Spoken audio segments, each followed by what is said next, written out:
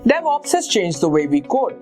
DevOps is a culture that promotes collaboration between development and operation teams to enable continuous development, deployment, and monitoring. Hi guys, welcome to this complete DevOps tutorial by Simplilearn.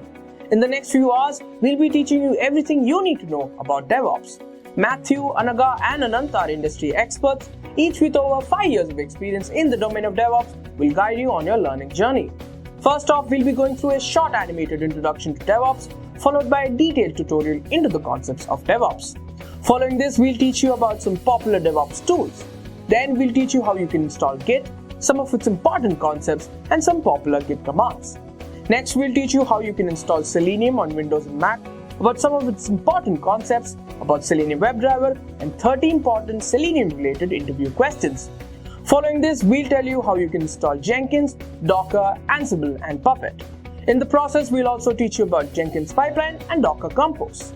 We'll teach you how Chef, Puppet, and Ansible are different from one another, and we'll also tell you how you can become a DevOps engineer. Finally, we'll cover 80 handpicked interview questions that you might encounter in a DevOps interview. Before we begin, make sure you subscribe to our channel and click on the bell icon to never miss an update from Simplilearn.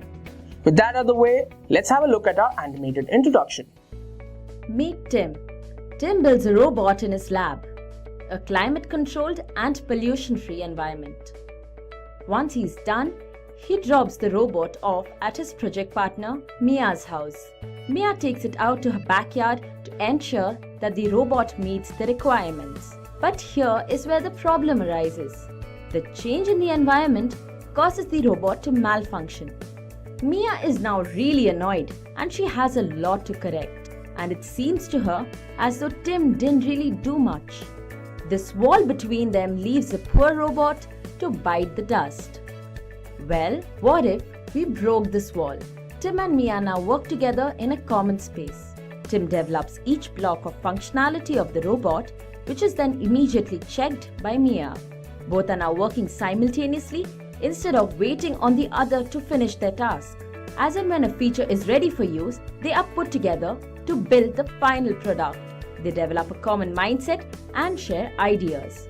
To further speed up the process, they use several tools which can automate every stage.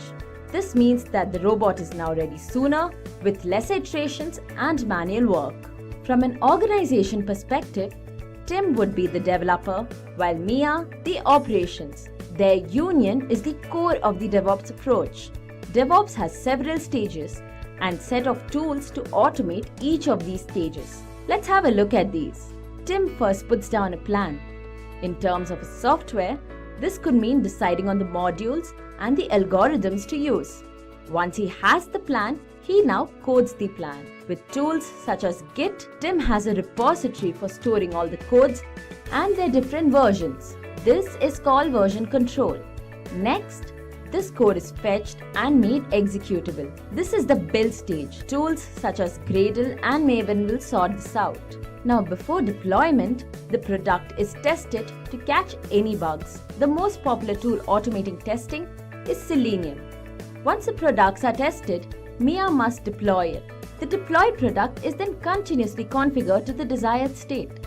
Ansible, Puppet, and Docker are some of the most common tools used that automate these stages.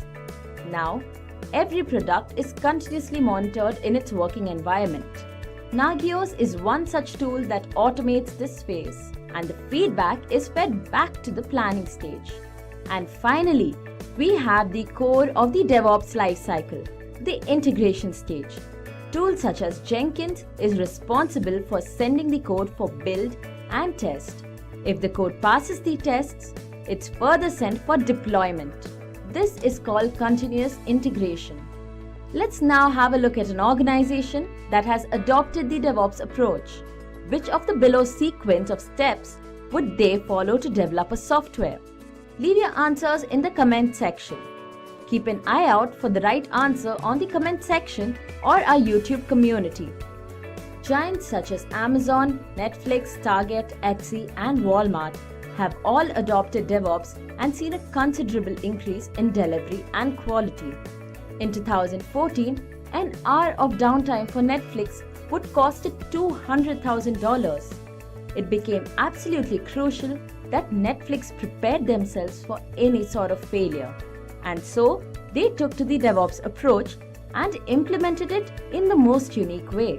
They developed a tool called the Simian Army. This tool created failures and automatically deployed them in an environment that did not affect the users. The team would troubleshoot these failures, and this gave them enough experience to deal with any degree of collapse. I hope you guys found that interesting. Now we have Matthew to help us understand the basic concepts of DevOps and the commonly used tools in the domain. Hello everyone, this is Matthew, and today we're going to introduce you to what DevOps is. We're going to cover a few key elements. We're going to take you through how DevOps came into being, what DevOps is. You'll also look at the stages and the tools that are used to implement DevOps and DevOps practices within your organization. I'll take a look at and introduce what Etsy is doing with DevOps and how it transformed how they were able to be successful. And finally, we'll tie everything up by going through the benefits of what DevOps is.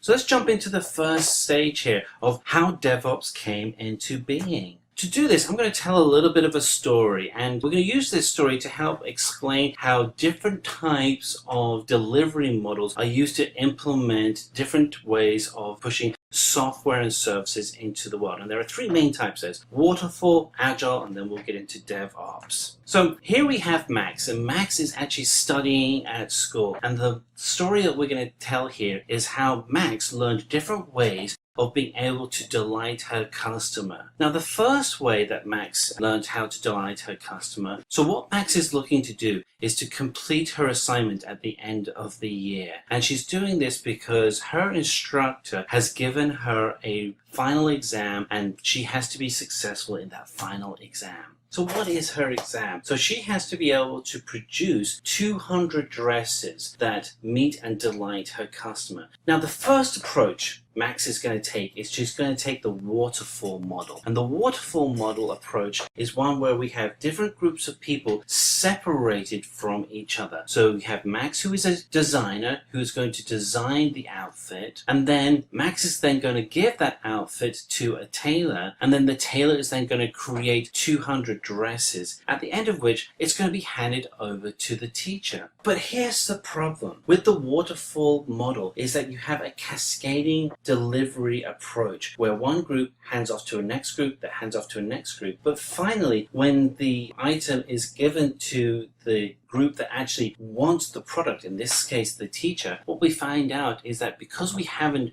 worked with the teacher, all of the work that we've been doing has been wrong. And this is one of the reasons why that you see such significant failure rates within IT, is that we are delivering solutions and taking so much time, but we're not getting impact from the people who are providing us the guidance. So this is waterfall model. So let's kind of like look at some of these elements. So how waterfalls came into being is that we have key elements such as requirements that are given by a group, in this case the teacher, but it could be a business team that you're working with. We have the designer, who could be the developers and the engineers creating work. And then we have people who are then scaling the work that we're doing at high levels. This is seen as the implementation team, but this could also be your software factory team that's working offshore. And then finally, you want to get back and get verification from the people who provided you the requirements in the first place that you've delivered what they needed. And after all this, we go into a maintenance phase. So,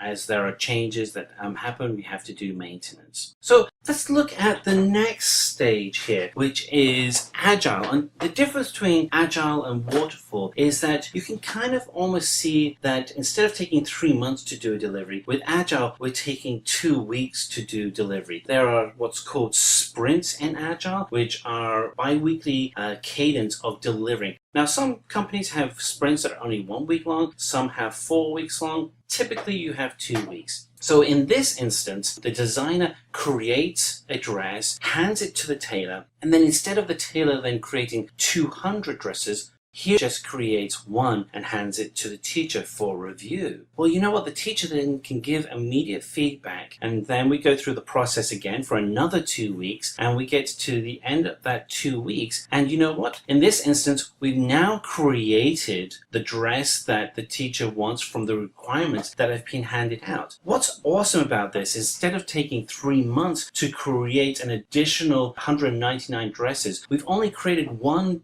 dress that was not correct, and then the rest of the dresses are now created correctly, and we can start accelerating our delivery cycles. But there's a problem. We're missing out a critical element in this model, and that person is the customer. And the customer experience is what's driving DevOps, because the teacher or the person with the requirements may believe that they know what the customer wants, but until the customer actually tries on the product, they're not going to have that real world feedback. And so in this instance, we've created a product that just doesn't fit the customer, and something has to be done about that. So this is where we start looking at ways in which DevOps can be optimized to the customer. So here is the approach that we have for Agile. We have the requirements, we have the designer. These don't change. We have the development team and who are creating the product. But here is the key element that does change. We have testing and feedback. And we have these as continuous loops that take the information that we got initially as our requirements document, and we test those with our customers actually out in the field. And this becomes a continuous loop that is providing data back into our team, and we're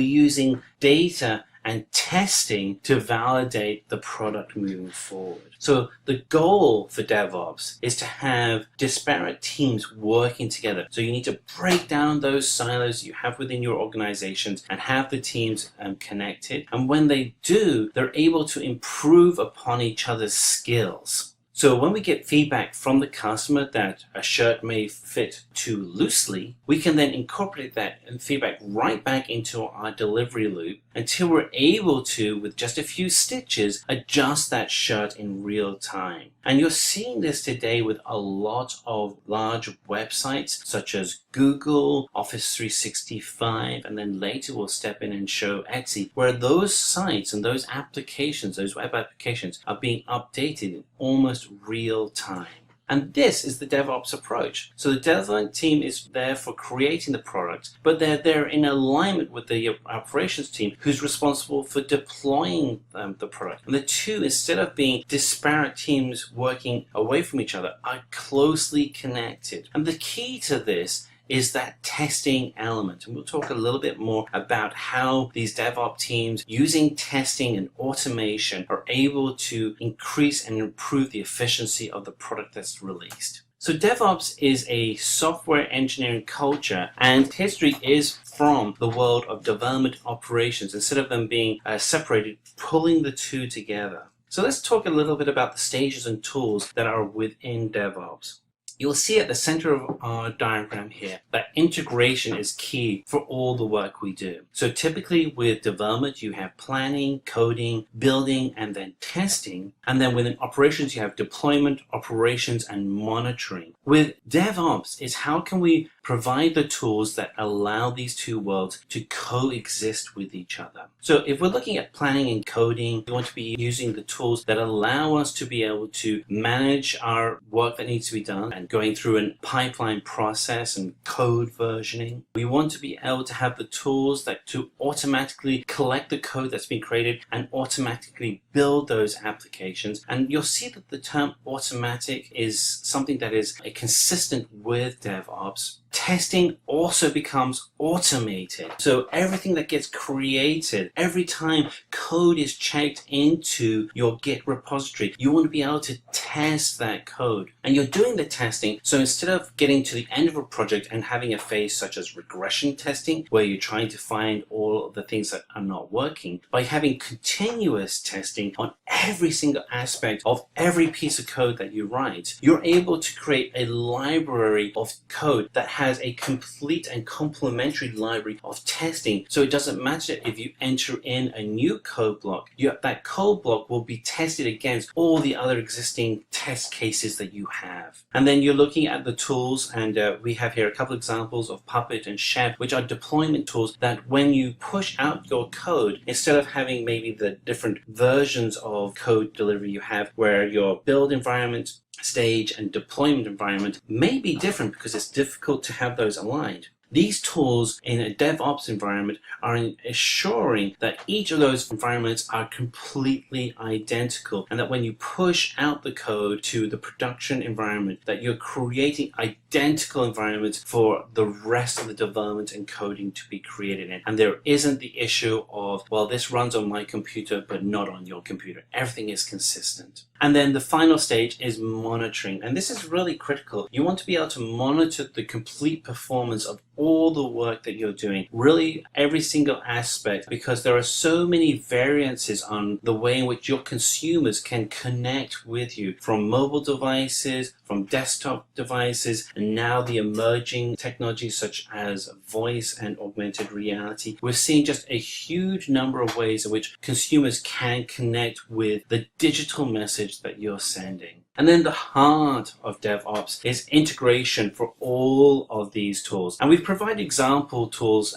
through these slides here, but there is a much bigger and deeper collection of tools that you can also work with. But these are some of the most popular ones. So let's talk a little bit about the implementation of DevOps. So the previous slide, we talked about integration, particularly with Jenkins being the center of the universe for everything you're doing. And what you'll see as we go through the next couple of slides is that it doesn't matter what you're doing as you move through the different implementation stages of DevOps. What you'll find is every steps through that integration point. So what that means is that instead of having a clear different gates that you may be building and deploying your solutions on, what you're actually doing is building and coding, deploying, testing, and monitoring simultaneously all the time, and using your integration point as a way to be able to control how the code is being delivered. So you can be fetching and building code. Integration points are the way in which you do that. You can be testing your code. You can be doing automatic deployments if all the right tests are approved and the work that's being done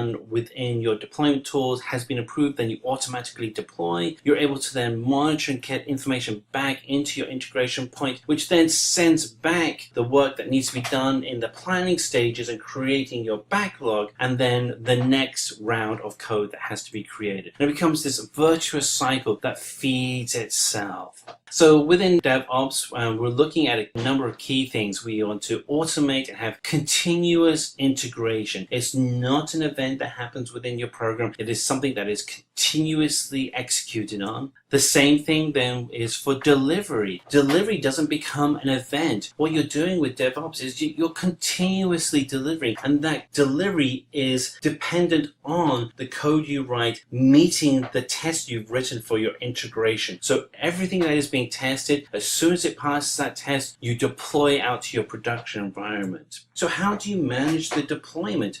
Before we have worked in very large programs that took a significant amount of communication and effort to deploy. With DevOps, we go in the completely opposite direction. We're looking at creating lots and lots of small implementations. I'll give you an example. On any given day, Office 365, and we all use Office 365 on a daily basis, goes through hundreds of small independent updates that are built on microservices. The other advantage you have when you start building elements that are microservices is that you can connect to those microservices to build out additional features and functionality at a faster rate later. A good example of this is the way in which Amazon built out and scaled up their AWS environment from a few number of services in 2008 to thousands of services today. They're able to do that because they have implemented microservices as a way to scale up rapidly. Monitoring and logging all aspects of the application. You want to become obsessive about the performance of your solution. And don't look at the performance of your solution through a single lens. Keep the direction that you're working on as a way to be able to delight your customer. So that means building out a website that works and is optimized for mobile, but also ensuring that that website works for desktop. There's still a lot of people building out websites just for desktop. 80% of your traffic is going to be mobile traffic today. Also, bear in mind that the APIs into those applications have to be monitored, and that the people connecting to your content will be doing it through multiple different networks. Some of those people will be sitting at home at their desktop and they'll have a high-speed internet connection. Other people will be walking down the street and using their phone, and they will have a slower wireless interconnection. Another key point that's different with DevOps with traditional environments is that you want to look at your core infrastructure as code. What that means is that you want to look at the environment that you're creating your solution for. So 5 years ago, if you were building out a solution, you would have physical hardware and you would install Windows onto those servers or Linux onto those servers, and you'd have to build out a series of programs that would run on those servers. The next evolution was virtualization, and that has continued to evolve until where we are today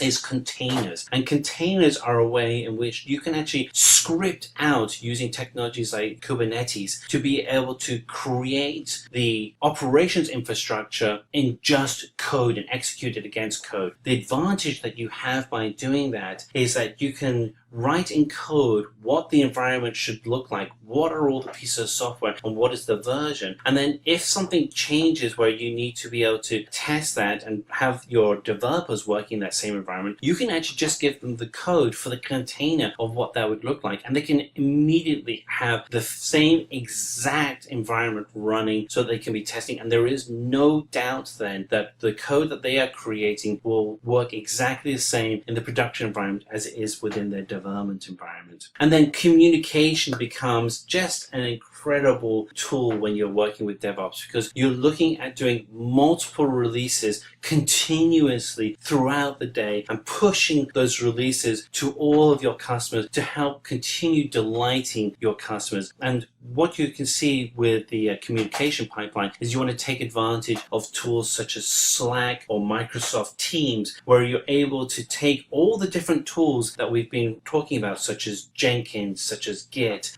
such as Chef, and have those tools talk to your communication tools, which is the tools that your team uses to share information, and broadcast to those teams when successful updates have been pushed out. And the team as a whole knows in real time all of the changes that are happening. So let's use an example here of Etsy and where they were able to be successful. So Etsy is a very successful e-commerce site, and if you are into crafting, then you probably have already used Etsy. You may have even sold features on Etsy. But the challenge that Etsy had is that when they were working in an agile point of view, they were running into problems for when they were getting ready to release products into the real world. It would take them up to 4 hours to update the Etsy website. And when you're updating the website twice a week and you're down for 4 hours each time, each of those seconds that you're down, you are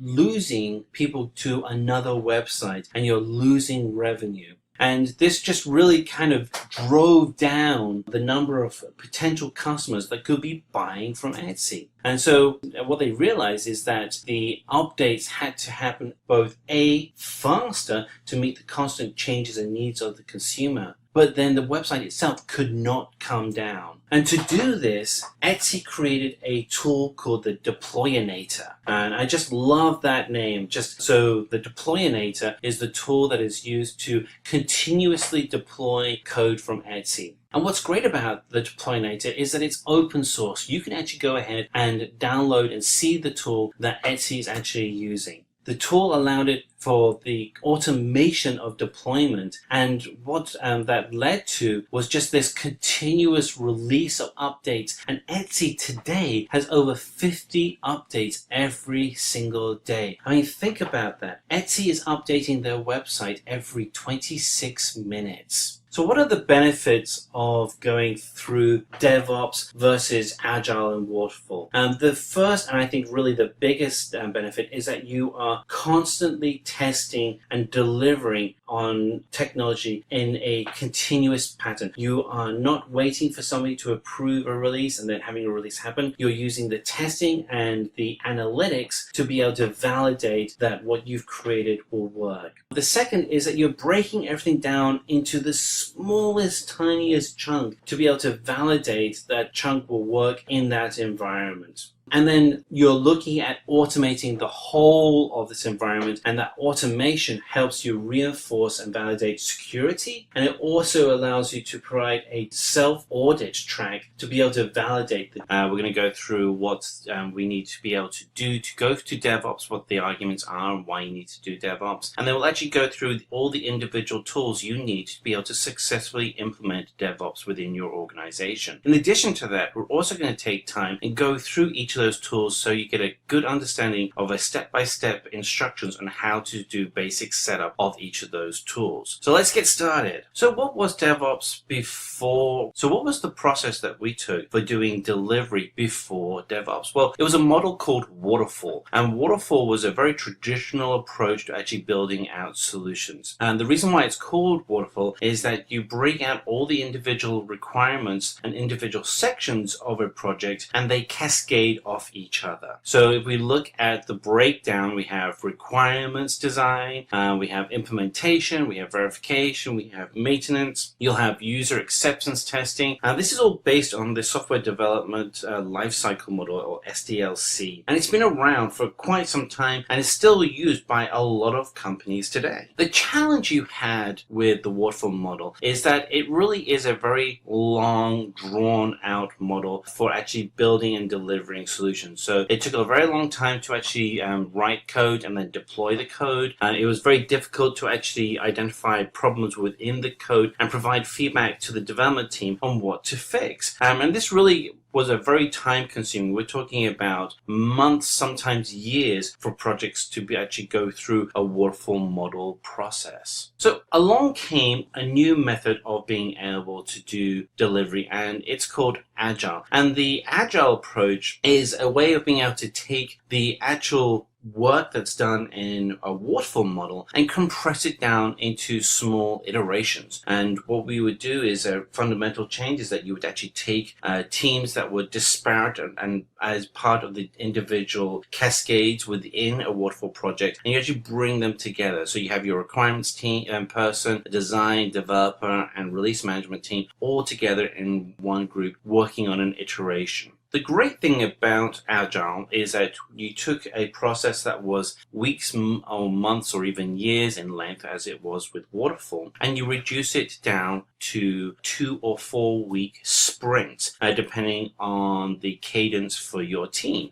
Typically, you have a 2-week sprint, and then the goal is that at the end of each sprint, or sometimes every other sprint, you would do a software release, and so that customers were getting the software much faster. The problem that we still ran into, though, with Agile is fundamentally similar to what we were having with Waterfall. You have your DevOps person working on code on their system, and it'd be working great on their computer, and then you have the operations person who's migrating the code from the developer's environment, the test environment, to the production environment. And you would run into issues where the code simply wasn't working. And there's a lot of reasons why that would happen. The actual developer environment would often be very different or would have different dependencies in it. So the hardware, the software, there may be additional applications that were installed on the operating system that simply hadn't been transferred over to the operations environment. And so what you would have is a disconnect between the developer environment and the operations environment, making it difficult to actually roll out code. So you'd run into a program where when you rolled out code, you'd have to have a rollback fallback plan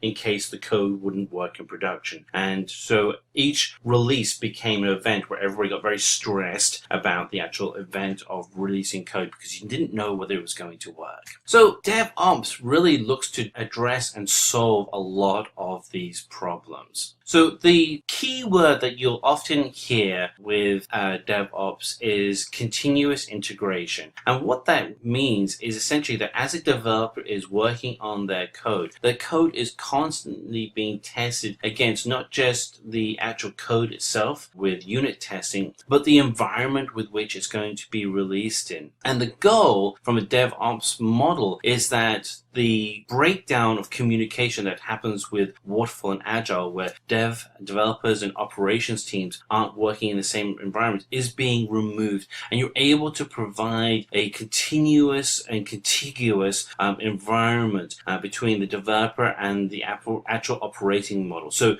the reality is, when the developer is working on their code, they're actually working in an environment that is identical to the production environment. And so when the actual operations person comes to actually do releases for the code, and you can see some teams are doing as many as 20 to even up to 50 releases to production environments every single day, you're able to guarantee that the actual code itself will work, and releases go from being a stressful event to a byproduct of good testing and good setup and structure for how you actually build out your solutions. So what we're seeing here, so the goal is that as a developer and as an operations person, that the code is working continuously in both environments. You have continuous integration and continuous delivery. So simply put, what we're able to do is we're able to eliminate the problem of the operation environment not being in sync with the development environment. And this is an improvement on Agile. And this is not to say that Waterfall or Agile are wrong as delivery models. What it is just a maturity of the ability to deliver solutions. And DevOps is just another rung in that maturity curve, using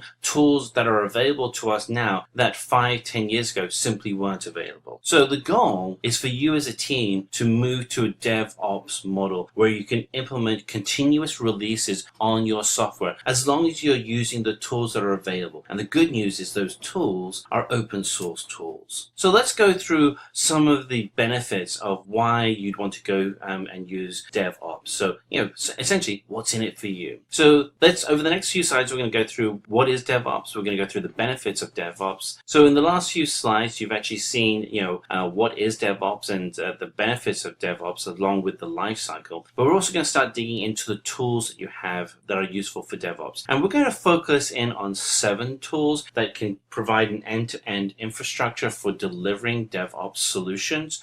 There are significantly more tools available on the market, but these are 7 of the most popular for each of their categories. So DevOps really is an essential collaboration between the development team and the operations team. These are teams that have in past been somewhat at conflict with each other, and what you have now is an opportunity where those teams can now work continuously with each other. The expectation with DevOps is that it will continue to mature. Indeed, you're actually even seeing some groups which are now called DevSecOps, where they're integrating security as part of the delivery between the development team and the operations team. The bottom line is a DevOps engineer is highly in demand. The demand for a DevOps engineer is literally going through the roof, with salaries going up exponentially around that. So let's dig into some of the benefits of DevOps. It's not just a new catchphrase, it's actually got significant value and how you can speed up delivery of your software. So the benefits of DevOps can really be broken up into a number of key areas. First of all, we have continuous delivery of software, which allows you to continuously release new features with the security and understanding that the software going out is of high quality. It allows the teams that are working on the software delivery within your organization to more effectively collaborate with each other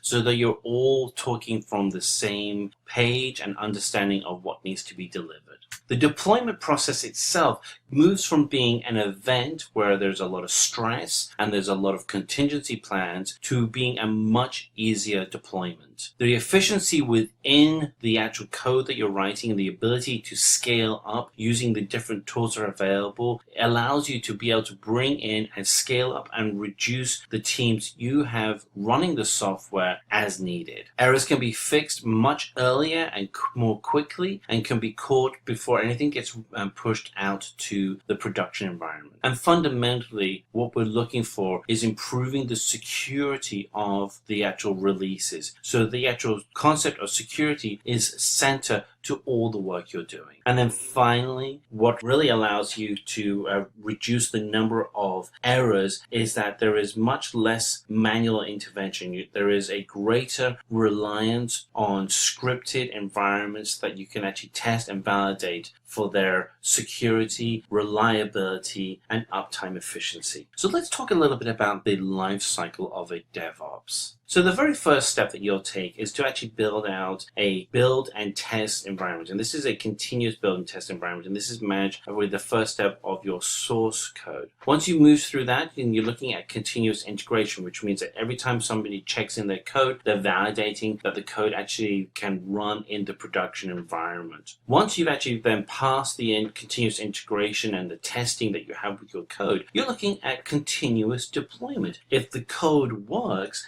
and is available to be released into the production environment, let's go ahead and release it. And once you actually have release code, then you want to be able to validate that your environment is working efficiently. You may release code that is a new feature within your application, and customers may then gravitate immediately to that new feature. If they do, you want to be able to ensure that the code is working, and more importantly, that the infrastructure is there to support. And then finally, you're looking at software released as a continuous event. And then you go back to the beginning. You start working on more code. You run it through your build environment and continuous integration, deployment, continuous monitoring, and keep that cycle moving. So let's dig into the tools that you as a DevOps engineer would need to learn. If we break down the environment that we have, all the way from source code management to software release, there are a number of key tools that you want to be able to use. So for instance, source code management, Git is an open source tool that you would want to use for managing your code. The continuous build and test environment will be managed with Maven and Selenium. Integration with the environments that you're working on is managed through Jenkins. The actual deployment to your production environments would be managed with products such as Ansible and Docker. And then the monitoring of your network would be used with tools like Nagios. The thing that you have to remember with all these tools is that they're open source tools. There is no licensing that you have to purchase. Some of the tools will have pro level licensing that you can choose to select. But to get started, all of these are open source tools you can actually start using for free right now. So let's dig into Git. So let's look at the challenge that Git is able to address. So before Git, and if you had a team of developers that were working on different pieces of code, one of the key problems you have is that there was no collaboration between the team. And the challenge you have is that with version control, it was difficult and often required having to check in to large environments, or you had very quasi version control environments. It was time consuming. Often there were problems that what would happen if the version control server would crash and there wasn't a backup, then you'd have to kind of essentially go back to square zero to see whether or not you actually had to do the work again. So let's look at what Git does to actually solve this. So first of all, one of the things that Git does is it makes team collaboration much easier. The software itself is more effectively documented and more effectively maintained. The actual code that actually gets worked on by each developer in a Git environment is the complete code. So it makes it much easier for backups and for sharing content amongst each developer. So the way in which Git is able to accomplish this is that it is essentially a distributed version control solution. And what that means is that when you have multiple developers, yes, you do have a Git remote hub that you connect and are able to upload and download different branches of the code that you're working on. But essentially, as a developer, when you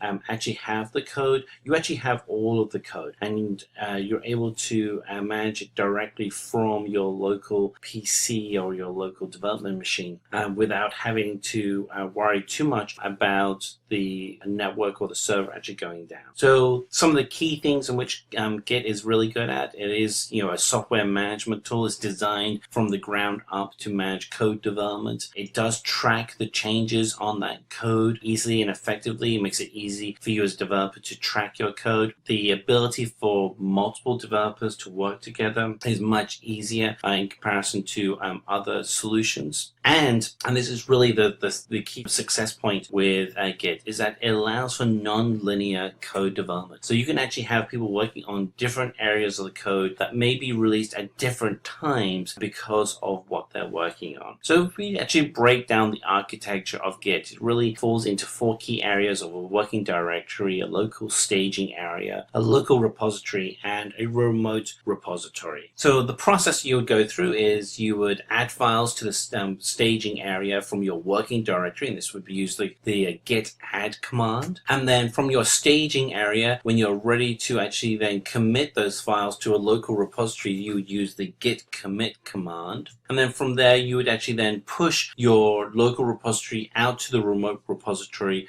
for a final commit to the remote repository. And this allows then the rest of the team to pull down your latest final changes. So you can be working on your code locally, and you can be using your local staging area, local repository, and when you're ready to commit your work, you can commit it. And then as soon as it's committed, the rest of the team can then pull down the latest changes that you have worked on. And this allows for a complete and holistic checkout and check-in process. And then sometimes you want to be able to go through and then take the checked out code that you're pulling out and merge it with your local code. And the merge process always ensures that you are working on the latest and best version of the code, and everybody on the team is being consistent with the communication of the actual code that's being delivered. Okay, so what we're going to do is we're going to validate that we have Git running on our computer. We're going to then create a directory, add a file to that directory, make some changes to that file, and then use the commit commands to be able to check in the files and validate changes that have been made. So first thing we do is we're going to see if we have Git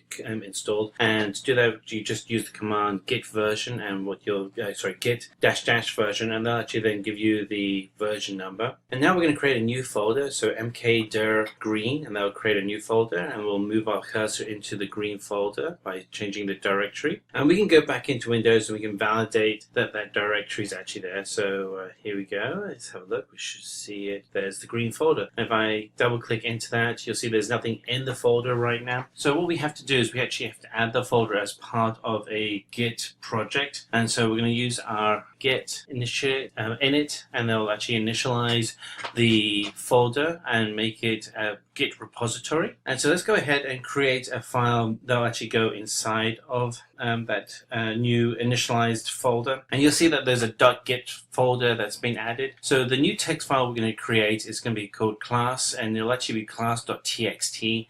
The extension is hidden by default. In the text file, we're just going to type in the text, welcome to Simplilearn, and save that. Now let's go ahead and check the status of that file in Git. So let's do git status, and you'll see that it says yes, there's a file there, but it hasn't been committed to the repository. That's why it's in red. So what we have to do now is commit the file to the repository, and it won't be able to track any changes that we do to that file. So let's go ahead and commit the file. So we do commit add class.txt, and they'll add that to the repository, and there we are, it's added. And the final step is we want to do is commit it, and let's do git. So let's do git commit -m, put in, this will be our first commit, and this is the description, and so it actually shows us committing the file. It's the only item in the folder. So now we can go over to the file that we just created and we can make some changes to it. So let's open up the file. So it says, welcome to Simplilearn. Let's put in some text afterwards that says, this is my demo, and we'll save that, close that. And now if we go back to Git,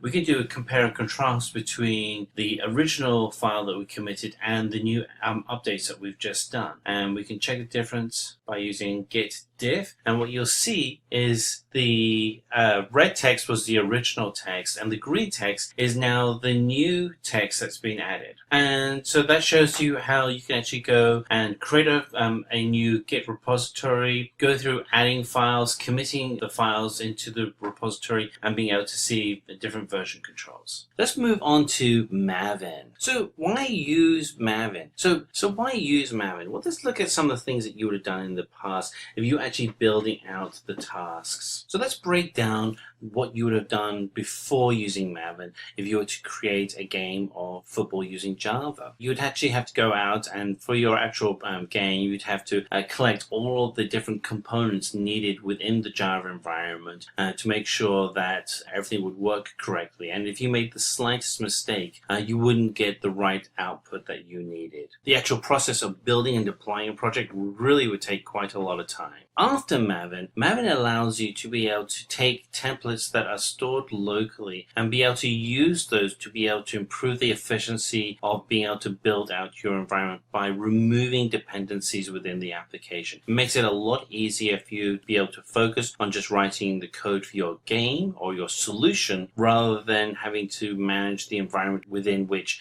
that solution would be deployed. Now, the focus within Maven is that it is an automation tool and it's used for projects that have a short period of time. So as you're starting on your environment for building out solutions, Maven is great to get started with. And then if you need to have longer term projects, then you can look at other alternative tools on the market. So 4 key areas that you want to focus on and why Maven can help you is that it does allow for efficient parallel builds to be run concurrently. It's really easy to use. You can get up and started with Maven very quickly. You do have fast access to new features and new configurations quickly within your environment, and the build process that will allow you to be able to visualize your code happens very quickly. The actual architecture of Maven is that the execution and commands are managed through what's known as a POM file. The POM file itself is a project object model, and it's an XML file that actually has the details for the project and the configuration for the build environment. POM file itself will then fetch dependencies from the local repository and will apply any plugins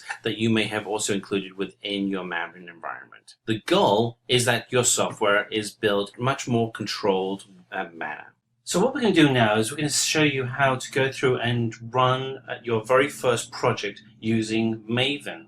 The first steps you're going to have to do is make sure that you have the latest JDK installed on your computer. So we're going to go ahead and open up our web browser and get this installed on your computer. So we're going to type in JDK download into our Chrome web browser and go to the Oracle website, which allows us to download the JDK. And because we're running this on Windows, we're going to download the Windows version of the JDK. And once you have that installed, so the next step is to actually then go ahead and download the Maven files. So it's going to take us to the mavenapache.org website, where you can actually go ahead and download the version of Maven that you need for your operating system. We're going to go ahead and download the zip file instead of just an executable file. Now this will give you more control over how you install it onto your Windows PC. After the file has been downloaded, we want to go ahead and extract the entire file so you have the unzipped folder running on your computer. So one of the things that we're going to have to do is go through and set a number of system variables for the JDK and for the path to your Maven files. And to do that, you want to go into your control panel and select the system security and then system settings, and then go into advanced system settings. This will give you access to the edit system variables setting that you're looking for. So we're going to go down to the path variable, and you'll see already that we have pasted in the link to the JDK right there underneath the variable value. If you've installed the JDK, it's likely that it's already installed this path for you correctly. The good news is it's actually fairly easy to install the path to Maven and to the JDK, because all you have to do is copy the path for where the folder is located on your system and just paste it into a variable value under the edit systems variable file system. And that should now get us all of the files, and you can see that we have our extracted folder already on our desktop there. And the system path is now set to where the Maven folder is located. So we also have to go into system protection and set the system path to your Maven folder. Now we have to go ahead and do a user variable that also links to the path of the Maven files. So what we're doing right now is we're just validating that all the files have been extracted correctly. They have, which is good. We can now go ahead and link to this Maven folder. All right, so now what we're going to do is we're going to move over to command prompt. And this is where we're going to do most of our work from here on out. First command we're going to do is mv. So we're going to go ahead and create a new user variable, and we're going to type in, we're going to call this one m2 dash, and then we'll put in the path to the Apache Maven folder. You should be able to use m2 dash home for your project, but if it's not, you can always use the variable name Maven dash home, and that will do exactly the same as m2. We're going to do both here just so we have a backup.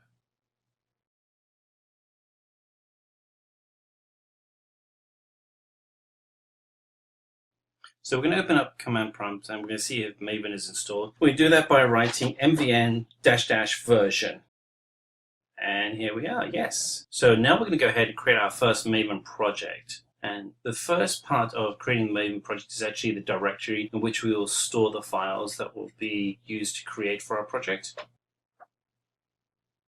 So we're just going to go ahead into the folder and we're going to create a new directory, and we're going to call this one, and we're going to call it Simplilearn.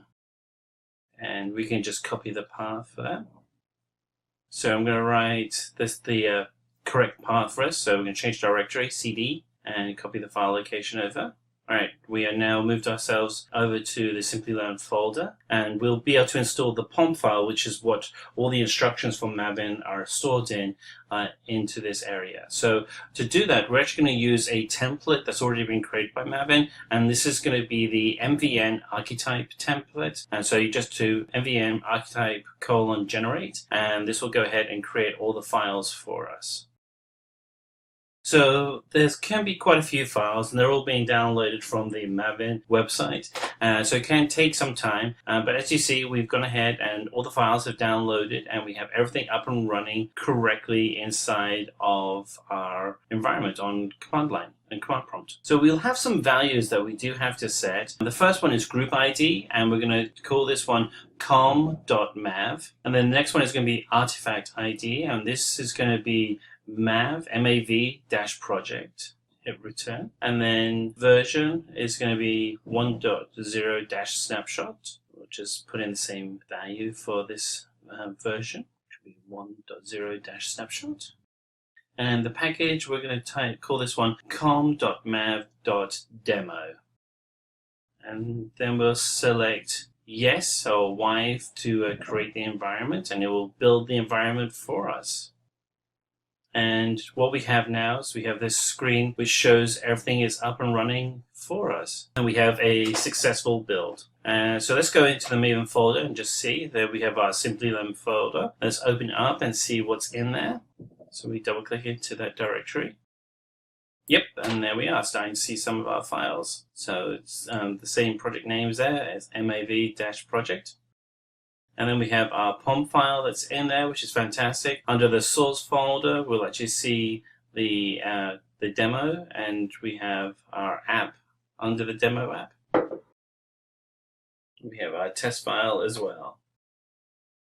So in the main folder, we have a file that's called the POM file, and that really is the most important file that you need for your project. You'll now go in, you'll be able to set all your settings inside of that POM file. But that's it. That's what we have done here. Is we've gone through all the setup that allows you to make sure you have the right files running on your computer, the right files to download from the Maven website, how to install all of the files, the settings you need to make on your Windows computer, and then all the settings that need to be done in the command line to be able to run the application. And then from here, you can actually start running Maven. Now let's look at Selenium as we start looking at testing. So before Selenium, if you wanted to run testing, and particularly if you wanted to do sequential testing, it would take up a lot of time. You'd have to run one test, then a second test, and then all of the other tests, and the actual time elapsed would be quite significant. With Selenium, you're actually able to do parallel testing. So instead of looking at the amount of time it would take to actually run a test and run the test sequentially,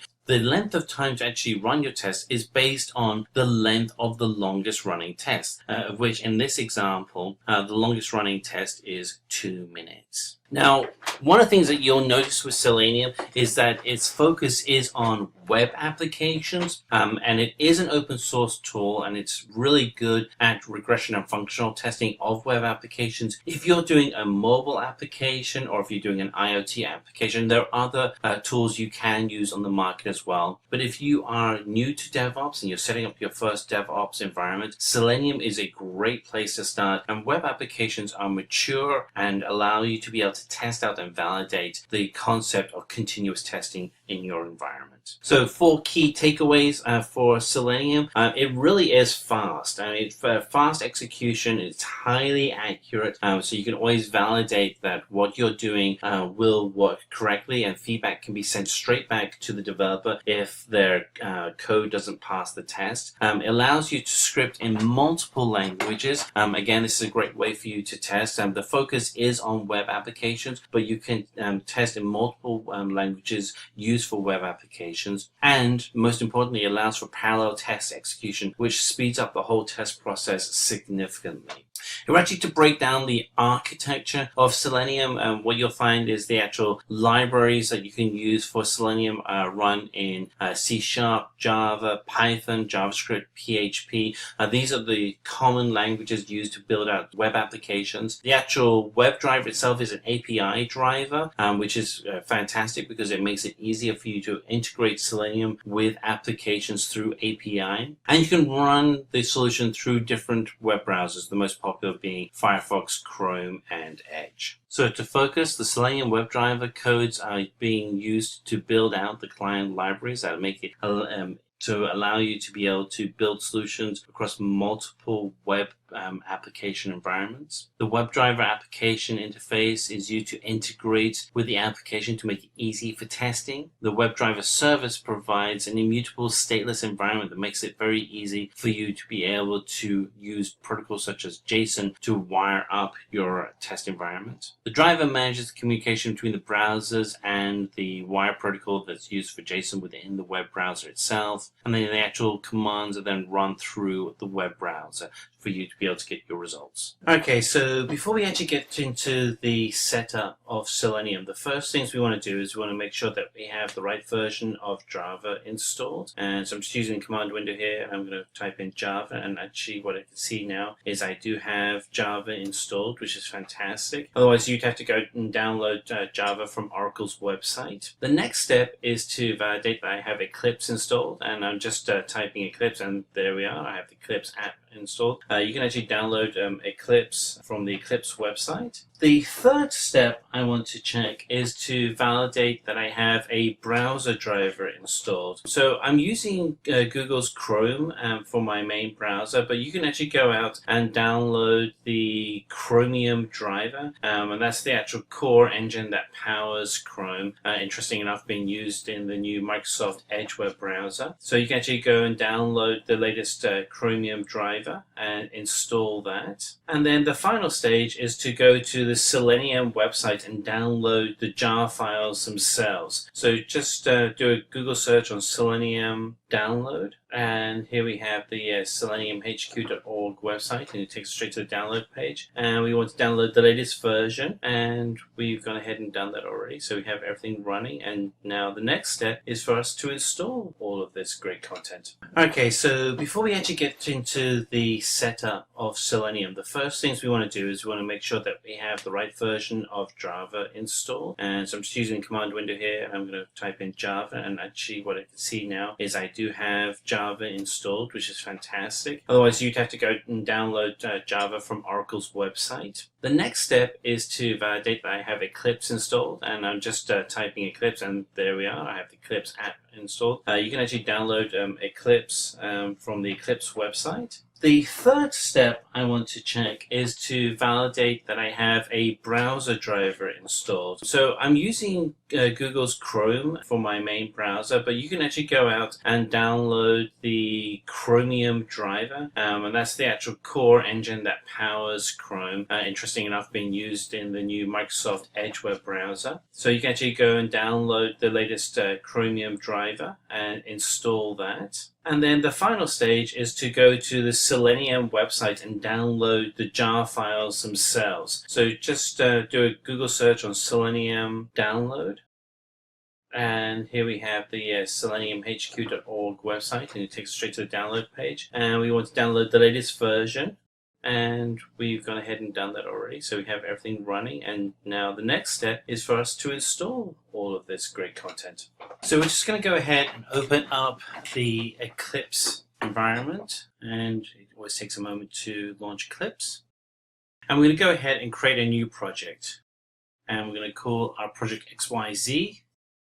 I think that should be fine, and this is just a test after all. And we're going to go ahead and create a new class file by right-clicking and select New Class. And we're going to go in here and we're going to give the class file a name of Simplilearn. And I don't see the Finish button being selected, so maybe we need to select some other options here. Oh, you know, I think it could be the package name. Yeah, let me go ahead and change the package name, and I'm going to change that to QWE. Yep, and the Finish button has now been highlighted. I can select that. I can go select that and select Finish. And we now have a test page that's up and running, but what we have to do is to validate that Selenium is actually part of the project. So to do that, we're going to go to the source, to the actual source XYZ file, and right-click on it. And we want to validate that all the files are there correctly. And so we're going to see that we have the libraries are there. Yep, there's Selenium. If it's not there, you can select Add External Files and find the Selenium jar file, select Open, and that would load that in there. And then you hit Apply and Close, and that would apply it to your project. And now we can actually start writing the code part. So we're going to put this code in the public static void section. And the first command is going to be a system.setProperty, and we want to make sure that we're configuring the WebDriver for Chromium correctly. So we're going to do WebDriver .Chrome driver, and then the argument is actually going to be the full network path to the Chromium driver that you have on your PC. So let's see, we have Chromium here. We want to copy that path. And so paste that in. And then after we've pasted in the path, we have to make sure that we also put a link to the actual file that we want to execute, which in this case is chromedriver.exe. And then we want to make sure that the WebDriver is pointing to the new Chrome driver.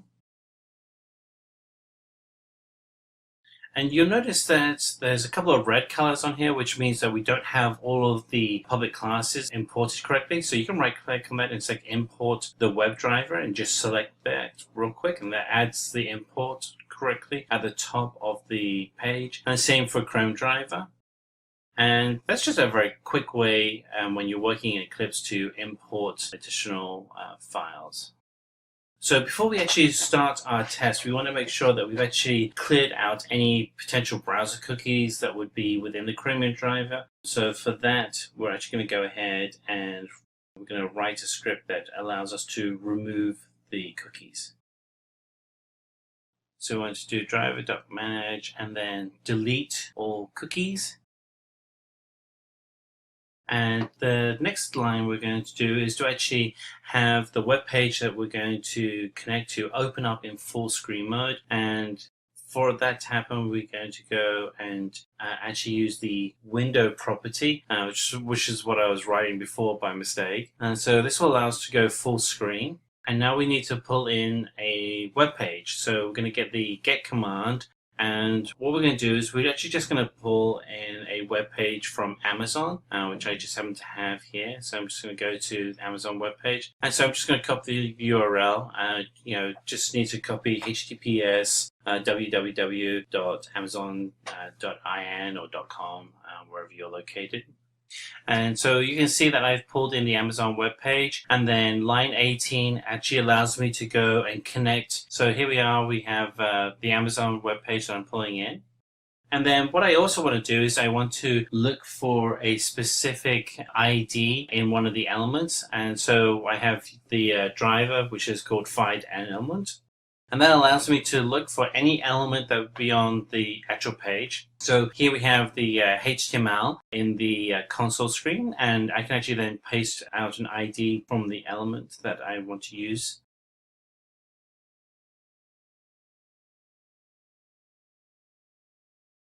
So the find element is just the ID for each element, and most of them have them because they need it for JavaScript and CSS. So let's see, there's quite a few IDs, and we can select any of those. So what we have here is we have 2-tab search text box, and then what that actually does is that finds the ID for the text box used for searching, and then we're going to use the send key command, which allows us to actually pre-fill in the search box, and we're going to use the test of Puma shoes. This is a fixed string, but you could actually put a variable in here if you wanted to pull strings from a database or an XML file. And then the next line on line 19 shows how long we're actually going to run the actual script for the search, which is only 10 seconds. And then once the 10 seconds has elapsed, we'll actually quit the script, which actually closes the web browser and takes us back into our screen here. And let's test that, make sure it's working. And everything's looking good. The web browser opens, which is what we expect. It goes to Amazon, fantastic. It now actually goes to the search screen and should fill in the Puma shoes. There we go, Puma shoes. And waits 10 seconds and it closes. And that's exactly what we were expecting. Now you can actually change the unit of time that you would have for the actual test. So if you wanted to see what was happening, so longer than 10 seconds, you can actually change the actual time or the actual metric. And so in this instance, we got it as seconds and it's a unit of time, but you could do minutes or hours or microseconds. And you can change the keyword as well, so it could be jigsaws or anything that you wanted to check. But if you're actually building your own application, you want to be able to test your own data against your own application, that's where you put in that specific data.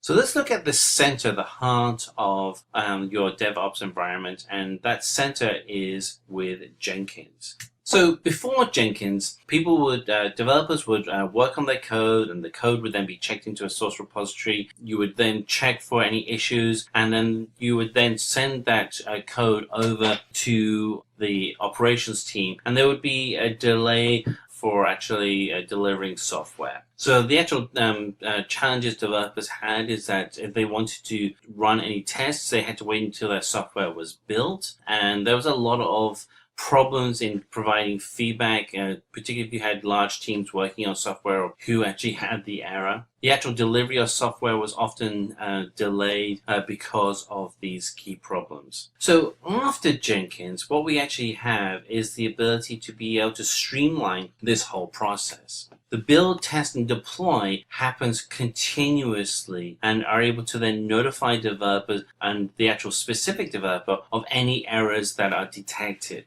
being able to speed up the delivery process much more efficiently. The focus of Jenkins is that it automates a continuous development, testing, and deployment environment. And it's open source. Jenkins is easy to install and configure. It's been around for many years now and it is very mature. There are many plugins that you can use within Jenkins to be able to have the Jenkins product work with your environment. If there isn't a plugin, you can actually extend you can actually write your own plugins if a plugin doesn't exist. So you can actually continue and extend and invest in the Jenkins ecosystem. And it can be easily distributed across multiple machines. So let's break out the architecture of Jenkins. So Jenkins starts as a remote source code repository, and it then pulls out the code every time there is a commit from into the server master. The server master will then have a slave that will run on either Windows, Linux, or Mac OS to be able to distribute its load across those environments. And after it's actually gone through and run its test, it'll then send out a report. The goal of the report is to communicate back to the team what has passed and what has failed, the actual check-in process. Okay, so we're going to go ahead and show you how to install Jenkins on your local PC. So the first thing you want to do is check that you have Java installed. So we're just going to go into our system and see whether or not we have the Java JDK installed. You can do that by going into System Properties, Setting Advanced, and then Environment Settings. And there we are. We have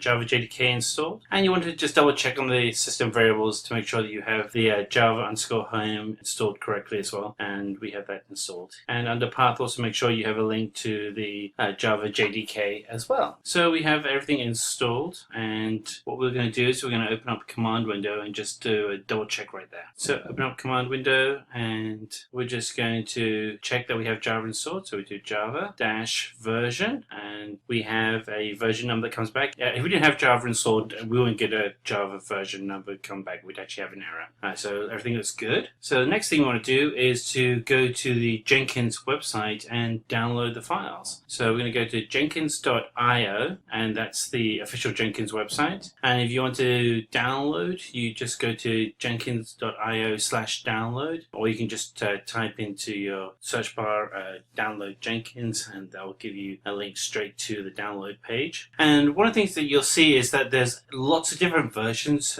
for Jenkins, because Jenkins runs on pretty much most operating systems, including Windows, Linux, and Mac OS. But we want to select the Windows version. So we've already gone ahead and downloaded a zip file which contains all of the files that we need for Jenkins. And so that's the zip file and we've expanded it. And what we want to do now is double click the installer file and we'll go ahead and install that. So we've already installed this. So one of the things that we'll get is a message asking if we want to repair. You would actually get a install message because it'd be a fresh install for you. But once you've done that, it has all the files and all the settings correctly installed onto your Windows computer. And we do all of our commands for Jenkins through a web page that's run locally on your PC. And so you're going to type in localhost:8080. And when you do that, they'll actually take you to Jenkins running locally on your PC. And here we have our Jenkins dashboard. And we've already gone in and created some sample jobs, and you can see those listed on the on the right-hand side of the screen. So let's go through some of the things you would want to set up here. So first of all, let's go into the Manage Jenkins screen, and that will actually, so we'll go to the Manage Jenkins tab on the left-hand side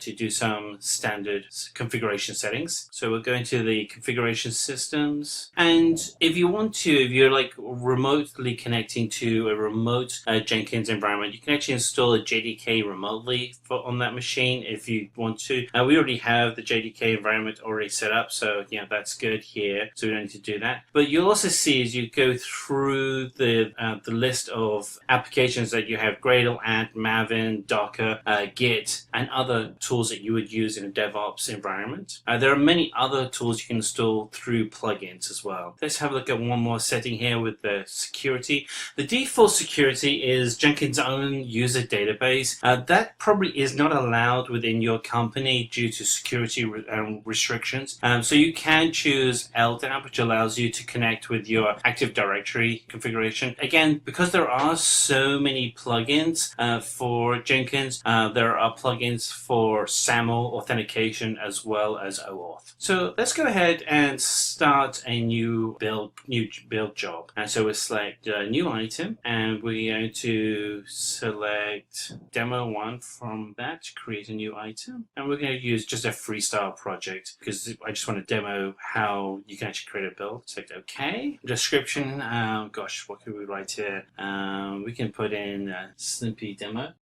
And we're not going to use source code for this one. We're going to do that in the next demo. But what we want to go down to is the job type. And we're going to build. We can just do add for execute Windows batch command. And so let's just put in a very simple command. And so we're going to type in echo, open quotes, hello world. And then we'll put in the timestamp. So we'll put in date first and then time as part of our output. Close quotes, and we're gonna save that. Also save, and that's our simple project. So what we want to do now is we want to actually go and select the build now command to actually run this project. Hit build now, and it'll take a couple of minutes for it to run. And here we are. This is our project, and we can actually now see the different builds that have happened. And if you look on the build history, you'll see the latest history shows when the build was executed. And if you click on that, you can actually start getting information such as the console output will actually provide information that we were asking for. So for instance,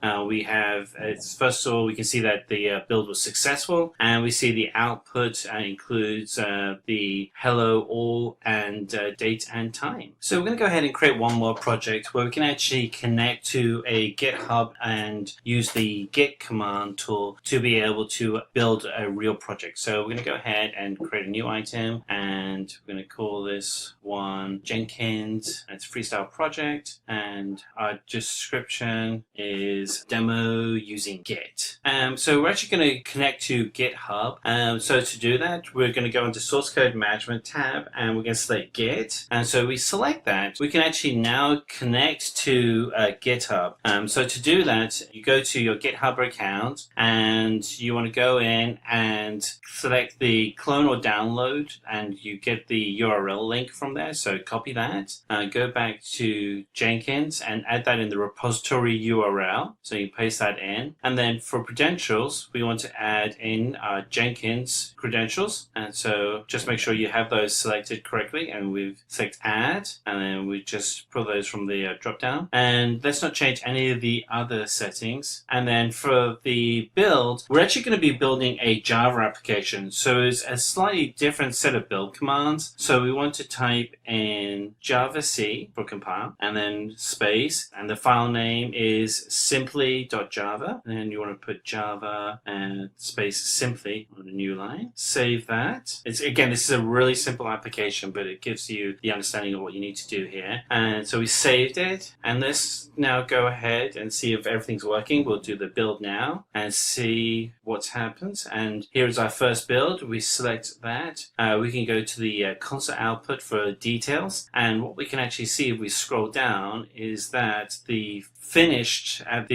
output at the very end says success, which means everything was built correctly. And so that's how you're able to connect Jenkins with a Git repository. And the thing that's great with working with Jenkins is that it connects to so many different systems and really does become the central point of your DevOps toolset. So let's start looking at the operations side of the DevOps environment, and let's focus in on Docker. So before Docker, the problem you had as a developer, if you were working on a virtual machine, the actual virtual machine was your VM, was a very complex piece of software. So first of all, VMs have not been around for very long. We're talking about less than 10 years. And the typical way of having a VM is that it's very heavy on usage on your computer. You essentially are running everything of the VM plus the tools to run the VM on your computer. With Docker, what you're able to control is the actual development environment you're working in. You don't have to be encumbered by all of the additional extraneous processing that a VM environment has.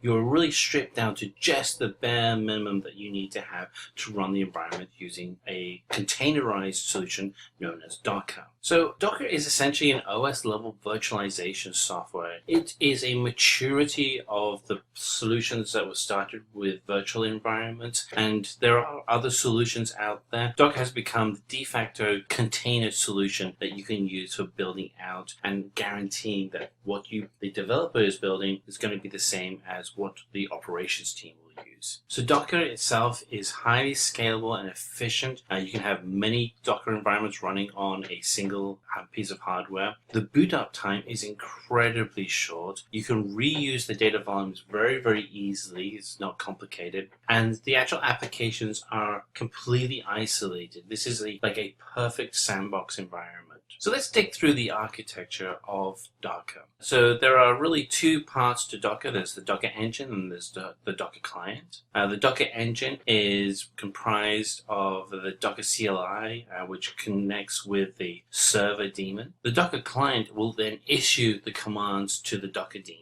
And then the Docker daemon will then interact with your system to be able to provide the tasks and tools needed for you to be able to build out your solution. The actual images that Docker uses are instructions for creating Docker containers. And the actual Docker container itself is a lightweight package that contains all the dependencies needed to run an application. Now, once you have created a container that is of value to your team, you want to be able to store that container so that other team members can use it. And this is where you would use a Docker registry to be able to host and distribute multiple Docker images. So in this video, we're going to go ahead and see how we can get Docker installed and running.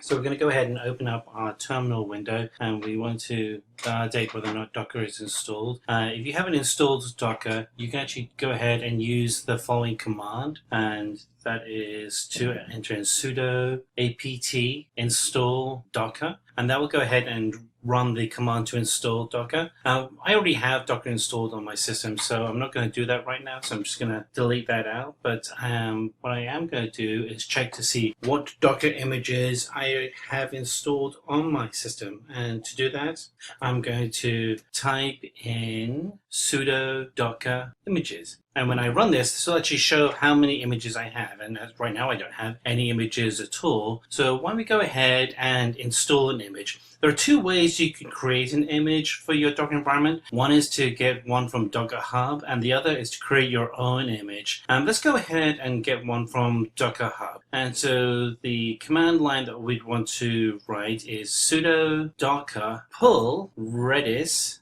and after the colon, we're going to actually write the name of the actual file that we're going to be connecting to from Docker. So I'm going to go ahead and go to Docker Hub, and I've already logged in with my user ID and account. So I'm going to go to Docker Hub, and it's hub.docker.com is the website address, and I'm already logged in with my Simplilearn account. And what you can actually see is different repositories that I have already created below.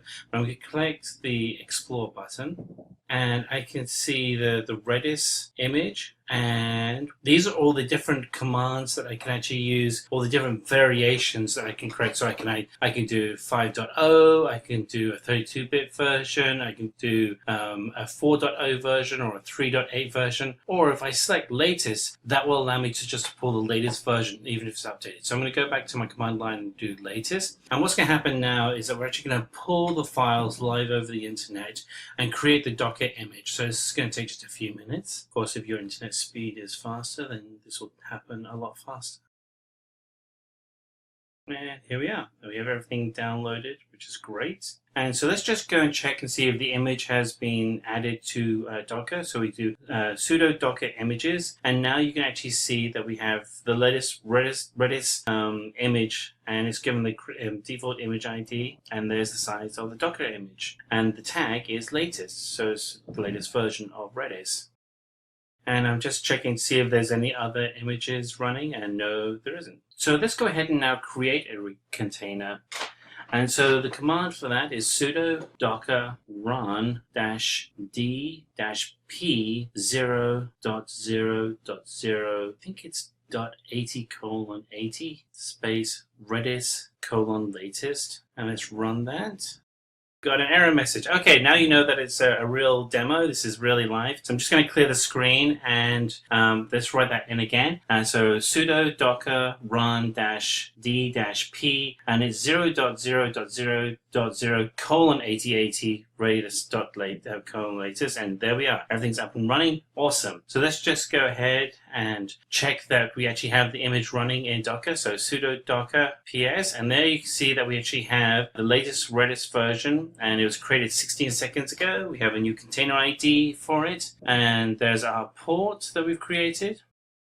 And let's see if we can view all the running containers. And sudo docker ps-a, and there we are. And we created that container 42 seconds ago. But one of the things you'll notice is the name for the Docker is created automatically by Docker. And here we have Stupefied Engelbards is the name. Let's change that name to something that's more meaningful for the work that we're doing. So that's actually fairly easy to do, and it's going to be our final task here. So we're going to type sudo docker, and the command is rename, and we want to copy over the old name, and then we put in the old name, and then you do a space, and then you put in what you want the new name to be, in which case we're going to make it Simplilearn. We run that command. That's good. Now let's validate that everything has been changed. So we're going to do sudo docker ps-a, just ps. And there we are. Everything has been renamed. And that gets you started working with Docker.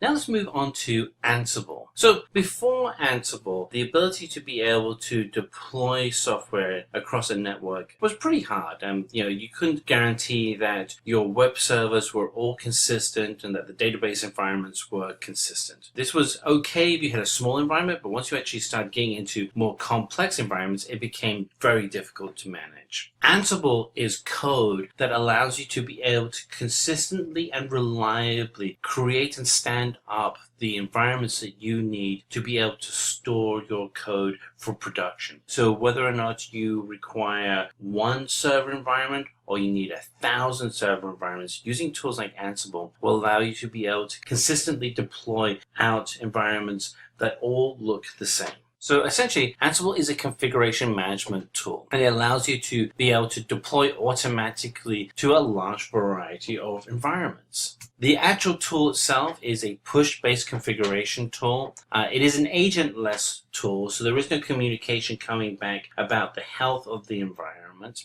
We actually have tools that we'll cover later on in the video that cover that. Ansible does have a consistency of its product performance, so you know that if you're using Ansible that it's going to work. It's just a very consistent product, and it uses SSH for very secure connections. So it doesn't matter whether or not you have 1 or 1,000 pieces of hardware you're looking to configure. You can actually be rest assured that there will be no security infringement because of the use of SSH. And we look into the architecture of Ansible. It's a very simple architecture. There is the Ansible management node that has playbooks which contain the instructions that you would have for your environment, and that playbook is then pushed out to all the different nodes that contain the hardware that you wish to configure. The actual module collection is the configuration code itself. The playbooks are the instructions of that configuration. And then the inventory is the document of the different groups and the hardware within those groups that you would be pushing out to. So we're going to go ahead and install Ansible onto the system here. And we're actually running our environment in a Linux environment right now.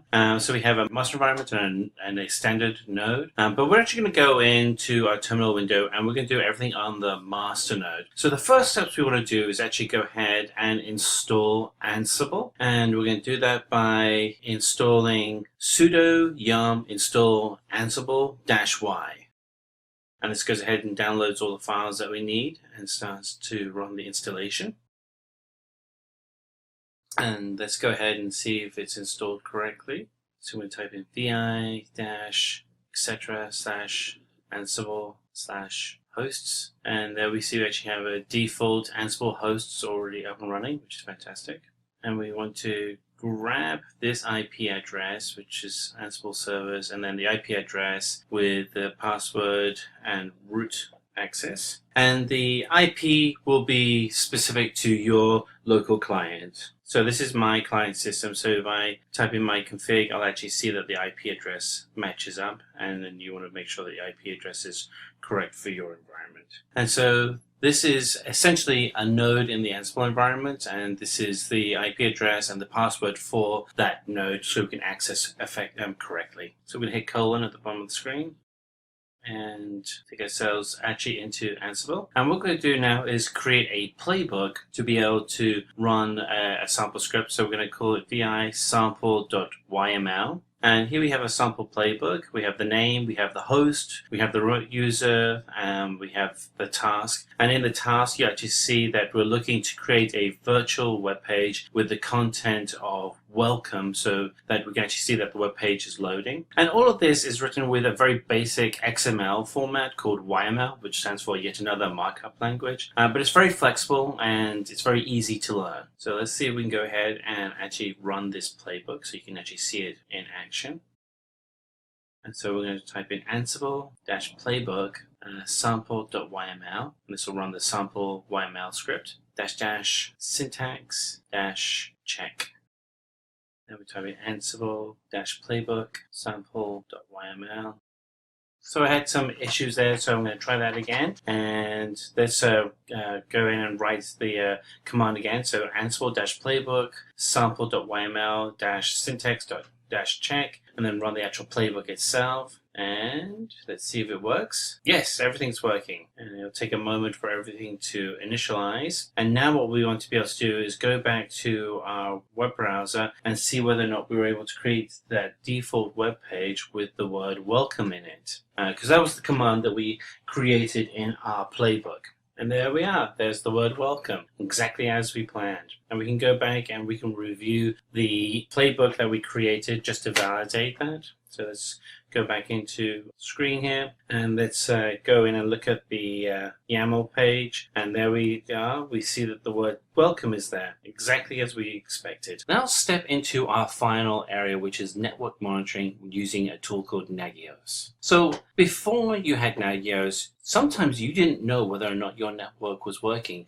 In fact, the worst case scenario was when your customers called up and said, hey, your website's not working. The challenges you had is that you didn't know how the usage of the server was being managed. You didn't know whether you were up to 80% usage, utilization on that server, or if you were at 50%. It was difficult to get that information easily. With Nagios, you're able to set up email notifications and other notifications that allow you to stay ahead of issues that you would have within your environment. So with this example, if you're looking for memory utilization, you can receive a notification telling you that your memory is almost full on a particular server and that you should be setting up a new server. In this instance, use Ansible to set up another server. So again, as with the other tools that we've been covering, Nagios is an open source tool, and it's specifically for monitoring systems, servers, and networks within your infrastructure. Very easy to use. It has comprehensive monitoring tools that you can set and control. It is highly available, and it is designed specifically at problem remediation. You want to set it up so that it is the eyes and ears of your network without you having to constantly monitor your network. So the way that Nagios works is that it's just constantly checking out your environment. So the Nagios server is constantly checking the status of your systems. It then is able to create visualization tools of that data so you can actually then make quick responses. Or you can even send out alerts such as an email alert or a push notification alert. In this video, we're going to take you through the steps that you need to follow if you want to set up Nagios and the dashboard Nagios provides to help monitor your network. So the first thing you want to do is go to nagios.com, and you can either download the application, or you can actually do what we're going to do here is actually just log into the actual application running on the Nagios website. So for that, you want to go to nagios.na.demos.nagios.com, and you can use the administration or normal user access IDs that Nagios provides. And we've gone ahead and we've actually pre-filled in our ID with Nagios admin and Nagios admin for the user ID and password. Of course, you wouldn't do that in normal real life. So that brings us into the Nagios dashboard. And what you're going to notice is that there are three distinct areas that you should want to focus on. You have the fixed sources, which is all your actual physical hardware that you're monitoring. You have alert summary and abnormal behavior. So let's go check out the fixed sources. And so we have two default fixed sources here, and one in Chicago, one in Tulsa. And you can go ahead and set up additional sources, but what you'll see is that this provides a quick dashboard of the activity in the last 30 minutes, the amount of usage on the disk. You can go ahead and to the behavior tab, and you can modify how you're monitoring and updating the actual source itself. And then the data from these reports will be from these sources will actually be then used in reports, queries, and alerts that you'll use. So we're going to go back to the board, and here you are. Here's our two fixed sources. So let's look at alert summary. We're going to expand that out. And the alert summary provides just an overview of the alerts that are being managed. The alerts that you see here are the default alerts that have been created as part of the test environment. It's very easy to create alerts. And in this instance, you can see that the Chicago source is being used to manage the alert. What you can do is when you're actually setting up your own sources, you'll see that the alert will then point specifically to the source that it's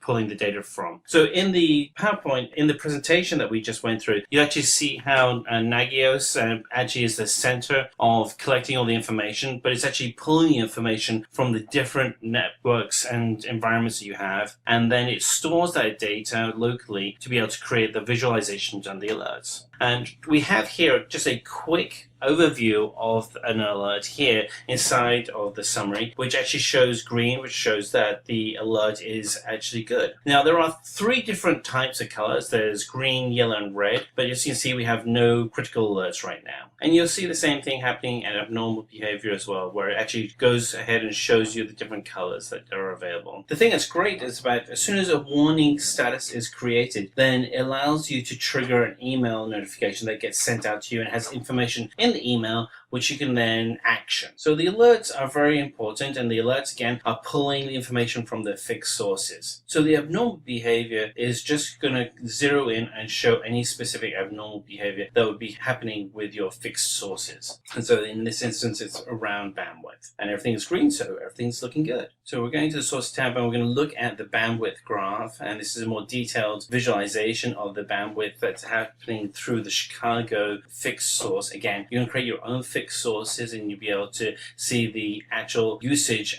such as the bandwidth graph for that fixed source on this screen. And at the bottom of the screen, we have just kind of the most popular information that most network engineers are looking to assess on how a network is being used. So we can go ahead and we can select reports, and we can actually come in and we can either create our own custom report, or you can use one of the many saved reports that are already there. If you're new to Nagios, use the saved reports, because you'll be able to get in and get the great visualization tools that Nagios provides very quickly, and be able to then action the information visually from what you're looking at. These reports are absolutely fantastic, and they're also really good to send to other team members that would have an interest in understanding the network usage and the different areas that you're managing. Now, if you want to get really specific on the type of data that you want in the report, you can actually go in and create a query, and the query can be customized to really however you want it to work. The points of view are very specific insights into different data points that interact, and they're very easy to create. A lot of them have been created, as you can see on the screen already, and as you can see on the left hand side, there's an edit button that allows you to edit and modify those points of view very quickly. Now we're going to go ahead and create one right now, and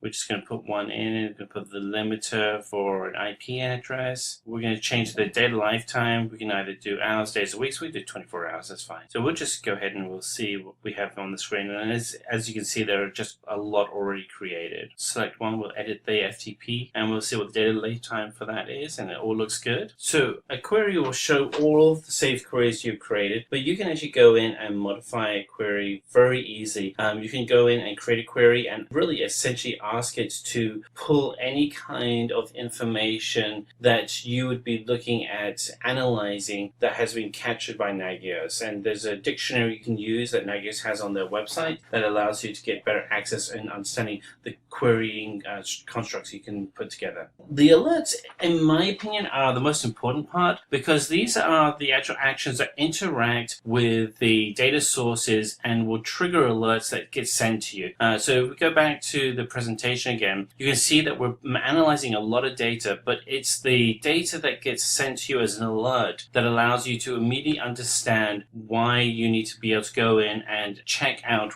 your network. And this is why you're really using Nagios, because you need to have those alerts. And so what we're going to do here is we're going through the steps you use to create an alert, and we're just going to do an alert here that is going to be on analyzing bytes of traffic. And the final step is to actually go ahead and save the alert and really put in what the alert notification model method is going to be. The default is to use an email, which is great, but you can use a Nagios alert or SMP, a simple network protocol alert, or just use a command. Email is definitely the easiest one to use, and so getting started, I would recommend you use email. So we're going to go ahead and we're going to create one. We're going to do one on workflow, and we're going to set up the way in which we're going to manage this. So the threshold is going to be 34 bytes with a critical threshold of 50 bytes, which is very small. I expect an alert to be triggered because of this. And we're just going to use the default emails to send out. And you'll see by default that the new alert is now impending. And the reason why we have it impending is that it's just there to be reviewed by the system to make sure it meets all the standards. I don't think that'd be a problem. And I'm just looking at some of the other different commands we have here. So if we go back, and we can get alerts from other Nagios networks. We connect to different networks right from this configuration screen.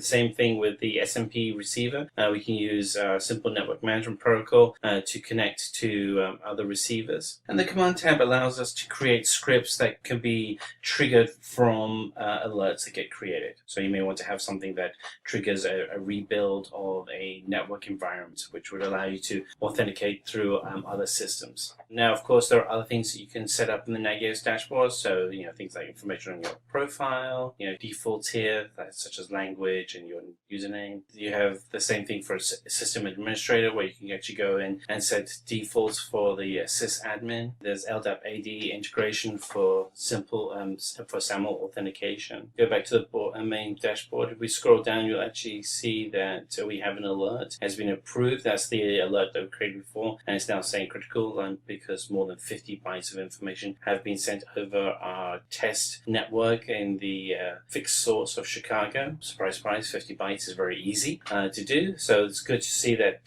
the system is working correctly. And this is how our Nagios environment works. And from here, the next step is for you to be able to set up and configure Nagios to run with your infrastructure. Thanks, Matthew.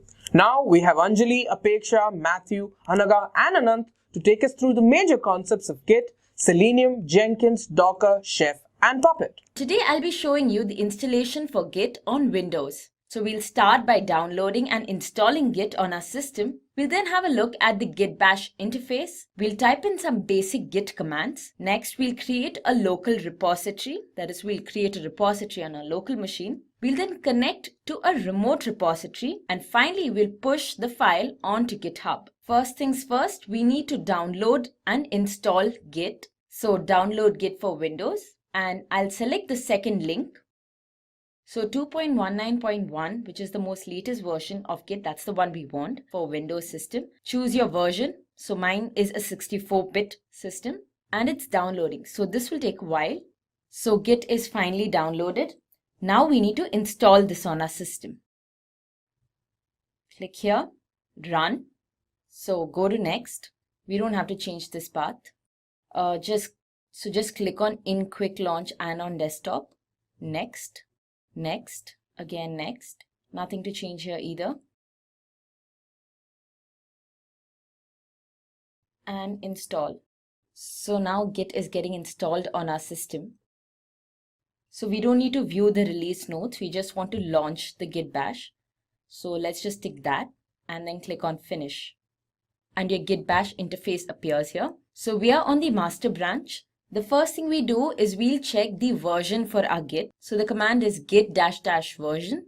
And as you can see, version 2.19 19.1 on our Windows system, which is exactly what we just downloaded. We'll now explore the help command. So let's just type git help config. So config is another command, and as I hit enter, the manual page for the second command opened up, which is config. So what help command does is that it provides the manual or the help page for the command just following it. So in case you have any doubts regarding how a command is used, what a command is used for, or the various syntax of the command, you can always use the help command. Now there's another syntax for using the help command itself, which is git config -- help. Enter. This does the exact same thing, as you can see.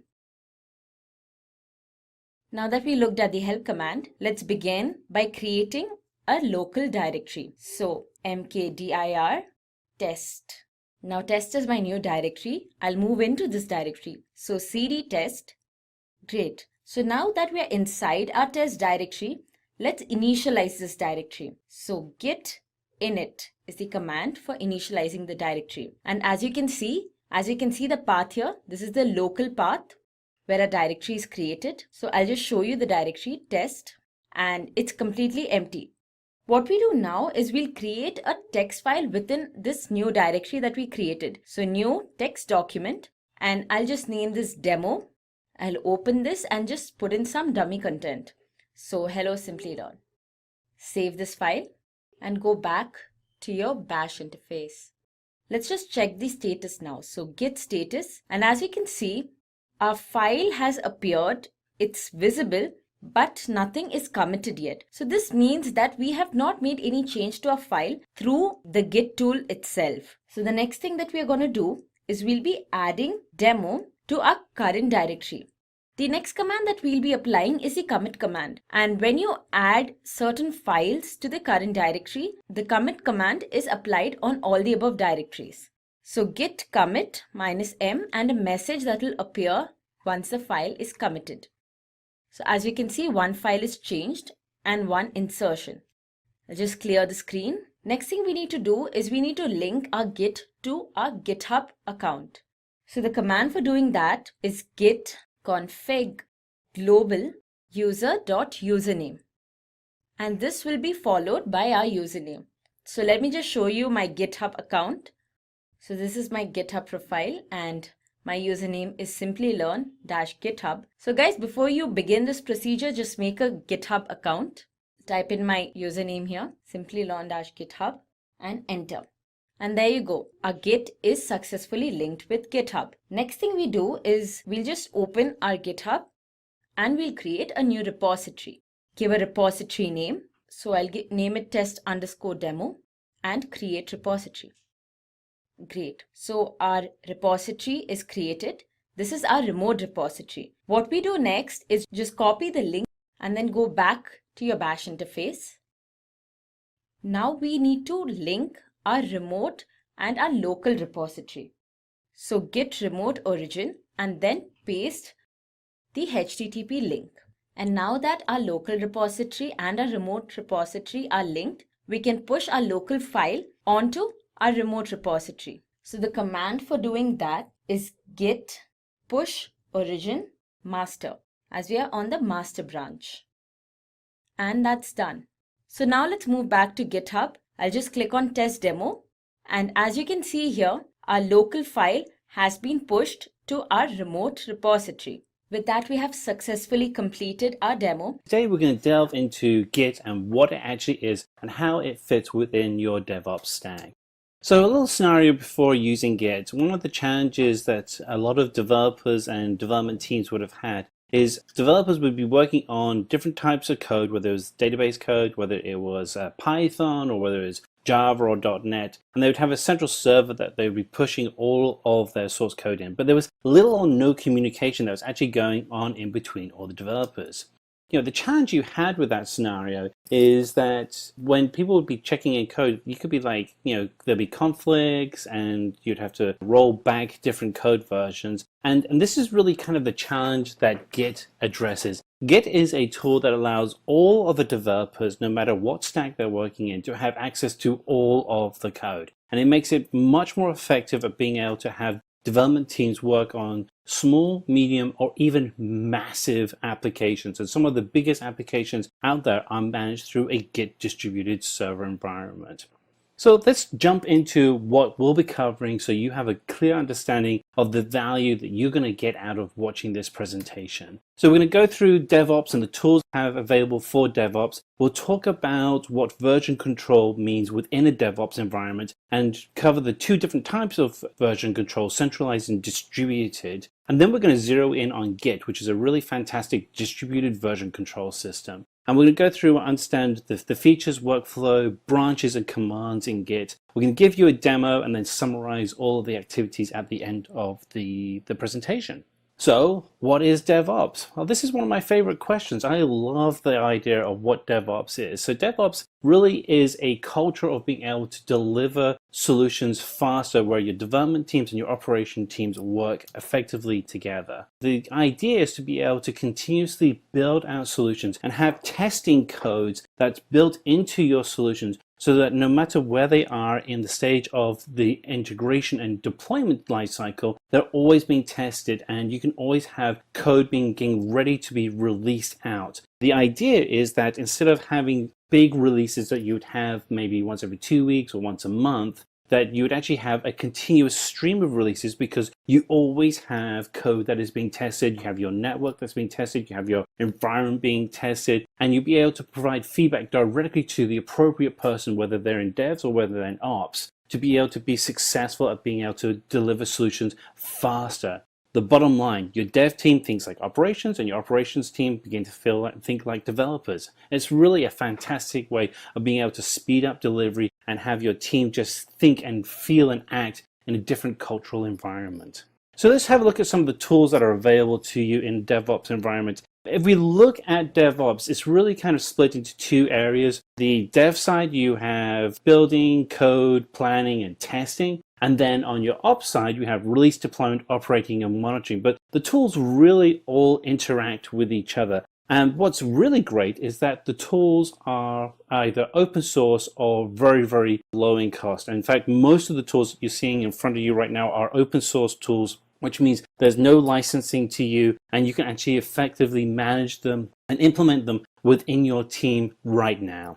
So let's have a look at some of the dev tools that you have for doing code versioning. And so some of the tools that you may have used in the past include Subversion, Team Foundation Service, and Git. These are all different types of version control software that you have out there. One of the oldest ones is Subversion. It's a centralized version control system. It's one of the tools I used years ago. It really is good at doing what it's supposed to do, which is just a very simple version controlled solution. It's open source, so it's free. There's no licensing. There are challenges with working with it because it is a centralized tool rather than a distributed tool, and we'll get into that in a little bit. But for a very basic version control system, it does what you want it to do. Team Foundation Service Solutions is something that many of you in Microsoft world may have been using for a long time. And the thing that's great about TFS is that it's built right into the Microsoft environment. It's the server side, the services side of building out your solutions with Microsoft. Just recently, in the last couple of weeks, at the beginning of September 2018, Microsoft actually just rebranded TFS as Azure DevOps, and so you have Azure Pipelines, and there are 5 now Azure tools that actually replace TFS. But these are all tools that are very similar in concept. The old TFS tools are very similar to the centralized SVN tools, whereas the new tools that are part of Azure are actually much more aligned with Git. So what you're seeing is Microsoft moving from the centralized server to a distributed server with their new Azure DevOps tools, which is fantastic news for every developer listening to this.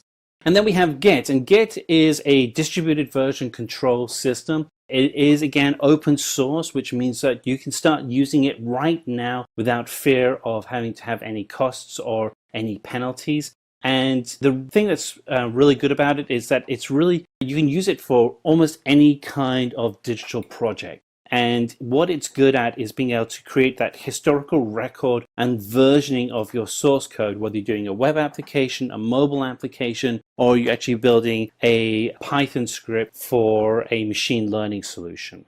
So let's dig into what version control systems are and how they can be of value to you. So the role of a version control system is to allow developers to be able to check in their files into a repository. And here you can actually see how we can check in 3 files into a repository, and that repository then becomes a snapshot or a historical record of the files that we're working on. And you want to be able to have it so that the repository is flexible enough so that as you want to be able to scale and add in new files or new versions of a file, that you can actually do that easily within your VCS environment. And the goal is to be able to constantly have each of these versions available so that anybody that wants to be able to check out the file can actually have the latest version or see a history of how that file became what it is today. Let's look at centralized version control systems, and then we'll compare it against distributed version control systems. So a centralized version control system has a central server where all the files are stored, and everybody has to check in and check out from that centralized server, and all of the versions are managed within that server environment. The problem is that if that central server crashes, which doesn't happen but very often, but it can happen, you end up losing all of your files. And I was actually on a project where that actually happened to us, and we lost 6 months of history of how the application was created. Fortunately for us, we actually had a backup, but it didn't have all the historical data. So we were able to at least continue working, but we just lost a lot of files and it took a while to get back into place. So let's now look at and compare this to a distributed version control system. With a distributed version control system, you still have a centralized server that manages the files. But the difference is that as a developer, you check out all of the files for a project. So you can actually manage the whole project locally on your development machine and make your changes. And then you can just check in and out the changes that you've made to the centralized server. The opportunity you have here is that the server itself, if it goes down, you're not going to be in a situation where you lose all of the history, because everybody that's working on the actual application has all of the versions of the code locally on their machine. Now, one of the more popular distributed version control systems that out there is Git. I mean, it really is probably the most popular by a margin compared to a system out there.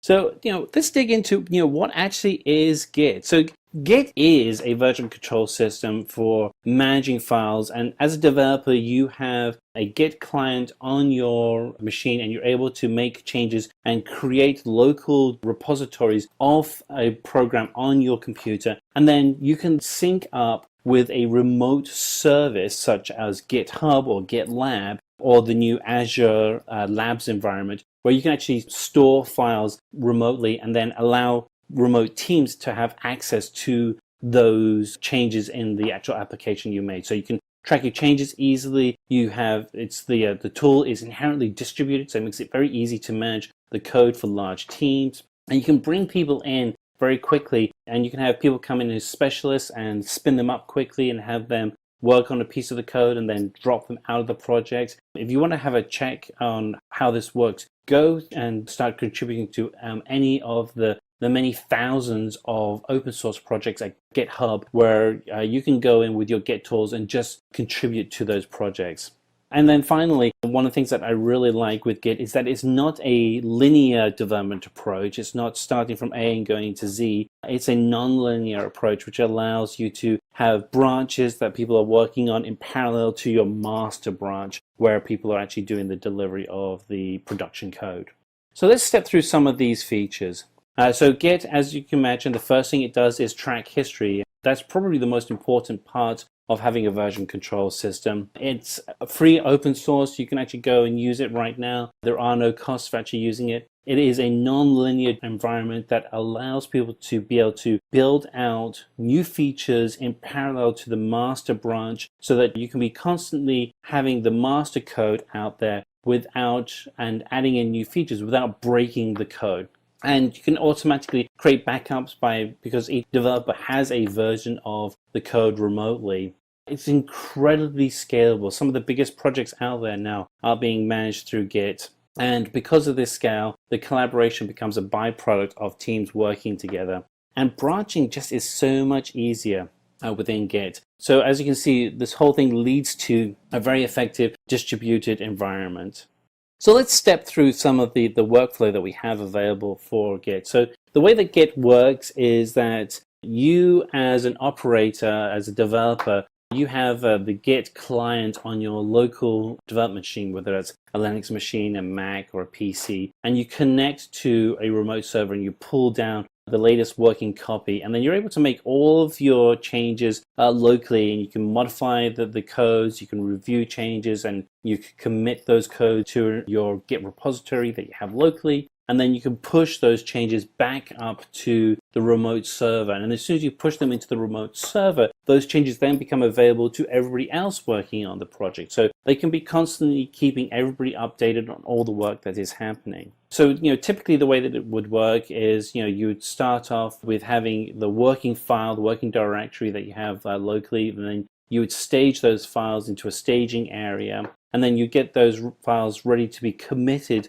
to your Git repository. And these are all actions that you would do locally and then connect to a remote server. And then later, when you go back into work on your project, the first thing you should always do is check out that code so that you always have the latest version of the code and everybody's kept in sync.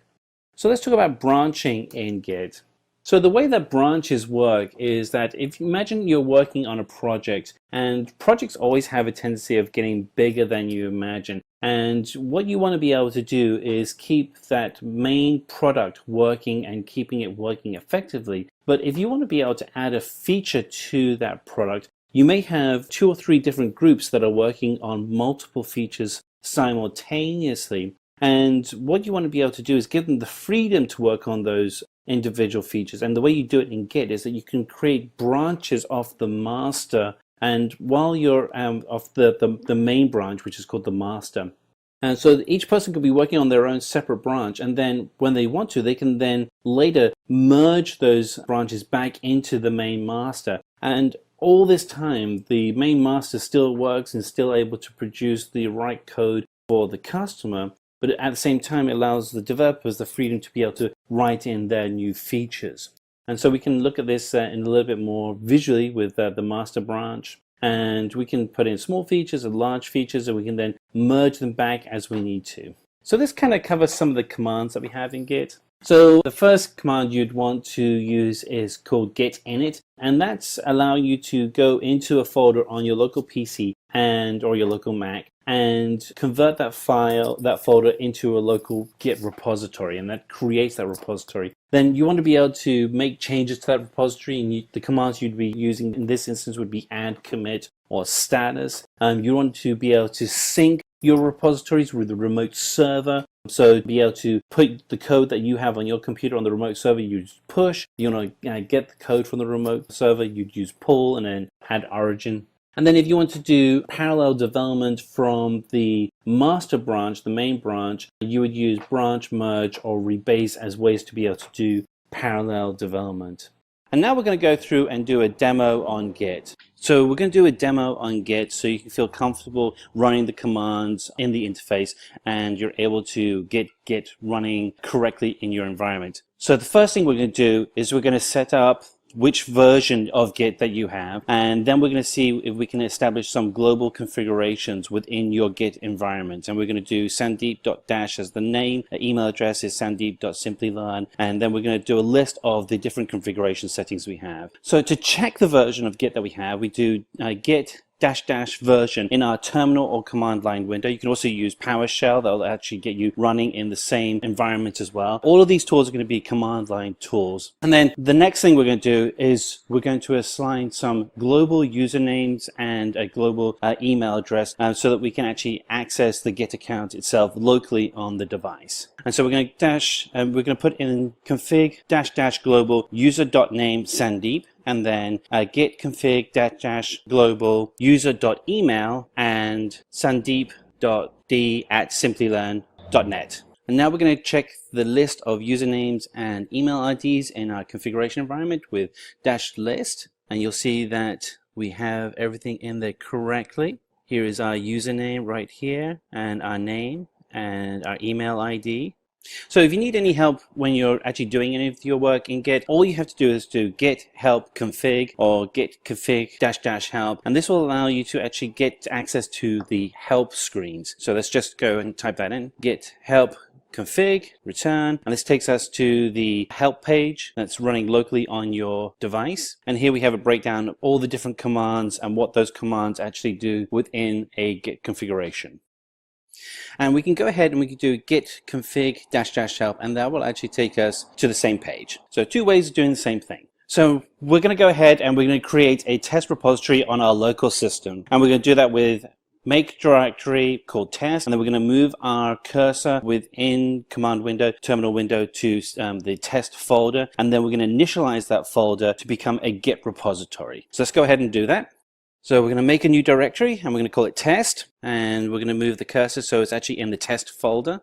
We do cd change directory to test, and you can see now we're actually in the test folder. And now what you have to do is initialize this folder as a Git repository. And so we're going to do this as git init, and it's now a new Git instance that we can actually now use for managing our Git environment. So we're going to create a new file and we're going to call it info.txt, and we're going to put some content in it, and we're actually going to put it in the folder that we've just created, so you can actually see what it's like to test out the Git environment with a file that hasn't been checked into it yet. So let's go ahead and do that. So we open up our folder directory, and here you can see we have the test folder, and we're just going to go ahead and create a default test file. So right click, text, new document, info.txt, open that, and you can put really whatever you want in here. We're just going to put in this information right now. Name equals Sam, registration number 12479, and save that file, close it out. Now if we actually go ahead and run a git status command, you'll see that the info.txt file is in red. That's because that file has not actually been checked into the project. It's a new file that we've added, but it hasn't been committed yet into the Git repository. So let's go ahead and see what it takes to actually add the file to the Git repository that we just created. So we're going to do that by doing git add info.txt, and then we're going to commit that into the history of that Git repository. So it now has version control, and we can start doing forking and other kind of similar activities when we connect later to our GitHub Git environment. So we do git add info.txt, and remember we're actually still in the test folder, so it's going to look for that file in that folder and just add it in. And now if we go ahead and do git status, we'll actually be able to see that the info.txt file is in an active color. First of all, we have to commit it, so we go git commit -m, and then we're going to commit, and we add in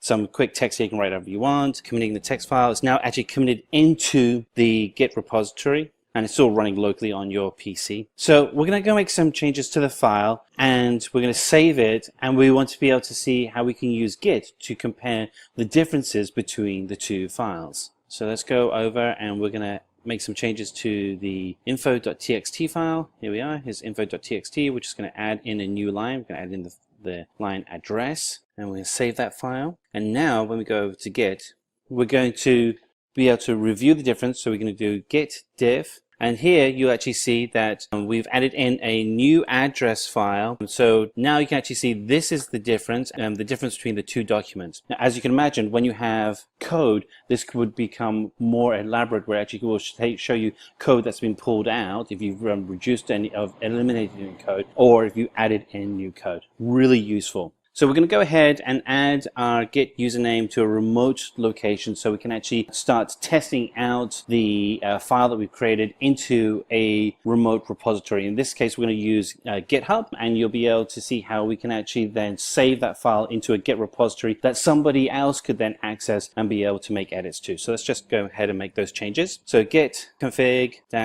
-global user.username, and we're going to do Simplilearn, and that will associate it with this Git repository that we've just created locally. So Simplilearn-GitHub. So Simplilearn GitHub is the username that we use on GitHub. So we're going to go over to GitHub. Here we are in GitHub, and then correct new repository. And then, as you can see, So we're in Simplilearn-GitHub, and we're going to call the new repository test. We're going to make it public so anybody can access it. And you'll see that it automatically adds a README file. And we have our test environment set up correctly. So we'll go ahead and copy the URL link, which is github.com/simplilearn-github/test.git. Copy that, and we'll go back over to our command line window. And so now we're going to add the username to the GitHub configuration. So what we're doing is we're connecting the local repository to the remote repository. So we type git remote add origin, and then we'll paste in the address. And this then allows us to connect the local repository that we created in the test folder with the remote repository. And now we're connected. So now that we've connected, we can actually push the file that we have in the local repository on your PC or Mac to the remote repository in the GitHub server environment. So let's go ahead and do that. So we're going to do git push, and push is the command to push the documents from the origin, which is the local file, to master, and master is a remote file. Hey, and there we are. Success. So what we have now is the file that we just created in our local Git repository is actually now in the remote repository as well, so anybody can access it. So let's go have a look at that. So we're going to refresh the GitHub page, and hey, there we are. There's info.txt has been uploaded, and we're ready to go. That's great. That's what you should be seeing. So refreshing your web page on the remote GitHub folder, and it could be any Git service, but we just happen to be using GitHub because it's free to use. You'll be able to see that the local file has been installed and is now part of the Git repository in the remote server. So what we're going to do now is we're going to create 3 more files, and we're just going to call them info.txt, info2, and info3, and then we're going to push them out to the remote server, and we're going to merge everything together into a single environment. So let's go ahead and create those 3 files, and we're just going to add those into the folder. So let's go ahead, create new text document, info1, and then we're going to create info2, and then info3. Let me get my typing right here. Okay, here we go. There we are. Okay, I'm opening info3, and I'm just going to enter some text in here. And what we're going to do is illustrate how we can do branching. And each of these files I'm going to save and then close out. And now I can go over and... So let's create a new branch. And we're going to call this one first_branch. And we go git branch first_branch, and this will be a new branch of the code environment that we're creating. And so hit return, and that allows us to create a new branch. And so what we do is we're going to move to the new branch. So we're going to do git checkout first_branch, and that allows us to move into that branch. And you'll see that info.txt is already there, which is good. That's what we want to see. Now what we need to do is add in the new documents. So here we have the different steps we've taken. We created a branch, we moved to the new branch, and now we're going to go ahead and add the info3 txt to that branch so you can actually see everything coming together. And we're going to go at git add info3.txt. So we're just adding a file like we were previously with our first initial Git folder, and that file has now been added to the first branch. So we're going to go ahead and commit the file to the first branch, and then we're going to merge the documents into the master branch so we have everything together. So let's go ahead and do those steps. We're going to do the commit first, and then we're going to merge everything together. All right, so we do git commit -m, and we're just going to say made changes to first branch, and that's just documentation so that we know what we've done. And there we are, we've committed the file. So we had that file info3 txt committed, and now we're going to go ahead and merge the files into the main master, and so we can actually have everything together as one consistent environment. And we do that by typing in. So this lists out what we have in our master file. So we just do ls, and that shows everything in the folder. And we have info.txt, info1 txt, info2 txt, and info3 txt are now all in the first branch. So let's go ahead and we're going to merge. Okay, so actually before we merge, we have to check out the master branch. So we do git checkout master. So it gets us into the master branch, and you'll see that we have just one file there, info.txt. So we're going to list out the files in the master branch. And so what you'll see is info.txt, info1 text, and info2 text are there. But info3 text isn't there because that was created in a separate branch. So let's go ahead and merge the first branch into the master branch. So we do git merge, and we do first_branch, And there we are. We've merged it in, and excellent. That looks good. So let's go ahead and list out the files that we have in the master branch, and we do ls, and then you'll see that we have 4 files, including the info3.txt that we had in a separate branch, now all in the master branch. In this video, we will look at how to install Selenium on Windows system. Selenium installation is a 3-step process, so it has certain prereqs. The first prereq is you need to have Java on your system. So we will be installing Java first, and then we will be working with Eclipse IDE. So we will be installing Eclipse, and then we will install Selenium. For Java, we will install the version Java 8. And for Eclipse, we have a version 4.10. This was the last stable version which was released in December last year. So I'll be using that version. And Selenium, we will download the latest 3.14 version. Okay, so let's get started with our first step, which is the Java installation. So to install Java, let's go to the browser and simply just search for Java 8 download.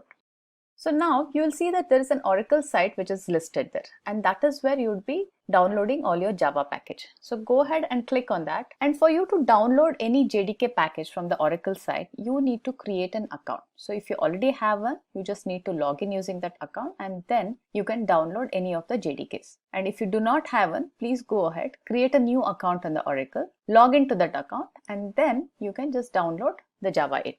So since I already have an account and I have already downloaded the package, but I'll show you how and where to download it from. So in this page, if you scroll down, so you will see this Java Development Kit 8211. So this is the version we'll be downloading it. So click on the Accept License Agreement, and then since we are working on the Windows system today, so we will be downloading this, the Windows package. So just click on that and it will get downloaded in your downloaded folder. And as I said, I've already downloaded the packages. So here it is. What I've done is I've just created a directory called installers, and I'm going to be keeping all my installables here. So here I have a folder called Java installer, and this is where my installable is. So now that we have this file, so we will just go ahead, double click on it and launch this installer. The installer is launched, and just click on run. So this will take a few minutes to install Java. The installer is launched. Now just click on the next button here. So here for the installation directory, you can change the directory to the choice of whatever drive and the folder structure you want to. I would like to leave it as default here, and we'll just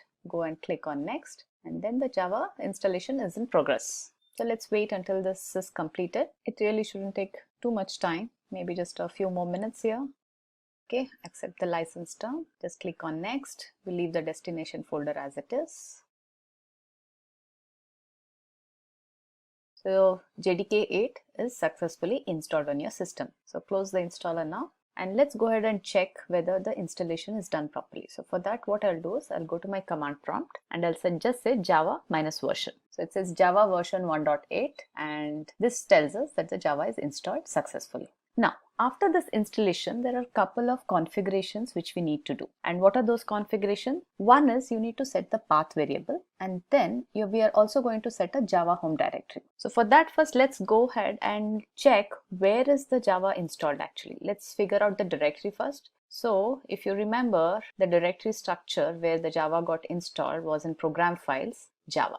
There are certain previous versions which I had installed and then uninstalled it. So that is why you see some residuals here sitting here. Let's not worry too much about that. Instead, let me go to the latest one what I have installed, which is this. Okay, and there is a bin folder here. And this is the path which we need to set in our path variable. So what I will do is I'll just copy this path and then go to your control panel. Here, go to your, where is my system? Yeah, so click on the system, go to advanced system setting, and here in the environment variables, find the path variable, okay, and then say edit. Now, what are we doing here in the path variable is we are going to add the Java bin directory to the path. Be very careful whenever you're editing your path variable. Do not overwrite anything. Always go into the edit mode, go towards the end here, and then just say Ctrl V, paste the path which you have just copied from the Explorer window. That's it. Now just say OK, done. So your path setting is done. So what's the next one we need to do? We need to add a new environment variable called the Java home. Now what I'll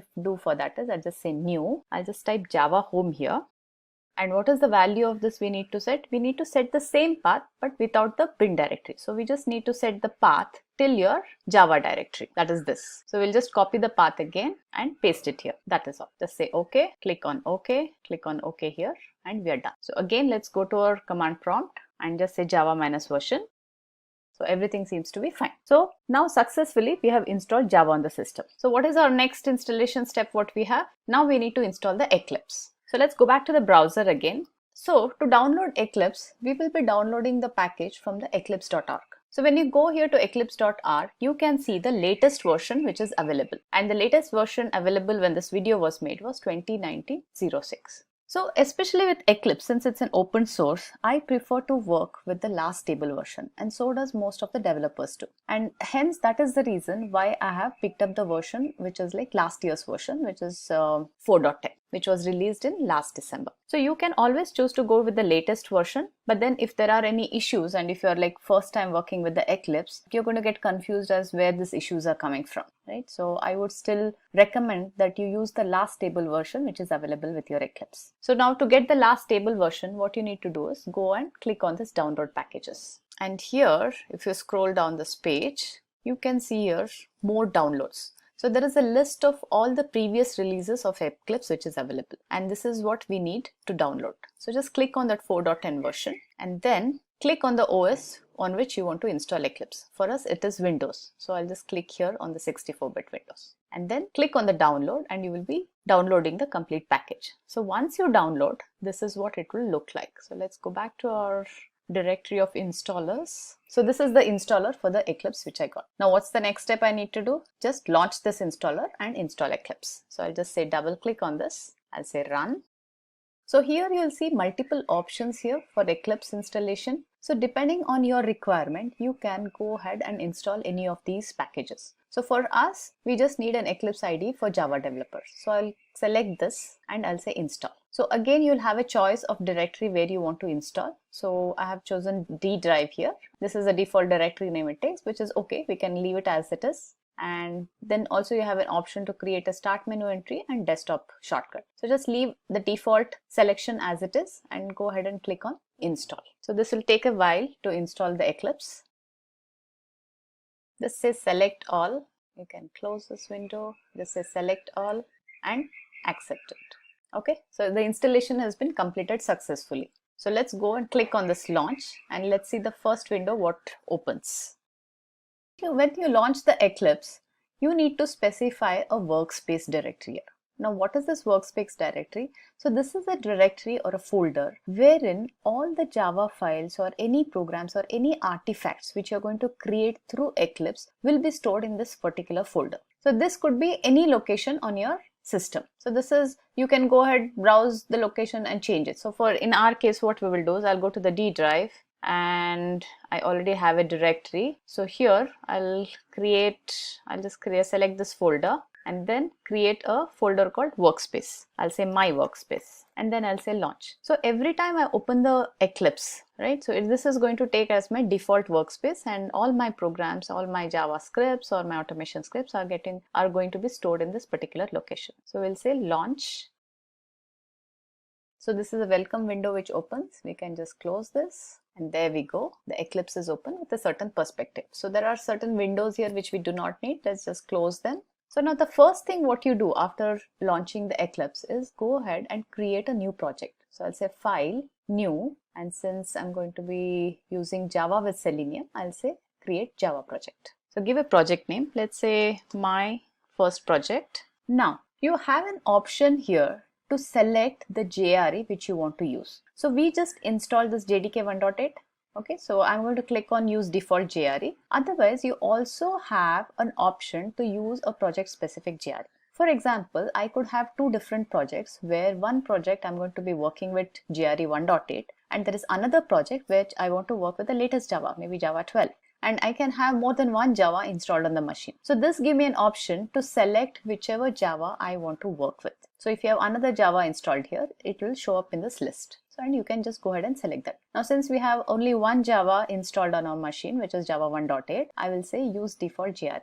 which is 1.8, and I will click on finish. Now if you observe this folder structure, the project which is created, see all the reference libraries to this particular Java have been created here. Now we are ready to create any kind of Java programs in this project. So now we have successfully done the second step of our installation, which is the Eclipse installation. After this, we need to install the Selenium. So again, let's go back to the browser and see what files we need to download to install Selenium. So let me go to my browser, and here I will be going to the seleniumhq.org. So if you're working with Selenium, this particular website, the seleniumhq.org, is going to be a Bible. Everything and anything related to Selenium is available in this website. Whether you want to download the files, whether you want to refer to the documentation, anything regarding to Selenium is available here. So what we want now is the installables for Selenium. So here, go to the download tab. Now, for you to install Selenium and start working with Selenium, there are 3 things which are required for you to download. One is a standalone Selenium server. So this is not required immediately when you get started with Selenium. However, when you start working with remote Selenium WebDriver, you would be requiring this. When you have a grid setup, you will be requiring the standalone server. So for that, what you can do is you can just download the latest version available here. So when you click on that, it will download the file into your download folder. So this is one particular file which you need to keep.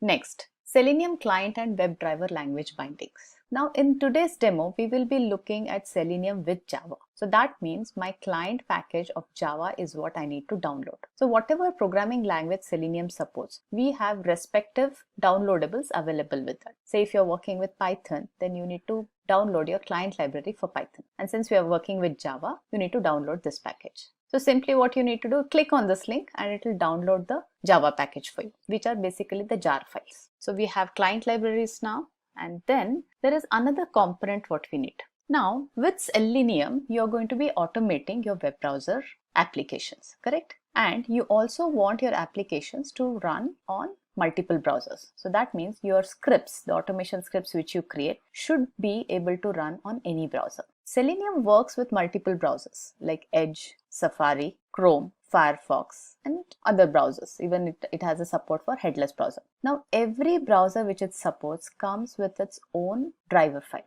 Now say for example, we want to say work with Firefox driver. So that means for us to start working with Firefox browser, we need to download something called as a Gecko driver here. And if you want to work with Chrome browser, you need to install the Chrome driver. So depending on what browsers you'll be testing with, go ahead, click on each of this link and download the latest driver files. Now, since we are going to be working with Firefox in this demo, what I need to do is I just need to click here on the latest link. So when I click on the latest link, it is going to take me to this driver files. So driver files are specific to each of the operating system. So if you go down here, you will see there is a separate driver file available for Linux, for Mac, and for Windows. So depending on which operating system where you'll be running your test, download that particular driver file. And this is the driver file I need because we are working on Windows machine. So these are the 3 different packages which we need to download from the seleniumhq.org for us to install Selenium. So let me show you the folder where I have already downloaded all this. So if you see here, Selenium Java 3.141.59. Okay, this is nothing but our client library, which we saw here. Let's go back to the main page here. That is this. So once I download this, this is a zip file. After I unzip the file, this is the folder structure I see. And let's see what is there in this folder structure. So there are 2 jar files here. And then in the libs, there are multiple jar files. And we will need all this to work with Selenium. And then we also downloaded the driver files. So what I did was, after downloading those driver files for the browser, I created a directory here called drivers. And I've kept all my browser drivers here. So I have a driver file downloaded for Chrome. I want to work with Firefox, so I have a Gecko driver here, and then for Internet Explorer. That's it. So this is all we need. So once we have all this, what you need to do is go to your Eclipse. In the Eclipse, right click on the project which you have created, and then go to the build path and say configure build path. Go to the libraries tab here. Now, do you see this JRE libraries here? This is what got installed first. And now similarly, we are going to add the Selenium jars to this library. And how do we add that? On your right, you can see this add external jars. Click on add external jars. Go to your folder where you have downloaded your Selenium, which is this. Select all the jar files which is available. So I have 2 jar files here. I'll just say click open. Again, I will click on add external jars. Now from the libs folder, I will select all this 5. So select all the 5 jars and click on open. So you should see all the 7 jar files here. So once you have this, just say apply and close. Now, if you look into your project directory here, you will see a folder called referenced library, and this is where you will see all the Selenium jars here. This is a very simple installation. In Eclipse, when you want to install Selenium, you just need to export all the jars of the Selenium into Eclipse. And now your system is ready to start working with Selenium scripts. Alright, so now let's just test our installation by writing a small Selenium test script. So for that, what I will do is, I'll go to the source folder, right click, new, and I'll say Java class. So let's name this as, say, first Selenium test, and I will select this public static void main and I will click on finish. Alright, so now let's create a use case. Say we want to launch a Firefox browser and then we want to launch the Amazon site. So these will be just two simple things which we will be doing in this test script. So for me to do that, what I usually do is I create a method for any functionality which I want to create here. So now I want to do a launch browser. So I'll create a method here called launch browser. Now, whenever you start writing your Selenium scripts, the first line what you need to do is you need to declare an object of WebDriver class. So here I'll say WebDriver driver. So now if you hover over this error, what it is showing, it says import WebDriver from org.openqa.selenium. So if you remember, when we installed the Selenium, we imported all these jars, right? So that means whenever we want to use a WebDriver, we need to import this class from these packages. So just go ahead and click on this import state. Done. Now next step. Now for us to launch a Firefox browser, it is a two-steps process which is involved here. One is you need to set the system property and then you need to launch the driver. So let's do that. I'll say system.setProperty. So use this method setProperty. So this takes two arguments, the key and the value pair. Now what is the key I'm going to mention here? I'm going to be mentioning the Gecko driver and the path for the Gecko driver. Okay, because since I'm working with the Firefox. So in double quotes, I'll say webdriver.gecko.driver. This is my key. And the value is going to be, the fully qualified path for your driver files. And you know where we have kept our driver files. Let's go to that. Driver files in D:, I have Selenium tutorial. In installers, I have driver folder. Okay, so I'm just going to copy the complete path from here. Control C, and I paste it here. Control V. Along with this, I need to provide the file name for the Gecko driver, which is geckodriver.exe. And let's complete this step. Next. So once I've set the property, I need to provide a command for launching my Firefox driver. And how do I do that? I simply use this driver object which I've created, driver equal to new Firefox driver. Again, similarly, the way we imported packages for WebDriver, we also need to import the package for Firefox driver. So just hover the mouse over that and select import Firefox driver. With these two statements, we will be able to launch the Firefox browser. And as I said, in our use case, what is the next thing we want to do? We want to launch, say, Amazon.in website. For that, there is a command in Selenium which says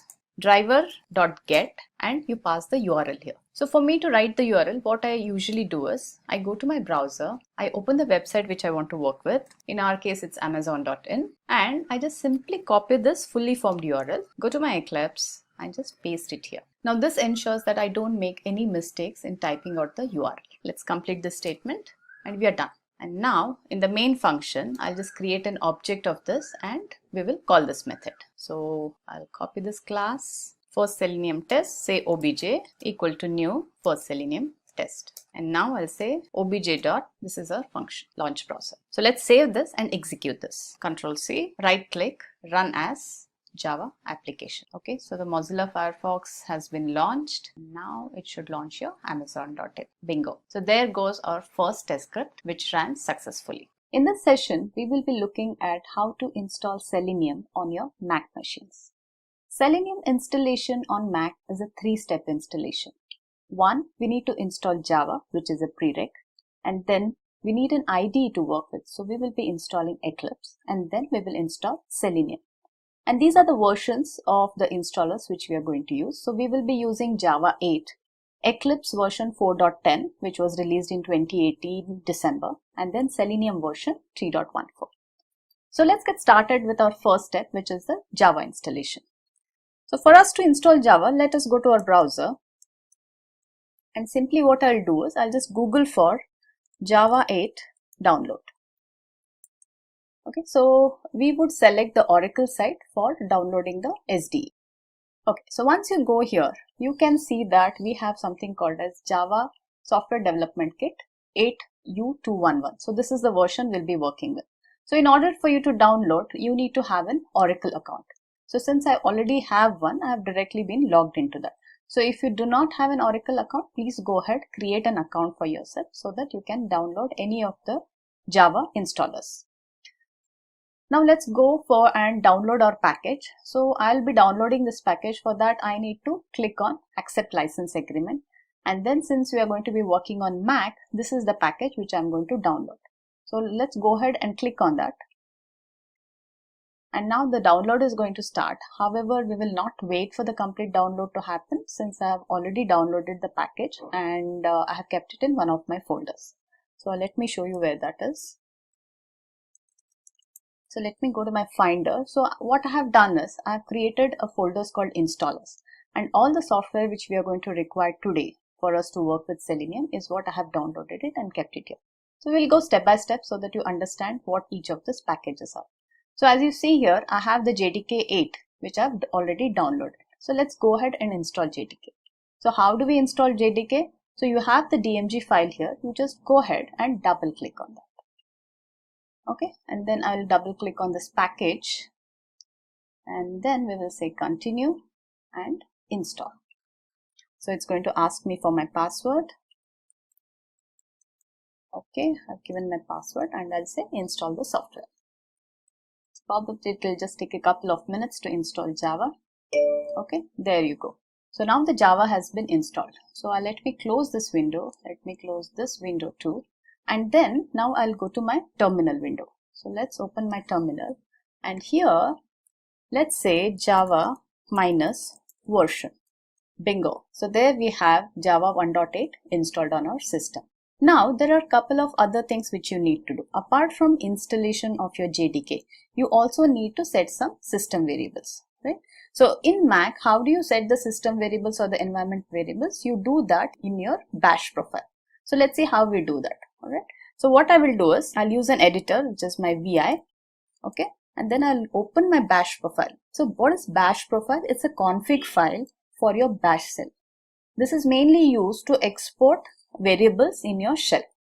Like in Windows, we are going to do the system variable setting from the advanced setting, right? So similarly, we are going to do that here. So I'll say vi.bash_profile. So this is the file where I will be adding Java home path. Okay. Now I have other paths here already written because I'm working with other multiple software on this machines. And now I'll go to the end of this file and I'll say export Java home equal to. Now what is the path we need to give for Java home? We need to give the path where the Java has been installed on your system. Okay, first let's go and find out that path. So let's go back to our Finder and then I have a folder called library here. So here there is a Java and then there is something called as Java virtual machines. So if you have a single Java or multiple Java versions installed, so all those versions you're going to see under this directory, which is Java virtual machines. And Java 1.8 is what we installed just now. So let me go and open that folder. There is something called as content and then home. And in this you have your JRE and bin folder. So that means I need to give my Java home path until here, till this home directory. So simply what I'm going to do is I'll just go here, say get info, because I want to just copy the path. And what you can do is you copy this path, okay, and then go back to your shell and here I'm going to paste this path plus I want it till the home directory. So I'm just going to type out HOME home. That is it. So you have now set your Java home environment variable. So simply you do save the file, escape:\wq and come out of it. And now what you need to do for this bash profile to be activated, you just exit out of this terminal. Okay, close this terminal window and I'll go ahead and open another terminal. So let me close this info text. So here, let me again give Java minus version. Okay, so everything seems to be working fine. So this completes our Java installation. Now your system is ready and you have your Java up and running. Other thing which you also can do is go to your system preferences. Okay, here you will see this Java control panel. Okay, this is another way of finding out that your Java has been installed successfully on the machine. So you can just open this Java control panel, and if there is any settings which you want to do here, you can do it through your control panel also. Alright, let's close this. Let's minimize this window and this folder windows. So we have successfully done our step 1. So what's our step 2? We need to go ahead and install the Eclipse. Now same thing what I will do, I'll go to my browser, okay, and now I'll open another tab here and I'll say Eclipse download, and we'll go to this eclipse.org. Now here, whenever you're going to do this installation, you will see the latest version appears here. My recommendation to you is, if you're working first time, instead of working on the latest version available, I would suggest that you work with the last stable version. And that's exactly what we are going to do today. So for me to go to the previous versions, I just need to go here on this download packages, click on it. Okay, so once you click on that, on this page, if you scroll down, you will see something called as more downloads. Right? In this, you will see all the builds of Eclipse which is available, all your previous versions. So since today I'll be working with 4.10 version, I will go ahead and click on this 4.10. This 4.10 was released last year, this is 2018 December. Okay, and now when you look at this installer, you have multiple packages available here. So depending on your need, you can choose which package you want to work with. So today for our demo, what I would be using is Eclipse IDE for Java developers. So since we are going to be working on Mac, I will go ahead and click on this downloadable. And then I'll click on this download, which is going to download this particular file for me. I've already downloaded this file and kept it in my folder. Let's go to my folder. Okay, it's not opening, so let me click from here. And then let's go to our Selenium demo folder and in that installers.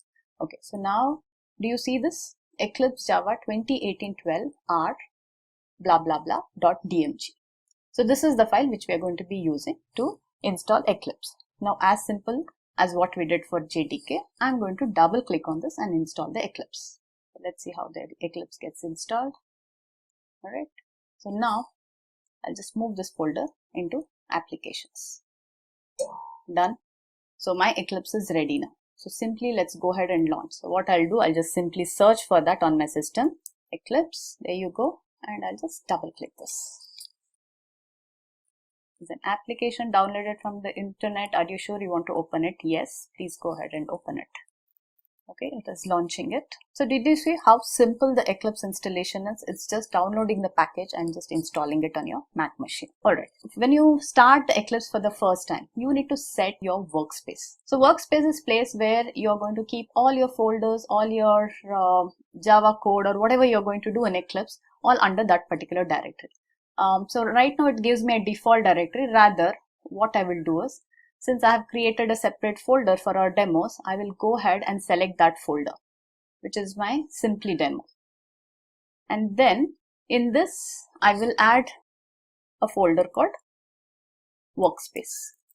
Okay, so that means in this particular location, whatever files I'm going to create, whatever code I'm going to write in Selenium is going to be stored at this location. And then I'll go ahead and say launch. So it will take a minute to load your workbench. Yeah, there it goes. So when you launch your Eclipse, right? So let me just make this window bigger. The first screen, what you're going to see is the welcome screen. Okay. Just go ahead and close the welcome screen. And this is the first view of your Eclipse, what you're going to get. So let's close out all the windows which we are not going to be working today. And I just need this main screen here. Now, what is the first step you're going to do once you have the Eclipse? I would go ahead and create a project first. So I'll simply say open file new Java project. Let's give a nice name to this since this is our first project which is going to be created. So I'll say Selenium first project. Now, if you observe here, so we have a JDK already installed and Eclipse needs a JDK to work with. And what it has done while I create my new project, it has already given me an option to use the execution JRE which you already have in the system. Okay? That's why it is already chosen Java 1.8. In case you have multiple Javas installed, in that case, what you can do is you can always go here, select this and select the Java of your choice. So say if you have got the latest Java, which is Java 12 installed on your system, it will give you an option here along with Java Software 8, it will give you Java 12 here. So you can go ahead and select that for this particular project. That option is also available. Now since we have only one JTK installed here, I will go ahead and create this project. So I'll just click on finish and it's going to create a project for me. So there are a few default things which it gets created. One is definitely the JRE system libraries, right? This is what we told Eclipse when we created project, that my Java is 1.8. So what it has done is it has imported all those jar files which it requires for our Java programs to work in our Eclipse IDE. And then it creates a SRC, which is your source directory, wherein we'll be creating all our Java code or our Selenium test scripts. Okay, good so far. So this is a simple way of installing your Eclipse and getting your Eclipse ready to work with your Selenium. Alright, so now let's go back. So we have done the installation of Java, we have done the installation of Eclipse. Now what's left? Just the Selenium. Right. So what is that we need for Selenium? Let's go back to our browser. Okay. And this time we will go to seleniumhq.org. So this is going to be a Bible for you if you're going to be working with Selenium. So in this website, what I do is I go to downloads. And there are two things which we need to download for us to work with Selenium. One is the Selenium standalone server. Right? So when you're going to be working with remote Selenium WebDriver is when you would require this. However, I would suggest that we download whatever is required for us, even though we might not use it immediately. So what I just need to do is I need to click on this and it's going to download this server for me. Okay? So I have already downloaded it and I'll show you that. And then what we need is the Selenium client and WebDriver language bindings. Okay, we need a client. So what is the client which you are going to work in? We are going to working with Java client with the Selenium. And for that, I need to go ahead and download this. If you're working on say C# or Ruby or Python, then you have the respective packages which you can go and download. Now since we are going to be working with Java here, I would go ahead and click on this and this is going to download the Java client for me. Now as I said, since I've already downloaded it, so let's go ahead and look at what are those downloadables what we have. So let's close out this window. Now if you see here, one is the Selenium server standalone, which we just downloaded. And then when you download the client libraries, what it does is it creates a zip file. It downloads a zip file and it unzips it. And what is contained in that particular folder? So if you look here, Selenium Java 3. In this folder, you have multiple jar files, with which is what we'll be working with Selenium. Okay. So here you have two jar files here, and then under the folder libs, you have other jar files. Now these are the files which we will need. And now let's see how do we utilize this file in our Eclipse. So for that, let's go back to our Eclipse. Okay. So let me maximize this window. So in Eclipse, first thing what you need to do is click on your project. Okay. Right click on that. And then you have something called as build path. Go to the build path and say configure build path. Now here in this configure build path, what you need to do is go to your libraries. Okay. Go to add external jars.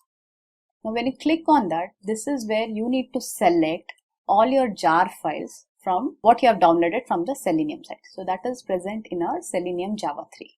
So what I'll do, I'll simply select these two first. Okay. Then again you click on the external jar files. So what we have is in libs. So select all the jar files in the lib. Say open. Okay. You have all the jar files what we need identified here. Go ahead and click on apply and close. Once you do that, how do you know whether all those jars have been imported correctly? Go to the reference libraries. Here you should be able to see all the Selenium jars which we have downloaded to be listed out here. And so it lists here. So that means we have successfully imported Selenium. To test our installation, let's go ahead and write a small test script. So for that, I'll go to my source folder, right click, new, and we'll create a Java class. So let's name it Selenium first test. And I will also use a public static void main here. And I'll click on finish. let's remove all these comments here which we do not need. So before even we write a first line of code, first what we need to do is create an object of WebDriver. So I will say WebDriver driver. Okay, so now if you see this error, it asks us to import this particular WebDriver class from a package, and that package is org.openqa.selenium. Okay, so now you can see this import statement. Now let's go ahead and write our test case. Now for this test case, what we will do is we will simply launch a browser, say Firefox browser, and we will also launch a website.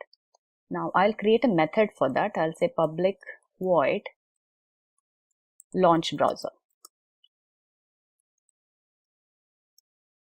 So if you have looked at our previous videos on Selenium WebDriver basics, I have explained there that every browser which you want to work with in Selenium comes with its own driver, and this driver is what we need to download from the website of Selenium, and I'll show you how to do that. So if we go to that seleniumhq.org, under the downloads tab, if you go down, you will see something called as third-party drivers, bindings and plugins. So all the browsers supported by Selenium are listed here, and their corresponding driver files are available. So now since we are going to be working with Firefox in this demo, I will go ahead and click on this latest release of Mozilla Gecko driver. So Gecko driver is the one which we'll be using for launching our Firefox.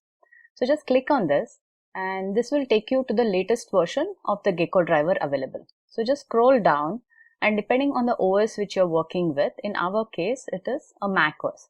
So just click on this file and download this file. Similarly, say if you are working with the Chrome driver, what you need to do is go to this Chrome driver, go to the latest, click on that and select the release which you want to work with and just download it. Now I've already downloaded this file and I'll just show you where they are. Alright, so in this directory, which is my installers directory, I have another directory created called as drivers. And what I do is usually I keep all my driver files under this folder. Okay, so I have a Chrome driver and Gecko driver already downloaded and kept here. Now let's go back to our code and see what is that we need to do to launch our browser. So there are two steps which we need to do for launching any browser which you want to work with. Right? First is you need to set a system property. So for that, what I do is system.setProperty, and this accepts a key and value pair. Now key for this is Gecko driver is what I need to provide here, and now that is in the quotes because it's a string argument. I say WebDriver dot Gecko dot driver, and the value is nothing but the path to your Gecko driver which you have just downloaded. Okay, let's go to my Finder. So that's here. So what I do is I simply right click on this file, get info, and I copy this complete path. Go to my Eclipse, paste this path here, and then the file name, which is Gecko driver. Done. So this sets a path to my Gecko driver. Now next step is actually launching the web browser. And how do I do that? I say driver equal to new Firefox driver. Now we need to do the same thing again. We need to import this class. So I say import Firefox driver. Alright, so now with these two steps, what we do is we simply launch the Firefox browser. And then let's go ahead and also launch a website, say amazon.in. So for that I have a command called driver.get, which accepts a URL. Now this URL needs to be a fully formed URL. So for that, what I do first is I go to my any browser, I launch the amazon.in website, okay, and then I copy this complete URL, go to my Eclipse and just paste it here. That's it. We are ready to launch the browser and launch amazon.in. So let's quickly create a class here, or object here of this class. So Selenium first test, obj equal to new Selenium first test. Done. And then I need to call the method, which is launch browser. Okay, so now I save this file, I do a right click on this and I say run as Java application. Now this should launch our browser, okay, which it just did, and then it should take us to amazon.in. Bingo. There goes our first script. So we have successfully executed our first script. So that means your Selenium is up and running successfully. If you're going to embark on a journey of automation, I promise you this is the right place to start. So let me take you on the first lap of this journey. This is a video tutorial, What is Selenium, from Simplilearn. What is in it for you? Before you start understanding any automation tool, it's good to look back into what manual testing is all about, what are its challenges, and how an automation tool overcomes these challenges. Challenges are always overcome by inventing something new. So let's see how Selenium came into existence and how did it evolve to become one of the most popular web application automation tools. Selenium suite of tools. Selenium is not a single tool. It has multiple components and we will be looking into each of them. As you know, every automation tool has its own advantages and limitations. So we will be understanding the advantages and limitations of Selenium and how do we work around it. Selenium jobs and salary. Very important, isn't it? You are here to learn Selenium. You definitely want to know what's the market demand on this skill, what worth you will be once you are skilled on this automation tool. So what we will do, we'll just discuss some stats on the job market related to test automation and Selenium in particular. Alright, so let's get started. Manual testing and its challenges. What is manual testing? Manual testing mainly involves physical execution of test cases against various applications. And to do what? To detect bugs and errors. So as a definition, if you can say, it is one of the primitive methods of testing a software. Execution of test cases without using any automation tools. It does not require the knowledge of any automation tools and can practically test any application. This could be as simple a definition can be. Let's do one thing. Let's take an example, right? Before we start understanding what are the challenges of manual testing and why we have to really look into any automation tools. Let's take a simple example. Say we have a simple use case. As a user, I want to log into my web application using username and password. A very common use case, isn't it? And this is a common use case for any kind of web application under test. Now let's say, for example, I have a web application here. Say I have this community.simplilearn.com. For me to actually enter into this application, what I need to do is first log in into this application. So this is a simple login page which accepts a user ID or an email ID, a password, and you click on the login. Now as a tester, you would write multiple test cases to test this use case. For example, you will have multiple data test cases like valid credentials, invalid credentials, null value, and so on. You will also test multiple links on this page, probably the forget password link, the sign up now. So whatever links are made available, you're going to test that. Then you will say test this checkbox. So you will check the remember me functionality, and when you log in back again, you want to validate if all your previous data are filled up. You will also check for error messages on an invalid login. You will do accessibility testing. You will also do a performance on this page. Like say for example, response time after you click on login button and so on. So while you're doing a manual testing, literally you can do any kind of test you want. So this is what you do in the first test. And then you start executing these test cases one by one. You will find bugs, your developers are going to fix them, and you will need to rerun all these test cases again and again until all your bugs are fixed and your application is ready to ship. Now this is a very simple use case. Now let's look at a little complex use case now. Say you have an account creation form like this. So I have this online PAN application form, right? This is still a simpler form, I would say. Now look at the amount of data you need to fill here. Each and every field you need to test, and you need to test this with hundreds of transactions because you're going to have those kind of data sets with you, and then you're going to repeat them again and again until you are satisfied that your application is working as per it is designed. So now if you go back to our presentation, now this brings us to the first demerit of the manual testing, and what it is, this is very time consuming process, and hence it's going to get very boring for any manual tester. Also, it is more error prone. The risk of error is pretty high. Why? Because it is done manually and human mistakes are bound to happen. It requires presence of tester all the time. Since it's manual execution, tester's presence is required all the time. One needs to keep doing manual steps over and over again, and hence he needs to be sitting in front of his PC. Manual creation of logs and repositories. Creating manual reports. Grouping them. Formatting them so that they are like a good looking reports, sending those reports manually to all the stakeholders, say collecting logs from the various machines after you execute the test cases, consolidating all those results and logs, right? Creating repositories, maintaining them. Wow, this is a huge long list of mundane tasks one needs to do.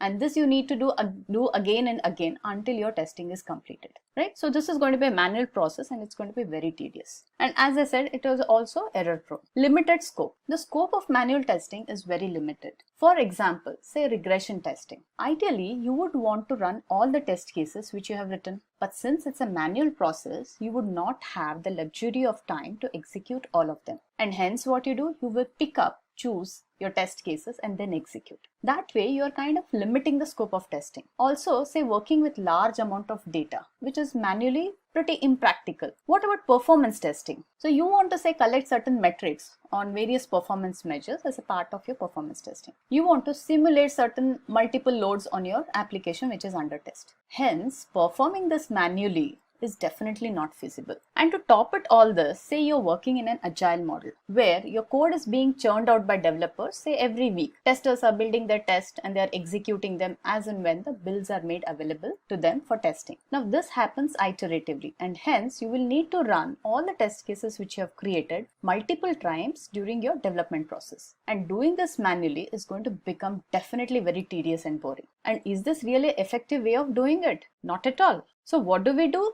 We automate it. So this tells us why we want to automate. One is for the faster execution. Two, to be less error prone. And the most importantly, to help you run your test cases frequently, as many times as you want. So there were many tools available in the market today for automation. So one such tool is Selenium. Advent of Selenium. Much before Selenium, there were various tools in the market like RFT, QTP, just to name a few popular ones. Selenium was introduced by a gentleman called Jason Huggins way back in 2004. He was an engineer at ThoughtWorks. He was working on a web application which needed frequent testing and he realized the inefficiency manual testing his application repeatedly. So what he did was he wrote a JavaScript program that automatically controlled the browser actions and he named it as JavaScript Test Runner. He also made this open source which later was renamed as Selenium Core. And this is how Selenium came into existence. Since then, Selenium has become one of the most powerful tools to test web applications. So what is Selenium? Selenium is the most popular and widely used automation tool for automating your web application. It enables us to test web application on all kind of browsers like IE, Chrome, Firefox, Safari, Edge, Opera, and even the headless browser. Selenium is an open source and it's platform independent. The biggest reason why people are preferring this tool is because it is free of cost, whereas the QTP and RFT, which I mentioned earlier, are the chargeable tools. Selenium is also a set of tools and libraries to facilitate automation of web application. It is not a single tool. It has multiple components in it, which we will be seeing in detail in some time. And all these tools together, they help us test the web application. You can run Selenium scripts on any platform. It is platform independent. And why it is platform independent? Because it is developed in JavaScript. It's very common for manual testers not to have in-depth programming knowledge. So the Selenium has a record and replay back capability, and this tool is called as Selenium IDE, which can be used to create a set of actions as a script, and then you just have to replay that script. So mainly this is used for demo purposes because Selenium itself is such a powerful tool and it offers so rich functionality, you would want to be in a position to take the advantage of all its features. However, if you have testers who do not have enough of programming knowledge to start with, there is still this IDE, which is a record replay tool, which you can use to create your test scripts. It also provides support for different programming languages like Java, Python, C#, Ruby, and so on. So you can literally write your test scripts in any language you like or which you know of. So one need not again know a complete in-depth or an advanced knowledge of any of these languages. Selenium supports different operating systems and browsers. It supports Windows, Macs, Linux, and say if you want to run your test on Ubuntu machines, yes, that is also possible. It's on any platform of your choice, Selenium, you can run the test cases. Selenium suite of tools. So now let's go a little more deeper into the Selenium. So as I said, it is a suite of tools. And these are the major components of the Selenium. Selenium IDE, Selenium Remote Control, which is in short called as RC, Selenium WebDriver, and Selenium Grid. From Selenium 3.0 version onwards, you will not find the remote control anymore because it has been deprecated. but you still have your IDE, WebDriver and grid components. Now let's take a deeper look into each of these components and understand how they function in this suite of tools. Selenium Integrated Development Environment, which is called as Selenium IDE. So it is the most simplest tool in the suite of Selenium. It's an integrated development environment. It has a record and playback functionality, and it's a very simple and easy to use tool. However, it is mainly used as a prototyping and not used for creating the actual automation for your real-time projects. Why? Because of its own limitations, since it's just a record and replay tool. So this IDE is available as a Firefox plugin and a Chrome extension. So either you can use Firefox or the Chrome browser to record your test scripts. The commands created in the scripts where you are going to record these commands are called Selenium commands, and these are the commands which interact with your browser. You can also write some of these commands manually while you're recording your scripts, and we'll see how to do that when we talk about the IDE in detail. And it is again a platform independent, so you can deploy IDE on any platform of your choice. So you can have it on your Windows, Linux and macOS. However, the only requirement is you should have either Chrome or Firefox browser support on that particular platform. Earlier, Selenium IDE was only a Firefox extension. It died with the Firefox version 54 or 55, I guess. So IDE was not supported from the 55 version onwards, and this was sometime during 2017. However, very recently, all new brand Selenium IDE has been launched by Apply Tools, and they have made it cross-browser. That is, it is available both on Chrome and Firefox now. So you can install this extension as a Chrome extension or as an add-on on your Firefox browser. It's a completely revamped version which was done by Apply Tools. They literally rewrote the complete code, and now they have made it available on the GitHub under the Apache 2.0 license. And it also comes with many new features now, like reusability of test cases. It has a better debugging technology now, and most importantly, it supports parallel test execution. It has introduced an utility called Selenium Side Runner that allows your test cases to run on any browser. So you can create your automation using your IDE on Chrome or Firefox. However, through this side runner from your command prompt, you can execute any of your test cases on any browser of your choice, and thus by achieving your cross-browser testing. You can also run parallel testing using Grid without writing any specific code to do this. Again, this can be done using the Selenium side runner and having the Grid installation done. So let's look at how IDE looks like and what are its components are and how do we work with IDE. Let's go to the Firefox browser now and launch the IDE and see how the IDE looks. So let me go to my Firefox. Now on this browser, if you can see here, there is an icon here which says Selenium IDE, and this appears after you go and install the Selenium IDE plugin. So now I'll just go click on this, and then I already have a project created. So this is the IDE window which gets opened for me. I have a pre-recorded script here, and what the script does is I just open Amazon.in website and I am searching for the product iPhone. Also, I have an assertion statement here which asserts for the web page title, and then I'm closing the browser. So let's first execute the script and see how it works, and then we will get into the details of what are the different components available on this IDE. So for me to execute, what I will do is IDE has a very beautiful feature here to control the speed of the execution. So what I'll do is I'll reduce the speed a little bit so that you should be able to see the complete execution step by step. Now to execute the script, I'll just go here and say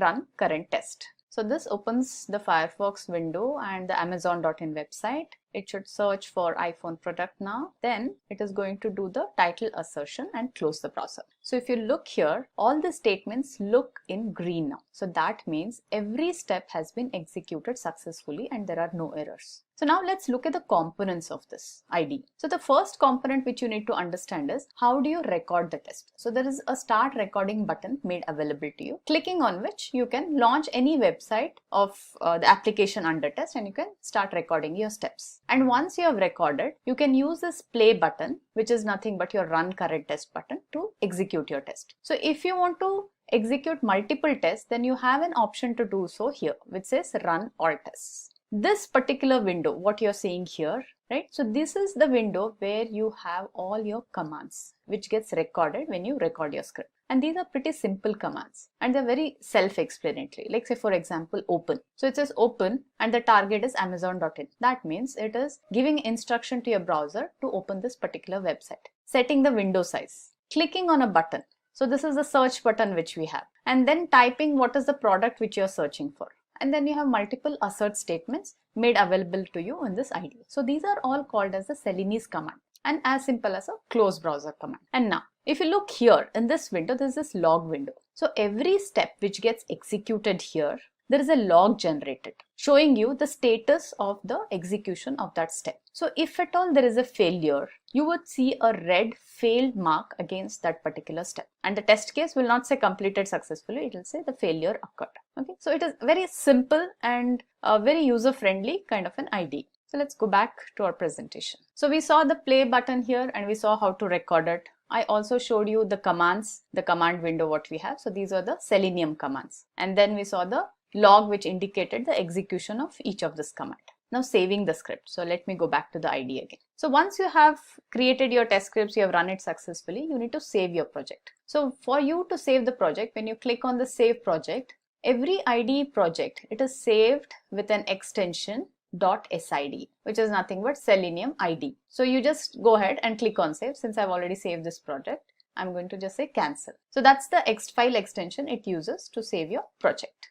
For more details on how to use IDE, you can watch our video on Selenium IDE on Simplilearn.com. Selenium RC. This is Selenium Remote Control. So this was developed by Paul Hammond and he refactored the code and was also credited with Jason as a co-creator of Selenium. RC is used to write web application tests in different programming language. The server itself is written in Java language. It supports multiple programming languages like Java, C#, Perl, Python and PHP. It interacts with the browser with the help of RC server. It uses a simple HTTP GET and POST request for communication. This RC server is also a Selenium 1.0 version, but it got deprecated in Selenium 2.0 and was completely removed in 3.0 and it got replaced by Selenium WebDriver. We will see why this happened when we talk about the Selenium WebDriver. This is the architecture of Selenium Remote Control. So when Jason Huggins introduced Selenium, the tool was JavaScript program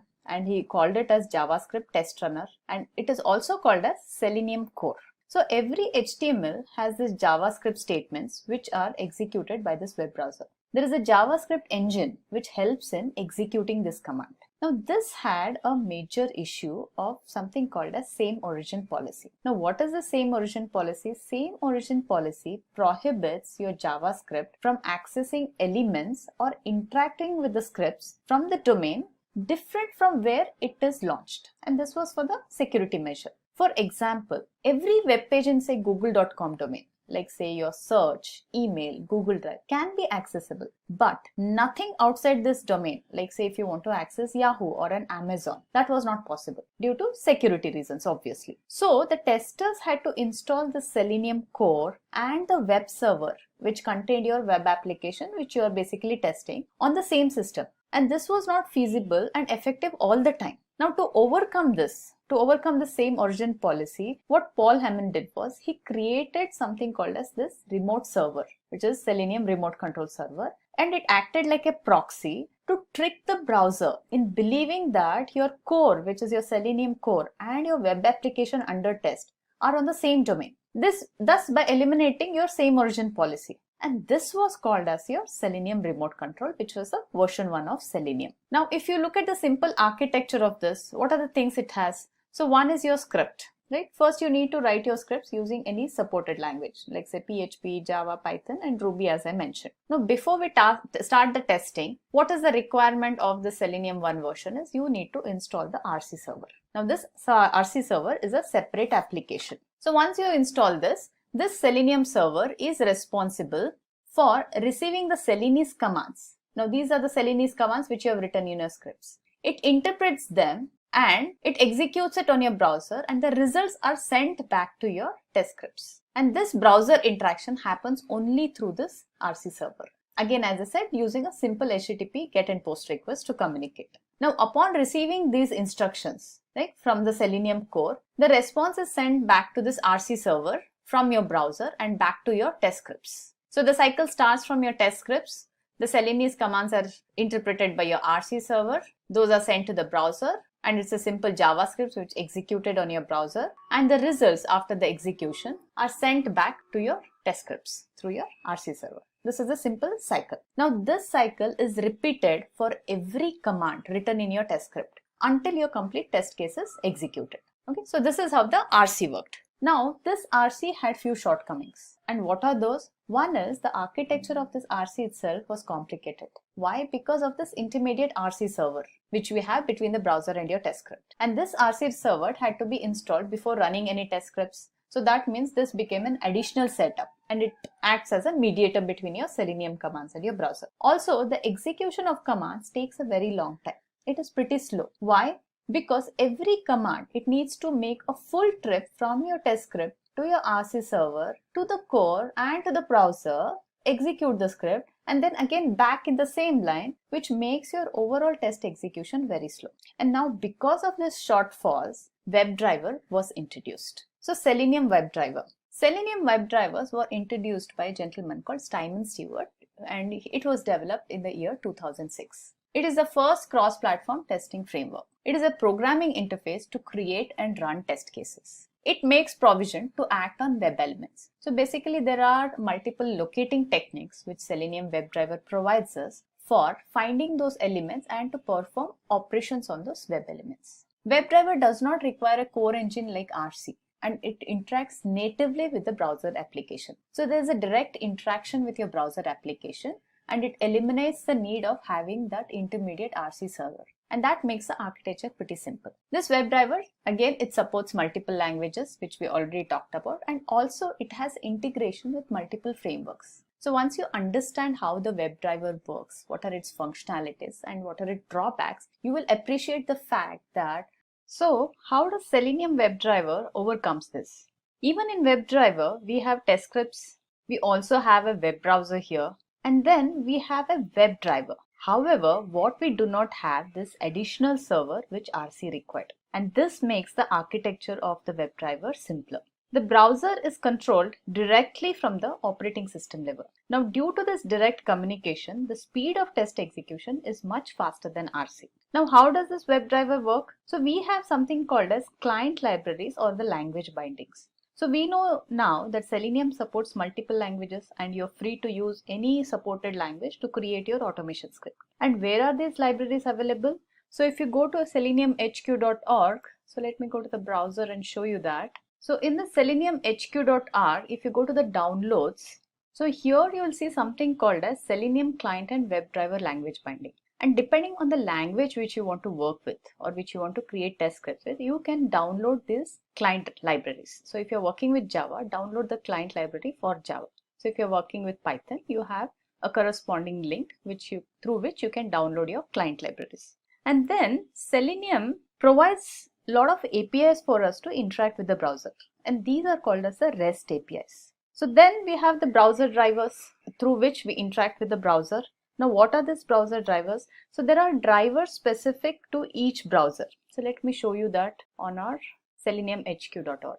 So here, if you just scroll down, you have something called as third-party drivers, bindings, and plugins. For every supported browser of Selenium, you have a corresponding driver file available. Now, say for example, if you want to work with Firefox, Mozilla Gecko driver is what you need to download. And these driver files, so if you go and click here, you will get an executable driver file for any of the platforms which you're working. So if you're working on Windows, Mac OS or Linux, you can just download the corresponding driver files here. So these drivers, see, these driver files are the ones which interact with the actual browser. And how does this happen? This driver establishes the connection with the real browser without revealing the internal logic of the browser functionality. Now, what does that mean? Say we want to execute a test script. And how does this test script gets executed? First is it sends an HTTP request which is generated and sent to this browser driver which we just saw for each of the command in your scripts. And then this driver receives the request through your HTTP server.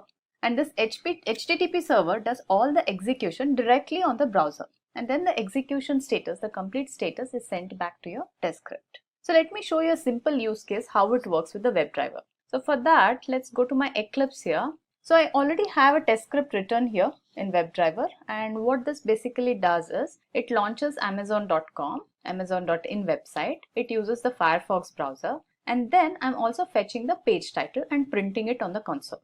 and then I'm closing the browser. This is a simple functionality which I'm doing here. So if you look here, so the Eclipse is the IDE which I'm using. I've already installed Selenium here and I've written a simple Java class.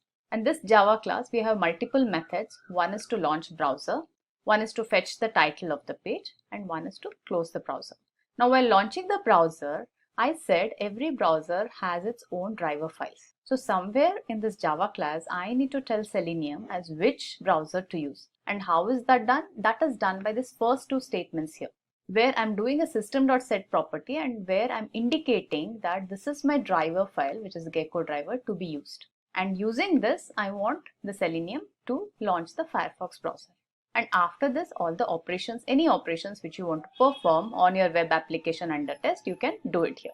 Now let's go ahead and execute this and see how it works. So simply what I need to do is I'll just say execute this as a Java program. So the Firefox browser is getting launched. So you can see amazon.in being launched here. And since we are not doing any operations here, what I'm simply doing is printing the title of the page and closing the browser. That is it. So if you see here, you can see the page title is online shopping site so and so. And this is what I'm printing through this method, which is fetch page title. A very simple way of writing a automation script using WebDriver.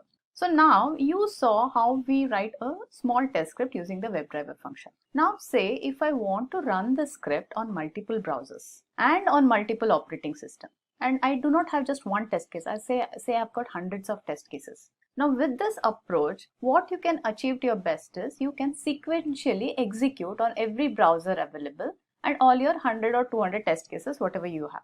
Now this is going to take quite a long time to execute, and hence to reduce the time taken for the execution, Selenium has something called as grid. Selenium grid. The main objective of the grid is to minimize your test execution time. This grid is designed to distribute commands to different machines simultaneously. In real-time environment, you always have the need to run test cases in a distributed environment. For example, a web application for which say you have automated thousands of test cases and you want to run them as a regression suite across multiple browsers and OS. What you need to do is you need to run them parallelly and not really sequentially. So grid allows this parallel execution of tests on different browsers and operating systems. You also want an integration with reporting tools so that you can get a consolidated report after the tests have been executed on multiple machines. So grid can be integrated with such many other tools. How does the grid work? So grid has this hub and node concept which helps in achieving the parallel execution. Let's take an example. Say again, your application supports all browsers and it also supports different OS like the one which you're seeing here, like Windows, Mac and Linux. And your requirement is to run tests on all the supported browsers and operating systems like this one. So what you do here is you configure a master machine, that is this, which is also called as hub,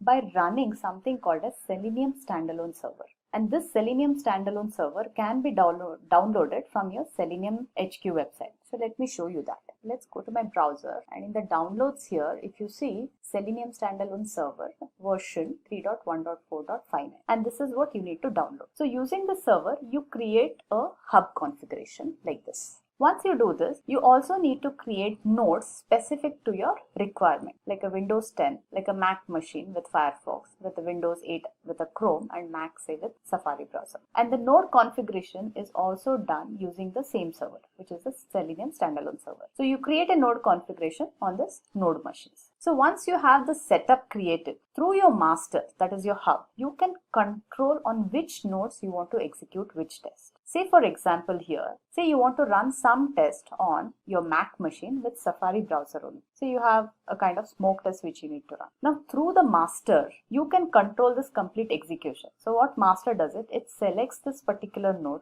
depending on the configuration which you have set on the master machine. Also you could have multiple possible combinations, like say I want to just run smoke test on all my nodes. I want to run specific component test on say only Windows 10 with an Edge browser. Or I can say I want to just run my complete regression suite but only on Mac machine, and so on. And all this is controlled through your master. So what happens on the node? Once it gets the command from the master, the node actually runs the specified test on the browser. So you can check out our detailed video on Selenium Grid for you to understand how the grid works and how do we do this configuration and execute the test. To summarize the Selenium versions, Selenium version 1 comprised of an IDE, RC and grid. As we discussed earlier, RC was on its path of deprecation and WebDriver was taking birth. So Selenium 2 had an earlier version of WebDriver and also RC existed. From 3.0 onwards, RC was completely removed and WebDriver took its place. Also, there's a 4. version around the corner. It has more features and enhancements. So some of the features which is expected are like W3C WebDriver standardization. They have an improved IDE and also I believe there are some improvements done to the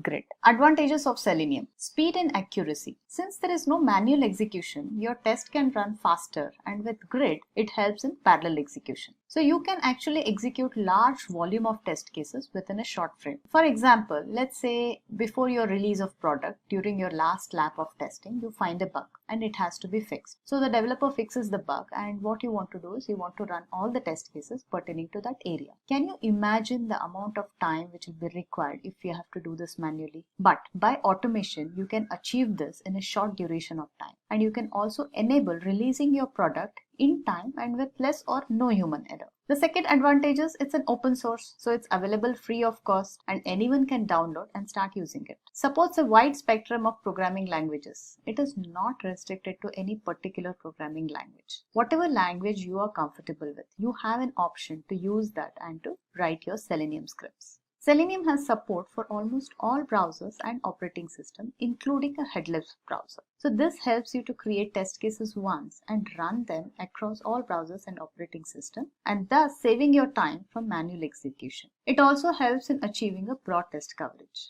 It's a pretty easy to use tool. You can check out all our videos and you can just master the skill of writing automation scripts. Reusability and add-ons. Of course, like any programming languages, it provides you a mechanism to reuse your code and avoid redundancy. Limitations. So like any other tool, Selenium also has certain limitations. So let's look at what they are and see if there are any workarounds also. Since Selenium is an open source, you do not have much technical support available. However, there are loads of documentation, materials, forums available which you can refer to. This tool is for automating web application. It cannot handle mobile application or desktop application automation. However, what Selenium provides is a support for integrating tools like APM tool for mobile testing. Selenium is not very good with image testing, since especially it is designed for web application automation. But then we again have many other tools which can be integrated with Selenium, like AutoIt and Securely. Selenium again has a limited reporting capability. It can help create basic reports, but we definitely need more. So it provides supports for tools like TestNG, ReportNG, Extend Reports, which you can integrate and generate beautiful reports. Powerful, isn't it? Of course, it does not have a test management capability. A tool need not have all these capabilities.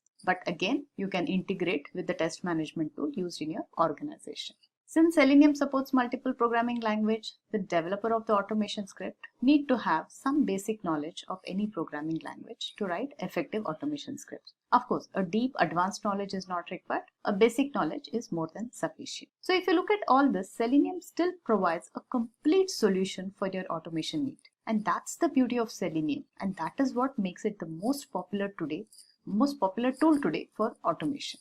Selenium jobs and salary, a very interesting topic. So the market trends for test automation are continuously changing, and Selenium has seen an exponential growth in a very short time period. This Selenium makes it convenient for clients to receive an ROI much faster. And how does that happen? By reducing the number of test cycles involved in testing their product. In present scenario, Selenium is a perfect automation for any of your web application testing and automated web application testing. And it is the first choice of your automation tester as well as the companies also. So as the softwares are becoming more and more complex, so is the test automation. And Selenium is a key skill set for any test automation engineer to have. But of course, it's not the only skill set one needs to have. So if you look at a typical job description here, so gone are the days when the engineers were hired as a manual tester. Every company today wants to hire engineers who knows how to do automation. And since Selenium is the most popular web application automation tool, companies look specifically for Selenium automation engineers. And this is the typical job description of any automation engineer. To develop test cases to detect bugs and errors. Automation framework designing. It's not just about automating your test cases. One should have the ability to design the complete framework related to the project. To improve and automate test practices. To participate in communicating best practices. Defining test strategy, test manuals. for tracking and fixing your software issues. Let's look at the compensation part of it. So compensation varies from company to company, and it also depends on your experience level. So according to the stats, if you look at the US market, it can vary anywhere from $21,000 to $150,000. Average could be, of course, somewhere around $90,000. And if you look at the Indian market range, it ranges anywhere from 2 to 10 lakhs per annum for a startup, with an average of 5 lakhs. So the more and more you're going to get experience, the better is going to be your compensation package. And the market has always been very lucrative for automation engineers. So since Selenium is so powerful web automation tools, there are some of the top end companies who use Selenium in their various projects. They want to provide their customers the best quality software and help them reduce the time to market, and hence they go in for Selenium. So a lot of these companies have Selenium deployments. Do you want to know what Selenium is all about? If yes, this is the video for you. Simplilearn brings to you a very simple tutorial on Selenium. What should you expect from this video? Before you start understanding any automation tool, it's good to look back into what manual testing is all about, what are its challenges, and how automation tool overcomes these challenges. Challenges are always overcome by inventing something new. So let's see how Selenium came into existence and how did it evolve to become one of the most popular web application automation tool. Selenium suite of tools. Selenium is not a single tool. It has multiple components. So we will look into each of them. And as you know, every automation tool has its own advantages and limitations. So we will be looking at what the advantages are and the limitations of Selenium and how do we work around those limitations. Alright, so let's get started. Manual testing. A definition, if you can say, a manual testing involves the physical execution of test cases against various applications, and to do what? To detect bugs and errors in your product. It is one of the primitive methods of testing a software. This was the only method which we knew of earlier. It is execution of test cases without using any automation tools. It does not require the knowledge of a testing tool, obviously, because everything is done manually. Also, you can practically test any application since you are doing a manual testing. So let's take an example. So say we have a use case. You are testing, say, a Facebook application. And in Facebook application, let's open the Facebook application and say create an account. This is your web page which is under test now. Now as a tester, what would you do? You would write multiple test cases to test each of the functionalities on this page. You will use multiple data sets to test each of these fields, like the first name, the surname, mobile number, or the new password. And you will also test multiple links. What are the different links on this page? Like say forgotten account or create a new page. So these are the multiple links available on the web pages. Also, you look at each and every element of the web page, like your radio buttons, like your drop down list. Apart from this, you would do an accessibility testing. You would do a performance testing for this page, or say a response time after you say click on the login button. Literally, you can do any type of tests manually. Once you have these test cases ready, what do? You start executing these test cases one by one. You will find bugs, your developers are going to fix them, and you will need to rerun all these test cases one by one again until all the bugs are fixed and your application is ready to ship. Now, if one has to run test cases with hundreds of transactions or the data sets and repeat them, can you imagine the amount of effort required in that? Now that brings us to the first demerit of the manual testing. Manual testing is a very time consuming process and it is very boring. Also, it is very highly error prone. Why? Because it is done manually and human mistakes are bound to happen. Since it's a manual execution, testers' presence is required all the time. One needs to keep doing manual steps, step by step again all the time. He also has to create manual reports, group them, format them so that we get good looking reports. Also send these reports manually to all stakeholders. Then collection of logs from various machines where you have run your test, consolidating all of them, creating repositories and maintaining them. And again, since it's all is a manual process, there is a high chance of creating manual errors there. Scope of manual testing is limited. For example, let's say regression testing. Ideally, you would want to run all the test cases which you have written. But since it's a manual process, you would not have the luxury of time to execute all of them. And hence, you will pick and choose your test cases to execute. That way, you're limiting the scope of testing. Also, working with large amount of data manually is impractical, which could be the need of your application. What about performance testing? You want to collect metrics on various performance measures as a part of your performance testing. You want to simulate multiple loads on application under test, and hence manually performing these kind of tests is not feasible. And to top it all up, say if you're working in an agile model where code is being churned out by developers, testers are building their test and they're executing them as and when the builds are available for testing. And this happens iteratively. And hence, you will need to run this test multiple times during your development cycle, and doing this manually definitely becomes very tedious and boring. And is this an effective way of doing it? Not at all. So what do? We automate it. So this tells us why we automate. 1, for faster execution. 2, to be less error prone. And 3, the main reason is to help frequent execution of our test. So there are many tools available in the market today for automation. One such tool is Selenium. Birth of Selenium. Much before Selenium, there were various tools in the market like say RFT and QTP, just to name a few popular ones. Selenium was introduced by a gentleman called Jason Huggins way back in 2004.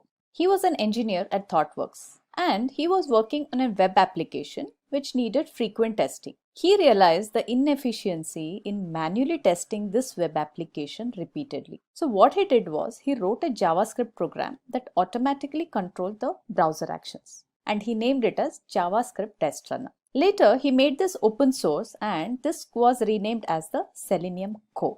And this is how Selenium came into existence. And since then, Selenium has become one of the most powerful tools for testing web applications. So how does Selenium help? So we saw all the demerits of manual testing. So we can say by automation of test cases, 1, Selenium helps in speedy execution of test cases. Since manual execution is avoided, the results are more accurate, no human errors. Since your test cases are automated, human resources required to execute automated test cases is far less than manual testing.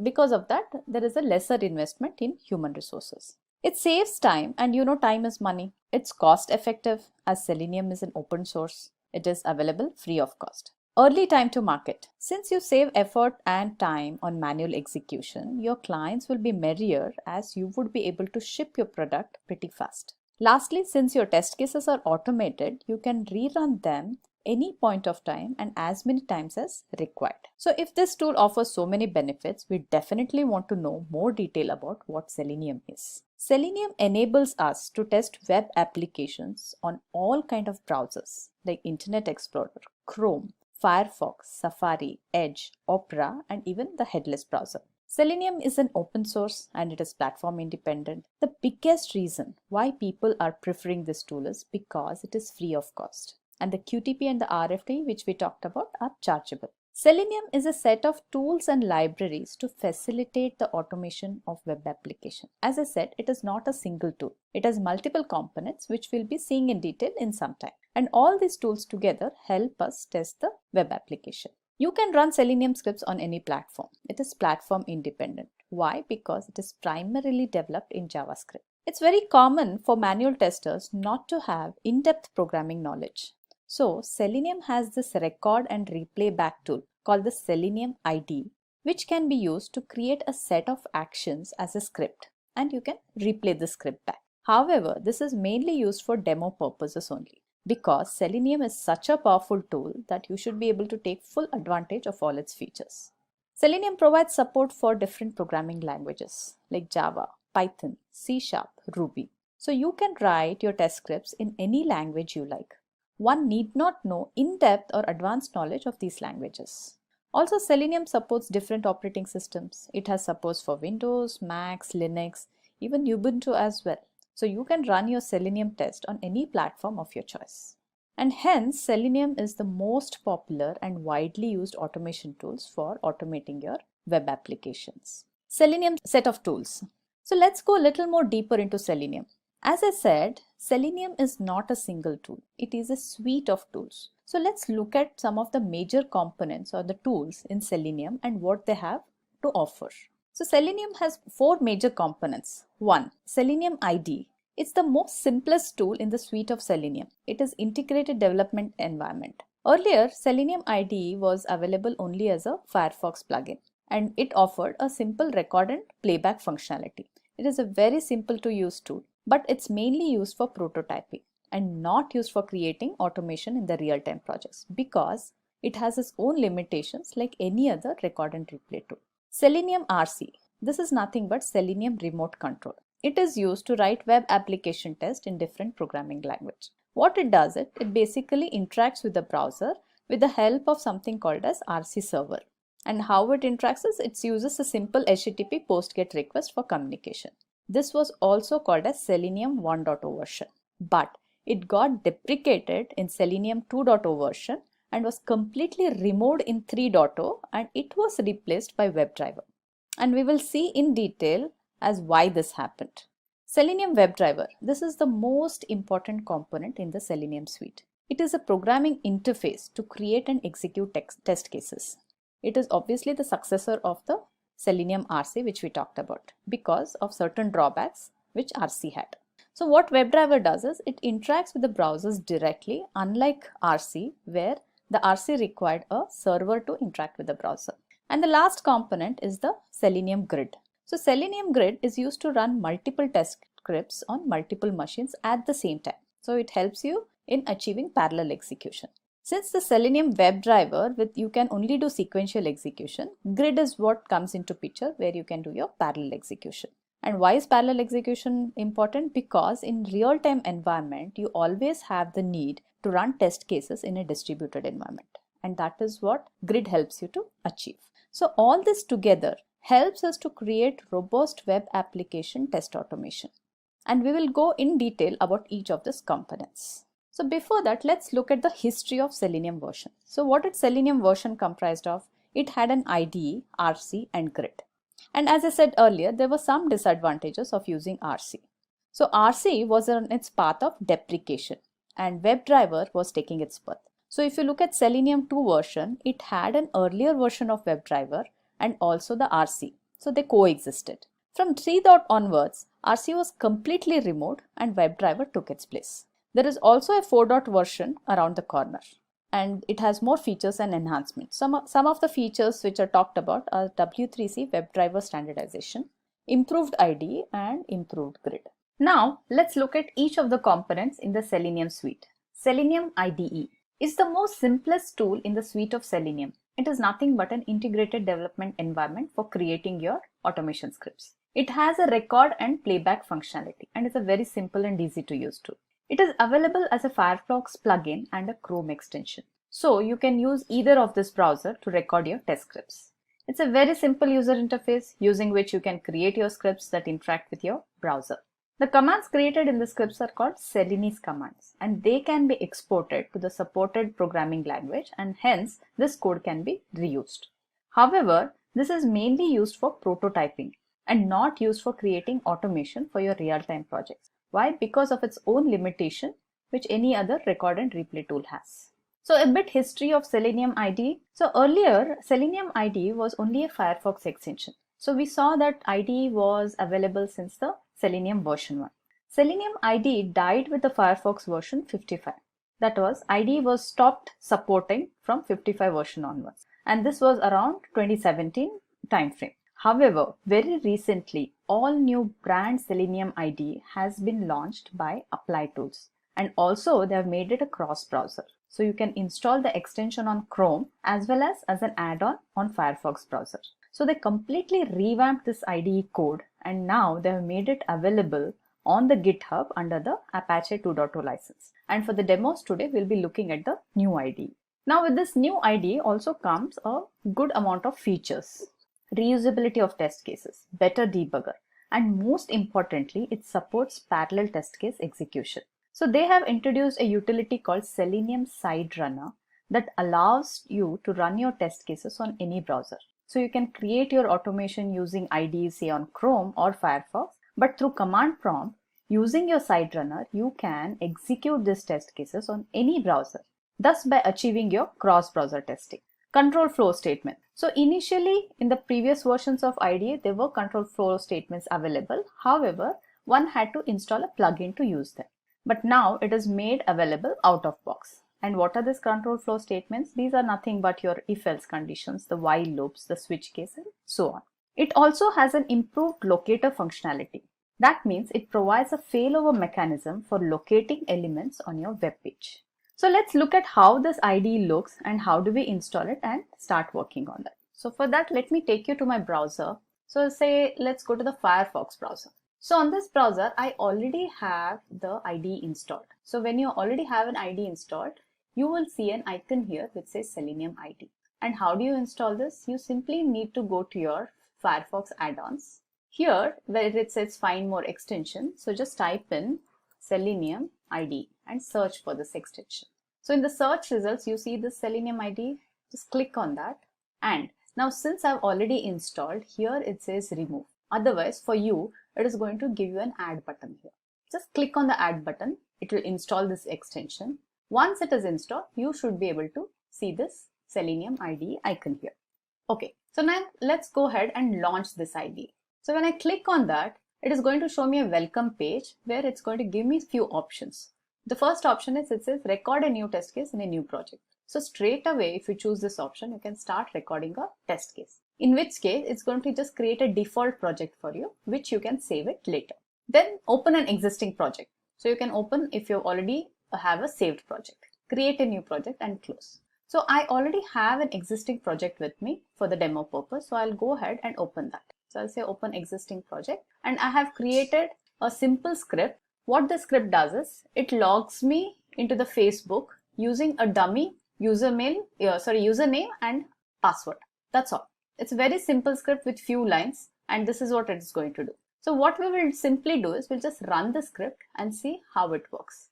For that, I'm just going to reduce the test execution speed so that you should be able to see every step of execution here. All right. So what I'll do now here is I'll just adjust this window and I'll just simply say run current test. All right. So I'll just get this side by side so that you should be able to see what exactly the script is doing. Okay. So now you're able to see both the windows. Okay. So now it's going to type in your user email here. There you go. And now it will enter the password and it has clicked on the login button. So it's going to take a while to say login, and since these are the dummy IDs, you are not able to log in here and you're going to see this error window. Fine, that is what is the expected output here. Now on the IDE, if you look here, after I execute the test case, every statement or every command which I have used here is color coded in green. So that means this particular step was executed successfully. And then here in the log window, it will give you a complete log of this test case, right from the first step till the end. And your end result is, it says FB login, which is my test case name, completed successfully. Let's look at few components of this IDE. The first one is the menu bar. So let's go to our IDE. All right. So the menu bar is right here on the top. So here is your project name. So either you can add a new project here or rename your project. So since we already have this project, which is named as Facebook. And then on the right, you have options to create a new project, open an existing project, or save the current project. And then comes our toolbar. So using the options in this toolbar, you can control the execution of your test cases. So first one here is the recording button.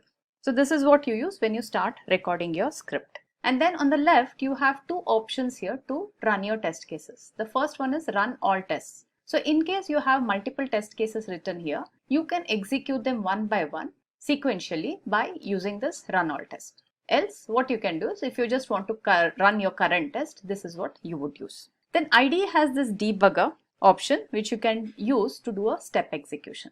So say for example, now whenever I run the scripts, it's going to execute each and every command here sequentially. So instead, if I just select the first command and say do step execution, all right. So what it does is the moment it finishes the first command, which is opening of Facebook, right? I think which is already done here. Yeah.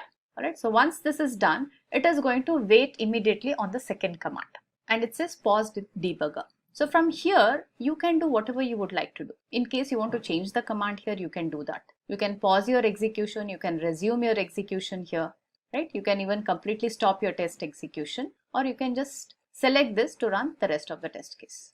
So if we say run the test case, what it is going to do is it's just going to simply go ahead and complete the test case. Now, there is another option here, which is, you see the timer there, which says test execution speed. So to execute your test cases in the speed you want. Say whenever you're developing an automation script, right, and say you want to give a demo. So you need to control the speed sometimes so that the viewer is able to exactly see all the steps which is being performed. And this gives you an option to control that complete execution. right? So do you see the grading here? So we have somewhere from fast to completely slow execution. So the previous demo which I showed was I controlled the speed and then I executed it so that we could see every command how it is being executed. Alright, so what's the next? This is called as an address bar. So whenever you enter an URL here, that is where you want to conduct your test. And another thing what it does is it keeps a history of all the URLs which you have used for running your test. Then here is where your script is recorded.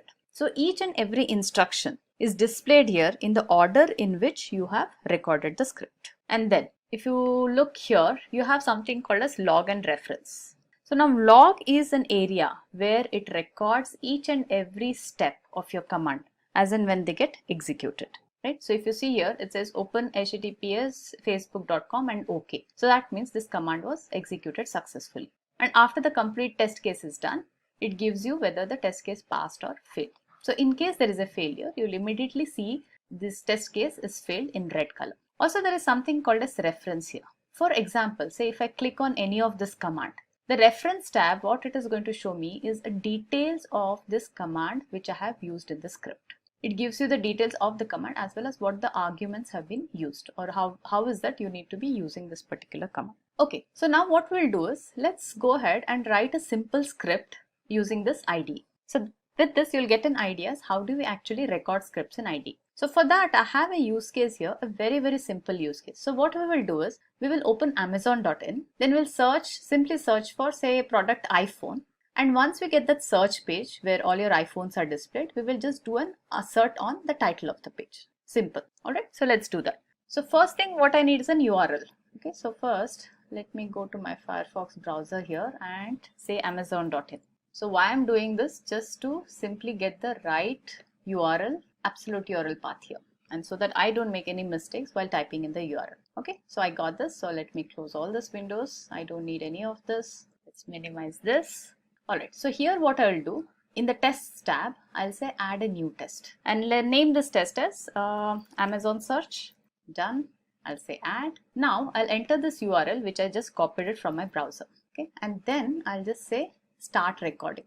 So what it did was, since I've entered the URL in this address box, it just opened the amazon.in URL. Now let's do our test case. So in my test case, what I said was I want to search for iPhone. Once I have this, I'm just going to click on my search button. So now this gives me a list of all iPhones. And then I said I want to add an assertion on the title of this page. So for me to do that, what IDE gives me an option is I have to just right click anywhere on this page and you'll see the Selenium IDE options here. So in this, I will select assert title and then I will close this browser. So that kind of completes my test case. So now take a look at all the steps which is created for me. So it says open / because I've already provided the URL here. So either you can replace it with your regular URL or you can just leave it as it is. So what I will do, since this is going to be a proper script and I might be using this to run it from my command prompt also. So I'll just replace this target with the actual URL. And then what it is doing, it is setting a window size. Then there are whatever I did on that particular URL on that website, it has recorded all the steps for me. So this is where it says type into this particular text box, which is my search box. And what did it type? iPhone. This was the value which I entered. Now there was one more feature which I told you in this new IDE, which I said it has a failover mechanism for your locating techniques. Now that is what this is. Now if you look here, this ID is equal to tab search text box. This is nothing but that search box where we entered the text iPhone.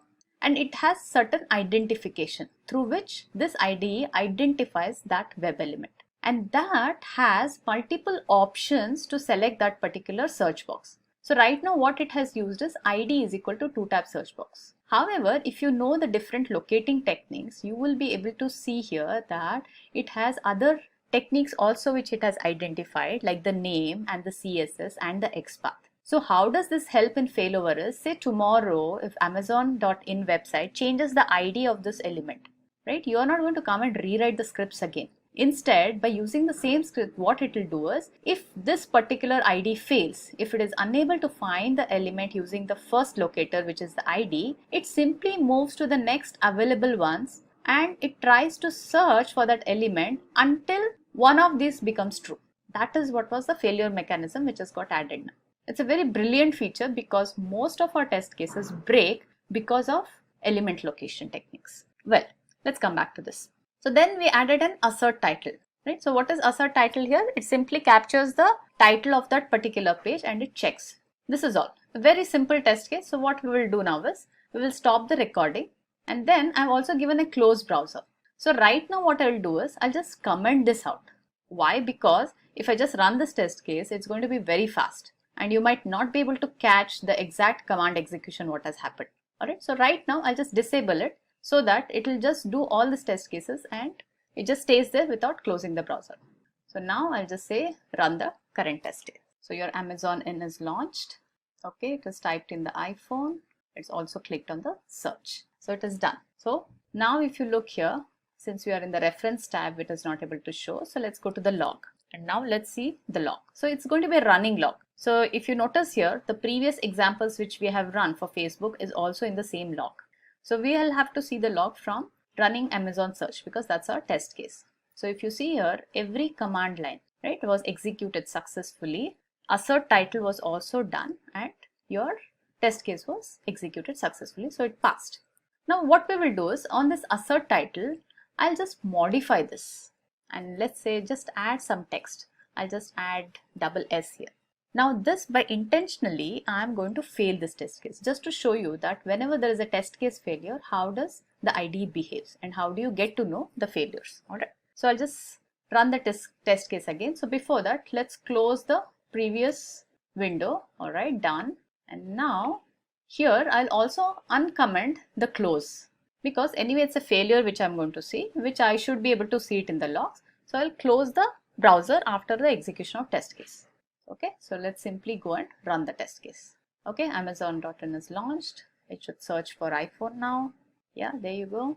All right, now it should also close the browser. Yes, it has closed the browser and it has failed. Now see here. Now this is the line where our command failed. Why? Because the expected title was not there. And if you look in the logs, it says your assert title on Amazon.in failed. Actual result was something different and it did not match with what we had asked it for. So this is how simple it is to use your IDE to create your automation scripts. So we saw all the components of IDE. We saw the record button, then I showed you the toolbar, I showed you the editor box and also the test execution log. So now let's come to what are the limitations of this IDE. With IDE, you cannot export your scripts, your test scripts to WebDriver scripts. This support is not yet added, but it is in the works. Data-driven testing, like using your Excel files or reading data from the CSV files and passing it to the script, this capability is still not available. Also, you cannot connect to database for reading your test data or perform any kind of database testing. With Selenium WebDriver, yes, you can. Also, unlike Selenium WebDriver, you do not have a good reporting mechanism with the IDE, like say for example, TestNG or ReportNG. So that brings us to the next component of the suite, which is Selenium RC, Selenium Remote Control. So Selenium RC was developed by Paul Hammond. He refactored the code which was developed by Jason and was credited with Jason as a co-creator of Selenium. Selenium Server is written in Java. It is used to write web application tests in different programming languages, as it supports multiple programming languages like your Java, C#, Perl, Python and Ruby. It interacts with the browser with the help of an RC server. So this RC server uses a simple HTTP GET and POST request for communication. And as I said earlier also, Selenium RC was called as Selenium 1.0 version. But it got deprecated in Selenium 2.0 and was completely removed in 3.0 and it got replaced by what? WebDriver. And we'll see why this happened and what was that issue which we had with the RC server. So this is the architecture of Selenium Remote Control at a very high level. So when Jason Huggins introduced Selenium, you know the tool was called as JavaScript program. And then that was also called as a Selenium core. So every HTML has a JavaScript statements which are executed by web browser, and there is a JavaScript engine which helps in executing this command. Now this RC had one major issue. Now what was that issue? Say for example, you have a test script, say test.javascript here, which you are trying to access elements from anywhere from the google.com domain. So what used to happen is every element which is accessible are the elements which can belong only to google.com domain. Like say for example, mail, the search or the drive. So any elements from this can be accessible through your test scripts. However, nothing outside the domain of say google.com in this case was accessible. Say for example, if your test scripts wanted to access something from yahoo.com, this was not possible. And this is due to the security reasons, obviously. Now to overcome that, the testers, what they had to do was they had to install the Selenium core and the web server, which contained your web application which is under test on the same machine. And imagine if you have to do this for every machine which is under test. This is not going to be feasible or even effective all the time. And this issue is called as a same origin policy. Now what a same origin policy issue says is, it prohibits a JavaScript from accessing elements or interacting with scripts from a domain different from where it is launched. And this is purely for the security measure. So if you have written a scripts which can access your google.com or anything related to google.com, these scripts cannot access any elements outside the domain. Like as we said in the example yahoo.com. This was the same origin policy. Now to overcome this, what this gentleman did was he created something called as Selenium remote control server to trick the browser in believing that your core, your Selenium core and your web application under test are from the same domain. And this is what was the Selenium remote control. So if you look at again a high level architecture or how did this actually work, first you write your test scripts, which is here, right, in any of the supported language like your PHP or your Java or Python. And before we start testing, we need to launch this RC server, which is a separate application. So this Selenium server is responsible for receiving the Selenese commands. And these Selenese commands are the ones which you have written in your script. It interprets them and reports the result back to your test. So all that is done through your RC server. The browser interaction, which happens through RC server, right, from here to your browser. So this happens through a simple HTTP and post and get request. And that is how your RC server and your browser communicate. And how exactly this communication happens? This RC server, it acts like a proxy. So say your test scripts asks to launch a browser. So what happens is this commands goes to your server and then your RC server launches the browser. It injects the JavaScript into the browser. Once this is done, all the subsequent calls from your test script, right, from your test scripts to your browser goes through your RC. And now upon receiving these instructions, your Selenium core executes these actual commands as JavaScript commands on the browser.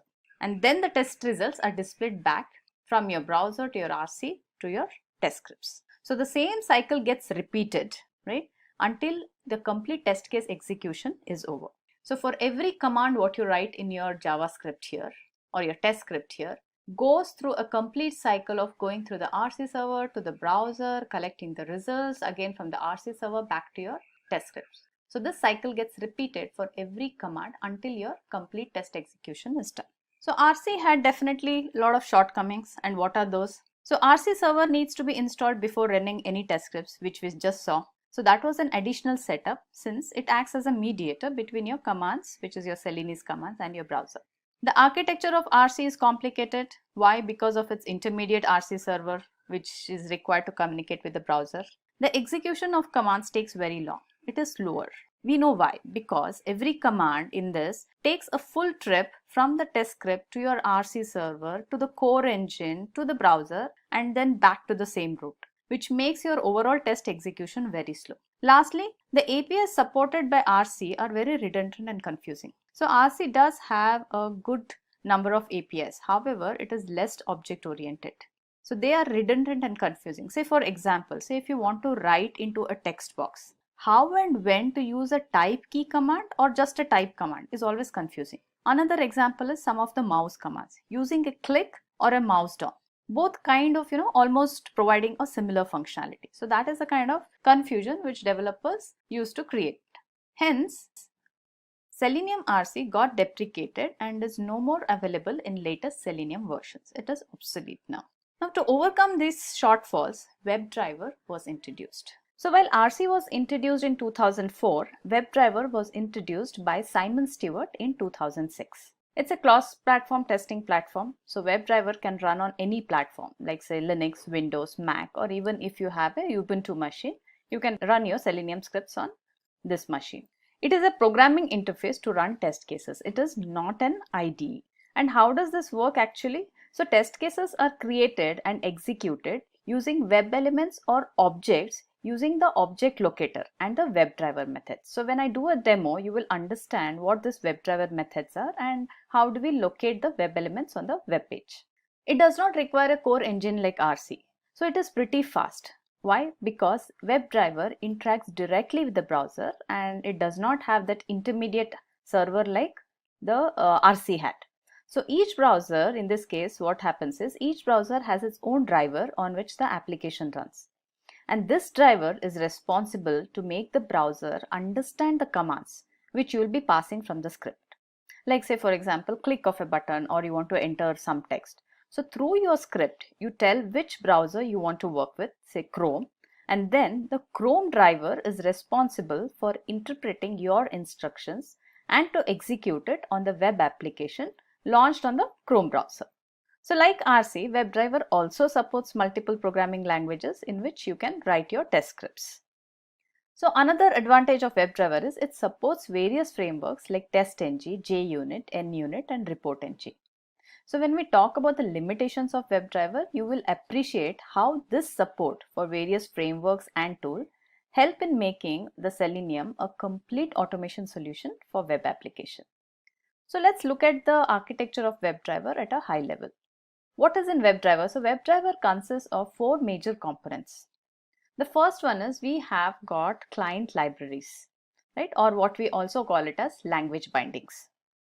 So since Selenium supports multiple languages and you're free to use any of the supported languages to create your automation script, these libraries are made available on your Selenium website, which you need to download and then write your scripts accordingly.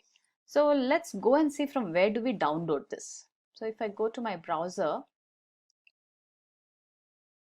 so seleniumhq.org, right? So if you're working with Selenium, this website is your Bible. So anything and everything you need to know about Selenium, right? You need to come here and use all the tabs here in this website. So right now what we are going to look at is what are those language bindings. So for that, I'll have to go to this download tab here, okay? And if you scroll down here, you will see something like Selenium client and WebDriver language bindings. And for each of the supported language of Selenium, you have a download link, right? So say for example, if you're working with Java here, what you need to do is you need to download your Java language binding. So let's go back to the presentation. So this is where your language bindings are available. Next, so Selenium provides lots of APIs for us to interact with the browser.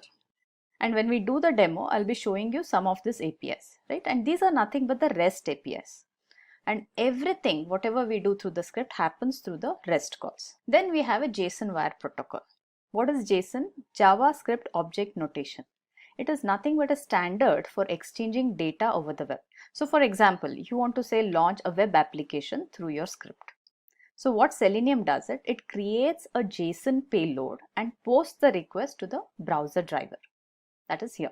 And then we have this browser drivers themselves. And as I said, there is a specific driver for each browser.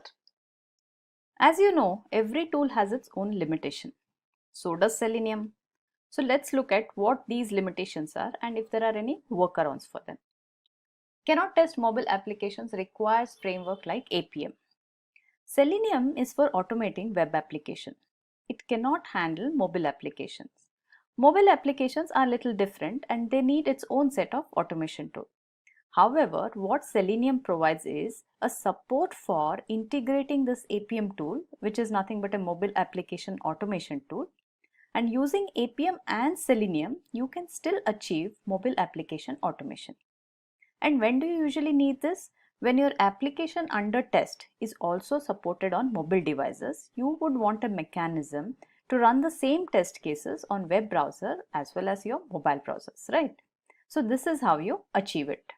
The next limitation, so when we talked about the components of Selenium, I said that with WebDriver, we can achieve only sequential execution. However, in real-time scenario, we cannot just live with this. We need to have a mechanism to run our test cases parallelly on multiple machines as well as on multiple browsers. So though this is a limitation of WebDriver, but what Selenium offers is something called as grid, which helps us achieve this. and we will see in shortly what the Selenium grid is all about. Also, if you want to know more details as how do we work with the grid, how do you want to install that grid, so do check out our video on Simplilearn website on Selenium grid. Third limitation, so limited reporting capability. So Selenium WebDriver has a limited reporting capability. It can create basic reports, but what we definitely need is a more.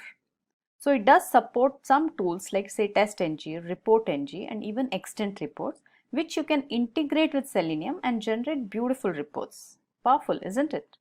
Also, there are other challenges with Selenium, like Selenium is not very good with image testing, especially for the ones which are designed for web application automation.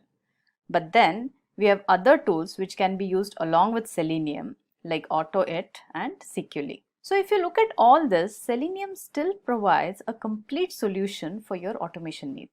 And that's the beauty of Selenium, and that is why it makes the most popular tool of today for automation. Okay, let's do a quick comparison between the Selenium RC and the WebDriver. So RC has a very complex architecture. You know why? Because of the additional RC server. Whereas due to direct interaction with the browser, WebDriver architecture is pretty simple. Execution speed. It is slower in RC and much faster in WebDriver. Why? Because in WebDriver we have eliminated that complete layer of Selenium server, right? That the RC server, and we established a direct communication with the browser through browser drivers. It requires an RC server to interact with the browsers. We just talked about it, and whereas WebDriver can directly interact with the browser. So RC, again, we talked about this as one of the limitations, that we have a lot of redundant APIs, which kept developers guessing as which API to use for what functionality. However, WebDriver offers pretty clean APIs to work with. RC did not offer any support for headless browser, whereas in WebDriver, you do have a support for using headless browsers. Let's see the WebDriver in action now. Now for the demo, we will use this particular use case, and what this use case says is navigate to the official Simplilearn website, then type the Selenium in search bar and click on it, and click on the Selenium 3.0 training. So we are basically searching for Selenium 3.0 training on the Simplilearn website. First, let's do the steps manually, and then we will go ahead and write the automation script. So let's go to my browser. On my browser, what I'll do is let me first launch the Simplilearn website. Okay, and here what my use case step says is I need to search for Selenium and click on the search button. So once I do that, it is going to give me a complete list of all kind of Selenium trainings which is available with Simplilearn. And what I'm interested in is the Selenium 3.0 training here. Once I find this on the web page, I need to go and click on that. Alright. So this is all the steps which we are going to perform in this use case. Okay. Now, so for writing the test cases, I'll be using an IDE which is Eclipse. I've already installed my Eclipse, and also I have installed Selenium in this instance of my Eclipse. Alright, so if you can see the reference library folder here, you will see all the jars which are required for the Selenium to work. Next, another prereq which is required for Selenium, and that is your driver files. Now, every browser which you want to work with has its own driver file to execute your Selenium scripts. And since for this demo, I'll be working with the Firefox browser, I will need a driver file for Firefox. Now, driver file for Firefox is the Gecko driver, which I have already downloaded and placed in my folder called drivers. Now, where did I download this from? Let's go ahead and see that. So if I go back to my browser, and if you go to your seleniumhq.website, you have to go to this download tab here. In the download tab, when you scroll down, you will see something like third-party drivers, bindings, and plugins. In this, you will see the list of all the browsers which is supported by Selenium. And against each of this browser, you will find a link which has the driver files. Now, since we'll be using the Gecko driver, this is the link where you need to go to, and depending on which operating system which you're working on, you need to download that particular file. Now, since I'm working on Mac, this is the file which I'm using. If you're a Windows user, you need to download this zip file and unzip it. So once you unzip that, you would get a file called Gecko driver for your Firefox or a Chrome driver for your Chrome browser. And then what you do is you just create a directory called drivers under your project and just place the driver files here. So these are the two prereqs for your Selenium. One is importing your jar files like this, and then having your drivers downloaded and keep them under a folder where you can reference to. Okay, so now we'll go ahead and create a class. I already have a package created in this project, so I'll use this project and create a new class. So I'll say create new Java class, and let's call this as search training. I'll be using a public static void main, and I'll click on finish. So let's remove this auto generated lines as we do not need them. Alright, now the first statement which you need to write before even you start writing the rest of your code is what you need to do is you need to define or declare your driver variable using your class WebDriver. So what I would do is I'll say WebDriver driver. Done. Alright. Now you will see that this ID is going to flash some errors for you. That means it is going to ask you to import certain libraries which is required by the WebDriver. So simply just go ahead and say import WebDriver from org.opensq.selenium. This is the package which we will need. Alright. So you have a driver created which is of the class WebDriver. And now after this I'm going to create three methods. Alright. So first method I will have for launching the Firefox browser. Okay. And then I will write a simple method for searching Selenium training and clicking on it. This is the actual use case what we'll be doing.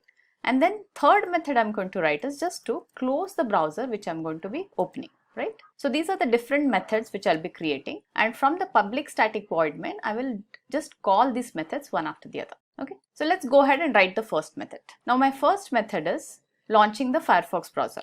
So I'll say public void, since my return type is null or there is no return type for this, let's call it as launch browser. Okay, alright. Now in this, for launching any browser, I need to mention two steps. Now the first step is where I need to do a system.set property. Okay, let's do that first and then I'll explain what this does. I'll just say system.set property. So this accepts a key and a value pair. So what is my key here? My key here is webdriver.gecko.driver, and I need to provide a value.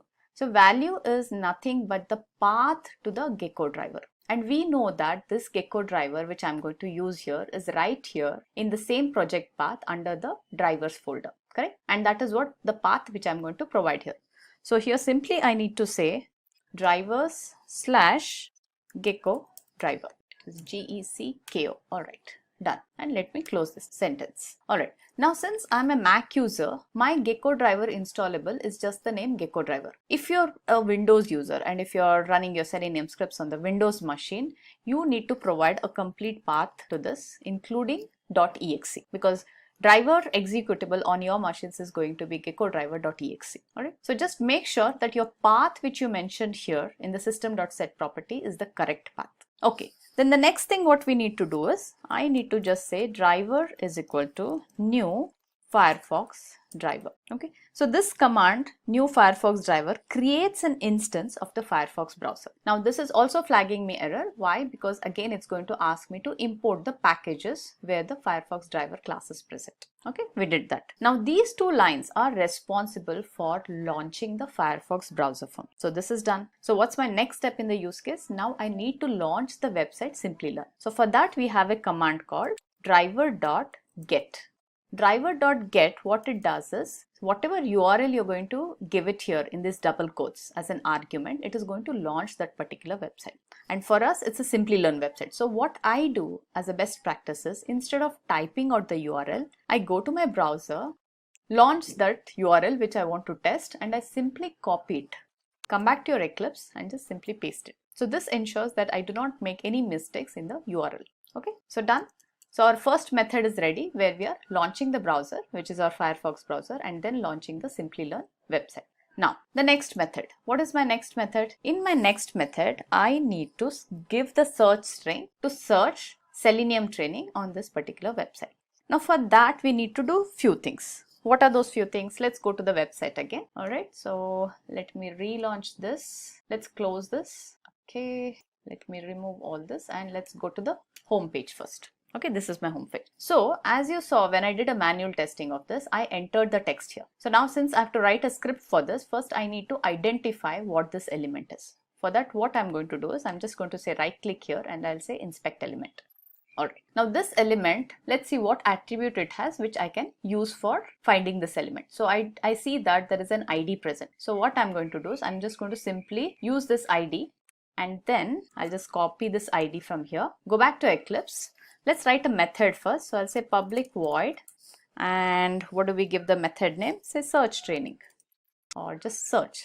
Alright, now in this I need to use a command called driver.findElement by ID is what I'm going to use as a locating technique, and in double quotes the ID which I copied from the website is what I'm going to paste here. Okay, and then what am I going to do on this element is I need to send that text, the text which I'm going to search for, which is Selenium.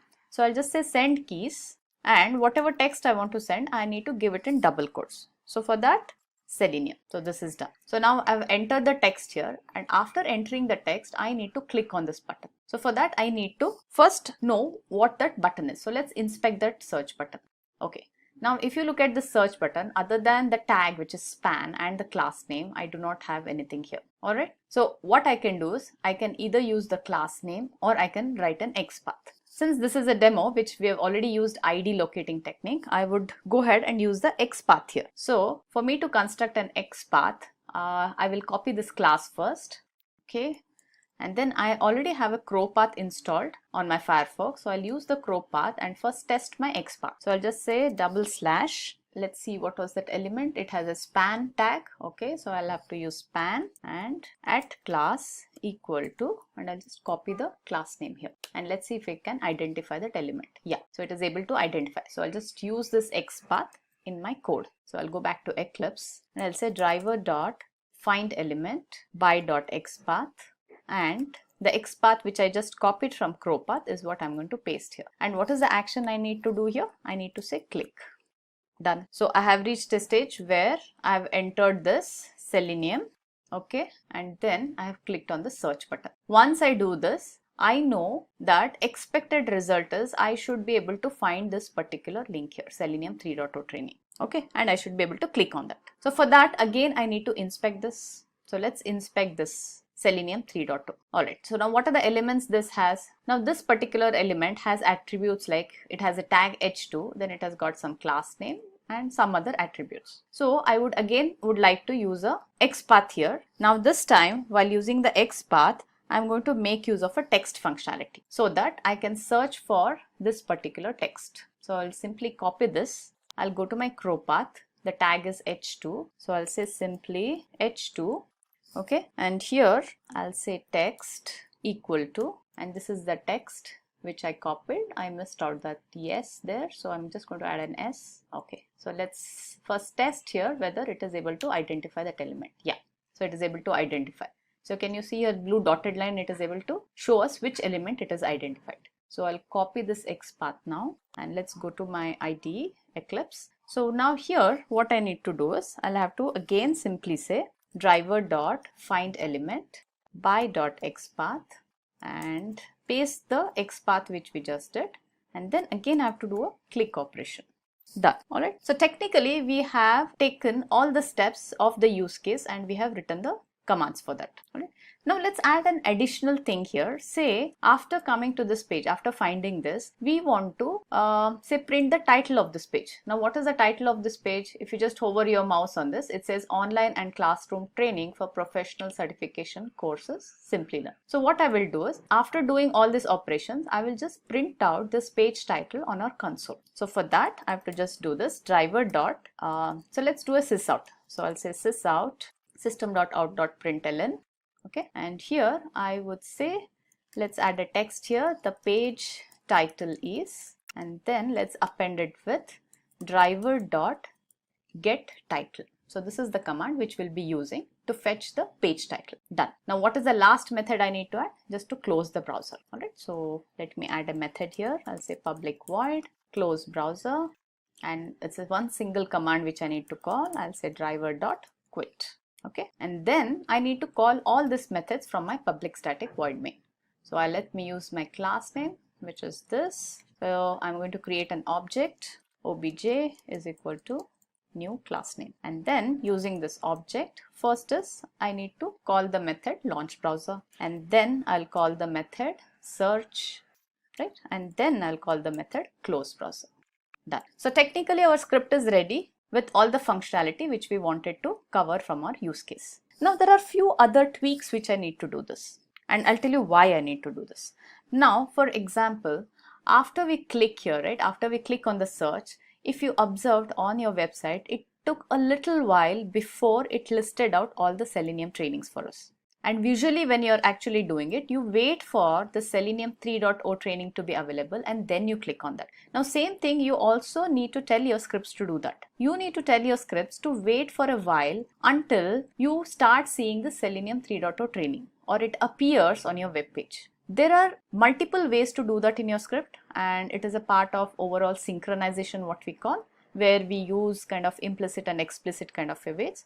Now since this is a demo, for demo purpose, what I'm going to do is I'm going to use a command called thread.sleep, and I'm just going to give an explicit wait of say 3 seconds. So you can use this mainly for the demo purposes. You can use a thread.sleep command. Now this thread.sleep command needs us to handle some exceptions. So I'm just going to click on add throws declaration and say interrupted exception. Now same thing, I'll have to do it in my main function also. Okay, so let's do that and complete it. Alright, so this is done. So by doing this, what am I doing? I'm ensuring that before I click on the Selenium 3.0 training, we are giving enough time for the script to wait until the web page shows this link to the Selenium 3.0 training. That's one thing I'm doing. Alright, and also now since you're going to be seeing this demo through the video recording, the script when it starts running, it is going to be very fast. So you might just miss out seeing how it does the send keys and how did it click on the search button. For us to enable us to see it properly, I'll just add some explicit waits here just for our demo purpose. So after entering the keys, right, so what I'll do is I'll just give a simple thread.sleep here.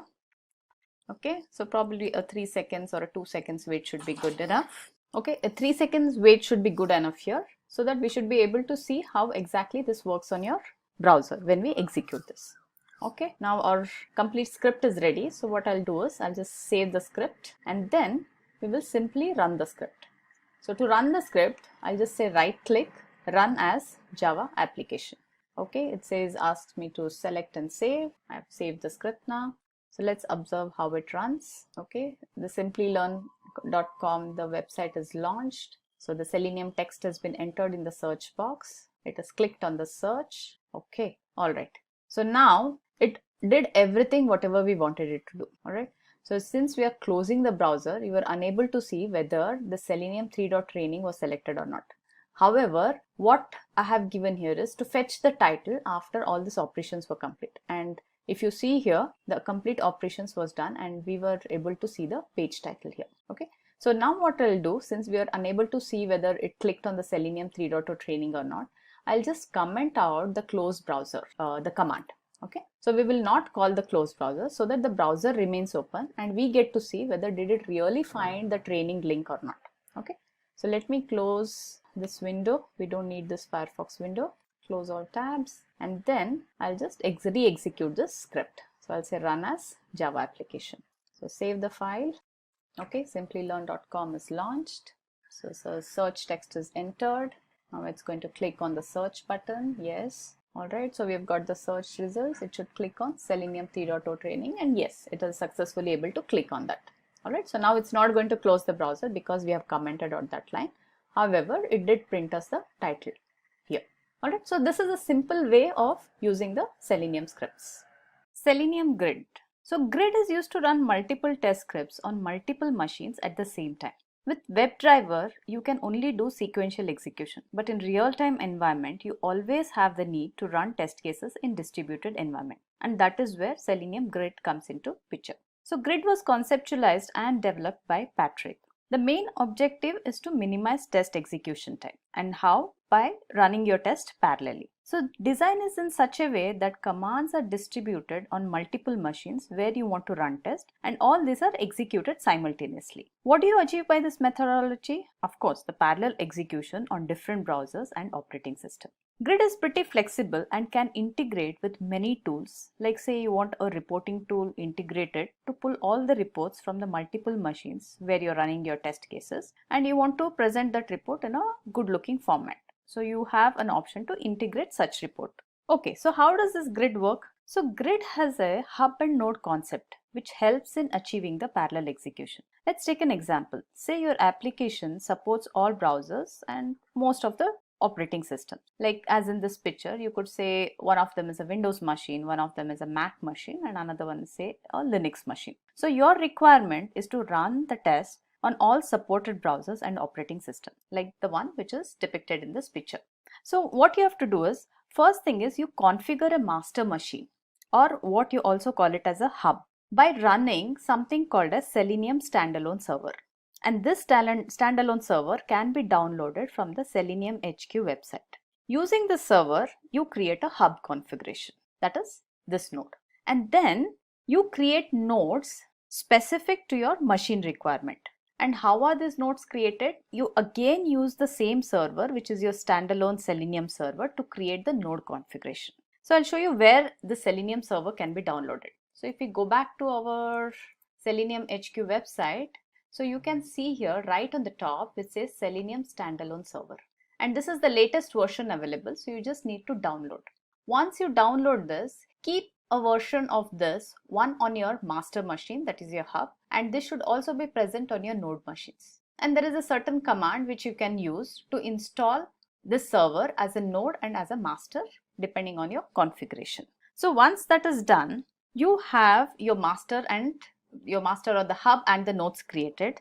Your master can control on which nodes you want to execute test. Now say if this is a Mac machine, this is a Windows machine, through your master or your hub, you control on which machine you want to execute what tests. Then also you could have a multiple combination of tests. Like say for example, smoke test to be run on all these nodes. That's the kind of configuration you can create. Or a certain component test to be run on say only Windows 10 with an Edge browser, or say regression test on Mac machine. So any such things, whatever configurations you have for your node, what happens is the hub picks the right node which conforms to your requirements or the configurations which you have set up, and then sends a command to the node to execute those test cases on the node. Everything is controlled through your master machine only here. What happens on the node? So once the node gets the command from the master, the node actually runs all the test cases which it intends to run on the specific browser which you have mentioned in your configuration file. So this is a very high level architecture and how a grid works. So if you want to know more details of how the grid works, you can refer to our video on Simplilearn. Alright, again, limitations. So what limitation does this grid have now? The first one, it has relatively poor scalability compared to many modern applications. It is pretty static. Each server is configured in advance with a subset of required browser instances available. So if you want to vary this, you'll need to reconfigure. So any configuration tomorrow on any machines you want to change, it cannot be done automatically. You need to completely reconfigure that node and then add it back to the grid. Thirdly, although it is available to run on virtual servers, it is actually not designed as a cloud native application. And as a result of this, it isn't optimized to take advantage of things like say distributed storage or dynamic scaling or even automatic failover. So these are some of the limitations of the grid. Advantages of Selenium: speed and accuracy. Of course, since there is no manual execution, your test can run faster, and with grid, it helps in parallel execution, and you can run or execute large volumes of tests within a very short time frame. Let's take an example. Say just before the release of your product, say during the last lap of your testing, you find a bug, and of course it has to be fixed. So the developer fixes the bug and you want to run all the test cases pertaining to that area. Now can you imagine that if you have to do this testing manually, how long it's going to take? So by automation, you can achieve this in a very short duration of time, and it will also help you release your product in time with very minimal or absolutely no human errors. The second advantage, it's an open source, so it's available free of cost, so anyone can download it and start using it.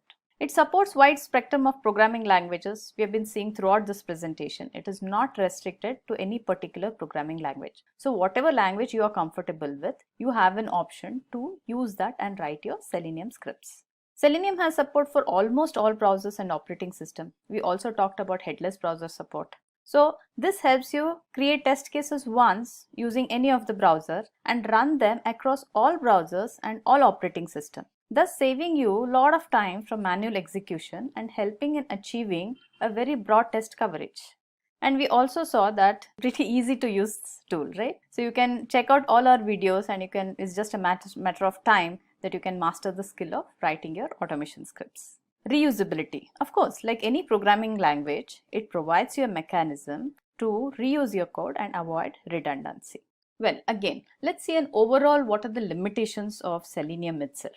Now, since Selenium is open source, that is one of the biggest advantage. Now, there is a little disadvantage which comes with that. And what is it? You do not have much technical support because it's an open source code. However, there are loads and loads of documentations and forums available which you can definitely refer to. And Selenium, as we said, it is only for automating web applications. It cannot handle the mobile applications or even the desktop application. However, it does provide support for integrating tools like APM for mobile testing. Selenium is not very good with image testing, especially designed for your web application tools. Again, we have tools like AutoIt and Securely which can be integrated with Selenium. Selenium WebDriver has limited reporting capability, but again, it does provide us support for integrating tools like TestNG, ReportNG and Extend Report. It does not have test management capabilities. It need not, right? Not one tool need not have each and everything what is required, but there is always a way to integrate it. So Selenium does provide a way to integrate any of the test management tools. Now, since Selenium supports multiple programming languages, the developer of test automation will require to have some basic knowledge of any of the programming language it supports to write effective automation scripts. Right? So this you could look at it as an advantage or as a disadvantage. So overall, if you look at all this, right, Selenium still provides a complete solution for our automation need. And that is why we can still say that Selenium is one of the most popular tool used in the industry today for your web application automation. Today, we'll see how to install a very popular continuous integration tool called Jenkins on Windows. To download and install JDK, simply type install JDK on Google and click on the first link, which is Java SE Development Kit 8. As you can see, we get a list of downloads for JDK. Since I'm on a Windows 64-bit system, I have already installed JDK version for Windows 64. Before you install JDK, you also need to accept the license agreement. Let me show you where my JDK has been installed. First, I go to my C drive, Program Files. Under the Java folder, you find two more folders, that's JDK and JRE. Now, let's set up the path in the environment variable. Go to System Properties. Under the Advanced tab, select Environment Variables. Under System Variables, there are two more variables called Java Home and JRE Home. Java Home contains the path for JDK. I'll show you where it is. Go to JDK folder, copy the path and paste it in the value section. JRE Home contains the path for JRE. Similarly, go to the JRE folder, copy the path and paste it in the corresponding value. One more thing you need to do is set up the bin folder location for JDK in path variables. Let's see where the bin folder location is.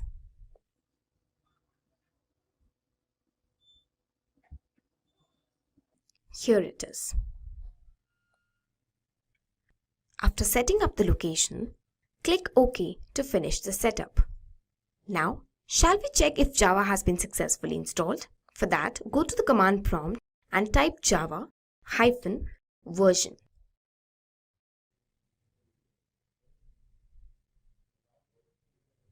You can see our Java is successfully installed and it's up and running. The version we've installed is shown here. Now, let's download Jenkins on Windows. Simply type download Jenkins on Google and click on the first link. Here, we can see that Jenkins provides two types of releases, long-term support release and weekly release. As I'm interested in a more stable release, so I will go for LTS. Now, when I scroll down, I'll get an option for Windows. Once I select that, a stable installer starts to download. You can see it says Thank you for downloading Windows Stable Installer. So now our Jenkins has started downloading. This might take a few seconds. Till then, maybe you can catch up if you're left behind.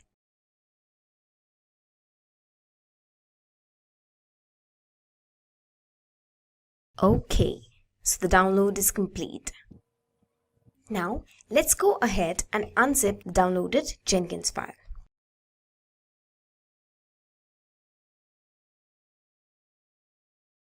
After the unzipping has been done, we'll start the installation. Click on this folder. Click Run. Next. This is the default path where Jenkins will be installed. We don't need to change it, so we can just go ahead with Next, Install. After this, your Jenkins installation is successfully completed. Select Finish. Yes, that's all. Now that installation is complete, let's go and explore Jenkins. Go to your web browser and search localhost :8080. You can see that it says Welcome to Jenkins. So I have already created a username and password for Jenkins. I'll enter my credentials.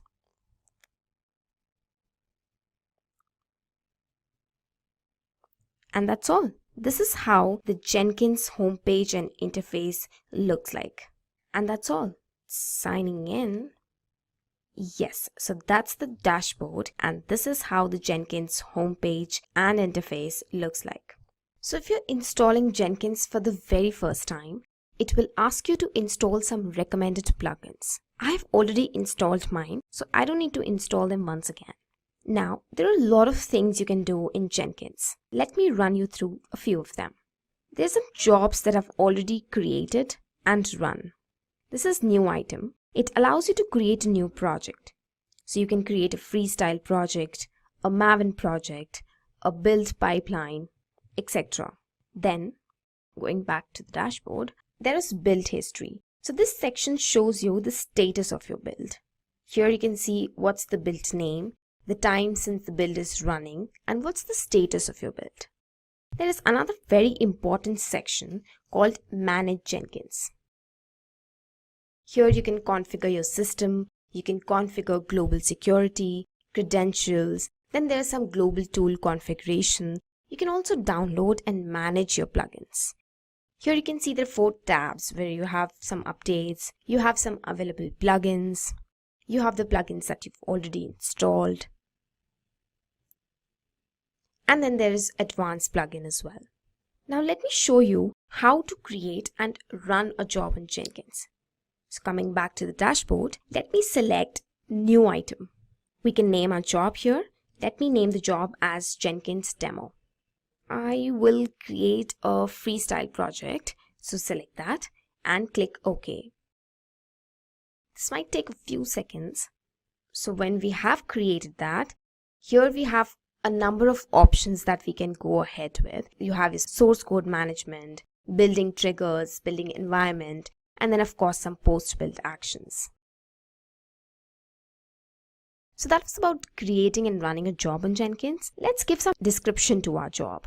So we have created the job. We give description something like, this is my first Jenkins job. So we will not use any source code management tool. In the build section, as you can see, there is an option to execute Windows batch command. Click on that, and here you can give your command. Let's use the echo command. I will write something like, hello, this is my first Jenkins demo. And then I'll also give the date and time parameters so that I can track on what date and time this job was built. That's it. So click apply and then save. Okay, so this job is created. Now let's build it. Go to build now. Once you click it, you can see a build history has been created. Click on that. In the console output, you can see the output of your very first Jenkins job. It says, hello, this is my first Jenkins demo. What you gave in the command box, you can see that. And you can also see the date and time when this job was created. So we've successfully created our first Jenkins job. Hello and welcome to Continuous Integration tutorial using Jenkins. My name is Chidanand and I am with the Simplilearn team. Today, let's get started with Jenkins. Jenkins, in my opinion, is one of the most popular continuous integration servers of recent times. What began as a hobby project by a developer working for Sun Microsystems way back in early or mid 2000s has gradually and eventually evolved into very powerful and robust automation servers. It has a wide adoption since it is released under MIT license and is almost free to use. Jenkins has a vast developer community that supports it by writing all kinds of plugins. Plugins is the heart and soul of Jenkins, because using plugins, one can connect Jenkins to anything and everything under the sun. With that introduction, let's get into what all will be covered as a part of this tutorial. I will get into some of the prerequisites required for installing Jenkins, post which I will go ahead and install Jenkins on a Windows box. There are a few first-time configurations that needs to be done, and I will be covering those as well. So once I have Jenkins installed and configured properly, I will get into the user administrative part. I'll create few users and I will use some plugins for setting up various kinds of access permissions for these users. I will also put in some freestyle jobs. Freestyle job is nothing but a very simple job, and I will also show you the powerfulness of Jenkins by scheduling this particular job to run based upon a time schedule. I will also connect Jenkins with GitHub. GitHub is our source code repository where I've got some repositories put up there. So using Jenkins, I will connect to GitHub, pull up a repository that is existing on GitHub onto the Jenkins box and run few commands to build this particular repository that is pulled from GitHub.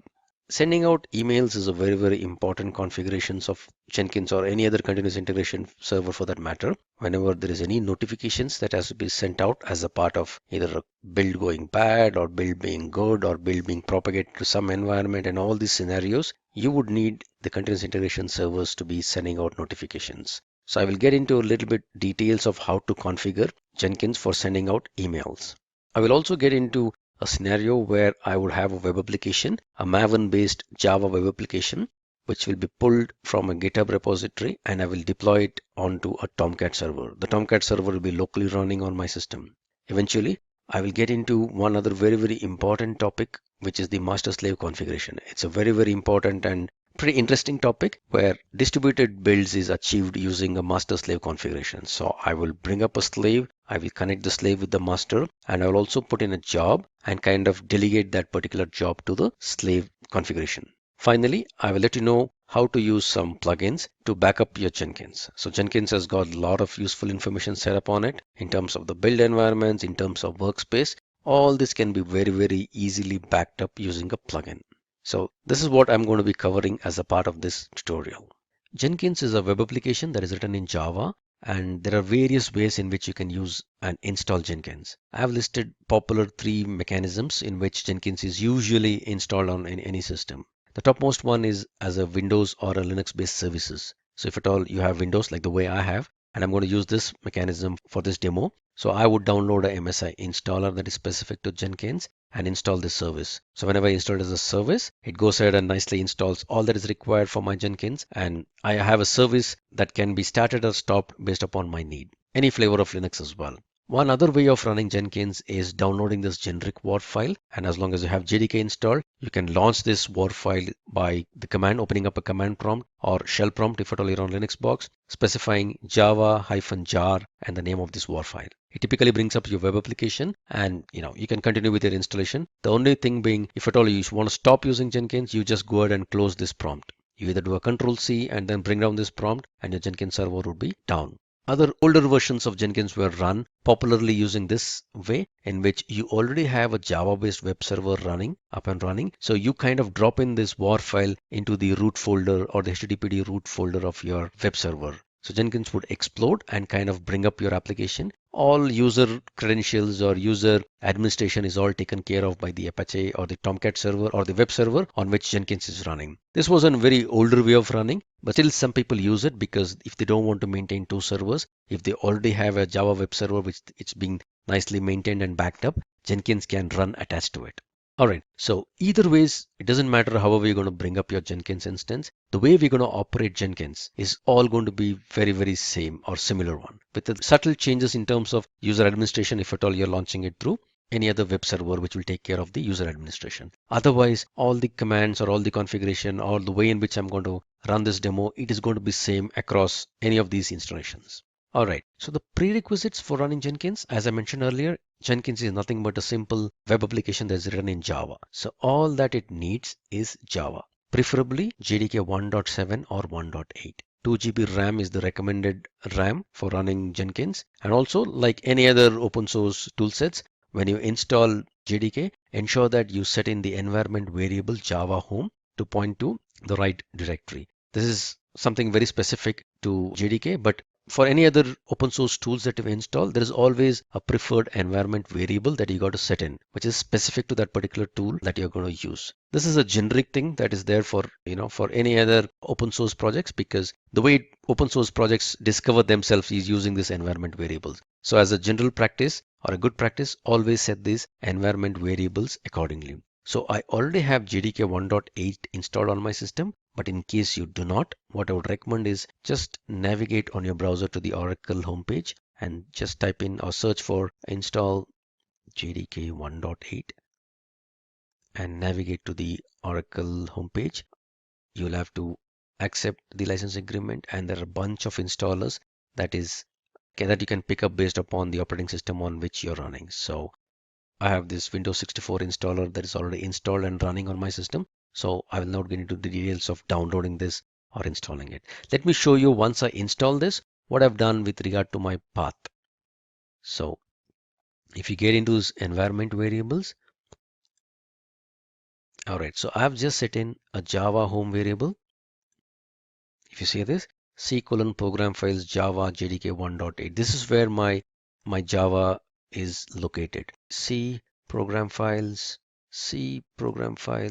Java. Okay, so this is the home directory of my JDK. So that is what I've set it up here in my environment variable. So if you see here, this is my Java home. All right, one other thing to do is ensure that in case you want to run Java or JavaC from a command prompt, ensure that you also add that path into this path variable. So if you see this, somewhere I will see, yes, there you go. C: program files Java JDK 1.8 bin. So with these two, I'll ensure that my Java installation is nice and good enough. So to check that, to double check that, or to verify that, let me just open up a simple command prompt. And if I type in Java -version, all right, and Java C -version. So the compiler is on the path, Java is on the path, and if at all I do this, even the environment variable specific to my Java is installed correctly. So I'm good to go ahead with my Jenkins installation. Now that I have my prerequisites all set for installing Jenkins, let me just go ahead and download Jenkins. So let me open up a browser and say download Jenkins. All right. LTS is nothing but the long-term support. These are all stable versions. Weeklies, I would not recommend that you try these unless until you have a real need for that. Long-term support is good enough. And as I mentioned, there are so many flavors of Jenkins that is available for download. You also have a Docker container wherein you can launch Jenkins as a container, but I'll not get into details of that in this tutorial. All right, so what I want is, yes, this is the WAR file, which is a generic WAR file that I was talking to you earlier. And this is the Windows MSI installer. So go ahead and download this MSI installer. I already have that downloaded. So let me just open that up. All right. So this is my downloaded Jenkins instance, or rather installer. This is maybe a few months old, but this is good enough for me. Before you start Jenkins installation, just be aware of one fact that there is a variable called Jenkins home. This is where Jenkins would store all this configuration data, jobs, project workspace, and all that specific to Jenkins. So by default, if at all you don't set this to any particular directory, if at all you install an MSI installer, all your installation gets into program files 86 and Jenkins folder.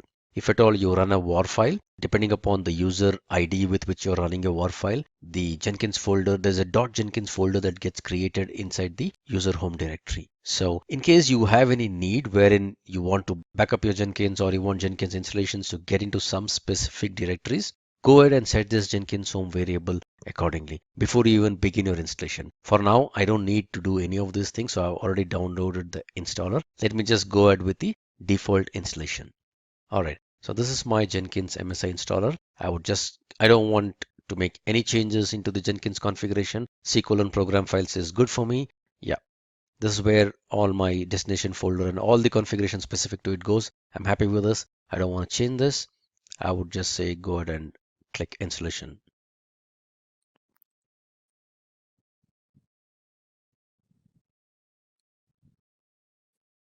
Okay, so what typically happens once the Jenkins installation gets through is it'll start installing itself, and there are some small checks that needs to be done. So, and by default, Jenkins launches on the port 8080. So let me just open up localhost 8080. There's a small checking that will be done as a part of the installation process, wherein I need to type in a hash key. All right, so there's a very, very simple hash key that gets stored out here. So I'll have to just copy this path. If at all you're running as a war file, you would see that in your logs. All right, so this is a simple hash key that gets created every time when you do a Jenkins installation.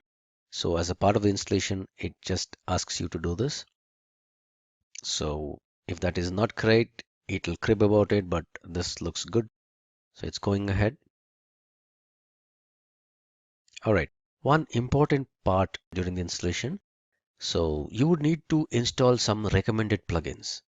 What happens is the plugins are all related to each other. So it's like the typical RPM kind of a problem where you try to install some plugin and it's got a dependency which is not installed and you get into all those issues. In order to get rid of that, what Jenkins recommends, there's a bunch of plugins that is already recommended. So just go ahead and blindly click that install recommended plugin. So if you see, there is a whole lot of plugins which are bare essential plugins that is required for Jenkins in order to run properly. So Jenkins as a part of the installation would get all these plugins and then install it for you. This is a good combination to kind of begin with. And mind you, at this moment, Jenkins needs lots of bandwidth in terms of network. So in case your network is not so good, few of these plugins would kind of fail. And these plugins are all available on openly or mirrored sites, and sometimes some of them may be down. So do not worry in case some of these plugins kind of fail to install. You'd get an option to kind of retry installing them, but just ensure that at least most or 90-95% of all these plugins are installed without any problems. Let me pause the video here for a minute and then get back once all these plugins are installed. My plugin installation is all good. There was no failures in any of my plugins. So after that, I get to create this first admin user. Again, this is one important point that you got to remember. Give in any username and password, but ensure that you kind of remember that, because it's very hard to get back your username and password in case you forget it. All right, so I'm going to create a very, very simple username and password. Something that I can remember.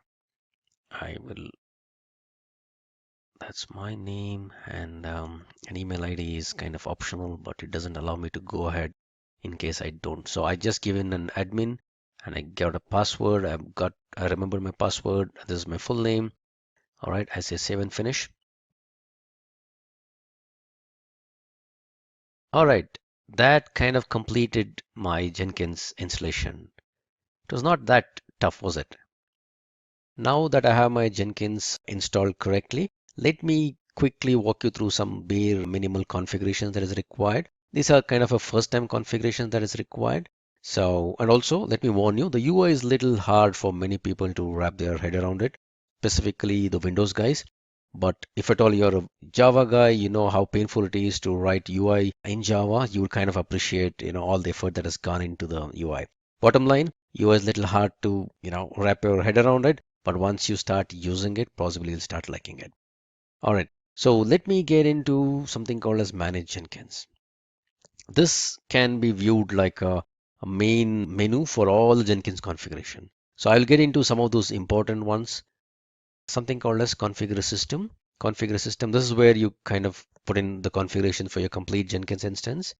Few things to kind of look out for. This is a home directory. This is a Java home where all the configurations, all the workspace, anything and everything regarding Jenkins is stored out here. System message, you want to put in some message on the system, you just type in whatever you want and it's possibly show up somewhere up here on the menu. Number of executors, very important configuration. This just lets Jenkins know at any point in time how many jobs or how many threads can be run. You can kind of visualize it like a thread that can be run on this particular instance. As a thumb rule, if at all you're on a single core system, number of executors 2 should be good enough. In case at any point in time, if there are multiple jobs that kind of get triggered at the same time, in case the number of executors are less compared to the number of jobs that have woken up, no need to panic because they will all get queued up and eventually Jenkins will get to running those jobs. Just bear in mind that whenever a new job kind of gets triggered, the CPU usage and the memory usage in terms of the disk write is very high on the Jenkins instance. So that's something that you got to kind of keep in mind. All right, but number of executors, 2 for my system is kind of good. Label for my Jenkins, I don't want any of these things. Usage, how do you want to use your Jenkins? This is good for me because I only have a primary server that is running. So I want to use this node as much as possible. Quiet period. Each of these options have got some bare minimal help kind of a thing that is out here. By clicking on these question marks, you will get to know as to what are these particular configurations. All right, so this all look good. What I want to show you here is there's something regarding the Docker, timestamps, Git plugin, SVN, email notifications. I don't want that. What I want I want this SMTP server configuration. Remember I mentioned earlier that I would want Jenkins to be sending out some emails. And what I've done here is I've just configured the SMTP details of my personal email ID. In case you're in an organization, you would have some sort of an email IDs that is set up for a Jenkins server. So you can specify the SMTP server details of your company so that you can authorize Jenkins to kind of send out emails. But in case you want to try it out like me, I have configured my personal email ID, which is on my Gmail, for sending out notifications. So the SMTP server would be smtp.gmail.com. I'm using the SMTP authentication. I've provided my email ID and my password. I'm using the SMTP port, which is 465, and reply to address is the same as mine. I can just send out an email and see if at all this configuration works. Again, Gmail would not allow anybody to send out notifications on your behalf. So you'll have to lower the security level of your Gmail ID so that you can allow programmatically somebody to send out email notifications on your behalf. So I've done already that. I'm just trying to see if I can send a test email with the configurations that I've set in. Yes. All right. So the email configuration looks good. So this is how you configure your your Gmail account in case you want to do that. If not, put in your organization SMTP server details, which are with a valid username and password, and it should all be set. All right, so no other configurations that I'm going to change here. All of these look good. All right, so I come back to Manage Jenkins. Okay, one other thing that I want to kind of go over is the global tool configuration. Imagine this scenario, or look at it this way. Jenkins is a continuous integration server. It doesn't know what kind of a code base it's going to pull in, what kind of a tool set that is required, or what is the code that it's going to pull in and how is it going to build. So you would have to put in all the tools that is required for building the appropriate kind of code that you're going to pull in from your source code repositories. So just to give an example, in case your source code is a Java source code, and assuming that because in this demo, this is my laptop and I've put in all the configurations, JDK, everything on my laptop because I'm a developer, I'm working on the laptop. But my continuous integration server would be a separate server without anything being installed on it. So in case I want Jenkins to, run a Java code, I would need to install JDK on it. I need to specify the JDK location of this out here this way. Okay, since I already have the JDK installed and I've already put in the Java home directory, or rather the environment variable correctly, I don't need to do it. Git, if at all I want the Jenkins server to use Git, Git is the command bash or the command prompt for running Git and connecting to any other Git server. So you would need Git to be installed on that particular system and set the path accordingly. Gradle and Maven, if at all you have some Mavens as well, you want to do this. Any other tool that you're going to install on your system, which is your continuous integration server, you will have to come in here and configure something. In case you don't configure it, when Jenkins runs, it will not be able to find these tools for building your task and it'll crib about it. That's good. I don't want to save anything. Manage Jenkins. Let me see what else is required. Yes, configure global security. All right, the security is enabled. And if you see by default, it's the security access control is set to Jenkins' own user database. So what does this mean? Jenkins by default, it uses file system where it stores all the usernames, which hashes up these usernames and kind of stores them. So as of now, Jenkins is configured to use its own database. Assuming that you are running in an organization, you would probably want to have some sort of an AD or an LDAP server using which you would want to control access to your Jenkins repository, rather Jenkins tool. So you would specify your LDAP server details, the root DN, password or the manager DN and the manager password and all these details in case you want to connect your Jenkins instance with your LDAP or AD or any of the authentication servers that you have in your organization. But for now, since I don't have any of these things, I'm going to use this own database. That's good enough. All right. So I will set up some authorization methods and stuff like that once I put in few jobs. So for now, let me not get into any of these details of this. Just be aware that Jenkins can be connected for authorization to an LDAP server, or you can have Jenkins managing its own servers, which is happening as of now. So I'm going to save all this stuff. That's good for me. So enough of all these configurations. Let me put in a very, very simple job. All right. So job, new item, little difficult to kind of figure out, but then that's the new item. So I'll just say, first job, this is good for me. I just give a name for my job. I would say it's a freestyle project. That's good enough for me. I don't want to choose any of that. So unless until you choose any of this particular button would not become active. So choose the freestyle project and say, okay. At a very high level, you would see general, source code management, build triggers, build environment, build and post build. In case you install more and more plugins, you will see a lot more options. But for now, this is what you would see. So what am I doing? At the moment, I'm just putting up a very, very simple job. And the job could be anything and everything. So I don't want to put in a very complicated job for now. For the demo purpose, let me just put in a very, very simple job. I'll give a description. This is an optional thing. This is my first Jenkins job. All right. I don't want to choose any of these. Again, there are some helps available here. I don't want to choose any of this. I don't want to connect it into any source code for now. I don't want any triggers for now. I'll come back to this in a while. Build environment. I don't want any build environment. As a part of this build step, I just want to, run few things so that I kind of complete this particular job. So since I'm on a Windows box, I would say execute Windows batch command. All right. So what do you want to do? Let me just echo something. Echo. Hello. This is my first Jenkins job, and possibly I would want the date and the timestamp pertaining to the job. I mean, the date and time in which this job was run. All right. Very, very simple command that says, this is my first job. It just puts out something along with the date and the time. All right. I don't want to do anything else. I want to keep this job as simple as this. So let me save this job. All right. So once I save this job, the job names comes up here, and then I need to build this job. And you would see some build history out here. Nothing is there as of now because I've just put in a job. I have not run it yet. All right. So let me try to build it now. You see a build number, you would see a date and a timestamp. So if I click on this, you would see a console output. If I go here, Okay, as simple as that.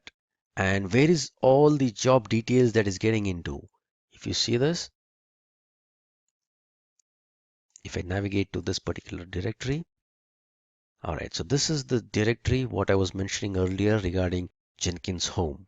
So all the job related stuff that is specific to this particular Jenkins installation is all here. All the plugins that is installed, the details of each of those plugins can be found here. All right, so the workspace is where all the jobs that I've created, whichever I'm running, there will be individual folders specific to the jobs that has been put up here. All right, so one job, one quick run, that's what it looks like. Pretty simple. Okay, let me do one thing. Let me put up a second job. I would say second job. I would say freestyle project. All right, this is my second job.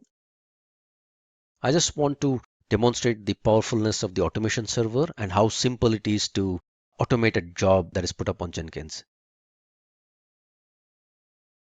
which will be triggered automatically.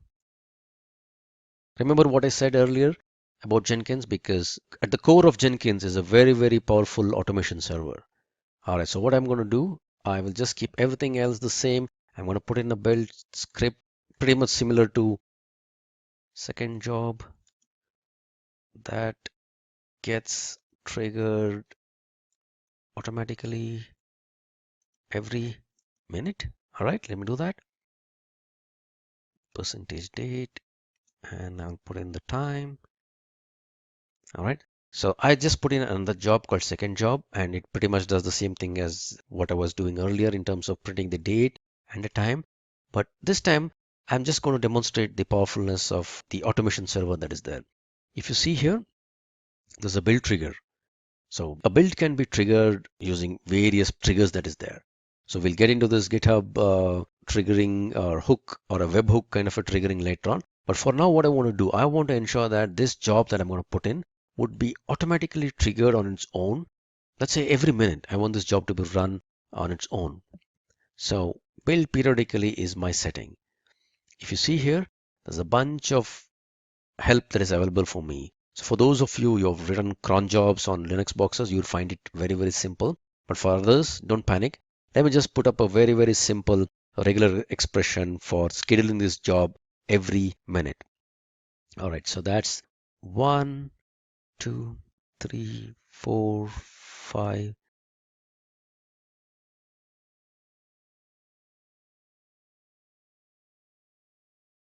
All right, come up, come up, come up. All right, so 5 stars is all that I'm going to put in. And Jenkins got a little worried and he's asking me, do you really mean every minute? Oh yeah, I want to do this every minute. Let me save this. And how do I check whether it gets triggered every minute or not? I just don't do anything. I'll just wait for a minute. And if at all everything goes well, Jenkins would automatically trigger my second job in a minute's time from now. This time around, I'm not going to trigger anything. Look, there you see. It's automatically got triggered. If I go in here, yep, second job that gets triggered automatically. It was triggered at 1642, which is 4:42 my time. That looks good. And if everything goes well, every 1 minute onwards, this job would be automatically triggered. Now that I have my Jenkins up and running, a few jobs that has been put up here on my Jenkins instance, I would need a way of controlling access to my Jenkins server. This is wherein I would use a plugin called role-based access plugin and create few rules. The rules are something like a global role and a project role, project specific role. I can have different roles and I can have users who have signed up or the users whom I create kind of assigned to these roles so that each of these users fall into some category. This is my way of kind of controlling access to my Jenkins instance and ensuring that people don't do something unwarranted.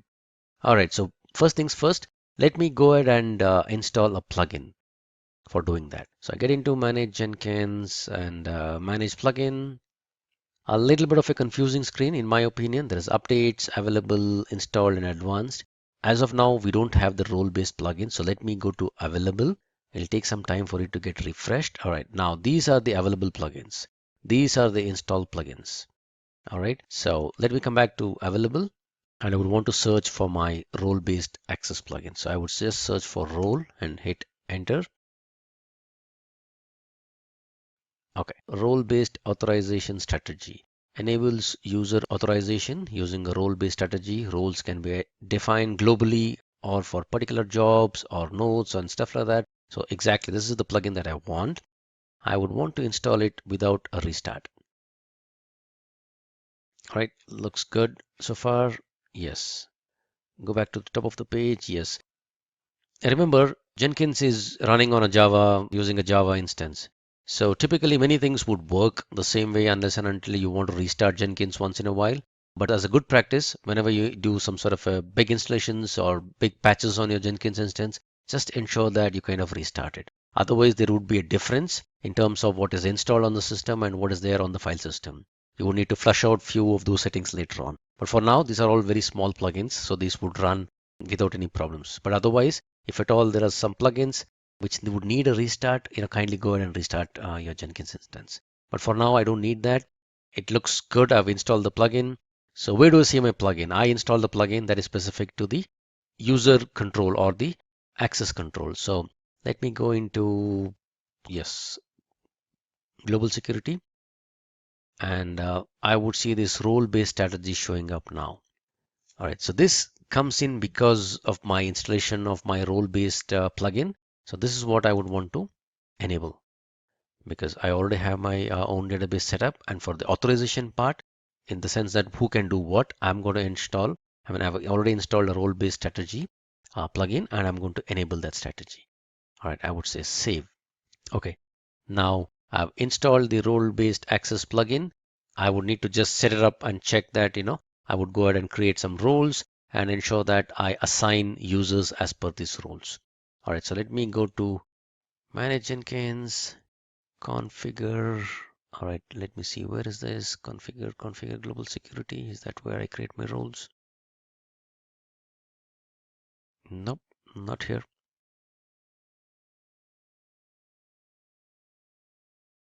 Yes, manage and assign roles. Okay, again, you would see these options only after you install these plugins. So for now, I've just enabled the plugin. I've enabled role-based access control, and I would go ahead and create some roles for this particular Jenkins instance. So I would say first manage roles. So I would need to create some roles here, and the roles are at a very high level. These are global roles, and there are some project roles, and there are some slave roles. I'll not get into details of all of these. At a very, very high level, which is a global role, let me just create a role. A role can be kind of visualized like a group. So I would create a role called developer. Typically, the Jenkins instance or the CA instance are kind of owned up or controlled by QA guys.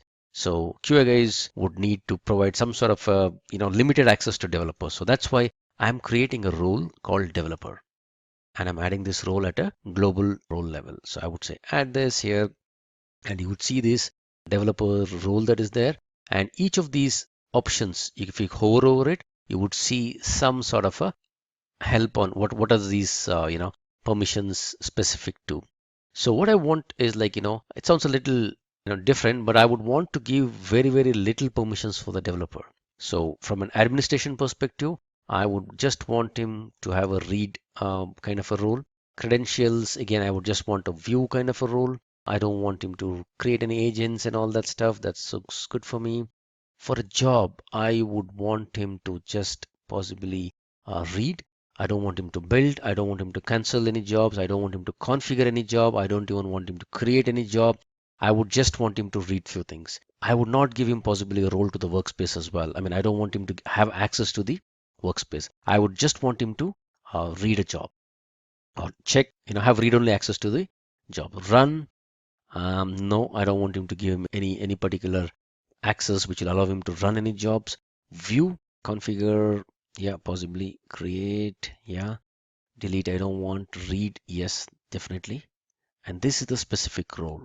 So what I'm doing, I'm just creating a global role called developer, and I'm giving him very, very limited roles, in the sense that I don't want this developer to be able to run any agents. nor create jobs or build jobs or cancel jobs or configure jobs. At the max, I would just want him to read a job that is already put up there. Okay, so I would save. Now I've created a role. I still don't have any users that is there on the system. So let me go ahead and create some user on the system. That's not here. I would say configure, manage Jenkins, manage users. Okay, let me create a new user. I would call this user as, yeah, developer1 sounds good. Some password that I can remember. Okay, his name is developer1 d@d.com or something like that. Okay, so this is the admin with which I kind of configured or brought up the system, and developer1 is a user that I have configured. So still have not set any roles for this particular user yet. So I would go to manage Jenkins. I would say manage and assign roles. I would say assign roles. Okay, so if you see, what I'm going to do now is assign a role that is specific to that particular developer. I will find the particular user and assign him the developer role that I've already configured. The role shows up here. I would need to find my user, whoever created, and then assign him to that particular role. So if you remember, the user that I created was developer1. I would add this particular user, and now this particular user, what kind of a role I want him to have, because this is the global role that I had created. So developer, I would assign this developer1 to this particular global role, and I would go ahead and save my changes. Now let me check the permissions of this particular user by logging out of my admin account and logging back as developer1. If you remember, this role was created with very less privileges. So there you go.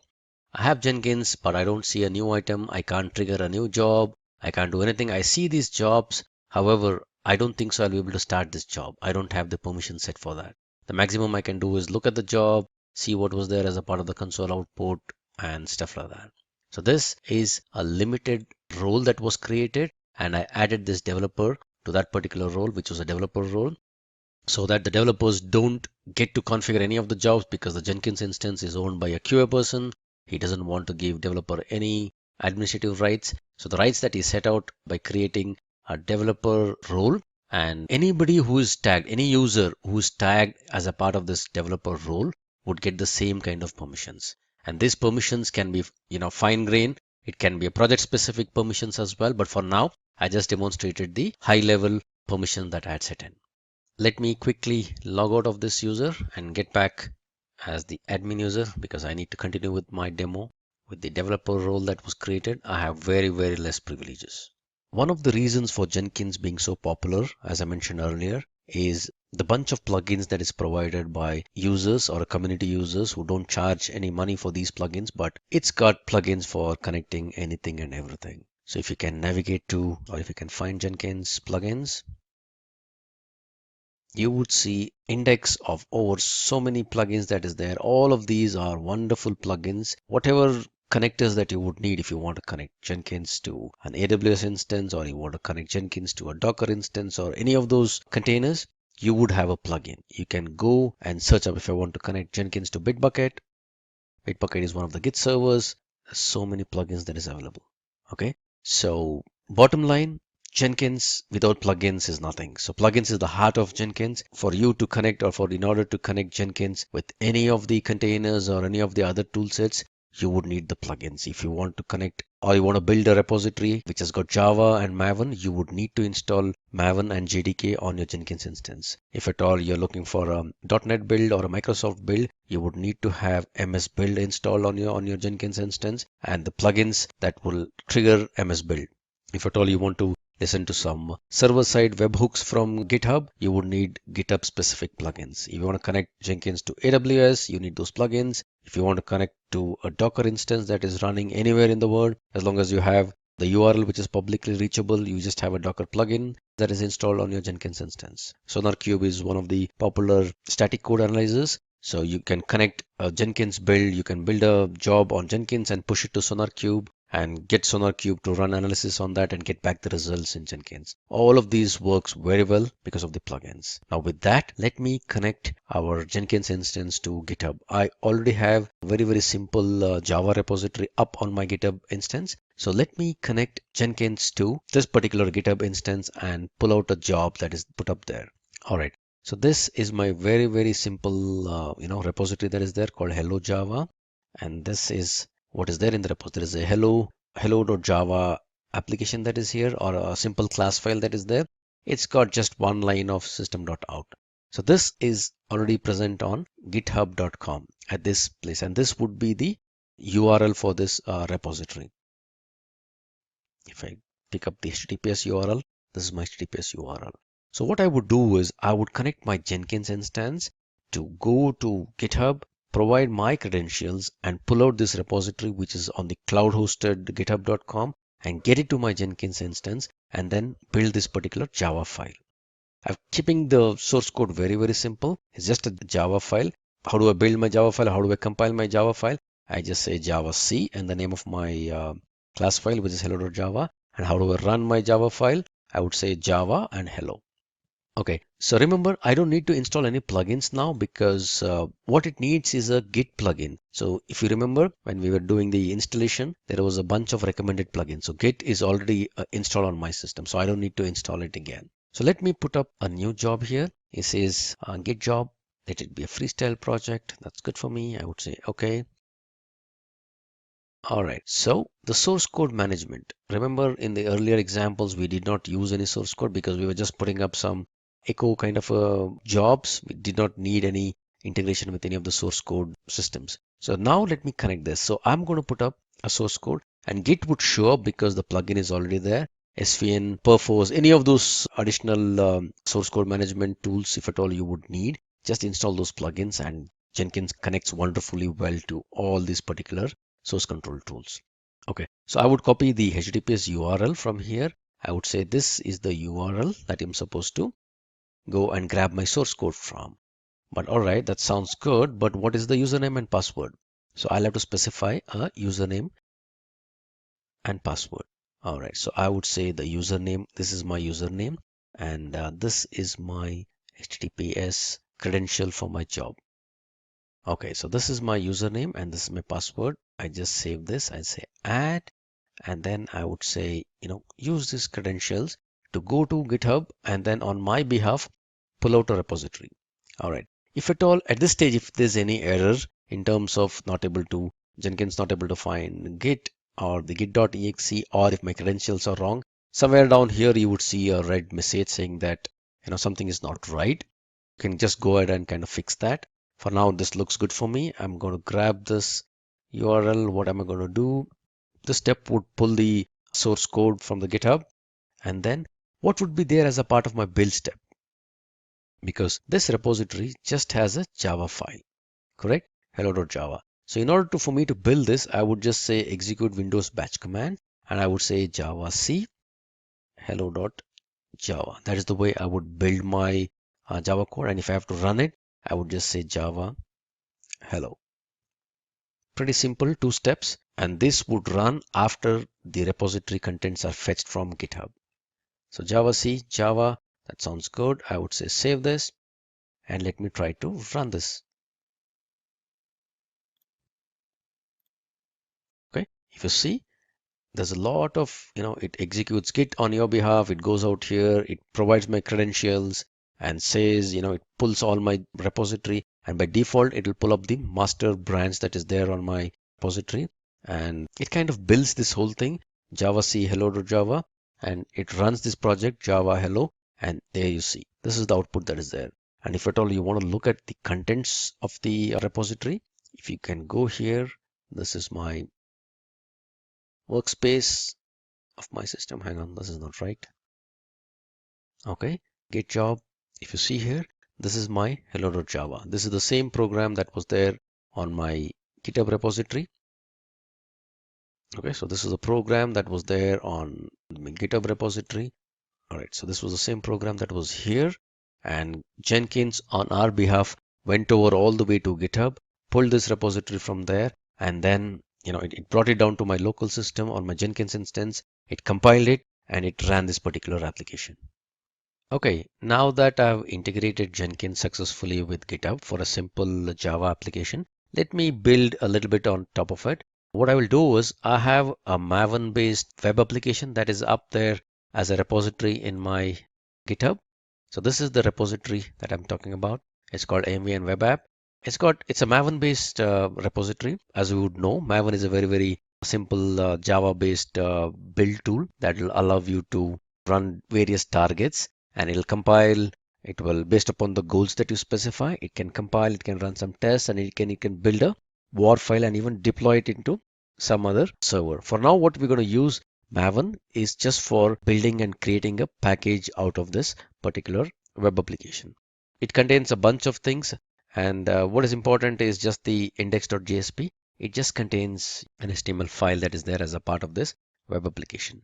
So from a perspective of requirements, now since I'm going to connect Jenkins with this particular repository, Git, we already have that set. We only need two other things. One is Maven, because Jenkins will use Maven. So in order to use Maven, Jenkins would have to have a Maven installation that is there on the Jenkins box. And in this case, the Jenkins box is this laptop. And after I have my Maven installed, I also need a Tomcat server. Tomcat is a very simple web server that you can freely download. I'll let you know how to quickly download and install the Tomcat. All right, so download Maven first. There are various ways in which you can kind of download this Maven. There is zip files, binary zip files, and archive files. So what I've done is I've just already downloaded Maven, and if you see, I've unzipped it here. So this is the folder with which I've unzipped my Maven. So as you know, Maven again is a one open source build tool. So you'll have to set in a few configurations and set up the path. So mvn -- version, if I specify this, after I set in my path, Maven should work. And if at all I echo m2 home, which is nothing but the environment variable specific to Maven home, it is already set here. So once you unzip Maven, just set this m2 home variable to the directory where you unzipped your Maven. Also, just set the path to this particular directory /bin, because that is where your Maven executables are all found. All right, so that's with Maven. And since I've set the path and the environment variable, Maven is running perfectly fine on my system. I've just verified it. Okay, next one is a Tomcat server. Download Apache Tomcat server 8.5 is what I have on my system. So I'm just going to show you where to download this from. This is where you download Tomcat server, and I already have the server downloaded. Again, this doesn't need any installation. I just unzip it here, and it kind of has a bin and configuration. I've made some subtle changes in the configuration. First and foremost, Tomcat server also by default runs on port 8080. Since we already have our Jenkins server running on port 8080, we cannot let Tomcat run on the same port. There will be a port clash. So what I've done, I've configured Tomcat to use a different port. So if I go to this configuration file here, there is a server.xml. Let me open this up here. All right. Okay. So this is the port. By default, it will be 8080. I've just modified it to 8081. So I've changed the port on which my Tomcat server would run. All right. So that's one change. Second change, when Jenkins kind of tries to get into my Tomcat and deploy something for someone, he would need some authentications so that he'll be allowed deployment by Tomcat.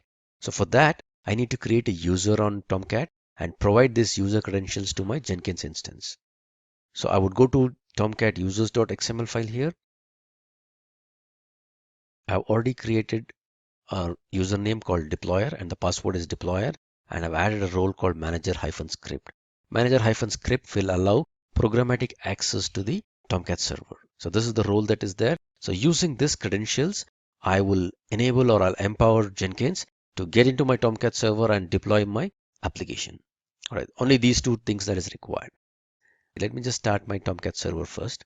So I get into my bin folder, I open a command prompt here, and there's a startup.bat.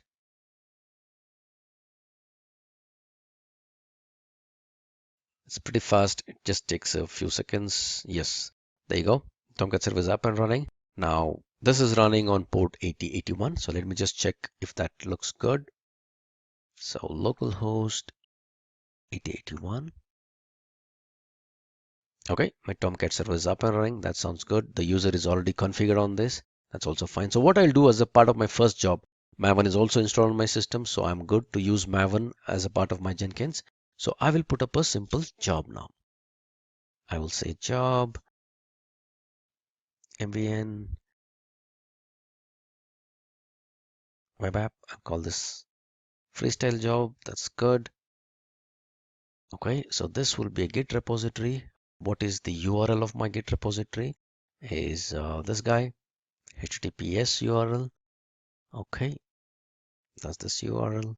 I will use the credentials. The old credentials that I set up will work well because it's the same Git user that I'm kind of connecting into.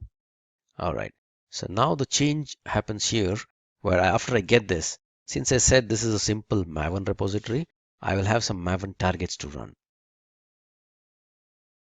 So the simple target first is, let me run Maven package. This creates a war file. Okay, so MVN package is the target. Package is the target. So whenever I run this package, it kind of creates it, it builds it, it tests it, and then creates a package. So this is all that is required. Maybe let me try to save this and let me first run this and see if it connects well, if there's any problem with my war file or the war file gets created properly.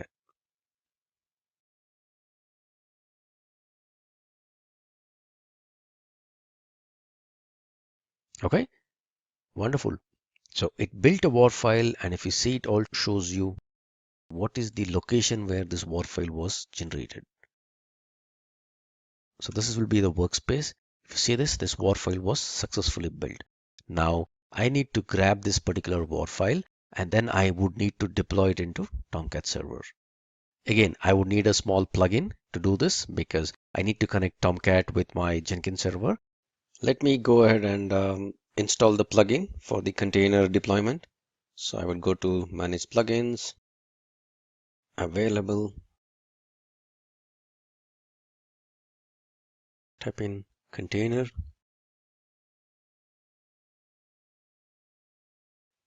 container,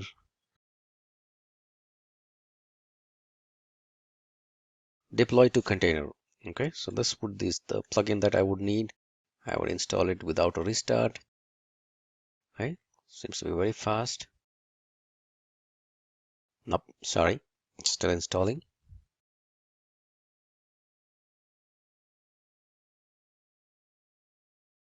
Okay, it installed the plugin. So if at all you see this, if you go to my workspace,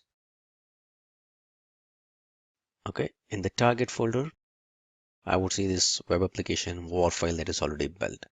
So I would need to configure this plugin to pull up this war file and deploy it onto the Tomcat server.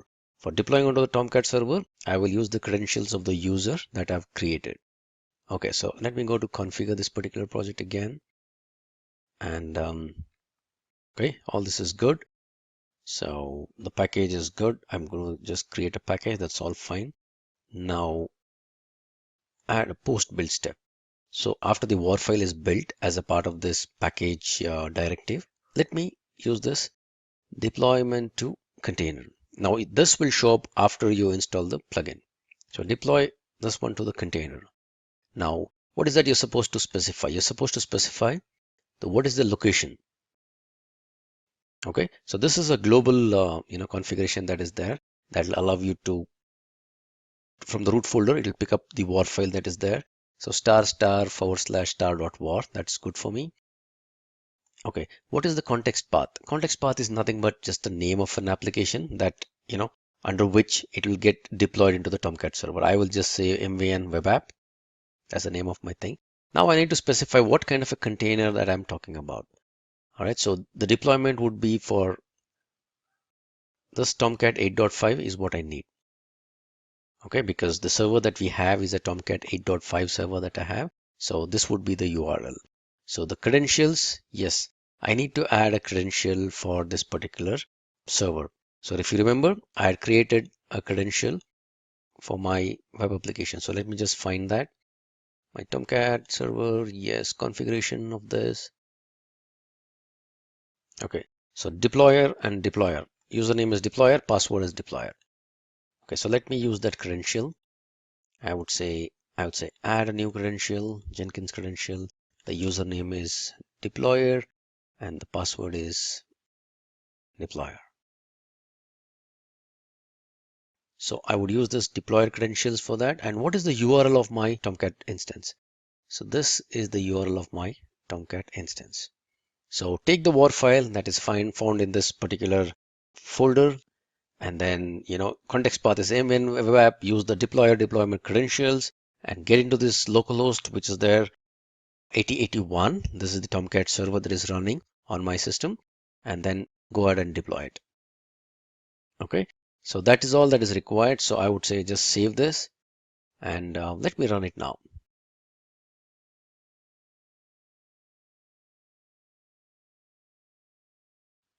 Okay, it successfully built the war file. It is trying to deploy it, and looks like the deployment went ahead perfectly well. So the context path was Maven web app.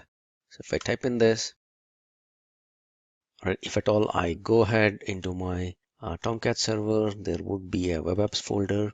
You would see the the date timestamp. So this is the file that got recently copied, and this is the Explorer version of our application. So the application was built, the source code of this application was pulled from the GitHub server. It was built locally on the Jenkins instance, and then it was pushed into a Tomcat server which is running on a different port, which is 8081. Now for this demo, I'm running everything locally on my system, but assuming that this particular Tomcat instance was running on some other server with some other different IP address, all that you got to go and change is the URL of the server. So this would be the server in case you already have that, if you have a Tomcat server which is running on some other machine, that's all fine. With a different IP, that's all good enough. The whole bundle or the war file that was built as a part of this Jenkins job gets transferred onto the other server and gets deployed. That's the beauty of Jenkins and automatic deployments, or rather deployments using Jenkins and Maven. Distributed build or master slave configuration in Jenkins. As you would have seen, we just have one instance of Jenkins server up and running all the time. And also I told you that whenever any job that kind of, gets started on the Jenkins server, it is little heavy on in terms of disk space and the CPU utilization. So which kind of, if at all you're in an organization wherein you're heavily reliant on the Jenkins server, you don't want your Jenkins server to go down. So that's wherein you kind of start distributing the load that is there on the Jenkins server. So you primarily have a server, which is just a placeholder or like a master who will take in all the kind of jobs. And what he will do is based upon trigger that has happened to the job or whichever job needs to be built, if at all, he can delegate these jobs onto some other machines or some other slaves. That's a wonderful thing to have. Okay, use case 1. Use case 2, assuming that, if you have a Jenkins server that is running on a Windows box or on a Linux one, and if at all you have a need where you need to build based upon operating systems, you have multiple build configurations to support. Maybe you need to build a Windows, Windows based .NET kind of a projects where you would need a Windows machine to build this particular project. You also have a requirement where you want to build Linux based systems. You also have a Mac, you support some sort of an apps or something that is built on Mac OS. You would need to build, Mac based system as well.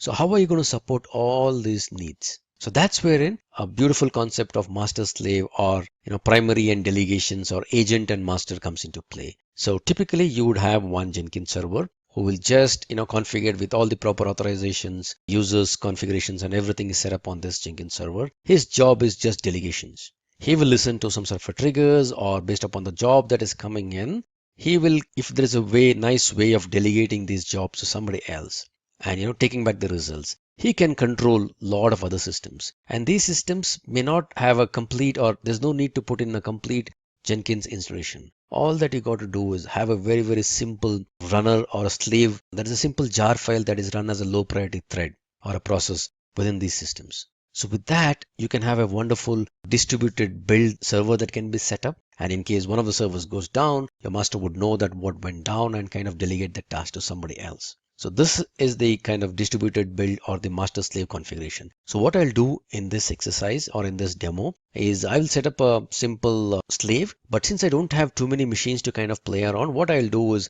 I will set up a slave in one other folder within my hard drive. So I've got the C drive and D drive. My Jenkins is on my C drive. So what I would do is I would just use my E drive and set up a very simple slave out there. I'll just show you how to provision a slave and how to connect to a slave and how to delegate a job to that slave.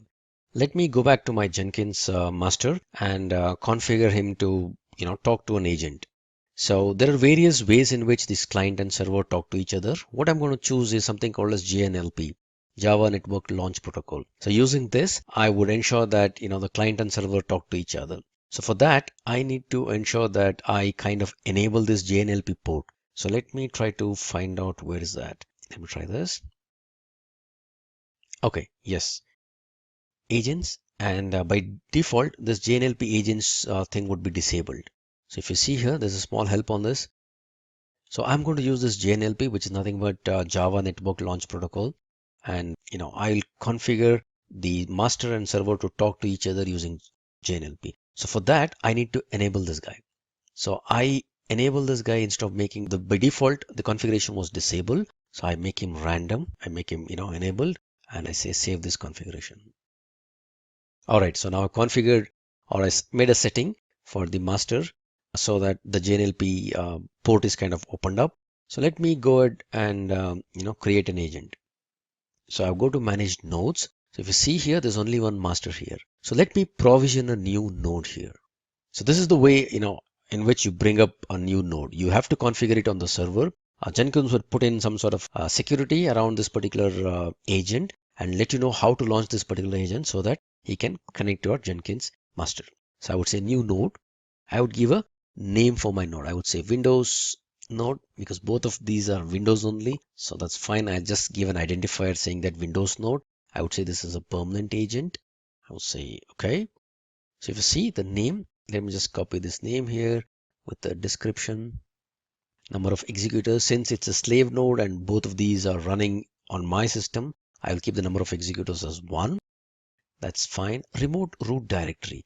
Now this is where, let me just clarify this, since I have both my master is running on my C drive program files 86, or hang on, not 86, C:program files. It is indeed 86. All right, Jenkins. So this is where my master is running. So I don't want the C drive. What I'll do is I'll use something called as A drive. I have another drive in my system, but please visualize this like you're running this on a separate system altogether. So I create a folder here called Jenkins node, and this is where I'm going to place I'm going to provision my slave, and I'm going to run him from here. So this is the directory in which I'm going to provision my slave node. So I'm going to copy this here, and that is the remote root directory of your particular agent or slave. So I just copy it here. The label, probably this is fine for me. And usage, how do you want to use this guy? So I don't want him to run all kinds of jobs. I will only build jobs with label expressions that match this particular node. And so this is the label of this node. So in order for somebody to kind of delegate any task to them, they will have to specify this particular label. So imagine this way, if I have a bunch of Windows mesh system, I name it as Windows star. Anything that starts from Windows, I can give a regular expression and say that anything that matches Windows, run this particular task there. If I have some Mac machines, I name all these Mac agents as Mac star or something like that. And I can delegate all tasks, saying that start with whatever starts with Mac in this node, run the Mac jobs there. So you identify a node using the label and then delegate the task there.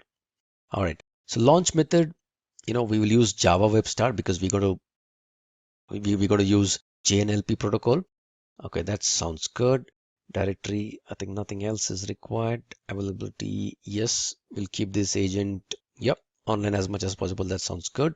All right, let me save this.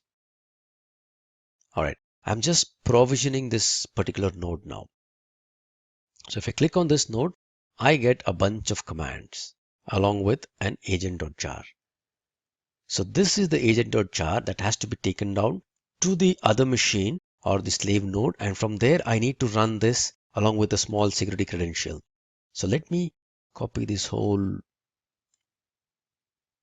text here in my notepad. Notepad plus is good for me. Okay, I copy this whole path there. I also want to download this agent.jar. I would say yes. And this agent.jar is the one that is configured by our server. So all the details that is required for launching this agent.jar is found in this. For launching this agent is found in this agent.jar. So typically I need to take this jar file onto the other system and then kind of run it from there. So I have this agent.jar. I copy this, or rather I cut this. I come back to my folder, my Jenkins node. I paste it here. Okay. So now with this provision agent.jar, and I need to use this whole command, Control A, Control C, and then launch this particular agent. So let me bring up a command prompt right here and then launch it. So I'm saying in the same folder where there is agent.jar, I'm going to launch this particular agent, java-jar, agent.jar, JNLP. This is the URL of my server. In case the server and client are on different locations or different IPs, you have to specify the IP address. All this anyway would show up. And then the secret and the root folder of your Jenkins or the slave node. Okay. So something ran and then it says it's connected very well. It seems to have connected very well. So let me come back to my Jenkins instance and see, if at all you see earlier, this was not connected. Now let me refresh this guy. Okay, now these two guys are connected. Provision a Jenkins node, and then I copied all the credentials of the slave.jar along with the launch code and then took it to the other system and kind of ran it from there. Since I don't have another system, I've just got a separate directory in another folder, another drive, and I'm launching the agent from here.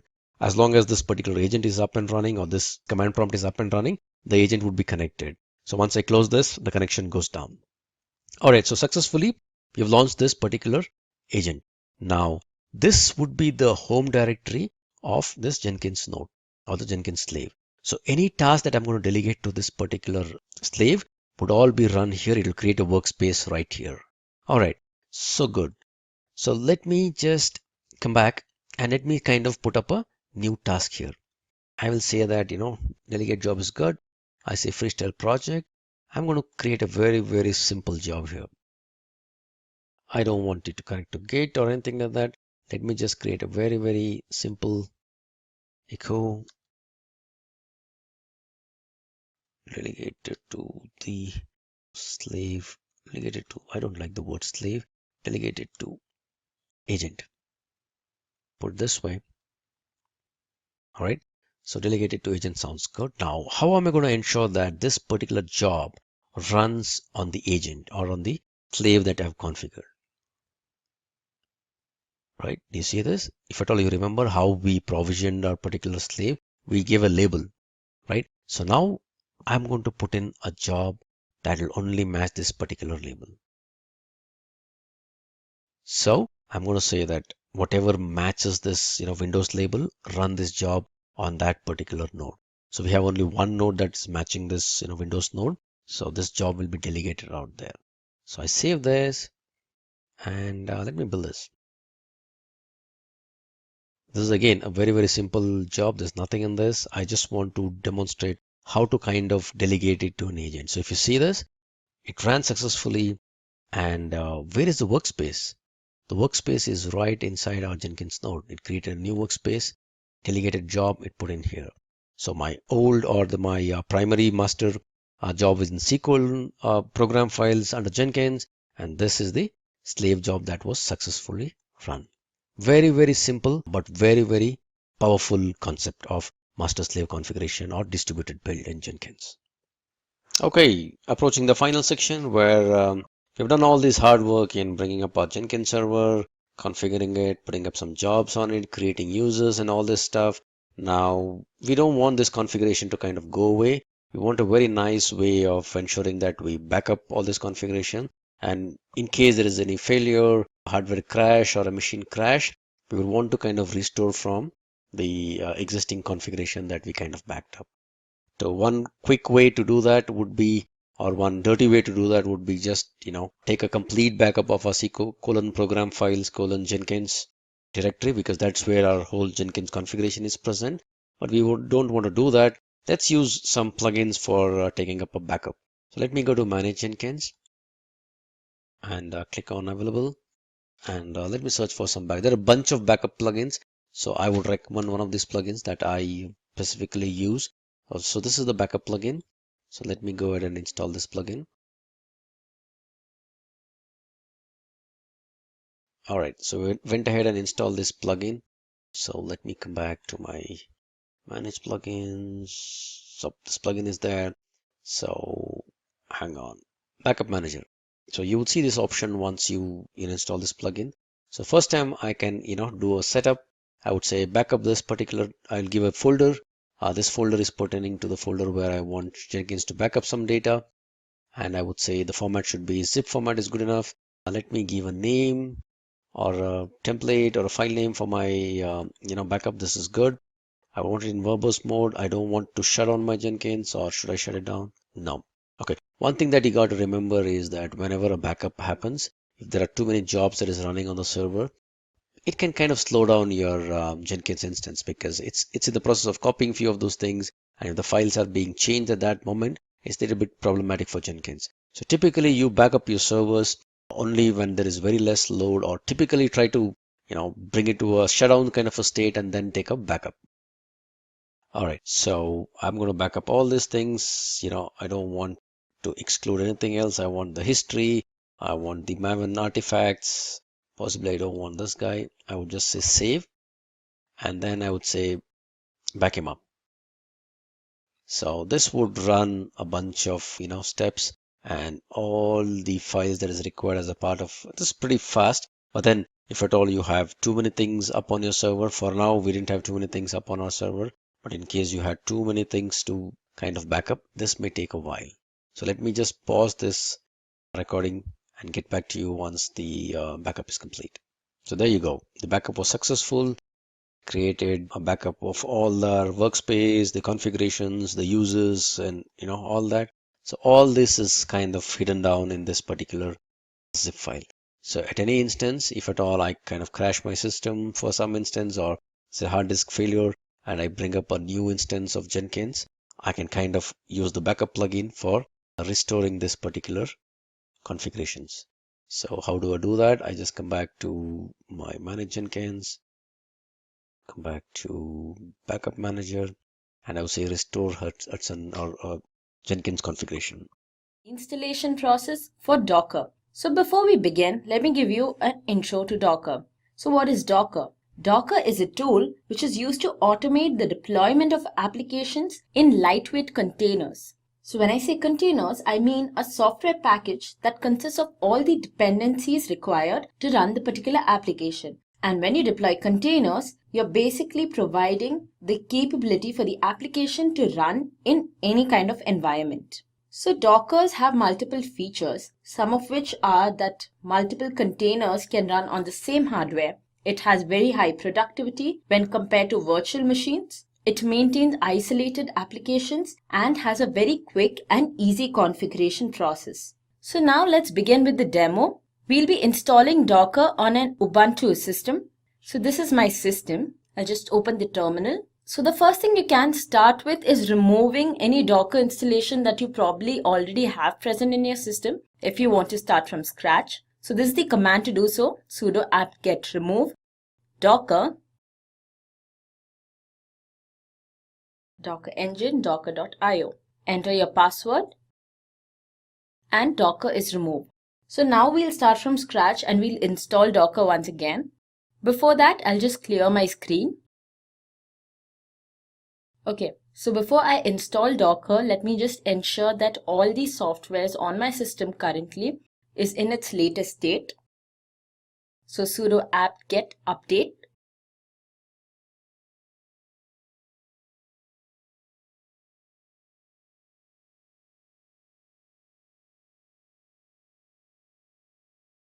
Great, so that's done. Next thing, we'll actually install our Docker. So type in sudo apt get install docker. Now as you can see here, there's an error that's occurred. So sometimes it's possible that due to the environment of the machine that you're working in, this particular command does not work. In which case, there's always another command that you can start with.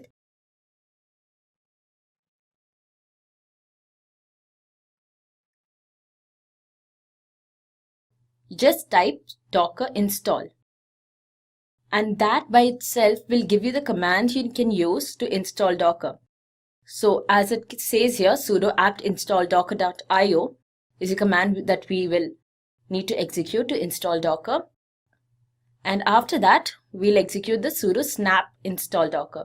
So sudo apt install docker.io first. And this will install your Docker. After that's done, we will have sudo snap install docker. So snap install docker installs a newly created snap package. They are basically some other dependencies for Docker that you'll have to install.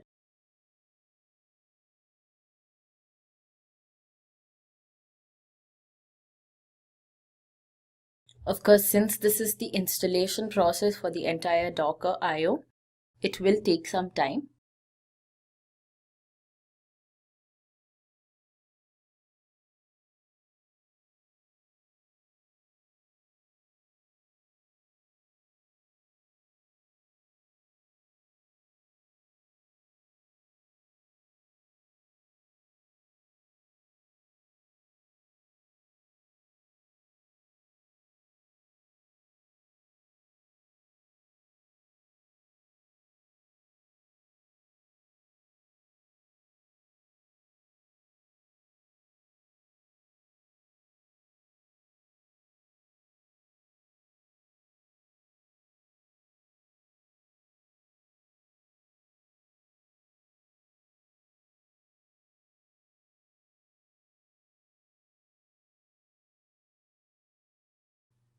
Great, so our Docker is installed. The next thing we do, as I mentioned earlier, is that we need to install all the dependency packages.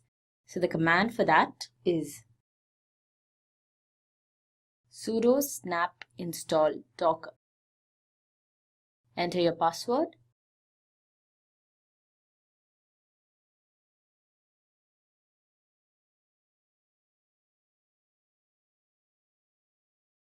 So with that, we have completed the installation process for Docker, but we'll perform a few more stages where we will test if the installation has been done right.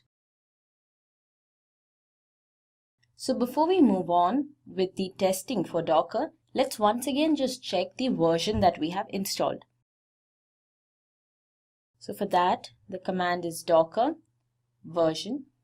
And as you can see, Docker version 17.12.1 CE has been installed. Next thing we do is we pull an image from the Docker hub. So docker run hello world. Now hello world is a Docker image which is present on the Docker hub. Docker hub is basically a repository that you can find online. So with this command, the Docker image hello world has been pulled onto your system. So let's see if it's actually present on your system now. The command to check this is sudo docker images.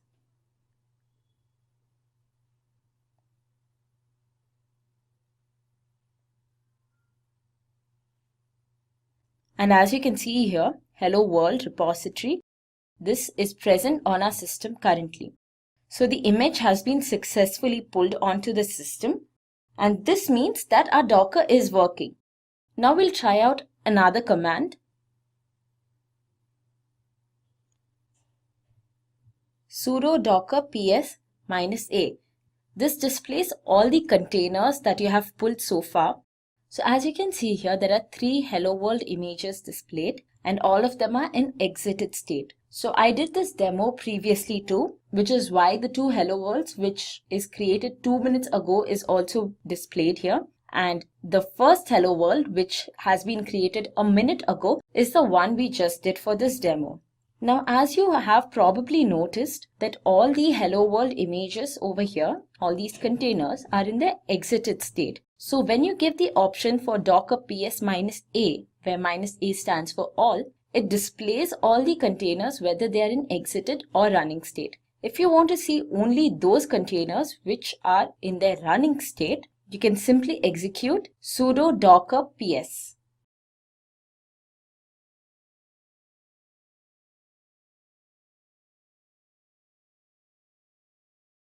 Sudo docker ps.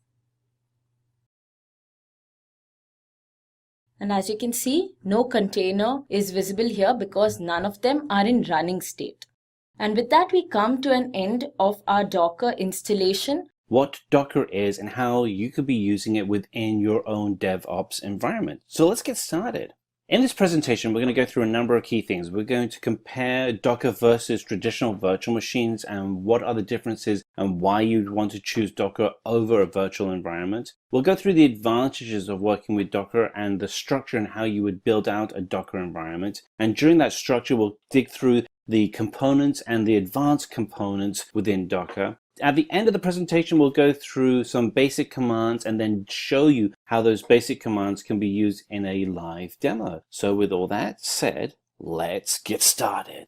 So let's first of all compare Docker with a traditional virtual machine. So here we have the architecture on the left and right of a traditional virtual machine versus a Docker environment. And there are some things that you'll probably see immediately that are big differences. One is that the virtual environment has hypervisor layer, whereas the Docker environment has a Docker engine layer. And then in addition to that, there are additional layers within the virtual machine. Each of these really start compounding and creating very significant differences between a Docker environment and a virtual machine environment. So with a virtual machine, the actual memory usage is very high, whereas with a Docker environment, the memory usage is very low. If we look at performance, virtual machines, when you start building out particularly more than one virtual machine on a server, the performance starts degrading and starts getting poorer, whereas with Docker, the performance always stays really good. And this is largely due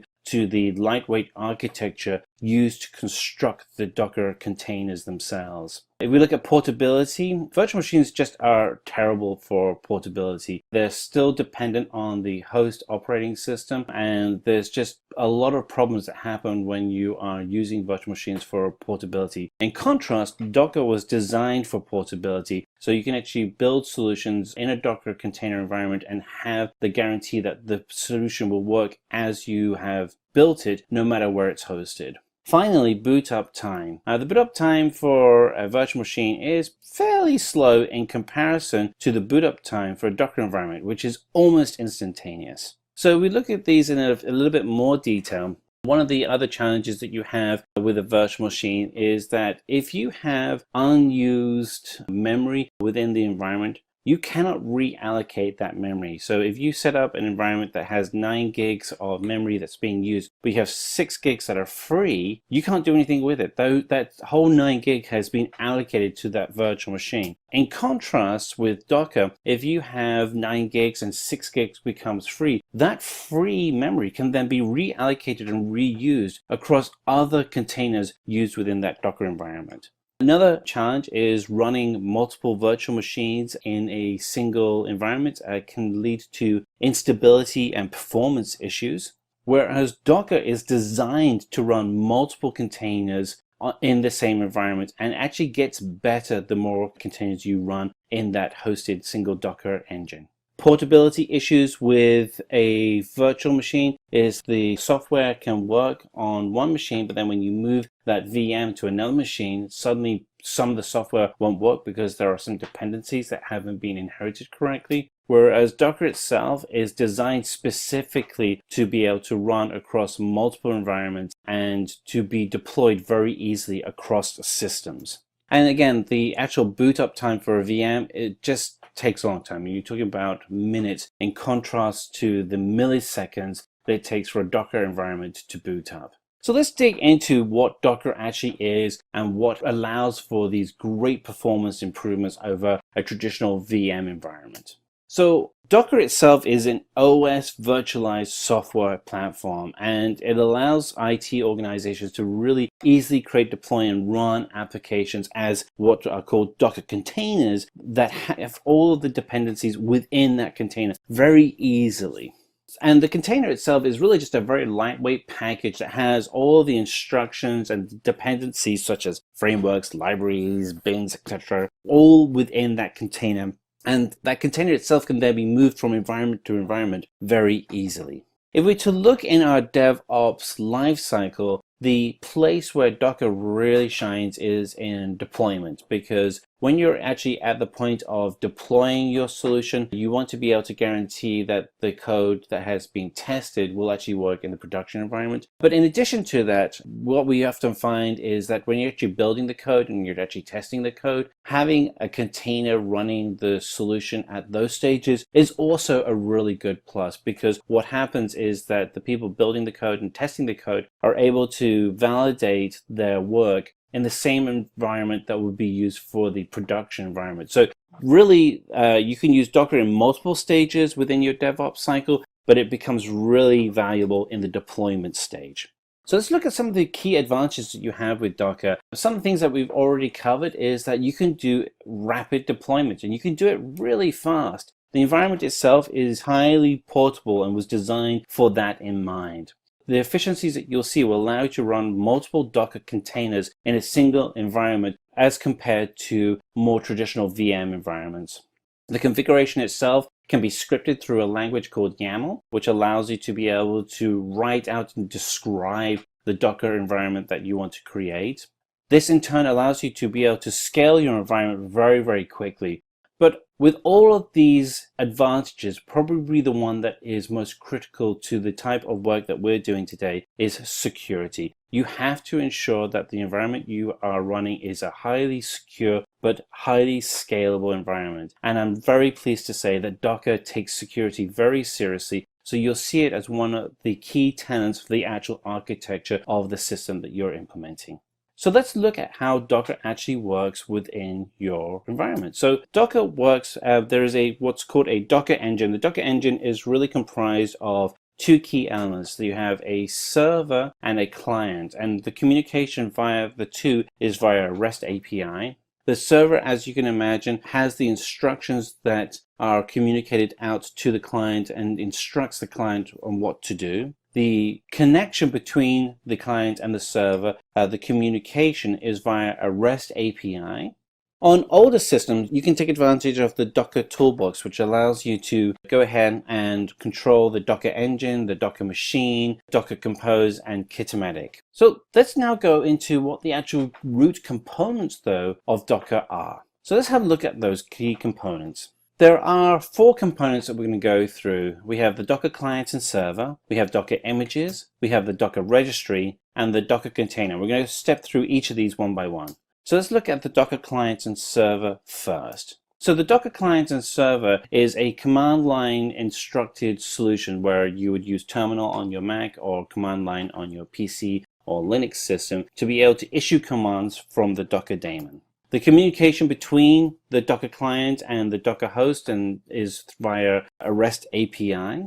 So you can do similar communication such as a Docker pull command, which would send an instruction to the daemon, which would then form the interaction of pulling in the correct components, such as an image or container or registry, to the Docker client. The Docker daemon itself is actually a service which actually performs all sorts of operating and performance services. And as you'd imagine, the Docker daemon is constantly listening across the REST API to see if it needs to perform any specific requests. If you want to trigger and start the whole process, what you want to do is use the command dockered within your Docker daemon, and that will start all of your performances. And then you have a Docker host, which actually runs the Docker daemon and registry itself. So now let's look into the actual structure of a Docker image. So a Docker image itself is a template which contains instructions for the Docker container, and that template is written with a language called YAML, and YAML stands for yet another markup language. It's very easy to learn. The Docker image itself is built within that YAML file and then hosted as a file in the Docker registry. The image is really comprised of several key layers. And you start with your base layer, which will typically have your base image. In this instance, it's your base operating system, such as Ubuntu. And then you would then have layer of dependencies above that. This would then comprise the instructions in a read-only file that would become your Docker file.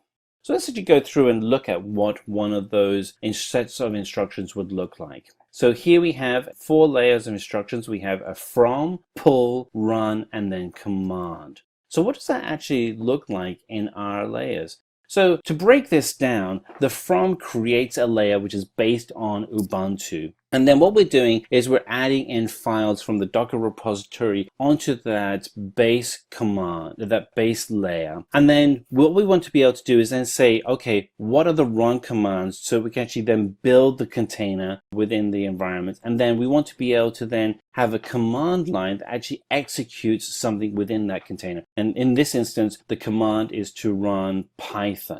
So one of the things that we will see is that as we set up multiple containers, each new container is a new layer with new images within the Docker environment. Each container is completely separate from the other containers within your Docker environment. So you're able to create your own separate read-write instructions within each layer. What's interesting is that if you delete a layer, then the layer above it will also get deleted. So what happens when you pull in a layer, but something has changed in the core image? What's interesting then is that the actual main image of itself cannot be modified. Once you've copied the image, you can then modify it locally, but you can never modify the actual base image itself. So here are some callouts for the components within a Docker image. So the base layer are in read-only format. The layers can be combined in a union file system to create a single image. The union file system saves memory space by avoiding duplication of files.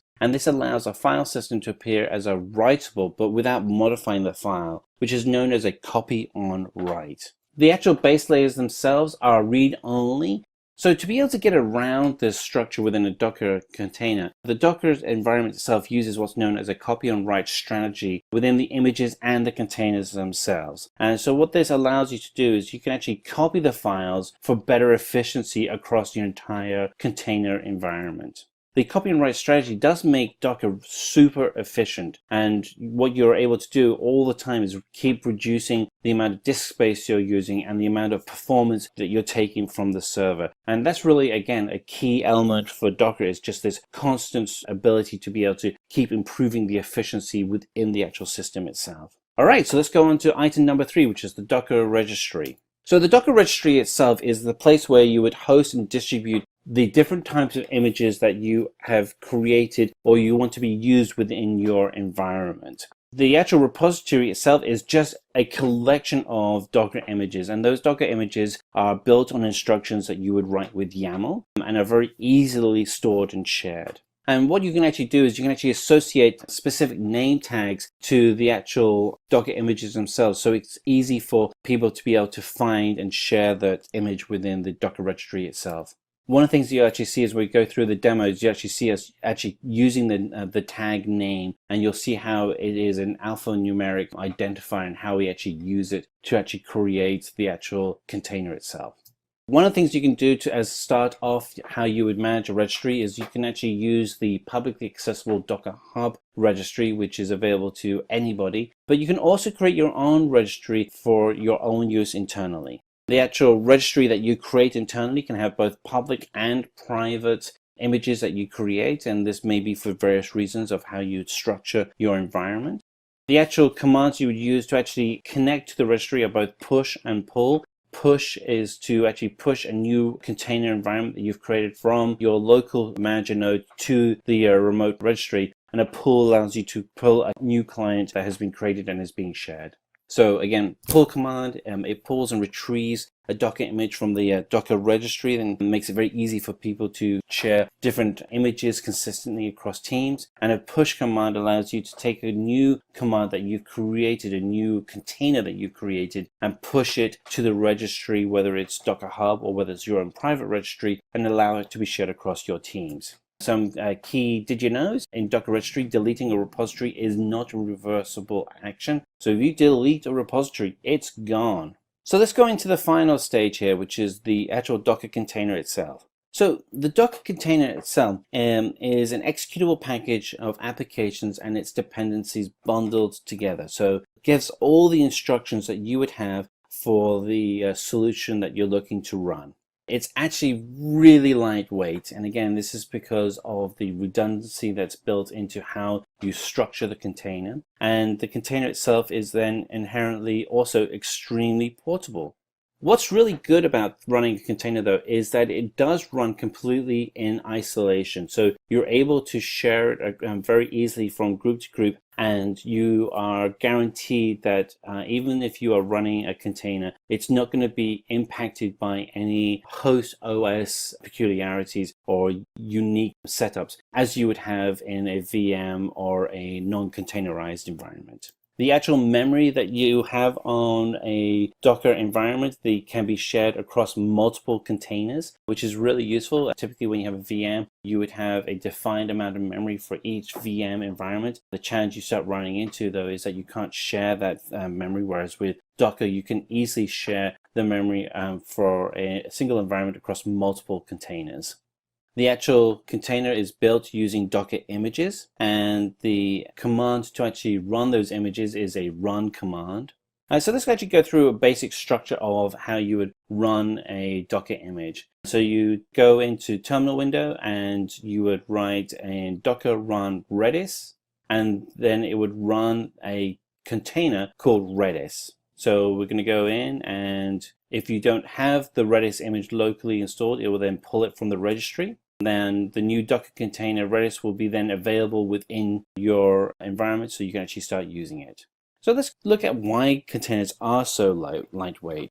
They're so lightweight because they really have been able to get away from some of the additional layers that you have in virtualization within VMs. And the biggest one is the hypervisor and the need to run on a host operating system. Those are two big elements. So if you can get rid of those, then you're doing great. So let's look at some of the more advanced concepts within the Docker environment. And we're going to look at two advanced components. One is Docker Compose, and the second is Docker Swarm. So let's look at Docker Compose. Docker Compose is really designed for running multiple containers as a single service. And it does this by running each container in isolation, but allowing the containers to interact with each other.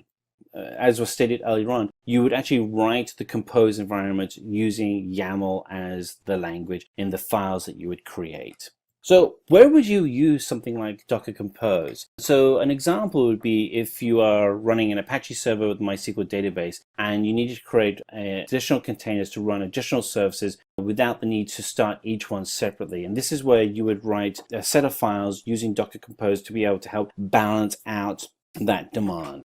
So let's now look at Docker Swarm. So Docker Swarm is a service that allows you to be able to control multiple Docker environments within a single platform.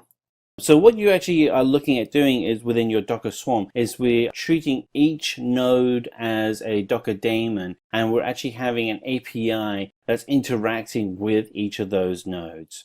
There are two types of node that you're going to be getting comfortable working with. One is the manager node and the second is the worker node. And as you'd expect, the manager node is the one sending out the instructions to all of the worker nodes. But there is a two-way communication that is happening. The communication allows for the manager node to be able to manage the instructions and then listen to and receive updates from the worker node. So if anything happens within this environment, the manager node can react and adjust the architecture of the worker node so it's always in sync. It was really great for large scaled environments.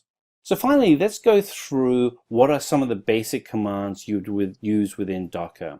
And once we've gone through all these basic commands, we'll actually show you a demo of how you'd actually use them as well. So if we're going to go in, probably the first command is to install Docker. And so if you have yum installed, you just do yum install Docker and you'll install Docker onto your computer.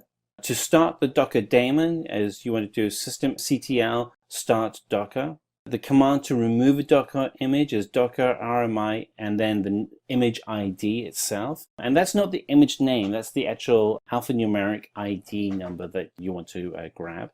The command line to download a new image is docker pull and then the name of the image you'd want to pull. And by default, you're going to be pulling from the Docker default registry that will then connect to your Docker daemon and download the images from that registry. The command line to run an image is docker run and then the image ID. And then we have the, if we wanted to pull specifically from Docker Hub, then we would have docker pull and then the image name and colon its tag. To build an image from a Docker file, you would do docker build-t and then the image name and colon tag. To shut down the container, you would do docker stop container ID. The access for running a container is docker exec it container ID bash. So we've gone through all the different commands, but let's actually see how they would actually look, and we're going to go ahead and do a demo. So welcome to this demo where we're going to go ahead and put together all of the different commands that we outlined in the presentation for Docker. First is just to list all of the Docker images that we have. So we do sudo docker images and we enter in our password. And this will now list out the images that we've created already. And we have 3 images there. So let's go ahead and pull a Docker image. So to do that, we'll go ahead and type sudo docker. And actually, we don't want to do image. We want to select pull. And then the name of the image that we want to pull, which is going to be MySQL. And by default, this is actually going to go ahead and use the latest MySQL command, MySQL image that we have. So it's now going to head and pull this image. It's going to take a few minutes depending on your internet connection speed. It's kind of a large file that has to be downloaded. So we'll just wait for that to download.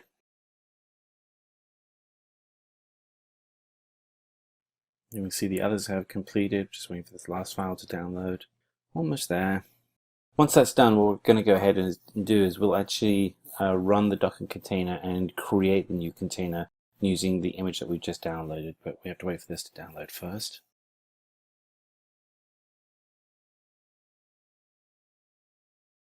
Alright, so the image has been pulled from Docker Hub. And let's go ahead and create the new Docker container. So we're going to do sudo docker run -d -p 0.0.0.0 colon 80 colon 80, and then we'll put in MySQL colon latest, so we have the latest version, and we have our new token, and that shows our new Docker container has been created. Now let's go ahead and see if the container is running, and we'll do sudo docker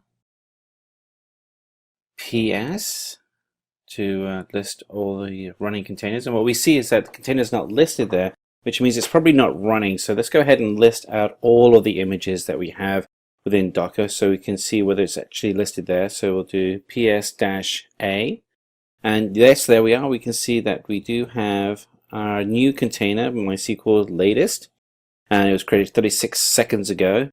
But it's in the exited mode, so what we have to do is we have to change that status so it's actually running. So let's change that to running state. We'll do sudo docker run -it -name, and we can name it SL SQL MySQL /bin/bash, and That's now going to be in the root, and we'll exit out of that. And now, if we list out the Docker containers, we should see it is now an active container. Sudo docker start, and then we'll start the saying it, and we should now see it. There we are. It's now in the running state. Excellent.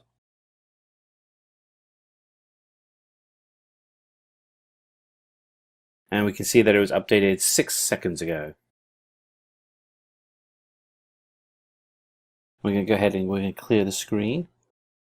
Okay, now what we want to do is remove the Docker container. So what we're going to do is check list of images that we have. And so sudo docker images. Here are the images that we have, and we have MySQL is listed. And what we want to do is delete MySQL. And to do that, we're going to type in sudo docker rm-f image MySQL.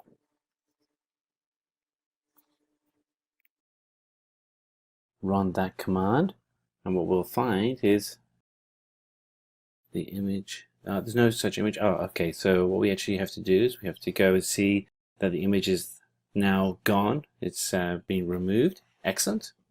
It's exactly what we wanted to see. And we can also delete an image by its image ID as well.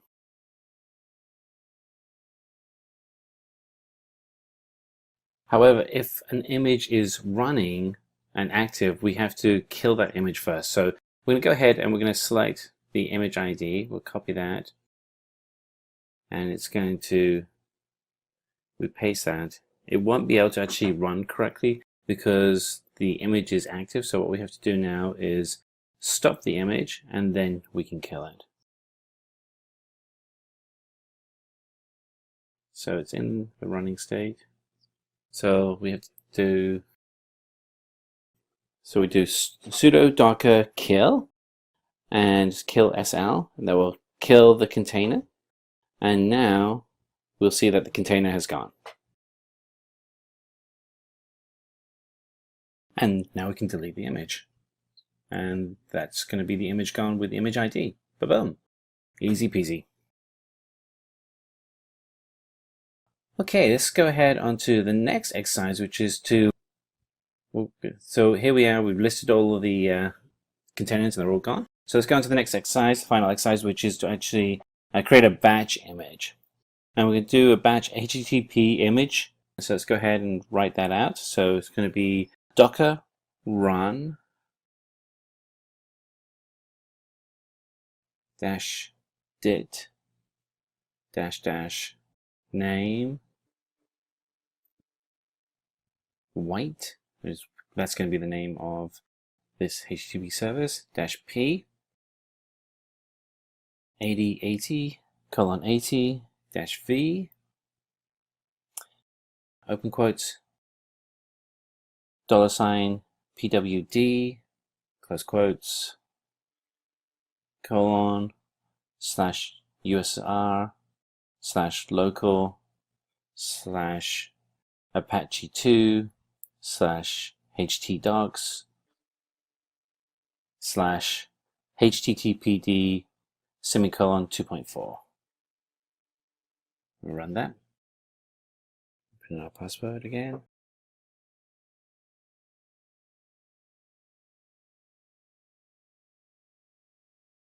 So what we see is the port is already being used. So let's go ahead and see which ports. Let's go see if we can change the port or see what ports are running. So let's do sudo images and see which ports are being used, because it's either the port or the name hasn't been put in correctly. So sudo docker images ps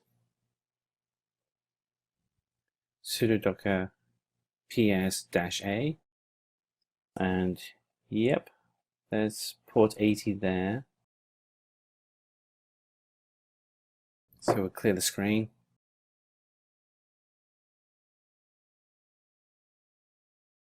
So we're going to change the container name, because I think we actually have the wrong container name here. So let's go in and change that, and we'll paste that in, and voila. There we go.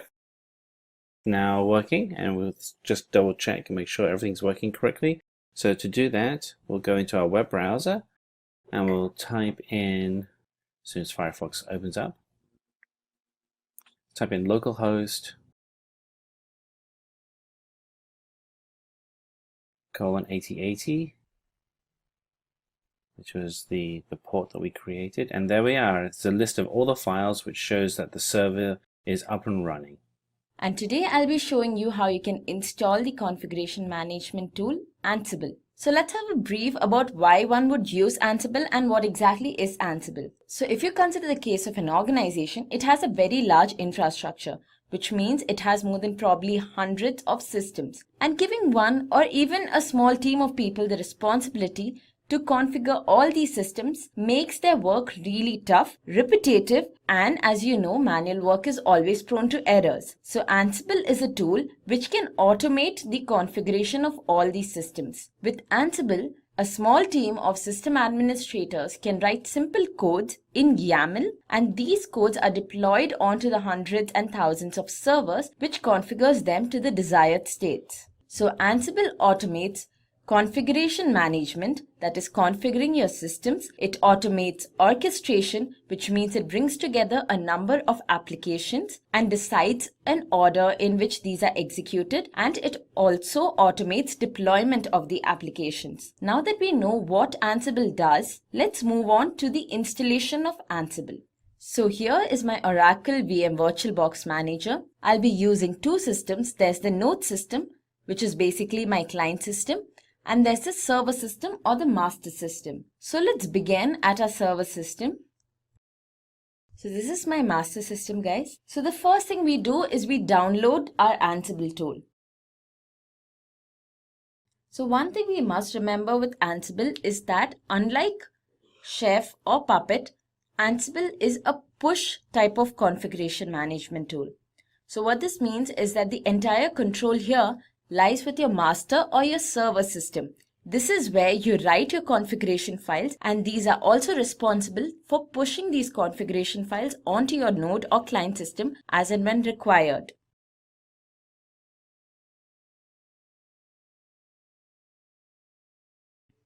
Great, so our Ansible tool is installed. Now we need to open an Ansible host file, and there we'll specify the details of our node or client machine. So this is our Ansible host file. As you can see here, the entire file is commented, but there's a certain syntax that you'd observe. For example, here we have a group name, web servers, under which we have the IP addresses or certain host name. So this is about how we'll be adding the details for our client system. First, we need to give a group name. Under this group, basically, we add all the clients which require a certain type of configuration. Since we are using just one node, we'll give only the details for that particular node. First, we need to add the IP address of our client machine. So let's just go back to our client machine. And this here is the IP address, 192.168.2.11. Once you have typed in your IP address, give a space, and then we'll specify the user for our client machine. So all communications between the server or the master system and the client or the node system takes place through SSH. SSH basically provides a secure channel for the transfer of information. Follow this up with your password. In my case, it's the root's password. And that's it, we are done. So now we save this file and go back to our terminal. So now that our host file is written, the next thing we do is we write our playbook. So playbook is the technical term used for all the configuration files that we write in Ansible. Now playbooks are written in YAML. YAML's extremely simple to both write and understand. It's in fact very close to English. So now we'll write our playbook. The playbook or any code in YAML first starts with 3 dashes. This indicates the beginning of your file. Next thing, we need to give a name to our playbook. So name, and I'm going to name my playbook sample book. We next need to specify our host systems, which is basically the systems at which the configuration file, or the playbook in our case, will be executed. So we'll be executing this at the client machines mentioned under the group Ansible servers. So we had just one client machine under it. We'll still mention the group name. We next need to specify the username with which we'll be logging into our client machine, which is root in my case. And become true specifies that you need to become the root to execute this playbook. So becoming the root's called a privilege escalation. Next, we need to specify our tasks. So these are basically the actions that the playbook will be performing. So you would have noticed everything so far is aligned, that is name, host, remote user, become and task, because these are at one level. Now whatever comes under task will be shifted slightly towards the right. Although YAML is extremely simple to understand and read both, it's a little tricky while writing because you need to be very careful about the indentations and the spacing. So my first task is install HTTPD, which is basically an Apache server. So now my command's yum, and this will be installing the HTTPD package. And the latest state of it will be installed. So that's our first task. Now our second task could be running our Apache service. So name run HTTPD, and the action, which is service, will be performed on HTTPD, hence the name HTTPD, and state must be started. Now we come to our third task. So here we'll create a very simple web page that will be hosted. So create content is the name of our task. And the content that we are creating here will basically be copied to our node system at a particular file location that we'll provide. Our content will be congrats. And then we'll provide the destination at which this file will be copied. So this is the default location for all our HTML files. And that's it. We are done writing our playbook. Just save this and go back to your terminal. Before we execute the playbook or push the playbook onto our node system, let's check the syntax of our playbook. So the command for doing so is, and if everything's fine with your playbook, the output would be just your playbook name. So our syntax is perfectly fine. Now we can push on the playbook to our node or the client machine. And that's the syntax for doing so. Now, as your playbook is being sent over to the client machine, you can see that first the facts are gathered. That is, the current state of your client machine is first fetched to check what all is to be changed and what is already present. So the first thing is installing HTTPD. So our system already had HTTPD. So it says OK.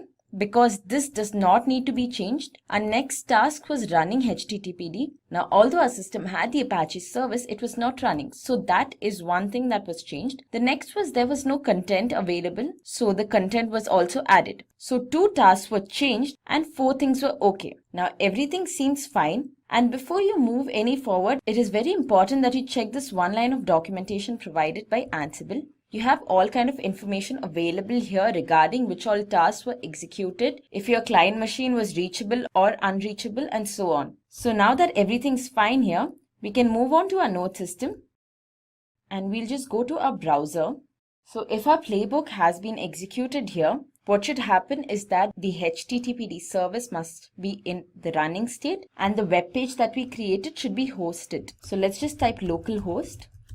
And great, everything's working fine. So our web page is displayed here. So we come to an end for our installation and configuration video for the configuration management tool Ansible. If you have any doubts, please post them in the comment section below and we'll definitely get back to you as soon as possible. A very warm welcome to all our viewers. I'm Anjali from Simplilearn, and today I'll be taking you through a tutorial on Ansible.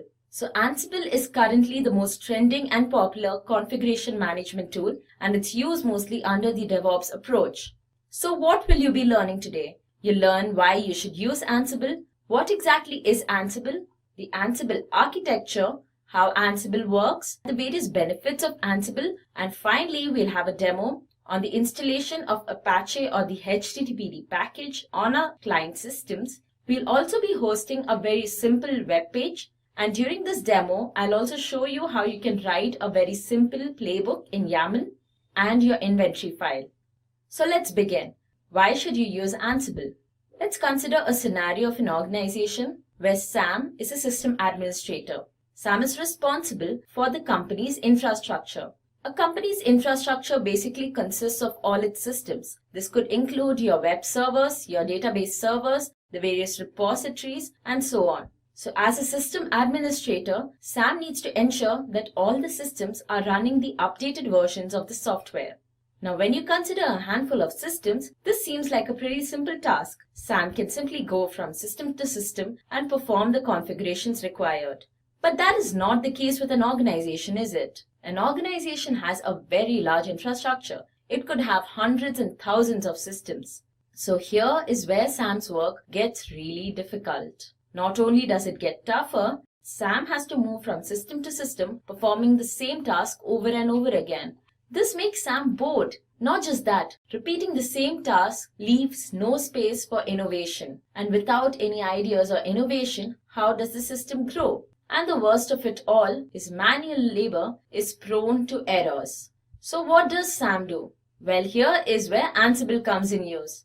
With Ansible, Sam can write simple codes that are deployed onto all the systems and configure them to the correct states. So now that we know why we should use Ansible, let's look at what exactly is Ansible. Ansible is an IT engine that automates the following tasks. So first we have orchestration. Orchestration basically means bringing together of multiple applications and ensuring an order in which these are executed. So for example, if you consider a web page that you require to host, this web page stores all its values that it takes from the user into a database. So the first thing you must do is ensure that the system has a database manager, and only then do you host your web page. So this kind of an order is very crucial to ensure that things work right. Next, Ansible automates configuration management. So configuration management simply means that all the systems are maintained at a consistent desired state. Other tools that automate configuration management include Puppet and Chef. And finally, Ansible automates deployment. Deployment simply means the deploying of application onto your servers of different environments. So if you have to deploy an application on 10 systems with different environments, you don't have to manually do this anymore because Ansible automates it for you. In fact, Ansible can also ensure that these applications or the code are deployed at a certain time or after regular intervals. Now that we know what exactly Ansible is, let's look at Ansible's architecture. Ansible has two main components. You have the local machine and you have your node or the client machine. So the local machine is where the system administrator sits. He or she installs Ansible here. And on the other end, you have your node or the client systems. So in case of Ansible, there's no supporting software installed here. These are just the systems that require to be configured and they are completely controlled by the local machine. At your local machine, you also have a module. A module is a collection of your configuration files. And in case of Ansible, these configuration files are called playbooks. Playbooks are written in YAML. YAML stands for YAML ain't a markup language. And it is honestly the easiest language to understand and learn since it's so close to English.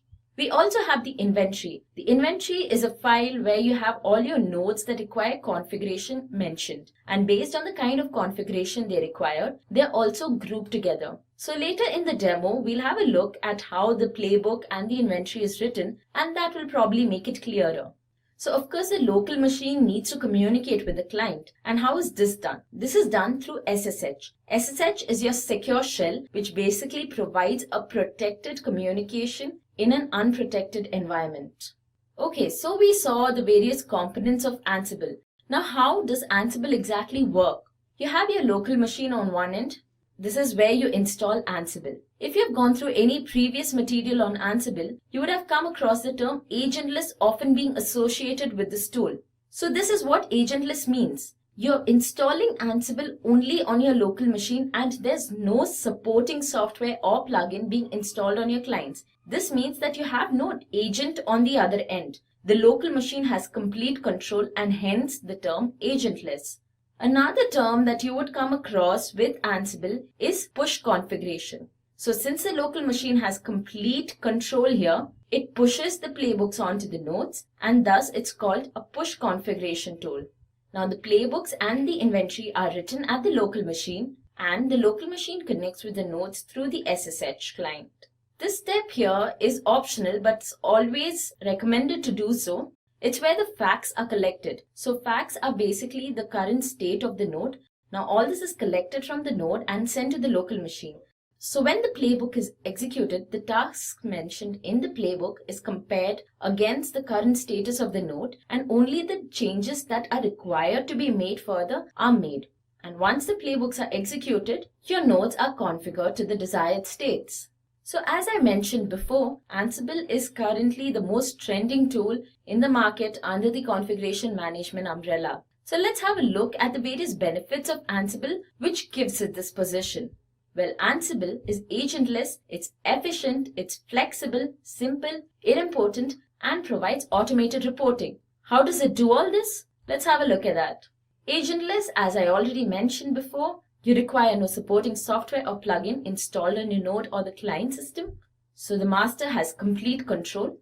And automatically this means that Ansible is more efficient because now we have more space in our client and node systems for other resources, and we can get Ansible up and running real quick. Ansible is also flexible. So an infrastructure is prone to change very often, and Ansible takes no amount of time to adjust to these changes.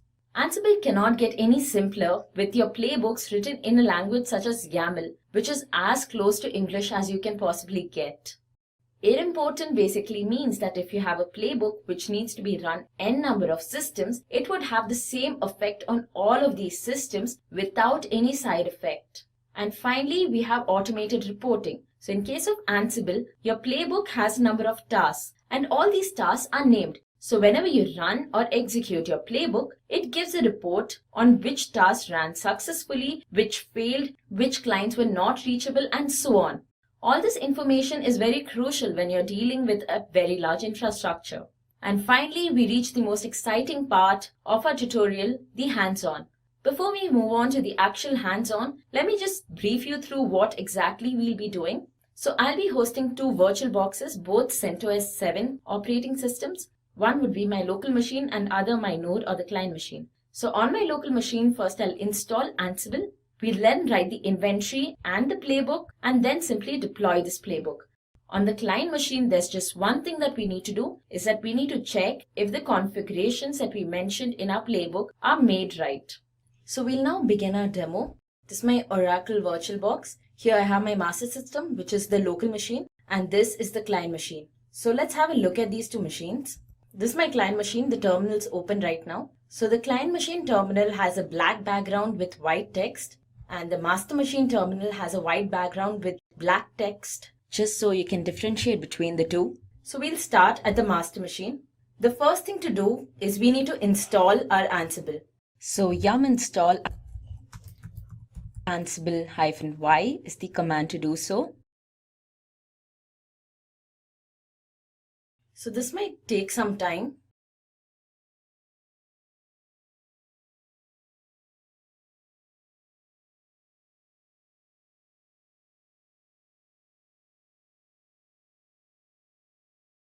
Yeah, so Ansible's installed. The next step, we go to our host file. So our host file here is basically the inventory. It's where you'll specify all your nodes. In our case, we just have one node. That's the path to your host file.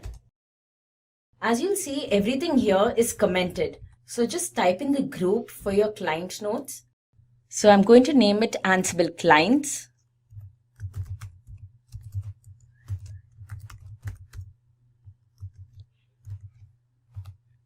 And here we need to type the IP address of our client machine.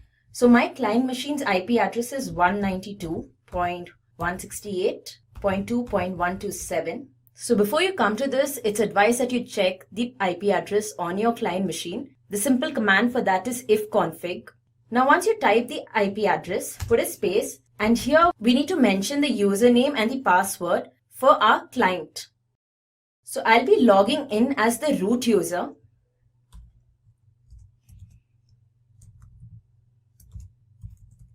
So this is the password.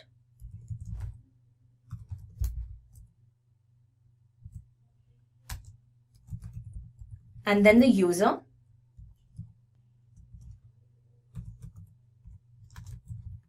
Which is root in my case.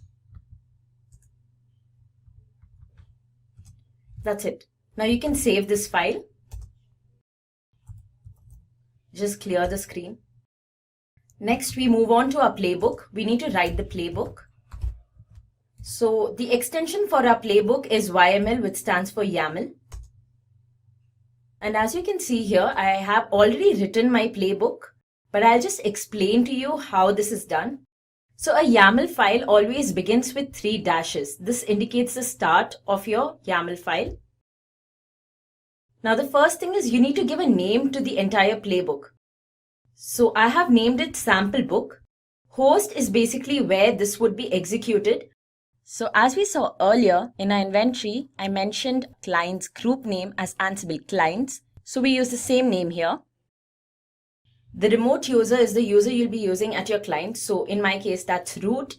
And become true is basically to indicate that you need to set your privileges at root. So that's called a privilege escalation. Now a playbook consists of tasks. So we have here 3 tasks. The first task, I've named it to install HTTPD. So what we are doing here is we are installing our HTTPD package, which is basically the Apache server. And we are installing the most latest version of it. Hence the state value is latest. The next task is running HTTPD. So for the service, the name is HTTPD because that's the service we need to start running and the state is started. Our next task is creating content. So this is the part where we are creating our web page. So copy because this is the file that will be created at the client. The content will be welcome and the destination of the file will be var www.html index.html. As you know, this is like a default path that we use to store all our HTML files. Now, as you can see here, there's quite a lot of indentation.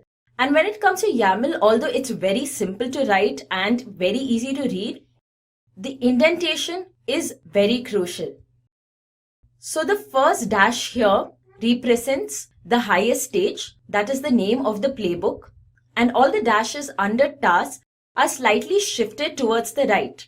So if you have 2 dashes at the same location, they basically mean that they are siblings. So the priority would be the same. So to ensure that all your tasks are coming under the tasks label, make sure they are not directly under name. So yeah, that's pretty much it. So when you write your YAML file, the language is pretty simple, very readable. Indentations absolutely necessary. Make sure all your spaces are correctly placed. We can now save this file.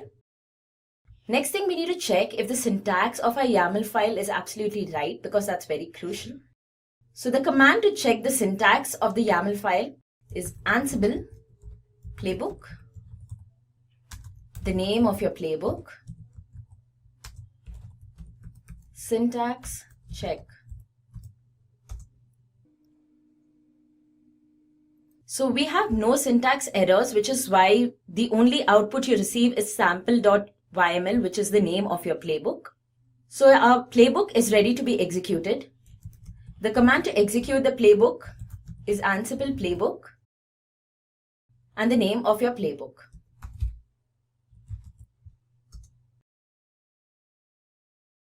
So our playbook's executed. As you can see here, gathering facts, that's where all the facts of the node, that's the present state of the node, is collected and sent to the local machine. So it's basically to check that if the configuration changes that we are about to make is already made.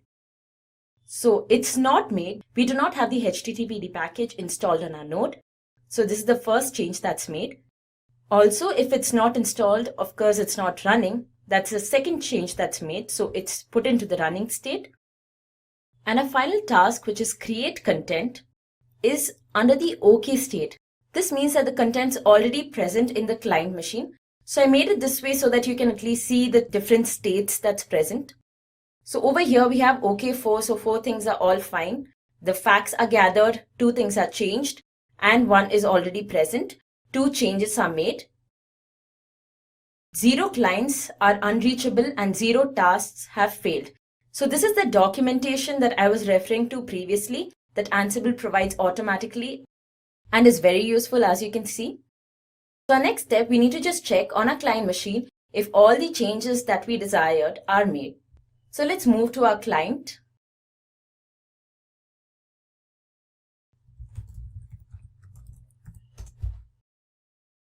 So this is my client machine. So to check this, since we are installing the HTTPD package and hosting a web page, the best way to do it is open your browser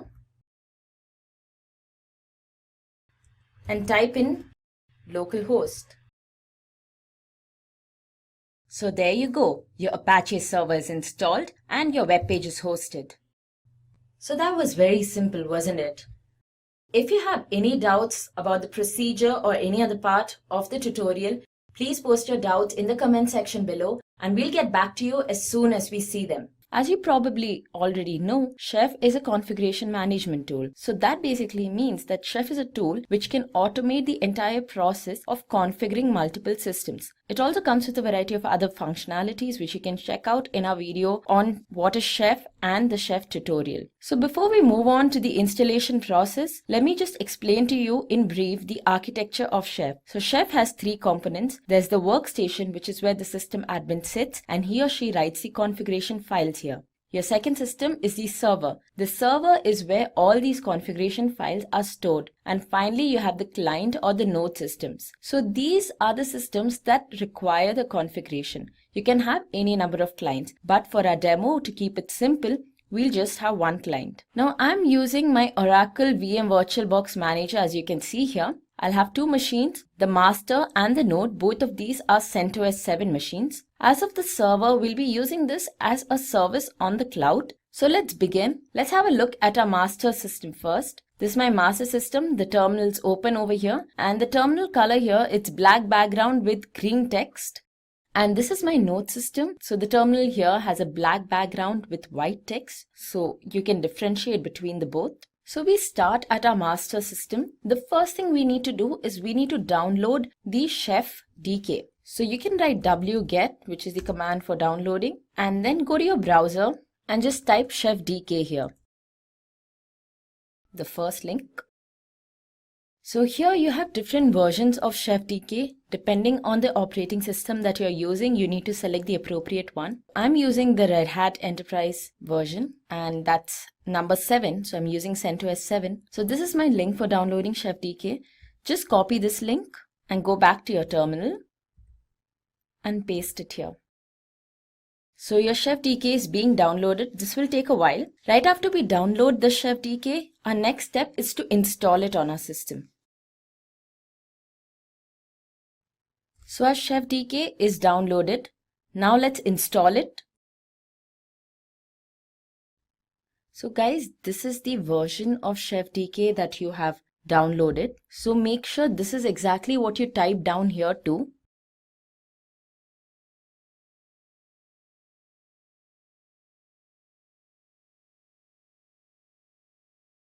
So great, our Chef DK is installed. So basically our installation for the workstation is done right now. But just so you understand how the flow is, we'll also write a sample recipe on our workstation. So before we do that, let's first create a folder.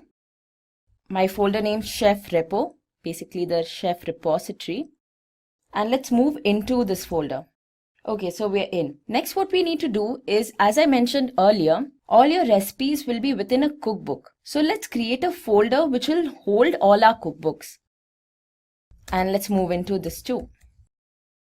Okay, so our next stage is to create the actual cookbook within which we'll have our recipe. So the command for creating the cookbook is chef generate cookbook sample.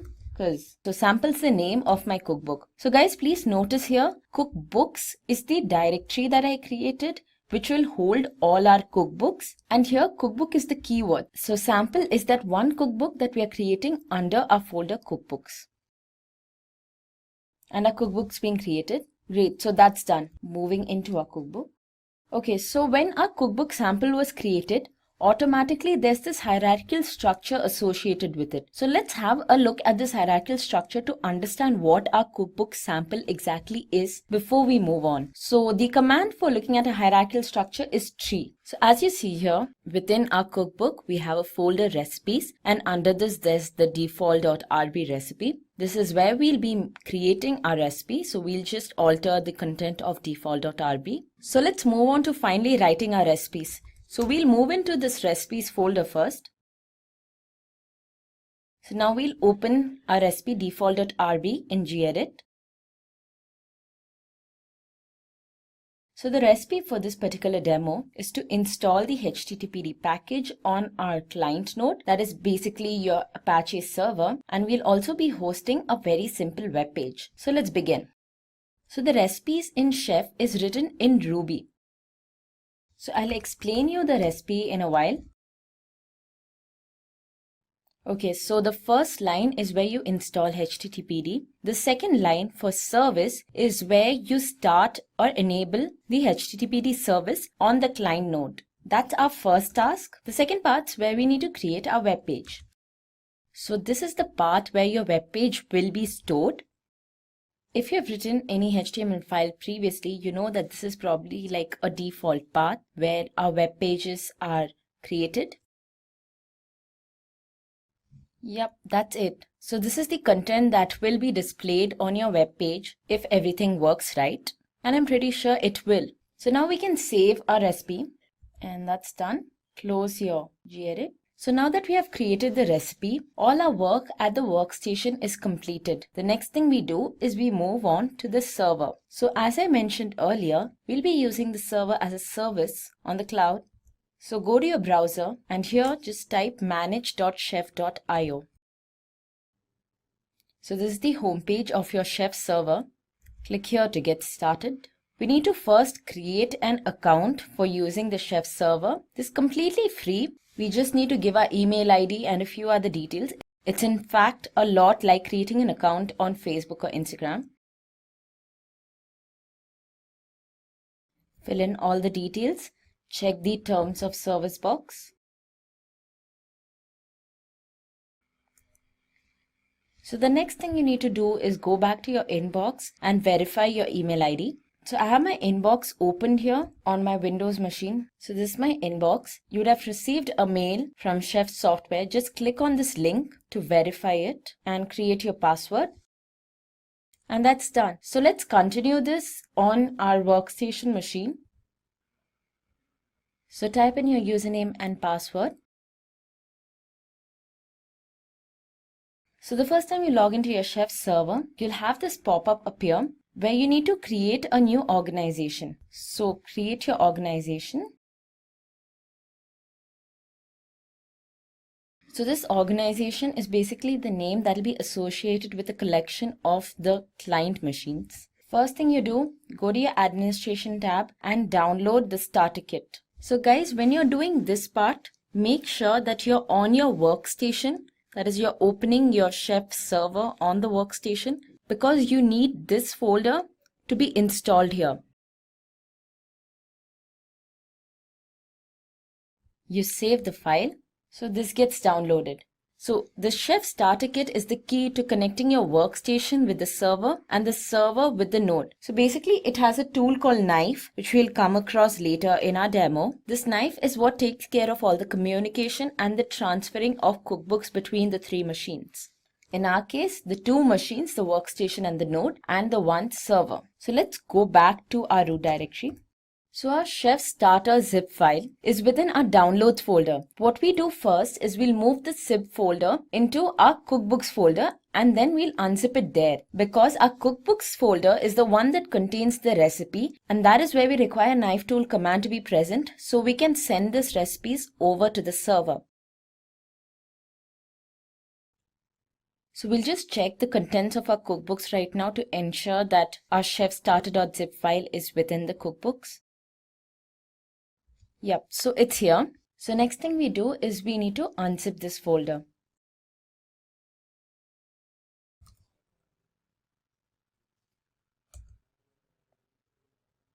Great, so that's unzipped. And this means that our workstation and our server are now linked. So we just need to use the knife command tool to transfer or to upload our recipes, which we created on the workstation, onto the server. So before we execute this command, we need to move into our cookbooks directory. As you know, that is where we unzipped our chef starter kit. So that is where our knife command is present too. And now let's execute the knife command. So it's knife, cookbook, upload, and sample. So as you probably recall, sample is the name of the cookbook that we created. And within sample, we created our recipe, which is default.rb. So we're uploading the entire cookbook onto the server. Execute the command. Great, so our cookbook's uploaded. Now let's check this on our server. So move to your browser where you opened your chef server and go to policy. So here you go. This is the cookbook we uploaded sample, and it's the first time we uploaded it. So the version 0.1.0, the first version. Now what you would notice is if you go to the nodes tab, there are no nodes present. So if you have no nodes, you basically have no machine to execute your cookbooks. And the nodes are not seen right now because we have not configured them yet. So that's the next thing we need to do. All this so far was done on your master machine. Now we'll move on to the node machine. So before moving on, let's just check the IP of our node machine. So that's our IP. Note this down somewhere. And now we move back to our workstation. As we already saw that we uploaded a sample workbook, next thing we need to make sure that our server and node are able to communicate with each other. So again, we use the knife tool for this too. The command here is knife, bootstrap, and enter the IP address of your node, which we just checked. We'll be logging in there. So we'll be using the node as the root user. And then we also need to specify our root password for the node. And we give a name to this node. So this is the name by which we'll be identifying our node at the server.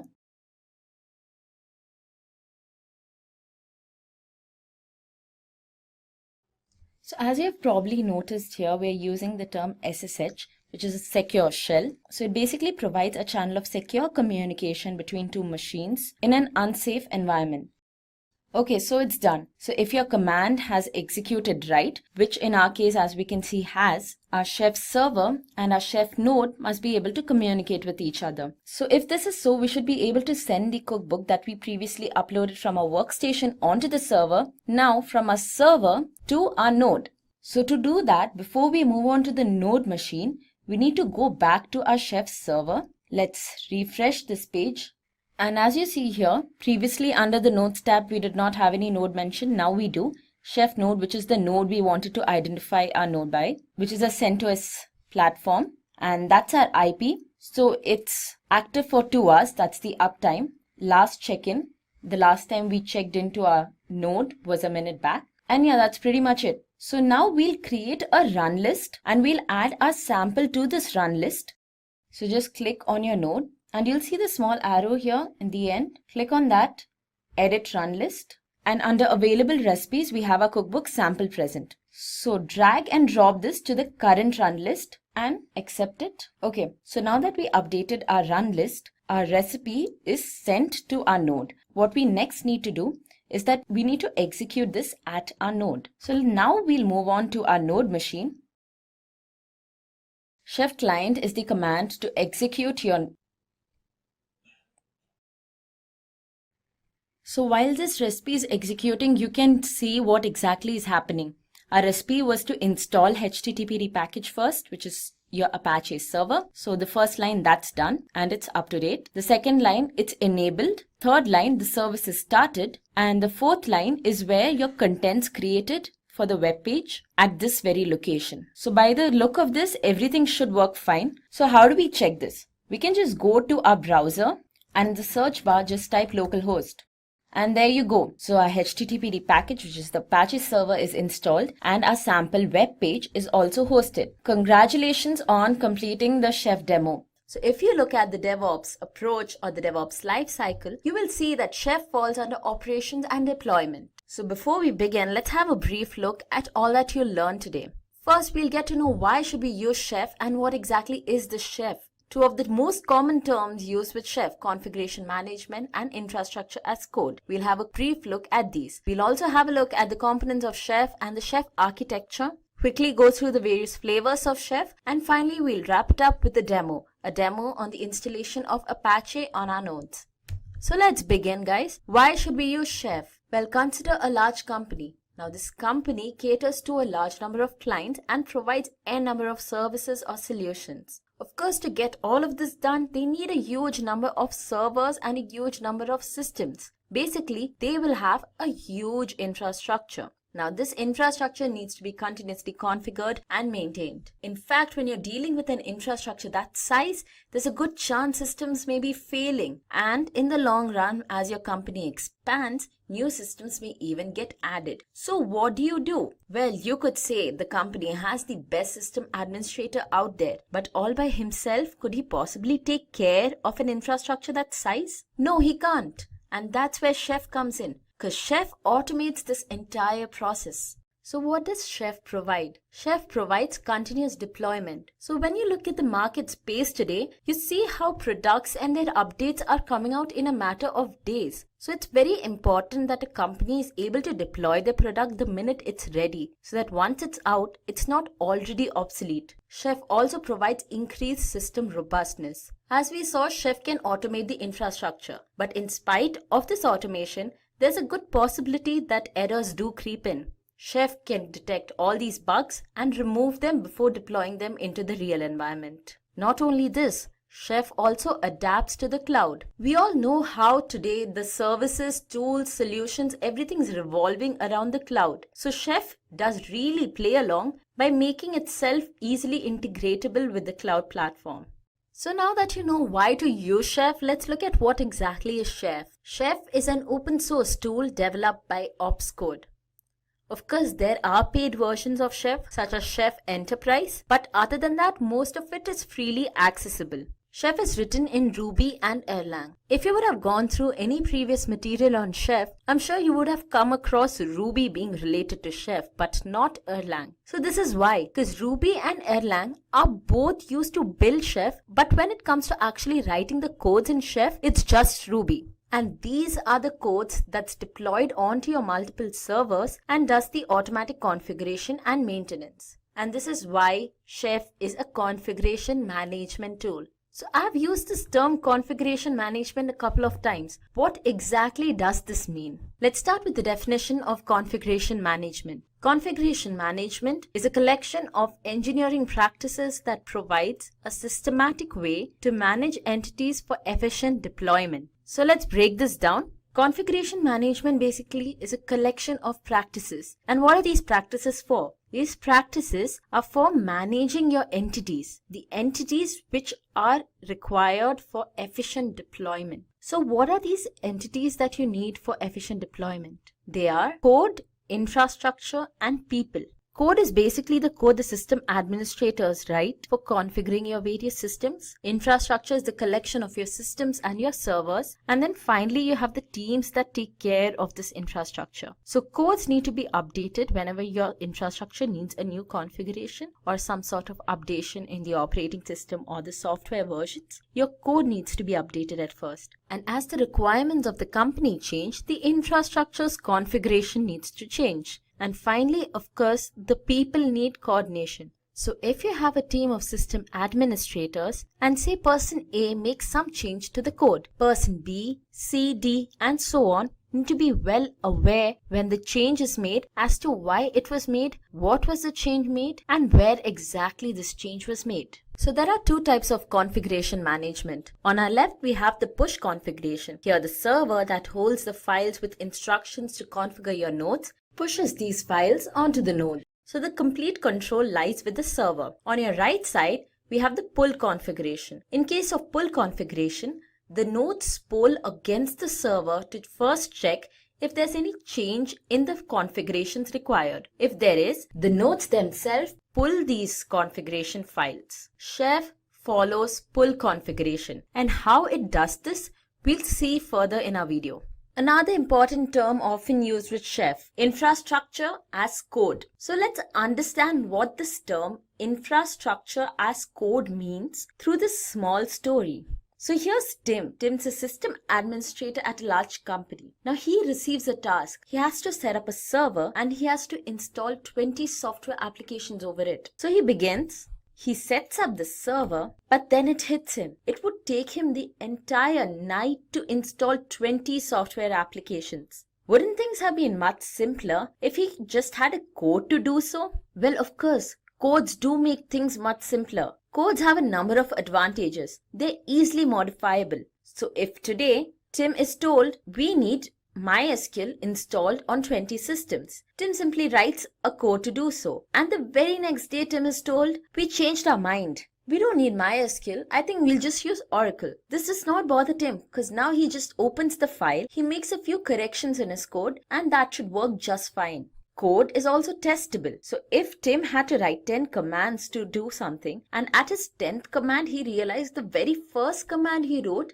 there was something not right there. Well, that would be quite tiresome, wouldn't it? With codes, however, you can test it even before running it and all the bugs can be caught and corrected. Codes are also deployable. So they're easily deployable and they're deployable multiple times. So now that we saw the various advantages of having codes, let's see what infrastructure as code exactly is. Here's the definition. Infrastructure as code is a type of IT infrastructure where the operation team manages the code rather than a manual procedure. So infrastructure as a code allows the operations team to take care of a code which automatically performs various procedures rather than having to manually do those procedures. So with this feature, all your policies and your configurations are written as code. Let's now look at the various components of Chef. So our first component is the workstation. The workstation is the system where the system administrator sits. He or she creates the codes for configuring your nodes. Now these codes, which in case of Chef are written in Ruby, are called the recipes. And you'll have multiple number of recipes. So a collection of recipes is called a cookbook. Now these cookbooks are only created at the workstation, but they need to be stored at the server. So the knife is a command line tool. So it's basically a command that you will see us executing in one of our demos that shifts these cookbooks from the workstation over to the server. A second component is the server. So server is like the middleman. It lies between your workstation and your nodes. And this is where all your cookbooks are stored. Because as you saw previously, the knife sends these cookbooks over from the workstation to the server. The server can be hosted locally, that's on your workstation itself, or it can be remote. So you can have your server at a different location. You can even have it on the cloud platform.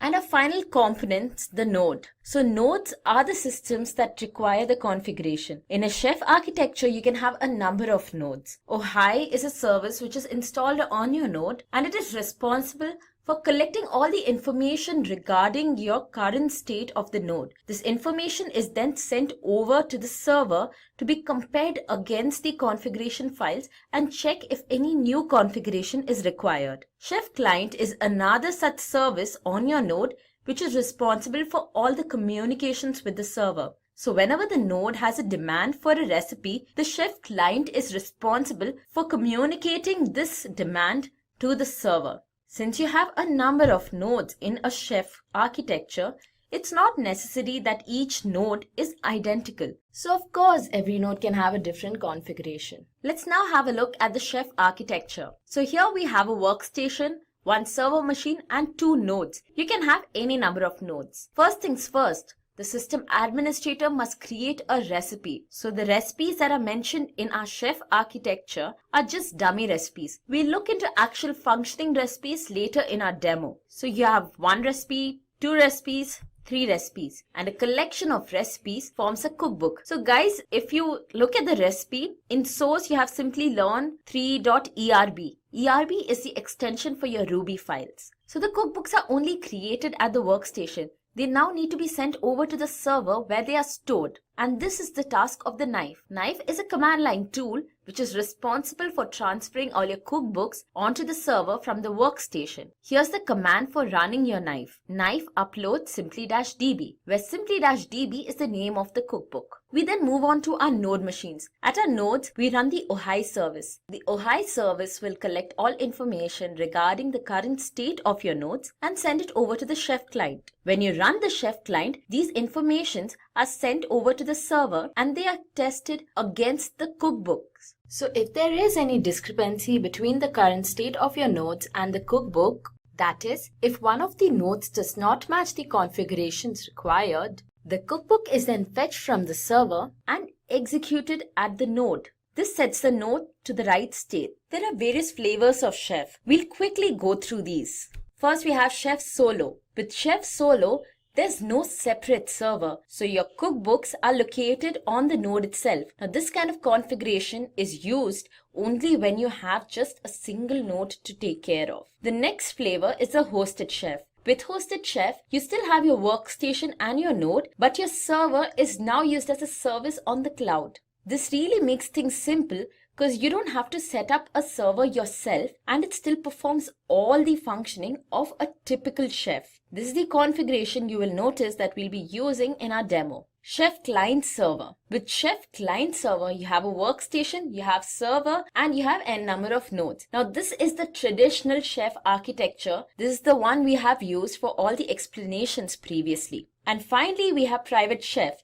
Private Chef is also known as Enterprise Chef. In this case, your workstation, server, and node all are located within the enterprise infrastructure. This is the main difference between Chef Client Server and Private Chef. In case of Chef Client Server, all these three machines could be dispersed. The enterprise version of Chef also provides the liberty to add extra layers of security and other features. And we reach the final part of our video where we'll have the hands-on. So before we dive into our demo, let me just quickly give you an introduction to it. We'll be using two virtual boxes, both CentOS 7. One will be used as a workstation while the other will be a node. So we are just using one node to make things simple. The server will be used as a service on the cloud. Now these are the steps we'll be performing during our demo. We'll first download and install the Chef DK on our workstation. We then make an empty cookbook file and we'll write a recipe into it. We need to then set up the server. So as I mentioned earlier, server will be a service on the cloud. So you'll have to create a profile, but this will be completely free. We then link the workstation to the server and will upload the recipe to the server. The nodes will now download the cookbooks from the server and configure themselves. So now that you have some idea about what we'll be doing, let's move on to the actual demo. We begin our demo. Here's my Oracle VM VirtualBox Manager. I have two machines here. I've already created my workstation and node. Both of these are CentOS 7 machines. Just for you to differentiate, this is my terminal. And for my workstation, it's a black background with white text. And as of my node, it's a black background with green text. The first thing you do is you go to your workstation box and open a web browser. Search for Chef DK installation.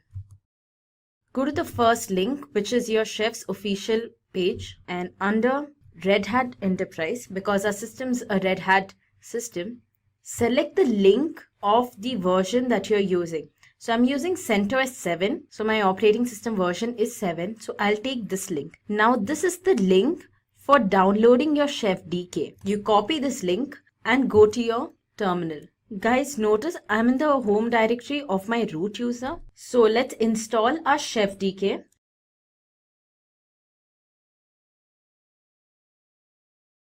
And it's getting installed. Now this will take some time because it's quite a large file.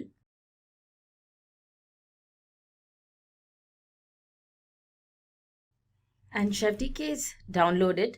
Next step, we need to install it. And this is the version of the Chef DK that we have downloaded. So type the same.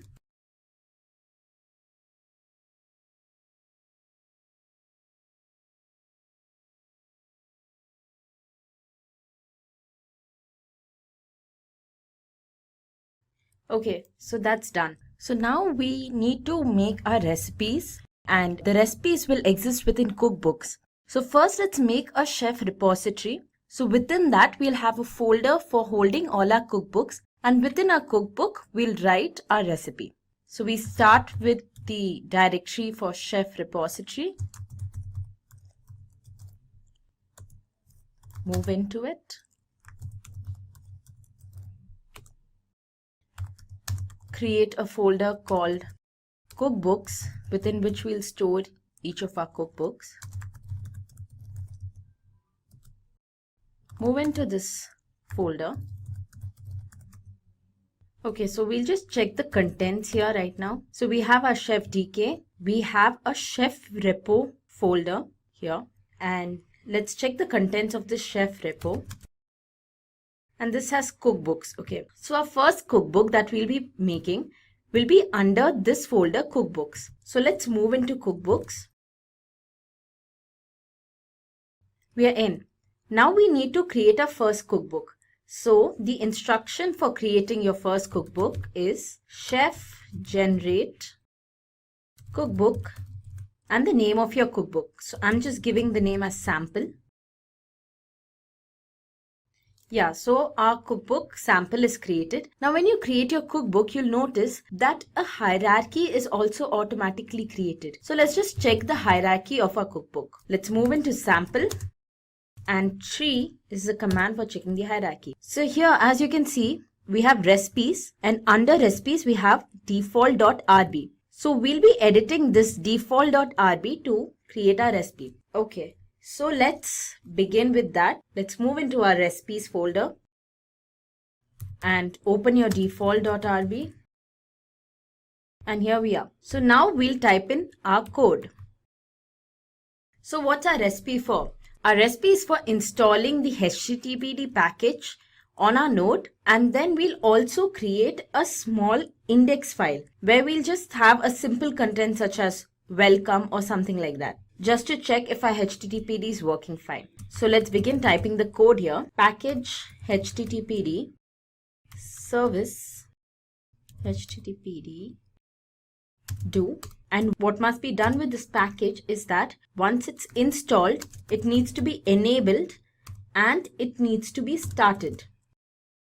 And so that's our first task. Our next task is creating our HTML file. So as you know, all your HTML files will follow this path name. And this is the content of your file. You have successfully configured your node. And that's it. That's a simple code. So our recipe is now ready. Save it and exit back to your terminal. Now what we need to do is that we need to configure our server. So go to your browser. On the search engine, type manage.chef.io. So as I mentioned earlier, we'll be using a server as a service on the cloud. So you'll enter your login page for the Chef server. Most of you may not have a profile already, so you go to click here to get started and fill in the details. It's just like creating an account on Facebook. So I already have my account. I've put in the credentials here. I'll just sign in. Now the first thing once you sign in is you'll get an option to create an organization. So all you have to do there is you gotta enter the name of your organization, and just below that there's another box for entering a short form of your organization. Now my organization name was Simplilearn and the short form was SLP123. So when you come to the administration tab under organization, you can see this organization name. Next step, click on this arrow and you got to download your starter kit. Okay, so once you click on starter kit, you'll come to this page where there's a button for download starter kit. So do download it. Save the file. So now come back to your terminal. So you come back to your terminal, and next what you need to do is you need to unzip your chef starter.zip. So for that, first we'll move our chef starter to the root. So it's currently present under the downloads folder. Let's move it. So we have moved our chef starter.zip. Now let's unzip it. First, let's just check the contents of our root directory right now.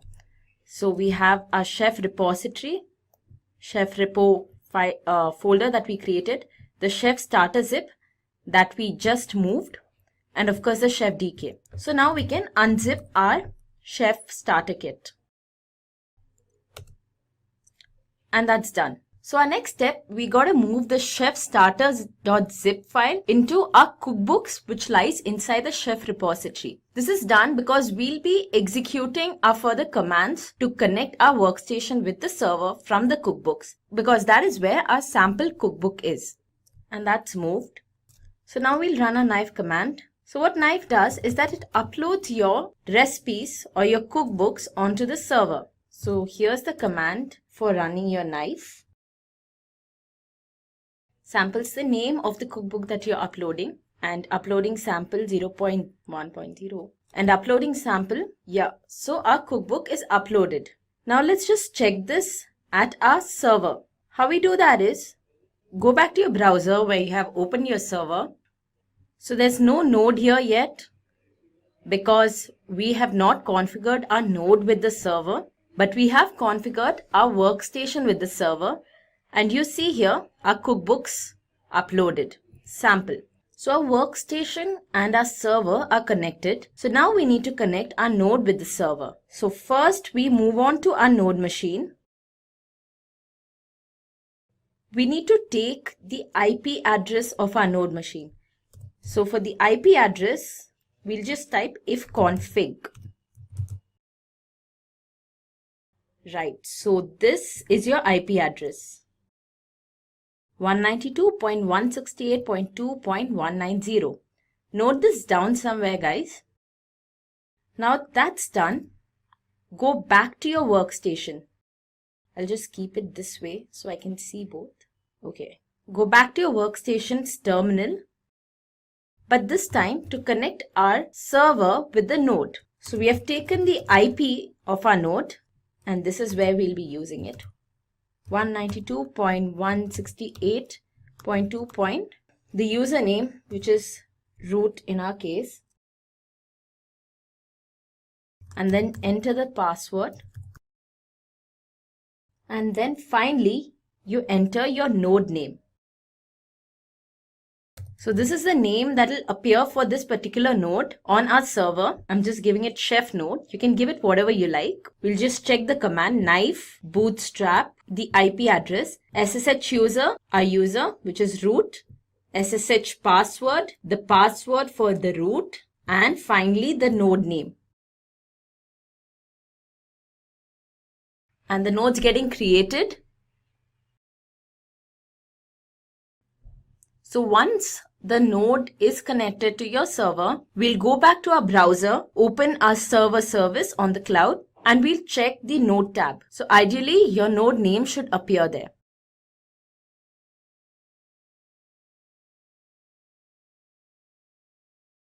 Great. So our node is added. Also, if you notice here, our chef client service on the node has started running. So let's just check this with the server. Go to your nodes. And here we go. So chef node, a CentOS 7 platform. This is our IP. So it's all done. So now we need to add a cookbook to the run list of this node. So come here, click on this arrow, edit run list. Here's sample. This is the cookbook that we want to run on our node. Put on the current run list. And here we have the run button. Just click on that. So this should have transferred our cookbook onto the node. Let's check that. Go to your node machine. Clear this. We need to be the root. Let's run the chef client service. So we are running it once again because after it was started, we did add something to our run list. The changes in the run list is updated.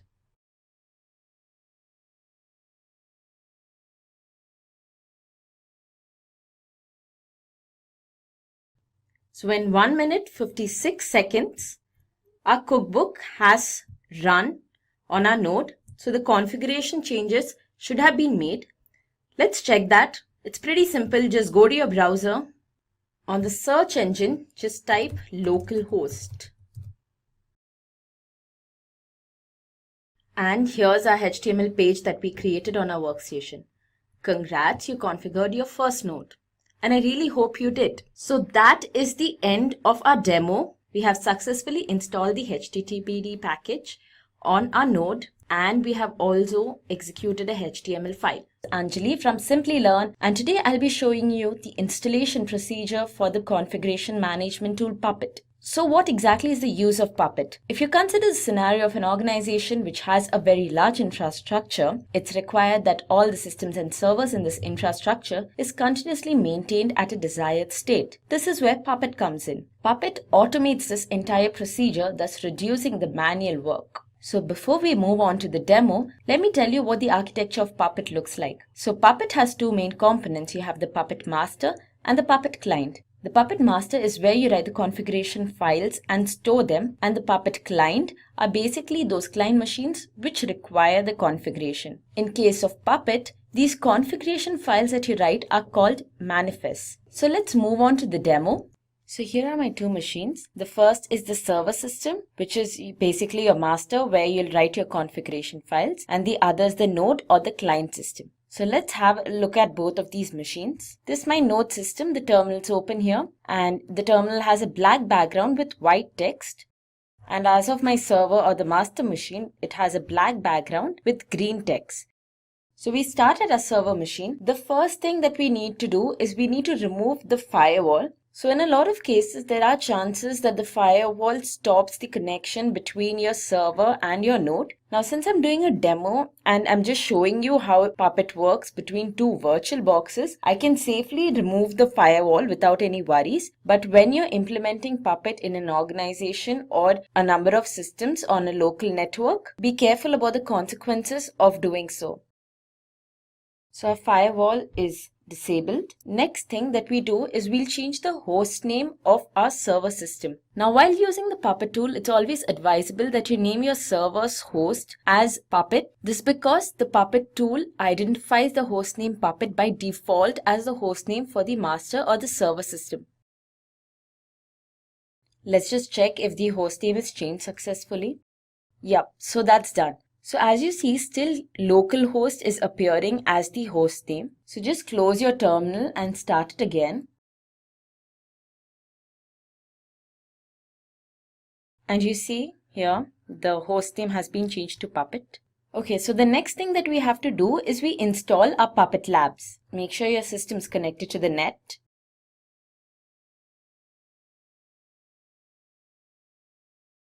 Right, so Puppet labs is installed. Next, we need to install the Puppet server service on our server system.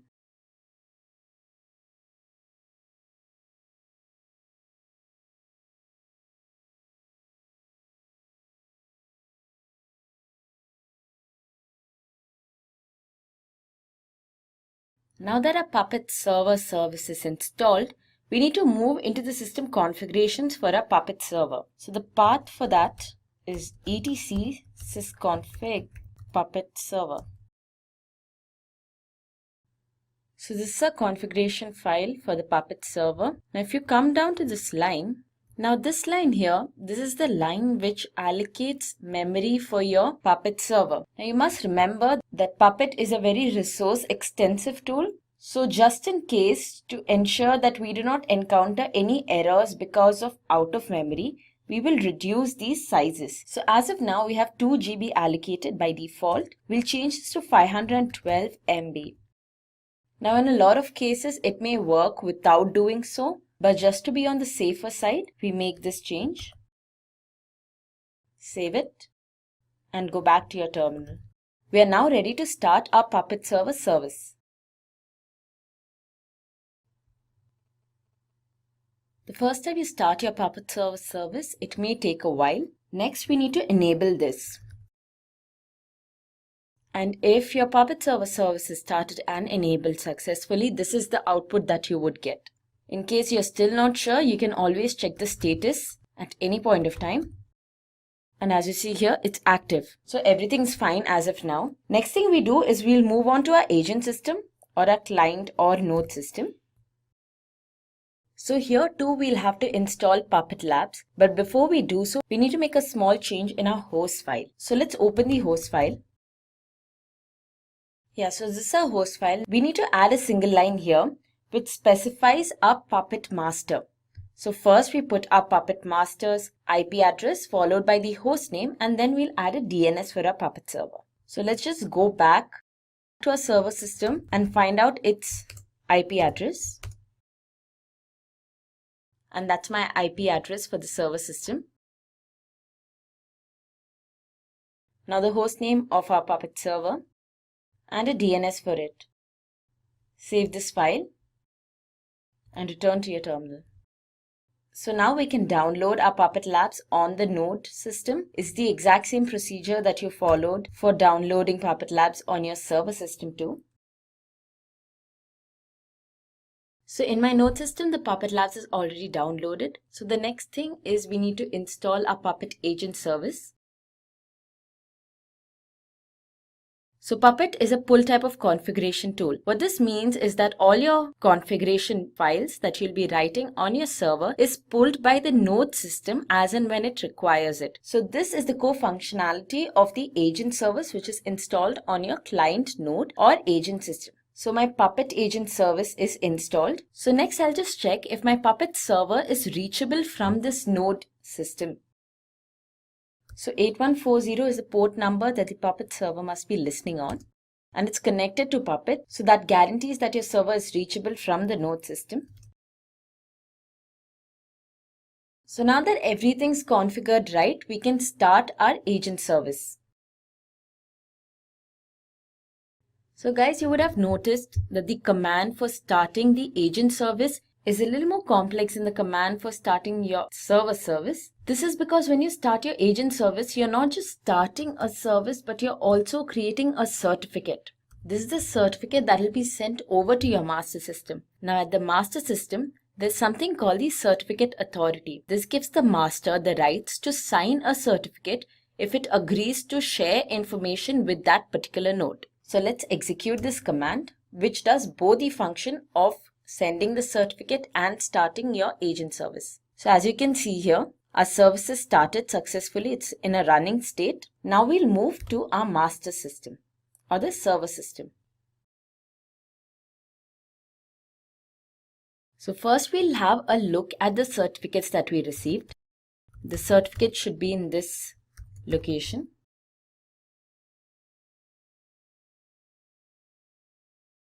So as you can see here, this is the certificate that we just received from our agent service. So this here within quotes is the name of our certificate. So next, when we are signing the certificate, this is the name we'll provide to specify that this is the particular certificate that we want to sign. So the minute we sign a certificate, the node that sends the certificate gets a notification that the master has accepted your request. So after this, we can begin sharing our manifest files. Now here's the command for signing this certificate.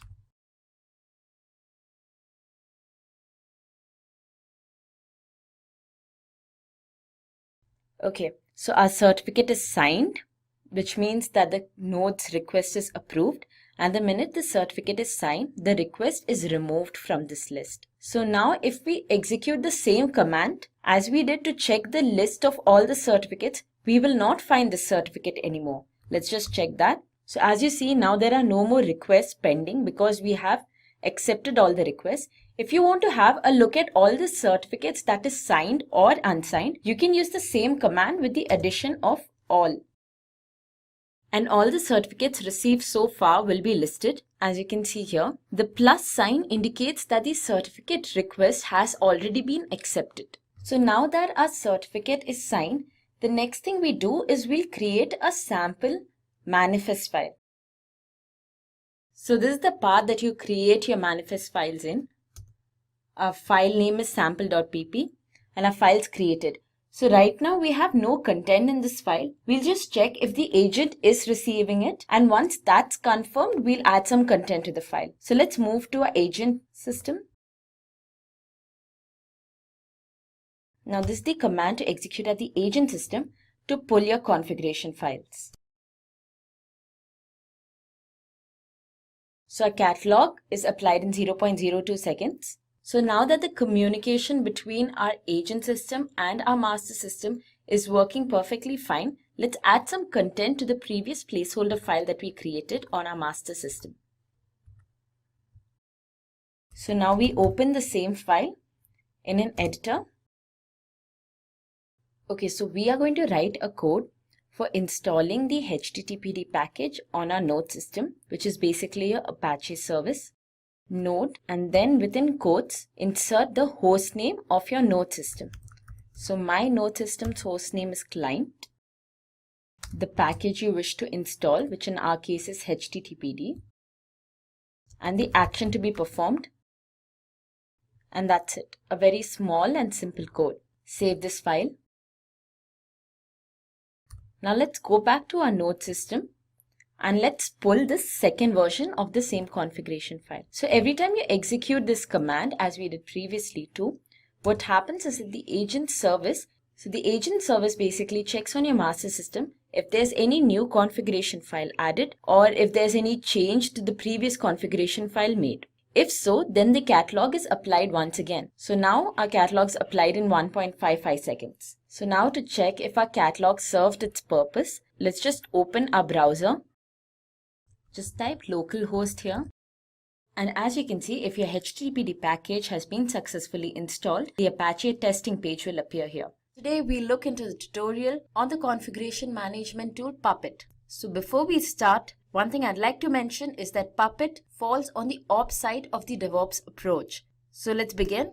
So what will we learn today? Today you'll learn about why we should use Puppet, what exactly is Puppet, the Puppet architecture, how Puppet works, and finally we'll have a demo on the installation of Apache on our node. So let's begin. Why Puppet? So consider the scenario of an MNC. The MNC puts together the small team of system administrators. They're responsible for taking care of the infrastructure of this organization. Now this infrastructure could consist of data centers, server centers, and many such components. Fortunately for the MNC, they were doing extremely well. So the number of clients kept growing consistently, and with this came a boom in the infrastructure size. Now here is where the problem came in. With such a large infrastructure, the small team that they put together in no way could manage this. So what do we do? The solution seems pretty simple, right? Just increase the size of the team. Sure, we'll increase the size of the team. But when do you think we can put an upper limit on the size? When do we get to stabilize this team? So here is where Puppet comes in. With Puppet, a small team is enough to take care of this large infrastructure. This is because the data centers, server centers, all of them can be updated in a matter of seconds with Puppet. Entire load of doing so has now shifted from the team onto the tool. Not only this, with Puppet, if servers do fail, and there's a very high chance of servers failing when you're considering an organization the scale of an MNC, Puppet can instantly roll them back to their previous working states. And if that wasn't enough, Puppet also provides the capability to deploy servers on demand and enforce security on them. Now all of this is done through simple coding which is written in Ruby. We'll look at how Puppet works more. So now that we know why we should use Puppet, let's have a look at what exactly is Puppet. So first and foremost, Puppet is a configuration management tool, as I already mentioned in the beginning of this video. So this simply means that Puppet ensures that all your systems are maintained at a consistent state. So consider that you want to deploy a number of servers. Now you require these servers to be identical. If this task is given to a human, there's a very good chance that those systems will not be identical, or some of them may even fail. Humans are prone to errors, you cannot blame them. So Puppet ensures that all these servers are deployed on time and they are identical. Secondly, Puppet is also a deployment tool. This simply means that Puppet has the capability to deploy your applications, your services, your softwares, all of this on your nodes automatically. And finally, Puppet implements infrastructure as code. Now this term infrastructure as code is a very important one when it comes to the DevOps approach. You would have noticed this term being used in our previous video on Chef 2. If not, you can always click the top right corner to know more. So what does this term infrastructure as code mean? Infrastructure as code simply means that all your policies, your tasks, your instructions, everything is written in coded format. So in case of Puppet specifically, all of this is written in the Ruby language. So now that we know what Puppet is, let's look into the Puppet architecture. So Puppet has a master-slave architecture. As you can see here, on the top we have the Puppet master and below we have the Puppet clients. So the Puppet master is the system where your system administrator sits. The clients are those systems which require configuration. You can have n number of clients connected to the Puppet master. So don't worry, we look into each of these components in detail. Firstly, we have the Puppet master. So the Puppet master is where the system administrator sits and he or she types in the codes here. So the codes are not only written in the system, but they are also stored here. And whenever the client requires these codes for their configuration, they simply request it. So manifest is the first subcomponent of the Puppet master. These are the actual files where the codes are written. So in case of Puppet, these are Ruby files. Modules tie manifest, templates, and files into a single unit. Now these codes dictate the instructions for performing various tasks on your client. The next component is templates. So if manifests are your code, templates are the data. So let me explain this to you with an example. Consider you want to create a file called index.html on one of your client machines. So what you do is, you write the code for creating this file in your manifest and the content of this file is written in your templates. Then you simply link them. But here's the thing, when you divide your code and data in this way, it's a very clean structure. So it's preferred to do it in this manner. Files are your static contents. So the files are basically sent to your client and they are simply downloaded at the client. There is no execution or compilation involved with your files. Now this is where files and templates are extremely different. Because with templates, they are never sent over to your client. The templates are simply read by the parser at the master itself.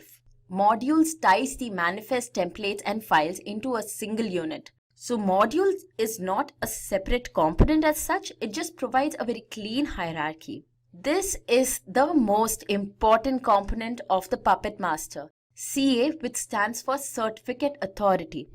Now as we will see later in this video, the Puppet master and the Puppet client communicate through an exchange of SSL certificates. So when the client sends over the certificate to the master, CA provides the master the authority to sign these certificates. The minute the master signs a certificate, the master is basically saying that yes, this client is registered with me and I agree to exchange data with this client. Our next component, Puppet client, of course these are the systems that require to be configured.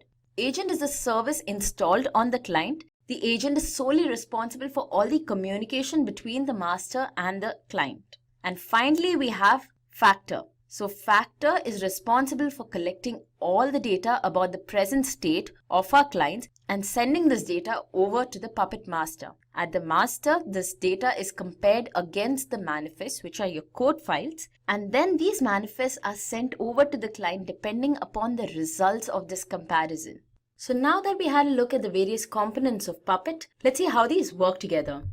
So we have a master and we have 3 clients. Now before any information can be transferred between the master and the client, it's important that these components recognize each other. Also, there needs to be an encrypted channel of communication between each pair of master and client. Now all the data which is transferred between the master and the client, it flows through this channel.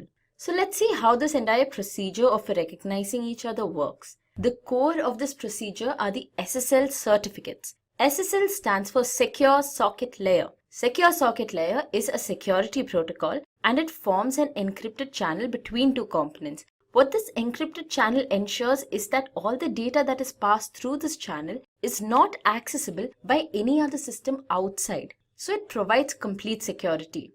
Okay, so we will consider a very general scenario. We have a master and a client here. This is not the Puppet master or the Puppet client. They are just 2 systems and we are just going forward with master-slave architecture. So the client so far is not a client. It is just a system and we will refer to the system as System A. So System A sends over a client certificate to the master.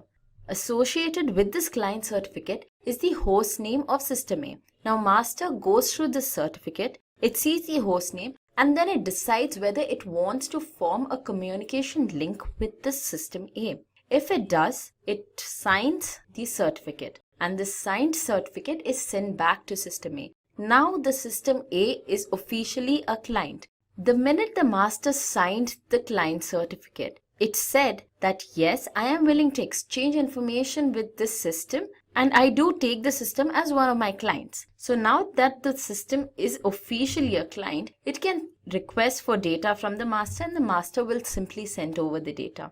Now we are here to talk about Puppet. So if this was a Puppet master and this was a Puppet client, then the first three stages will be the same. So the Puppet client sends over the certificate to the master signs the certificate, sends it back, and the client requests for data. Now by data here, of course, we mean the configuration data. Those are the manifest or even could be your files. So what happens after this request?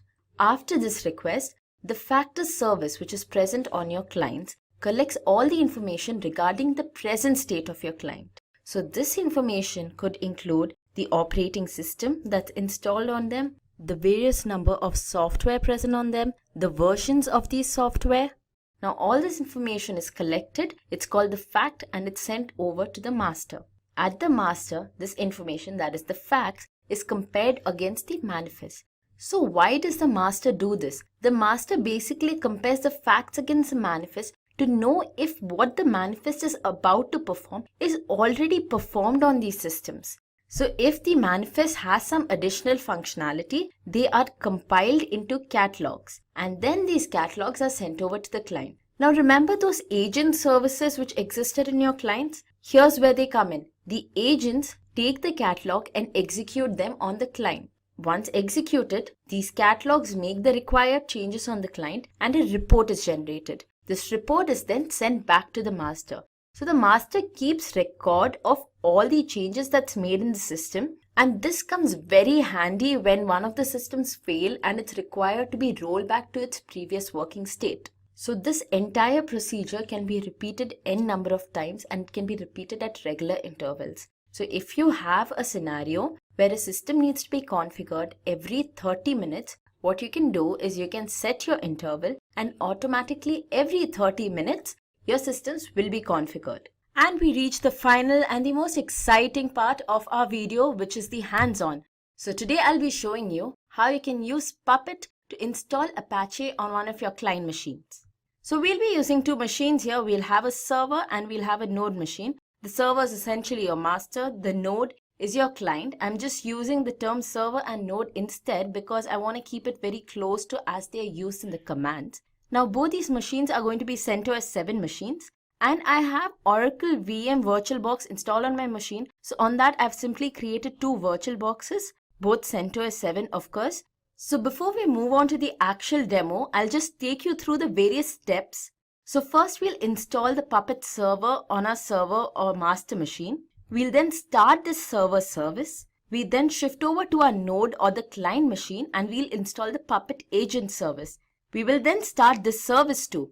And the minute you start the Puppet agent service, an SSL certificate is created. So this certificate will have the host name of your node attached to it. And this is how the master or the server will recognize this certificate and then it'll sign this certificate. So once your master or the server signs the certificate, you can write your manifests. So the manifests are just the code for configuration. And once that too is done, you shift back to your client or the node system and you run the agent service. So once you run the agent service, your manifest or your catalogs, because as you know, the manifests are compiled into catalogs, these are executed on your node and this will make the required changes. So that's how this entire process is going to work. Now let's move on to the actual demo.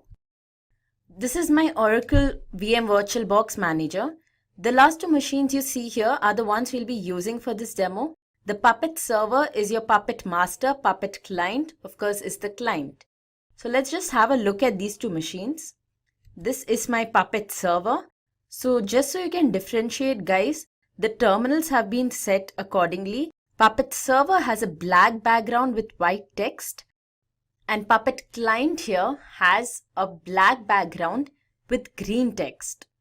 So we'll move on to server machine or the master machine because that's the one we'll be working on first. So before we begin, we need to set the host name of our master to Puppet. So this is a very essential step in the configuration of Puppet. If you miss this out, there are quite a lot of other changes you'll have to make in certain files. So let's do this first.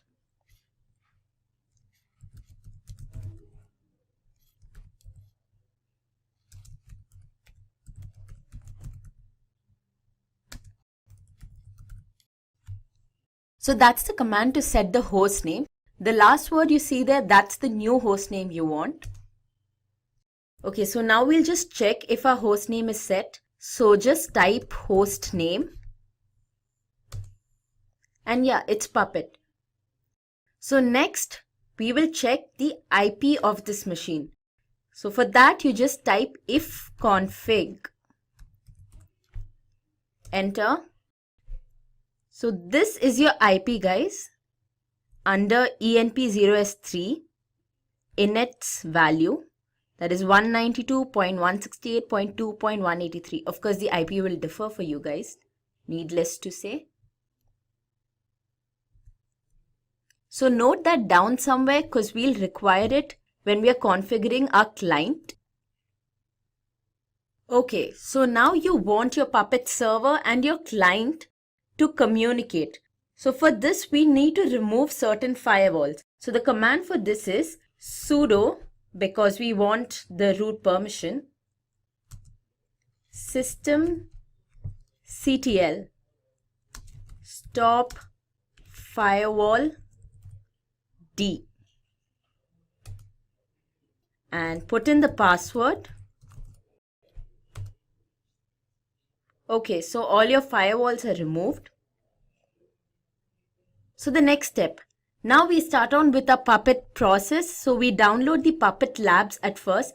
Now guys, ensure that your systems, your virtual boxes in this case, are connected to the net. Also, you won't be getting an IP if it's not for the first time. So here's the command to download the Puppet lab.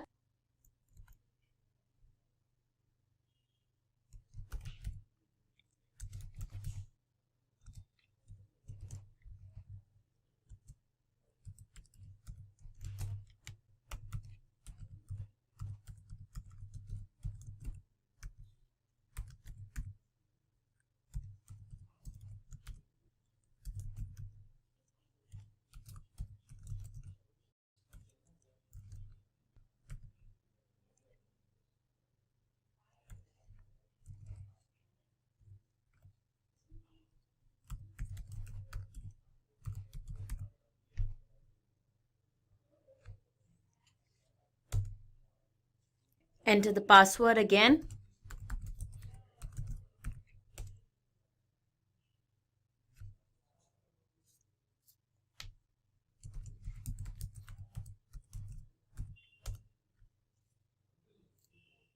Okay, so the Puppet Labs is downloaded. Now you need to install this.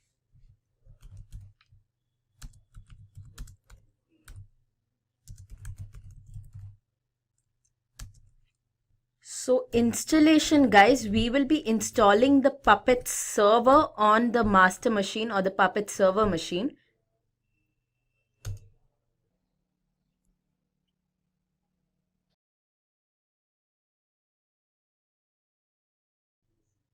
So this may take a while.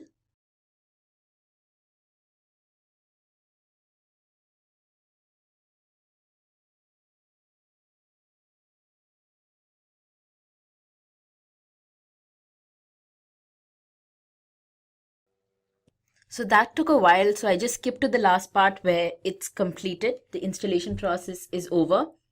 Now we need to make a small change in our system config Puppet server file. So let's just move to the file first.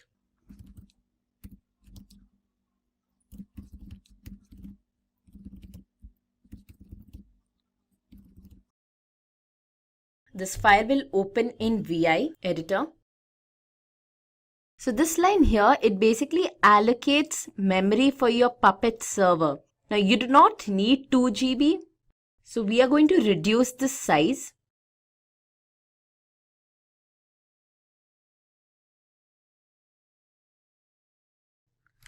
.512 MB should be enough.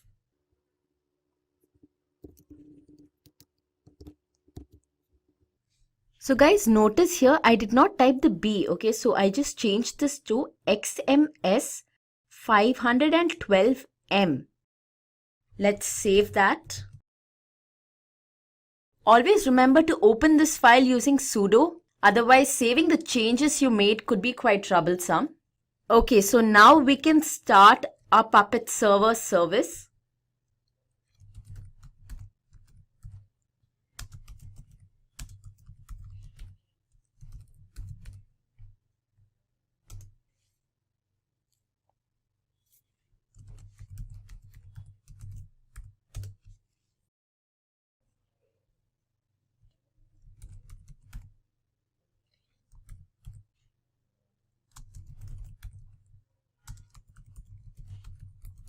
We enable the service.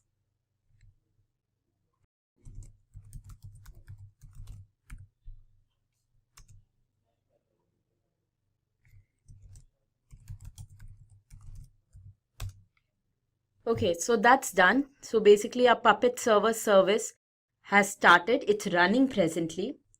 So for a while we are done with the server machine. Let's move on to our client machine.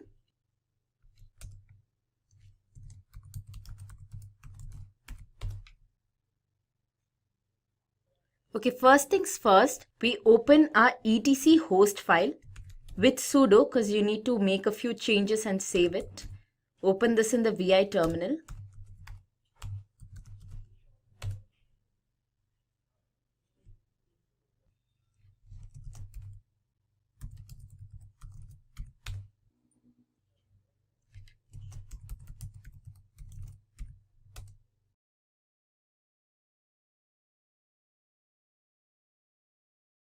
Okay guys, so here you have to add this one line at the end.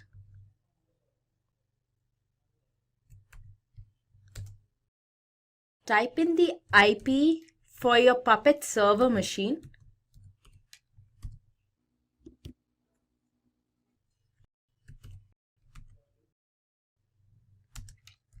Puppet -master. So let's save this file.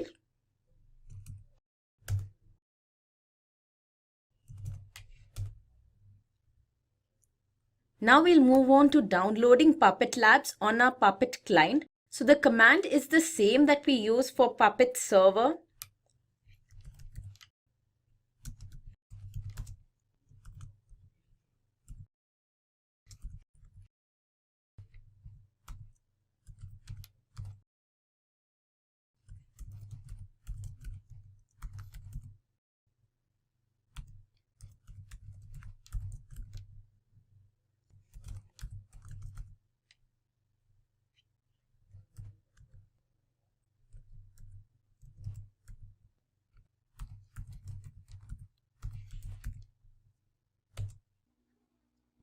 So Puppet Labs is downloaded. Now we need to install the Puppet agent service here.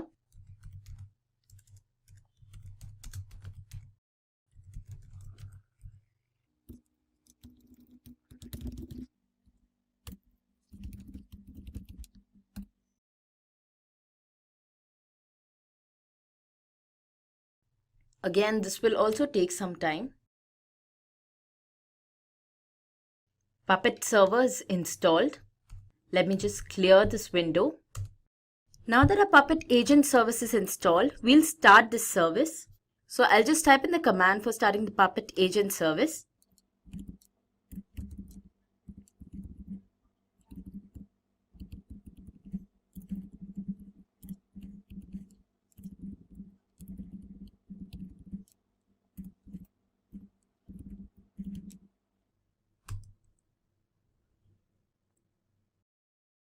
As you can see here, ensure changed stop to running. So basically the service was not running before and now it's changed to the running state. And while we executed this command, not only did the service start running, but an SSL certificate was also created. So this certificate should have the host name of this machine, that's a Puppet client machine, attached to it. So let's just check what the host name of our machine is. That's localhost.localdomain. So our certificate should have this attached to it. So guys, the first time your client sends a certificate, the name of the certificate itself is usually the host name of the machine. So our certificate's name should be localhost.localdomain. We'll check this on our master system, and that's where we'll sign the certificate to.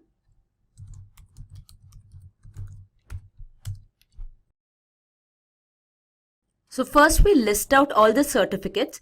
In our case, since we have just one client and we just started the client, we should have technically just one certificate, and it will be so.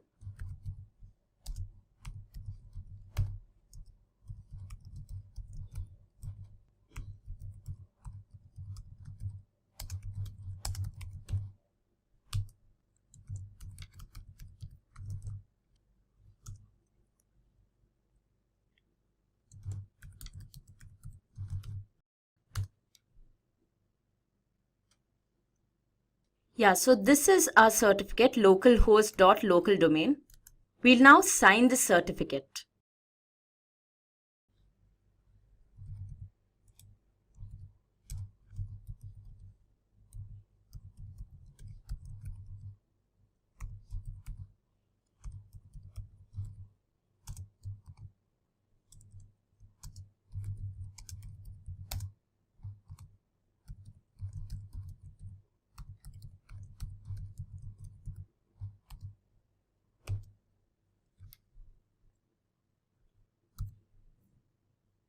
Okay, sorry about that. Just need to remove these brackets.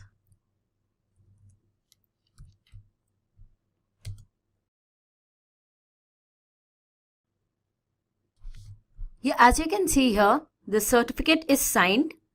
Sign certificate request. Here. So once the certificate is signed, the request for signing the certificate is removed. That's this line. Now that a certificate is signed, we can begin to write our manifest. So let's move into a manifest folder and we'll create a placeholder file.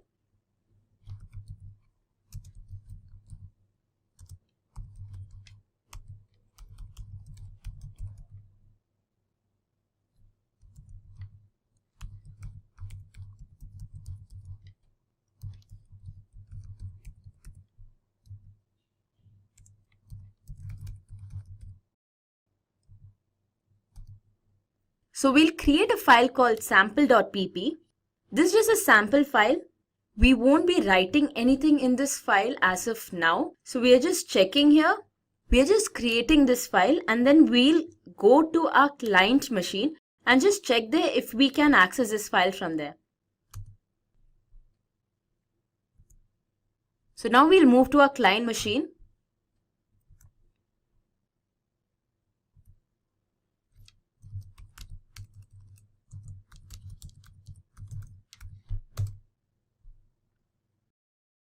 So let's test the connection.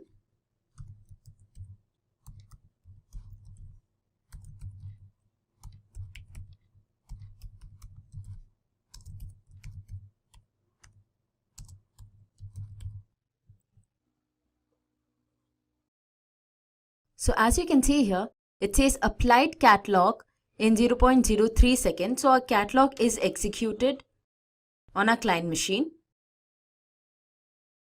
Now our catalog was just a placeholder basically. So the file that we created, which is sample.pp, had no content and we were just testing our client. Now let's go back to our master server, put some content into this file and see how the execution takes place.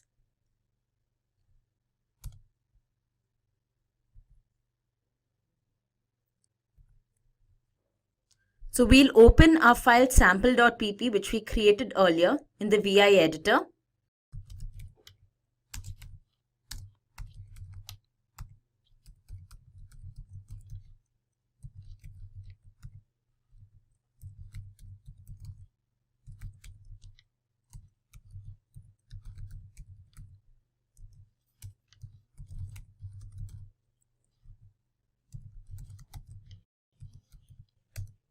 Let's type our code here.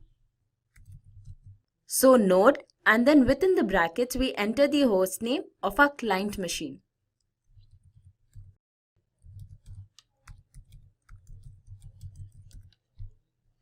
So this ensures that our manifest is executed on this particular machine.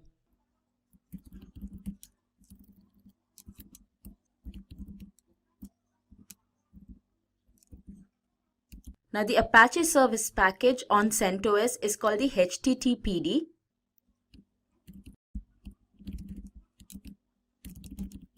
So this line that I just typed in is the action. It will ensure that the HTTPD package is installed on your client.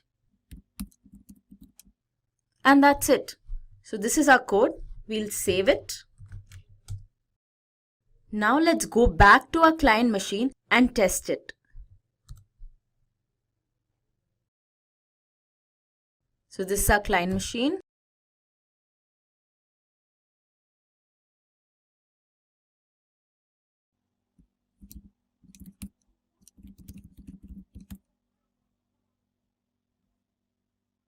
And our catalogs applied on the client. So I just cleared the screen. Now we'll start the Apache service.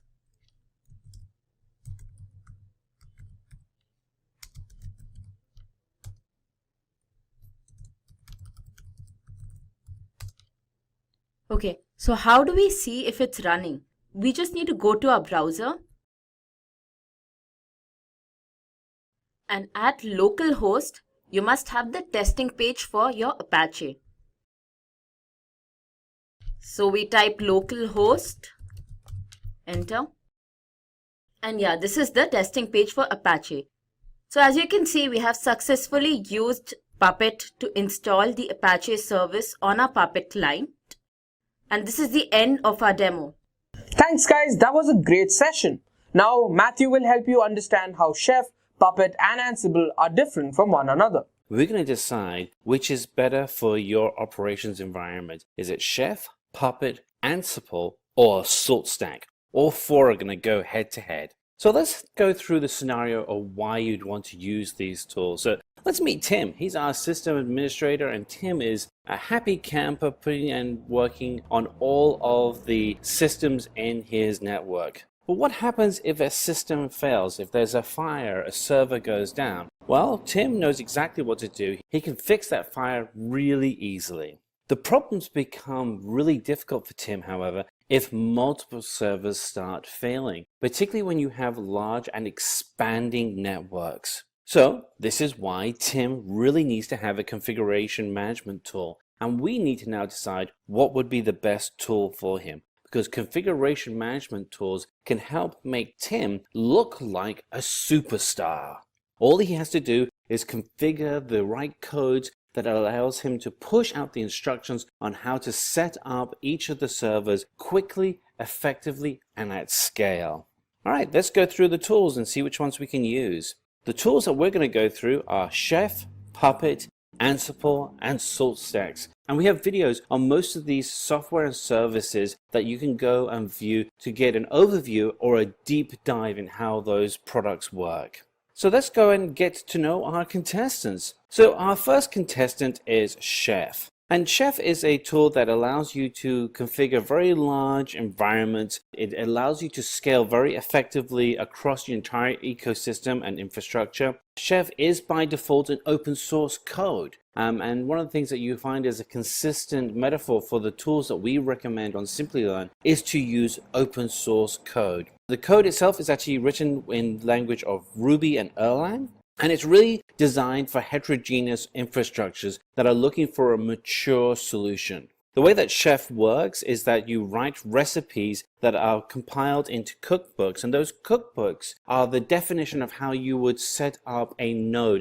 And a node is a selection of servers that you have configured in a specific way. So for instance, you may have Apache Linux servers running, or you may have a MySQL server running, or you may have a Python server running. And Chef is able to communicate back and forth between the nodes to understand what nodes are being impacted and need to have instructions sent out to them to correct that impact. You can also send instructions from the server to the nodes to make a significant update or a minor update. So there's great communication going back and forth. If we look at the pros and cons, the pros for Chef is that there is a significant following for Chef, and that has resulted in a very large collection of recipes that allow you to be able to quickly stand up environments. There's no need for you to have to learn complex recipes. The first thing you should do is go out and find the recipes that are available. It integrates with Git really well and provides for really good, strong version control.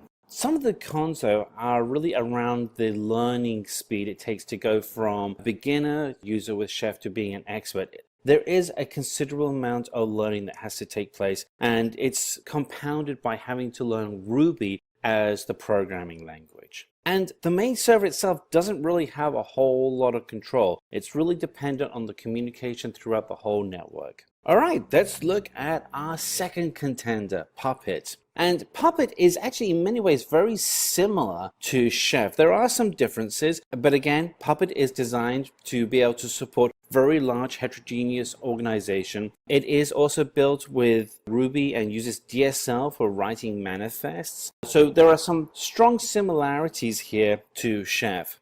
As with a Chef, there is a master-slave infrastructure with Puppet, and you have a master server that has the manifests that you put together in a single catalog, and those catalogs are then pushed out to the clients over an SSL connection. Some of the pros with Puppet is that, as with Chef, there is a really strong community around Puppet, and there's just a great amount of information and support that you can get right out of the gate. It is a very well developed reporting mechanism that makes it easier for you as an administrator to be able to understand your infrastructure. One of the cons is that you have to really be good at learning Ruby again, as with Chef. The more advanced tasks really need to have those Ruby skills. And as with Chef, the server also doesn't have much control. So let's look at our third contender here, Ansible. And so Ansible is slightly different. The way that Ansible works is that it actually just pushes out the instructions to the server environment. There isn't a client server or master slave environment where Ansible would be communicating backwards and forwards with its infrastructure. It is merely going to push that instructions out. The good news is that the instructions are written in YAML, and YAML stands for YAML Ain't Markup Language. YAML is actually pretty easy to learn. If you know XML, and XML is pretty easy, if you know XML, you're going to get YAML really well. Ansible does work very well on environments where the focus is getting servers up and running really fast. It's very, very responsive and can allow you to move quickly to get your infrastructure up very fast. And we're talking seconds and minutes here, really, really quick. So again, the way that Ansible works is that you put together a playbook and an inventory, or you have a playbook. So the way that Ansible works is that you have a playbook, and the playbook, it then goes against the inventory of servers and will push out the instructions for that playbook to those servers. So some of the pros that we have for Ansible: we don't need to have an agent installed on the remote nodes and servers. It makes it easier for the configuration. YAML is really easy to learn. You can get up to speed and get very proficient with YAML quickly. The actual performance, once you actually have your infrastructure up and running, is less than other tools that we have on our list. Now, I do have to add a proviso. This is a relative less. It's still very fast. It's going to be a lot faster than individuals manually standing up servers, but it's just not as fast as some of the other tools that we have on this list. And YAML itself as a language, while it's easy to learn, it's not as powerful as Ruby. Ruby will allow you to do things that at an advanced level that you can't do easily with YAML. So let's look at our final contender here, SaltStack. So SaltStack is a CLI-based tool. It means that you will have to get your command line tools out or your terminal window out so you can actually manage the entire environment via SaltStack. The instructions themselves are based on Python, but you can actually write them in YAML or DSL, which is really convenient. And as a product, it's really designed for environments that want to scale quickly and be very resilient. The way that SaltStack works is that you have a master environment that pushes out the instructions to what they call grains, which is your network. And so let's step through some of the pros and cons that we have here with SaltStack. So SaltStack is very easy to use once it's up and running. It has a really good reporting mechanism that makes your job as an operator in your DevOps environment much, much easier. The actual setup, though, is a little bit tougher than some of the other tools, and it's getting easier with the newer releases, but it's just a little bit tougher. And related to that is that SaltStack is fairly late in the game when it comes to actually having a graphical user interface for being able to create and manage your environment. Other tools such as Ansible have actually had a UI environment for quite some time. All right, so we've gone through all 4 tools. Let's see how they all stack up next to each other. So let the race begin. Let's start with the first stage, architecture. So the architecture for most of our environments is a server-client environment. So for Chef, Puppet, and SaltStack. So very similar architecture there. The one exception is Ansible, which is a client-only solution. So you're pushing out the instructions from a server and pushing them out into your network, and there isn't a client environment. There isn't a two-way communication back to that main client for what's actually happening in your network. So let's talk about the next stage, ease of setup. So if we look at the 4 tools, there is one tool that really stands out for ease of setup, and that is Ansible. It is going to be the easiest tool for you to set up. And if you're new to having these types of tools in your environment, you may want to start with Ansible just to try out and see how easy it is to create automated configuration before looking at other tools. Now, and so with that said, Chef, Puppet, and SaltStack aren't that hard to set up either. And you'll find there's actually some great instructions on how to do that setup in the online community. Let's talk about the languages that you can use in your configuration. So we have 2 different types of language, with both Chef and Ansible being procedural in that they actually specify how you're actually supposed to do the task in your instructions. With Puppet and SaltStack, it's decorative, where you specify only what to do in the instructions. Let's talk about scalability. Which tools scale the most effectively? And as you can imagine, all of these tools are designed for scalability. That is the driver for these kind of tools. You want them to be able to scale to massive organizations. What do the management tools look like for our 4 contenders? So again, we have a 2-way split. With Ansible and SaltStack, the management tools are really easy to use. You're going to love using them. They're just fantastic to use. With Puppet and Chef, the management tools are much harder to learn, and they do require that you learn some either the Puppet DSL or the Ruby DSL to be able to be a true master in that environment. But what does interoperability look like? Again, as you'd imagine, with the similar to scalability, interoperability with these products is very high in all 4 cases. Now, let's talk about cloud availability. This is increasingly becoming more important for organizations as they move rapidly onto cloud services. Well, both Ansible and SaltStack have a big fail here. Neither of them are available in the most popular cloud environments. And Puppet and Chef are actually available in both Amazon and Azure. We've actually just haven't had a chance to update our Chef link here, but Chef is now available on Azure as well as Amazon. So what does communication look like with all of our 4 tools? So the communication is slightly different with them. Chef has its own knife tool, whereas Puppet uses SSL, so Secure Sockets Layer, and Ansible and SaltStack use Secure Socket Hashing, SSH, as their communication tool. Bottom line, all 4 tools are very secure in their communication. So who wins?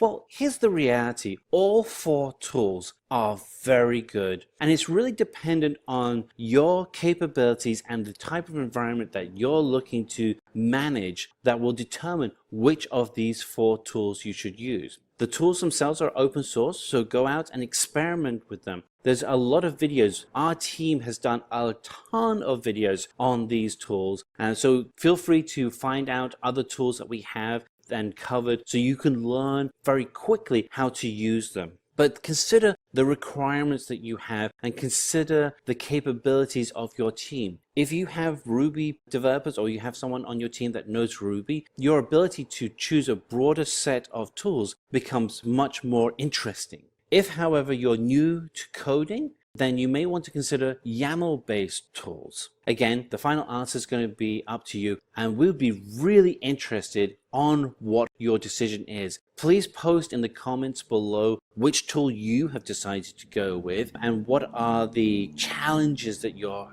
coming up with, because we'll help answer those challenges for you. Thanks, Matthew. Now we have Anjali to tell us how you can become a DevOps engineer. DevOps is a collaborative approach which is taken up by most companies these days. It focuses on scaling up and making the entire process of scaling up much smoother. So no doubt, companies are actively looking out for DevOps engineers. Welcome to another tutorial with Simplilearn. I'm Anjali, and today we'll be looking into how you can become a DevOps engineer. So let's begin. So by definition, DevOps is a collaboration between the development and the operations team, which enables continuous delivery of application and services to the end users. So let's expand on this definition first. The development team is the one that actually produces the products. The operation team is related with the management or the maintenance of these products. Now there's a link that DevOps forms between these two teams, which makes this entire process much smoother. And this approach, this collaborative approach, is what's called DevOps. So DevOps focuses on continuous delivery of application, which means that when the development team is ready with the product, it immediately goes into the maintenance or the management phase, and it's then pushed on to the end users with minimum delay. Just in case you doubt the stand of DevOps today or its growth in the near future, you must know that according to the Information Week, DevOps will be in high demand for upcoming years and has no chance of slowing down. Also, according to LinkedIn, over the past few years, DevOps has increased in demand by 50%. Now that's quite a lot of growth. So clearly DevOps is a field that will be great to dive into and grow in. So before we begin how you can actually become a DevOps engineer, let's look at what we'll be going through in this video. First, we look at who is a DevOps engineer, followed by the DevOps career roadmap. We'll then look into a DevOps certification, and then finally the salary trends for a DevOps engineer. So who is a DevOps engineer? Now, a DevOps engineer is an IT professional who understands the software development lifecycle. And when I say software development lifecycle, I do not just mean the DevOps approach, but right from our waterfall model, which is our traditional software development lifecycle. And then, as you know, we moved on to the Agile, and finally we reached the DevOps lifecycle.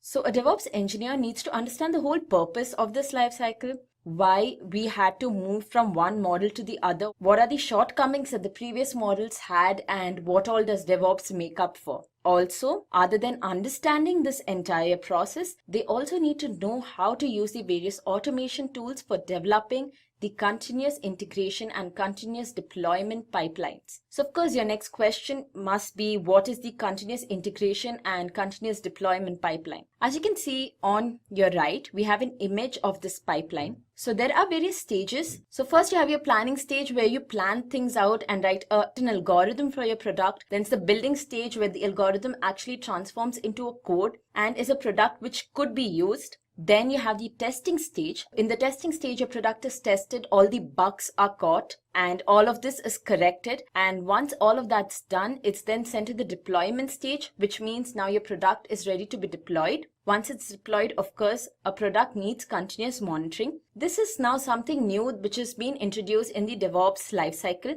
that although your product is out in the monitoring stage is something that the DevOps approach focuses on much more than our previous models, and for very good reason, which is that once your product is deployed into the real world, to ensure customer satisfaction, it's important that you continuously monitor the product. This way you're able to catch the bugs, fix them and push it back to the clients and ensure that they are happy with your product and would go for it again. Now, in simple words, a DevOps engineer is expected to collaborate with the developers and the operations team to deliver high quality products within a minimum amount of time. Now, DevOps engineer as such is not a profile that you might come across very often, but of course there are a number of career paths that you can take under the DevOps engineer.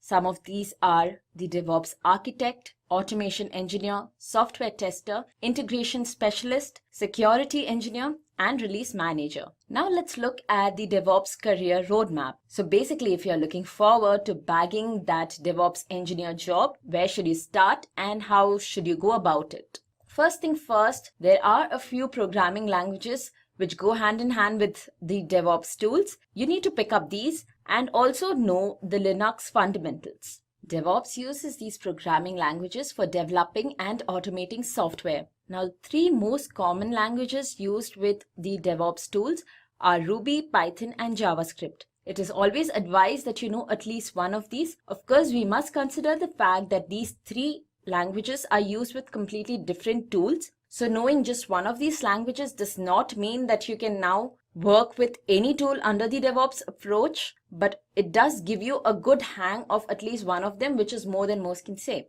It's also important to know the fundamentals of the Linux command line interface. Of course, this is not very unique to DevOps. Whichever career path you are choosing, Linux fundamentals is one of the most important things. Let's now discuss some of the mandatory Linux skills that a DevOps engineer should be aware of.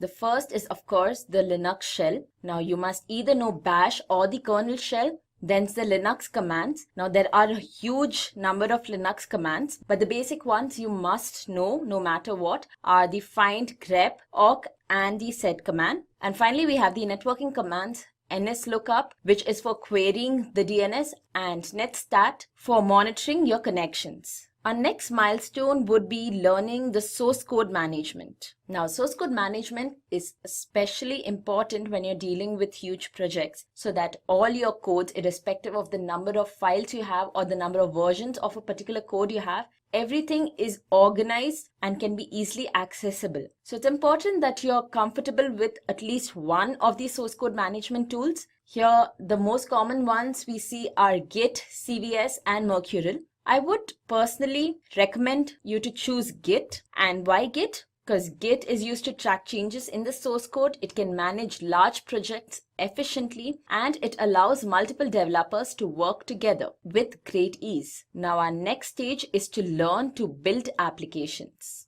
So a DevOps engineer must know how to build an application and commit to the source code management tools such as Git. Now, popular tool used to build applications which makes things much simpler is Maven. Why Maven? Well, it supports parallel builds, instant access to new features without any additional configuration, and has an easy build process. Now, Maven is actually an automation tool which helps to build and manage software projects within a short period of time. So here you have the POM file which is required to build an application, under which you have sets of jars. You have the commands which are to be executed, the builds, plugins, and the builds profile. But in order to automate the entire process, you require a continuous integration or a continuous development tool. And this brings us to our fourth stage, which is learning to automate the process using CI and CD tools. One of the most extensively used tools in this field is Jenkins. Jenkins is an open source continuous integration tool. It helps to automate continuous development, testing, and deployment of newly created codes. Well, why Jenkins? Because it has multiple plugins, it is easily distributed across multiple machines, and has an easy installation and configuration process. Our next stage is to learn to test the applications. Once you have completed the build process, learn how to automate the testing process of web applications. One of the best testing tools for QA teams is Selenium. And why Selenium above all the other tools that provide the same functionality? Well, because it provides fast execution, allows scripting in several languages, and also supports parallel test execution. The next thing is to learn to deploy applications in production servers. So you should learn how to deploy and run the applications in the production servers. And in order to deploy an application, you should have the knowledge of containers such as Docker and configuration management tools like Ansible. So Docker helps with the containerization, while configuration management tools such as Ansible. So Docker helps with containerization, while tools such as Ansible helps you to provide you the capability of pushing configurations onto multiple servers and maintaining them in the required state. So why choose Docker? High scalability and efficiency, reusable data volumes, isolated applications. And why Ansible? Because unlike other tools in this field, it has a push-based configuration. It is agentless and uses SSH for secure connections. The next stage is to learn to monitor the applications. So monitoring your applications is another important aspect of a DevOps engineer. In this stage, we identify the issue and implement the changes as quickly as possible. The most popular tool which provides for monitoring applications is Nagios. It has a comprehensive monitoring system, high availability, and immediate remediation. And finally, a DevOps engineer must know the working of cloud providers. For a DevOps engineer, it's important to know about the cloud service providers and their basics. Cloud computing is an important skill to learn irrespective of which field you're in today, as a lot of companies have the infrastructure on the cloud. Amazon Web Services is the most popular cloud provider, whereas Microsoft Azure and Google Cloud Platform are slowly catching up to Amazon. Amazon Web Services provides high scalability and flexibility, is cost effective, and provides better security. Let's now look at some of the DevOps certifications you can opt for. The first one is the AWS Certified DevOps Engineer program, which is offered by Amazon Web Services. And then, of course, we have the DevOps certification training offered by our very own Simplilearn. Simplilearn also provides programs which are more specific to tools such as Chef, Puppet, Ansible, and Selenium certification. And we also provide a DevOps Architect Master's program. So now these are some of the most popular certifications available in the market. Let's get a better idea of what these certifications provide. So we'll move on to the Simplilearn webpage. So here we are on the landing page for DevOps certification training course. As you can see here, this course provides 56 hours of in-depth learning. You will be working on more than 10 real industry projects which are integrated with the labs. There are 24 live demos of the most popular DevOps tools. You have a 24/7 support dedicated to mentor you throughout your project. And we also provide self-paced learning. So there are videos which are always available in case you have a very stringent timetable. Let's now look at some of the tools which are covered under this course. So under build automation, we cover Maven among other tools. Configuration management, there's Ansible, Chef, Puppet. Continuous integration and monitoring tools include Jenkins, TeamCity, Docker, and testing frameworks. We have Eggplant, JUnit, version control, Bitbucket, Git. So we are going through a number of tools, but as you can see, all the popular ones are definitely covered. Other than this, let's also have a quick look at all the topics that is covered under this course. So we have the course introduction followed by introduction to DevOps, and then we focus on the various processes under DevOps: version control, continuous integration, deployment, and the build tools, software automation, testing frameworks, configuration management, containerization. All of this is followed up by need of cloud in DevOps, and of course you have practice projects. We also are provided with 2 free courses, one covering the Linux basics and one with the fundamentals of JavaScript. Since, as we have already mentioned, these are 2 very important skills that a DevOps engineer must possess. And now this is the DevOps Architect Master's program offered by Simplilearn. This is the go-to program if you take becoming a DevOps engineer seriously. As you can see here, guys, it covers more than 40 in-demand skills and 15 plus tools. You have access to 120 live instructor-led online classes. You'll also be working on more than 7 real-life projects, and at the end of your entire course, you receive your master's certification. There's a well-thought-out timeline to proceed with your course, which covers instructor-led and self-paced classes, your projects, and your lab sessions. Also, some of the tools that we'll be covering under this program include Maven, Chef, Puppet, Ansible, SaltStack, TeamCity, Jenkins, Nagios, JUnit, JIT, and many more. So guys, why procrastinate anymore? Get on to Simplilearn's webpage, register yourself to a course and get certified, get ahead. Of course, if you're taking up a career, you must know what kind of salary to expect. An average salary of a DevOps engineer in the United States is $115,666 per year. So this is the average salary. As you can see here, guys, there's a graph which shows how there's been a growth. This graph here will give you a good idea of the salary trend. An average salary of a DevOps engineer in India, on the other hand, is 6,12,000 per year. So again, here we have a graph on the right which demonstrates the pattern in growth in the salary. Now here's some additional material to prepare yourself and help you in the journey to becoming a DevOps engineer.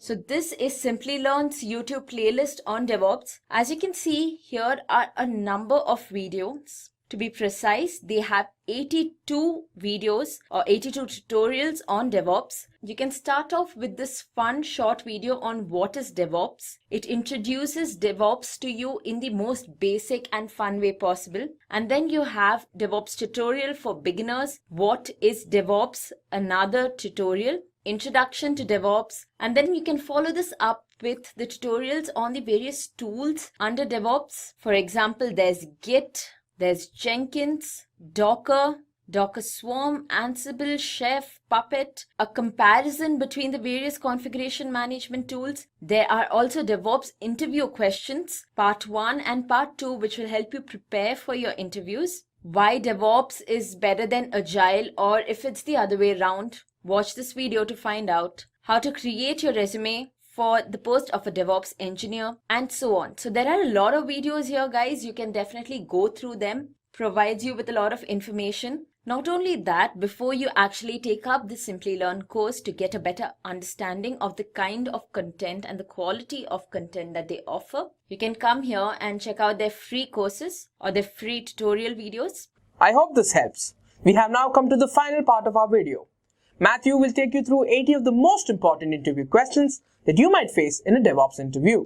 And today we're going to go through part 1 of a 2-part series on interview questions that you are likely to be asked if you are interviewing for a job that focuses on DevOps. So there are approximately 7 sections that we cover in DevOps. We go from general DevOps questions, source code management with tools such as Git, continuous integration, and here we'll focus on Jenkins, continuous testing with tools such as Selenium, and then you also have the operations side of DevOps, which is your configuration management with tools such as Chef, Puppet, and Ansible, containerization with Docker, and then continuous monitoring with tools such as Nagios. The first video is going to zero in on the left hand side of the screen. We're going to zero in on those general DevOps questions, source code management, continuous integration, and then continuous testing. Our second video is going to get into the operations tools, and we'll get into that the next time you come back. Above me there's probably a link that will take you straight to that video. So let's just get into those general DevOps questions. So one of the questions that you're going to be asked is, how is DevOps different from Agile? And the reality is that DevOps is a cultural way of being able to deliver solutions that's different from Agile. If we look at the evolution of delivery over the last 5 to 10 years, we've gone from waterfall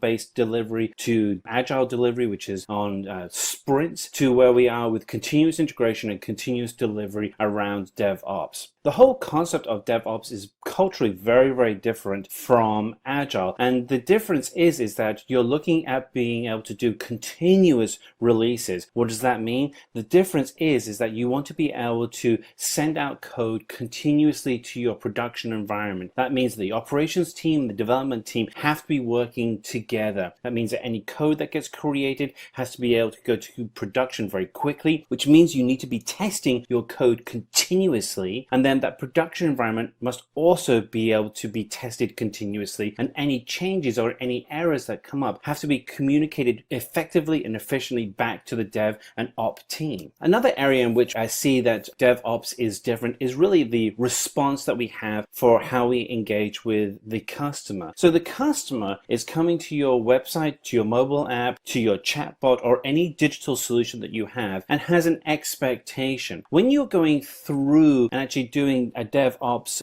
paradigm, the old model would be that you would capture requirements from the customer, then you do your development, then you do your testing, and there would be these barriers between each of those. As we move faster through from waterfall to agile, what we saw is that with agile, we were able to respond much faster to customer demands. So instead of it being weeks or months, sometimes in some cases years between releases of software, what we saw was a transition to weeks and months for releases on software. Now we see with DevOps is that the release cycle has shrunk even further with the goal of continuously delighting the customer. How further has that release cycle shrunk to? There are companies that have gone from having releases of once a week or once every 2 weeks or once a month to now having multiple releases a day. Indeed, some companies have up to 50 releases a day. This isn't something to also bear in mind is that each of those releases are tested and verified against test records so that you can guarantee that the code that's going to production is going to be good continuous code. So what are the differences between the different phases of DevOps? So effectively, there are two main phases of DevOps. There's the planning and coding phase, and then there's the deploying phase. And you have a tool such as Jenkins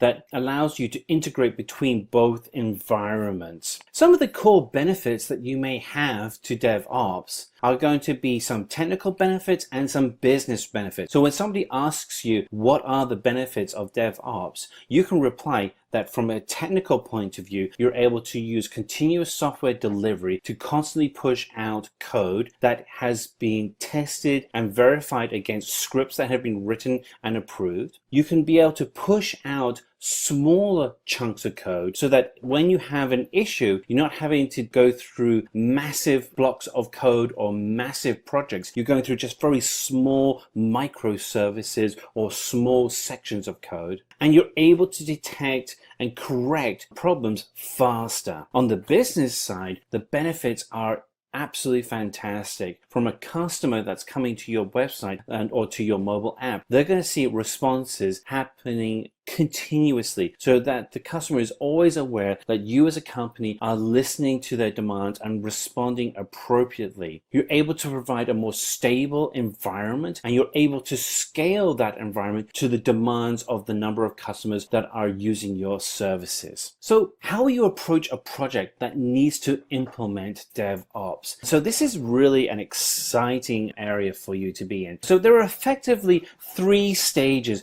when it comes to actually working in a DevOps. The first stage is an assessment stage, and think of this as the back of the napkin ideation stage. This is where you are sitting with a business leader and they're giving you ideas of what they would like to see from feedback that they've had from their customers. This is blue sky opportunity. This is thinking of big ideas. That second stage, and this often comes as a fast follow to stage 1, is actually proving out that concept. So developing a proof of concept. And a proof of concept can actually be multiple different things. So it could be something as simple as a wireframe, or it could be something that is as complex as a mini version of the final application. Depending on the scope of the work that you're delivering will really depend on how complicated you want the POC to be. But with that in mind, whatever choice you make, you have to be able to deliver enough in the POC so that when you present this to a customer,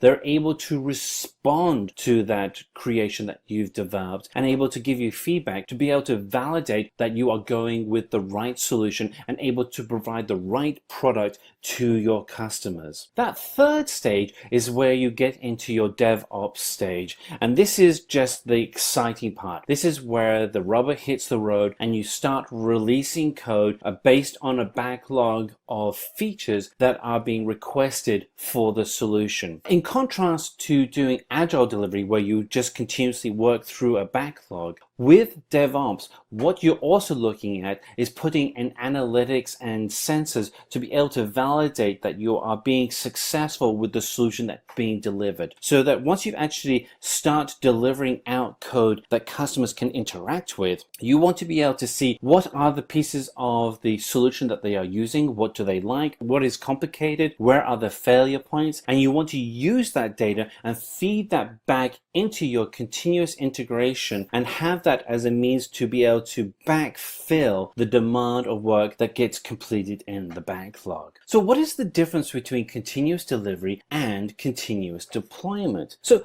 continuous delivery is based on putting out code that can be deployed safely to production. It ensures that your businesses and functions are running as you would expect them to be. So it's going through and completing the code that you would actually see. Continuous deployment, in contrast, is all about ensuring that you're automating the deployment of a production environment. So you're able to go through and scale up your environment to meet the demands of both the solution and the customer. This makes software development and release processes much more faster and more robust. So if we look here, we can actually see where continuous integration and continuous deployment come hand in hand. So when you actually start out with the initial pushes of your code, that's where you're doing your continuous integration and your continuous delivery. And then at some point, you want to get very comfortable with deploying the code that you're creating so that it's being pushed out to your production environment. One of the things that's great about working with the tools that you use in a DevOps continuous integration and continuous delivery model is that the development tools that you use, the containerization tools, the testing tools, should always reflect the production environment. And what this means is that when you actually come to deploying solutions to production, there are no surprises because your development team have been working against that exact same environment all the way through. So a question that you'll also be asked is, what is the role of the configuration management in DevOps? And so the role of configuration management really has three distinct areas. The first, and this is really the obvious one, and this is the one where you probably already have significant experiences, is the ability to manage and handle large changes to multiple systems in seconds rather than days, hours, or weeks, as may have happened before. The second area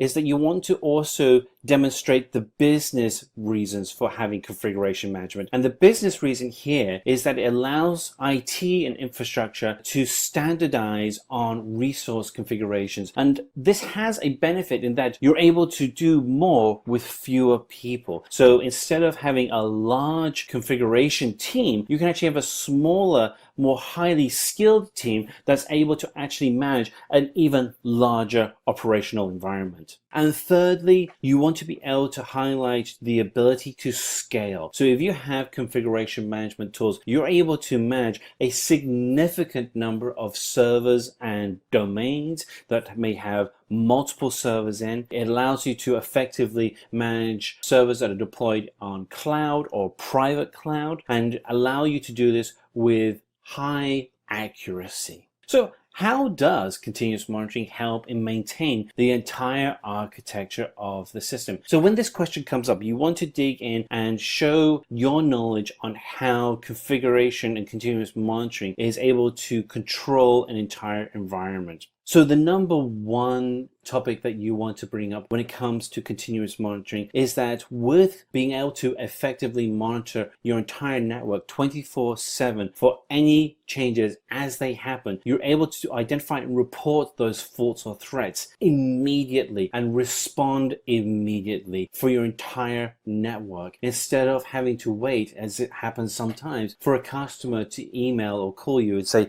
hey, your website's down. Nobody wants that. That's an embarrassing thing. The other three areas that you want to be able to highlight are the ability to be able to ensure that the right software and the right services are running on the right resources. That's your number one takeaway that you want to be able to give of continuous monitoring. The second is to be able to monitor the status of those servers continuously. This is not requiring manually monitoring, but having an agent that's monitoring those servers continuously. And then the third is that by scripting out and continuously monitoring your entire environment, you're creating a self-audit trail that you can take back and demonstrate the effectiveness of the operations environment that you are providing. So one of the cloud companies that is a strong advocate for DevOps is Amazon's Web Services, AWS, and they have really 5 distinct areas that you can zero in on for services. So when the question comes up, what is the role of AWS in DevOps? You want to really hold out your hand and list off 5 areas of focus using your thumb and finger. So you want to have flexible services, built for scale, automation, secure, and a large partner ecosystem. And having those 5 areas will really be able to help demonstrate why you believe that AWS and other cloud providers, but AWS is certainly the leader in this space, are great for being able to provide support for the role of DevOps. So one of the things that we want to be able to do effectively when we're releasing any kind of solution is to be able to measure that solution. And so KPIs are very important. So you will be asked for 3 important DevOps KPIs. And so 3 that really come to mind that are very effective. The first one is mean time to failure recovery. And what this talks about is what is the average time does it take to recover from a failure? And if you have experience doing this, then look at the experience you have and use a specific example where you are able to demonstrate that mean time to failure recovery. The second is deployment frequency. And with deployment frequency, you want to be able to discuss how often do you actually deploy solutions and what actually happens when you're actually doing those deployments and what does the impact to your network look like when you're doing those deployments. And then the third one is really tied to that deployment frequency, which is around what is the percentage of failed deployments. So how many times did you deploy to a server and something happened where the server itself failed? What we're looking for when you're going through and being asked for these KPIs is experience with actually doing a DevOps deployment and being able to understand what DevOps looks like when you're pushing out your infrastructure. And then the second is being able to validate that self-auditing ability. And one word of caution is don't go in there and say that you have 100% success. The reality is that servers do degrade over time. And you maybe want to talk about a time when a server did degrade in your environment and use that as a story for how you were able to successfully get over and solve that degradation. So one of the terms that is very popular at the moment is infrastructure as code. And so you're going to be asked to explain infrastructure as code. And really, it's something that actually becomes a byproduct of the work you have to do when you're actually putting together your DevOps environment. And infrastructure as code really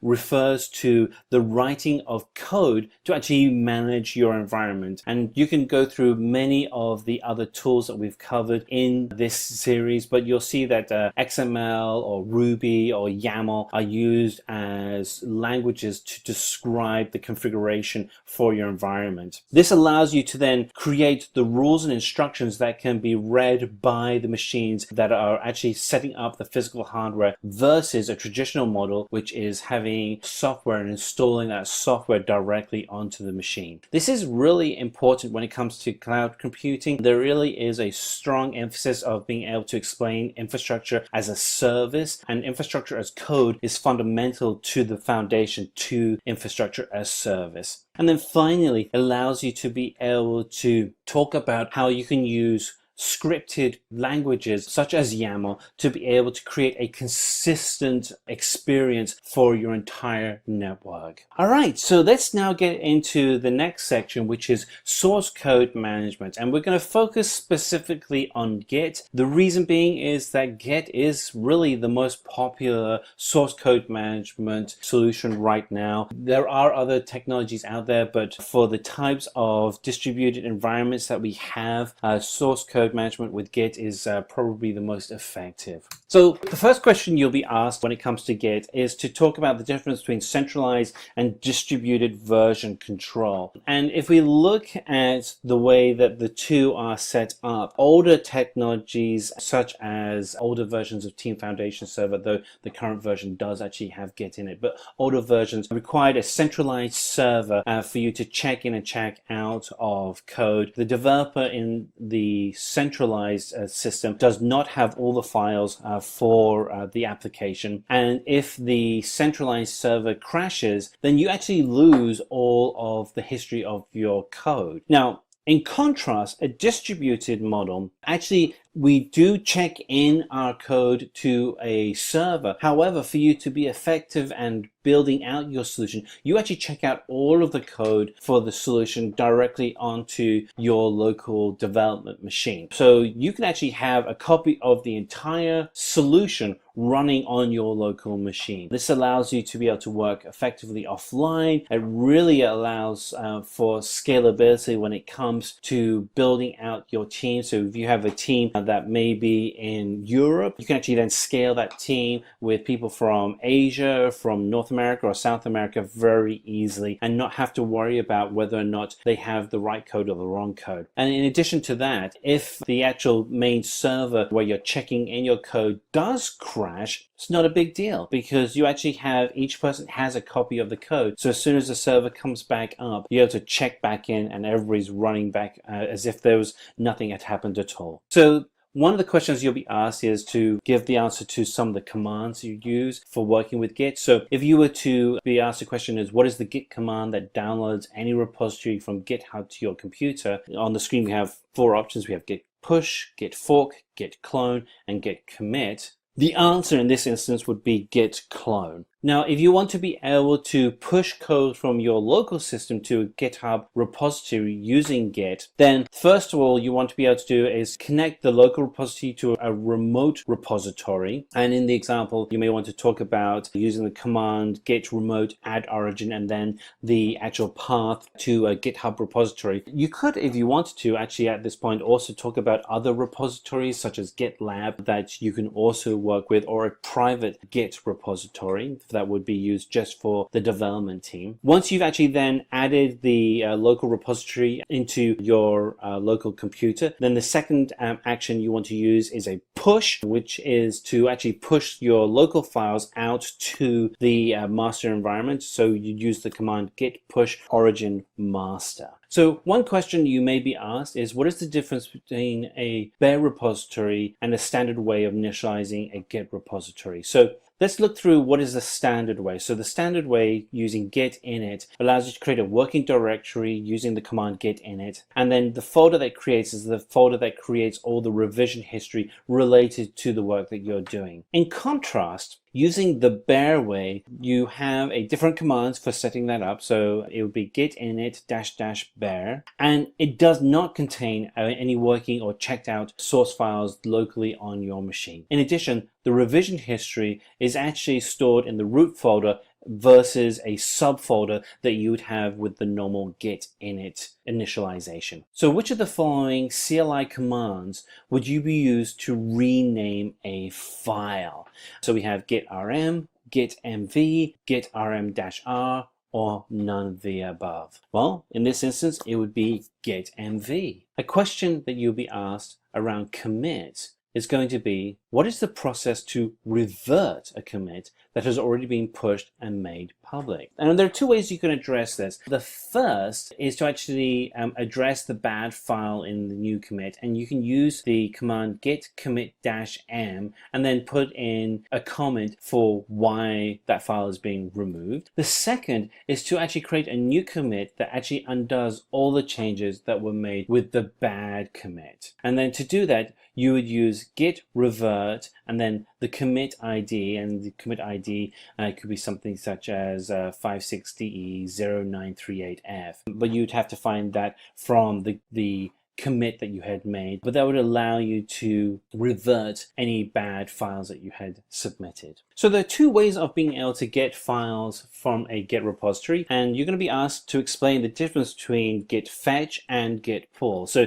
git fetch allows you to fetch and download only new data from a new repository. It does not integrate any of the new data into your working files, and it can be undone at any time if you wanted to break out the remote tracking branches. In contrast, git pull updates the current head branch with the latest changes from the remote server. So you get all of the files downloaded. It downloads new data and integrates it with the current working files you have on your system, and it tries to merge remote changes with your local ones. So one of the questions you'll get asked about Git is, what is a Git stash? So as a developer, you will be working on the current branch within a solution. But what happens if you come up with an idea where it's something that will take a different amount of time for you to be able to complete, but you don't want to interrupt the mainline branch? So what you can actually do is you can actually create a branch that allows you to start working on your own work outside of the mainline branch. And this is called Git stash. It allows you to be able to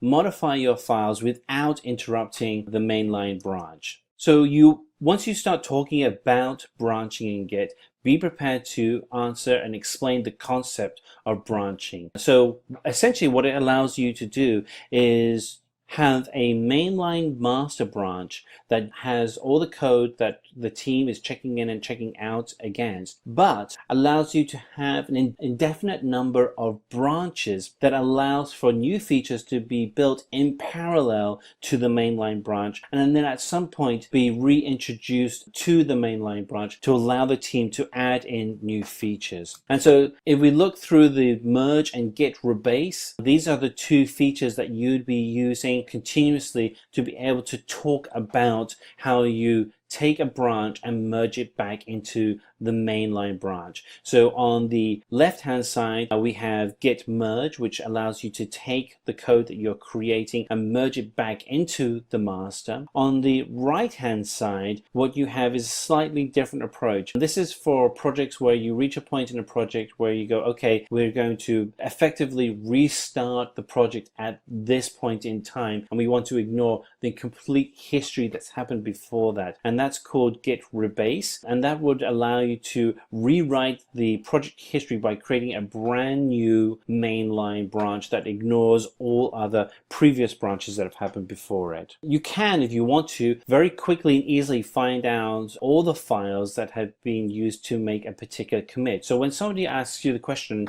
how do you find a list of files that has been changed in a particular commit, you can actually say that all you have to go is find the command git diff-tree-r and then the hash that you would use for the commit, and that would actually then give you a breakdown of all the files that have been made with that particular commit. A question that you'll be asked when you're talking about merging files is, what is a merge conflict in Git and how can it be resolved? So essentially a merge conflict is when you have two or more branches that are competing with commits in Git, and you have to be able to determine which is the appropriate files that need to be submitted. And this is where you would go in, and to actually help resolve this issue, you'd actually go in and manually edit the conflicted files to select the changes you want to keep in the final merge. So let me go through the steps that you would take to be able to illustrate this when you're talking about this particular question in your interview. Now, there are essentially four stages. The first would be under the repository name, you want to select a pull request, and you want to be able to show how that pull request would be demonstrated inside of GitHub. So within the pull request, there's going to be a highlight of conflict markers, and you'll be able to select which conflicts you want to keep and which you want to merge and which ones you want to change. So it's a step through how you would actually resolve a merge conflict. The first step would be under GitHub. You want to be able to pull the repository name and then the pull request around that repository. In the pull request list, click the pull request with a merge conflict and that you'd like to be able to resolve. That will pull up a file that will list out all of the conflicts for you. Near the bottom of that file will be a list of the requests that need to be resolved, and then if you need to make a decision on which branches you want to keep or which ones you want to change, that will have to be something you have to put in instructions inside of the file. You'll actually see that there are conflict markers within the instructions which are going to ask you which files you want to change and which ones you want to keep. If you have more than one merge conflict in your file, scroll down to the next set of conflict markers and repeat steps 4 and 5 until you resolve all of the conflicts. you will want to mark your file as resolved in GitHub so that the repository knows that you are having everything resolved. If you have more than one file with a conflict, then you want to go then onto the next file and start working on those files and just keep repeating the steps we've done up to this point until you have all of the conflicts resolved. And then once you have all of the resolutions created, then you want to select the button which is commit merge and then merge all your files back into GitHub, and this will take care and manage the resolution of the merge conflict within GitHub. So you can also do this through command line, and with the command line you want to use git bash, and so you want to, as a first step, open up git bash and then navigate to the local git repository in command line using the cd change directory, and then list out the actual folder where you actually are putting all of your code, and then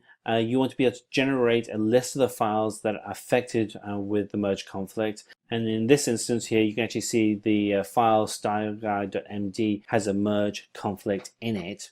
And as before, with working with GitHub, you actually go through and use a text editor, and you can use any text editor. But as you go through and edit out what you want to keep and what you want to manage in your conflict, so you actually have a resolution that's being created, so that you'll be able to then, once you're using the conflict markers, you can actually merge your files together so that the solution itself will allow you to incorporate your commits effectively into the resolution. Once you've gone through and applied your changes, you're able to then merge the conflicted commits into a single commit and able to push that up to your remote repository. All right, let's talk about the next section, which is continuous integration with Jenkins. So the first question you'll be asked about with Jenkins is explain a master-slave architecture of Jenkins.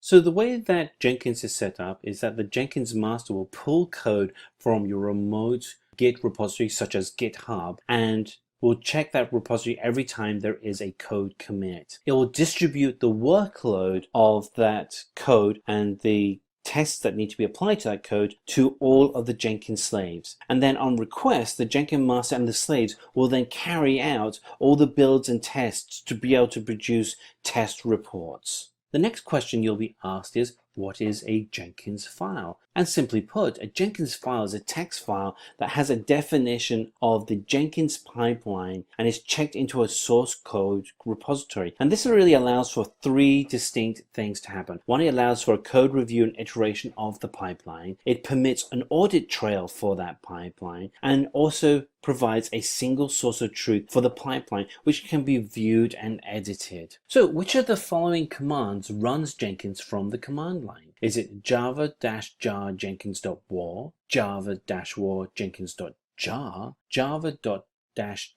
jenkins.jar, java-war jenkins.war?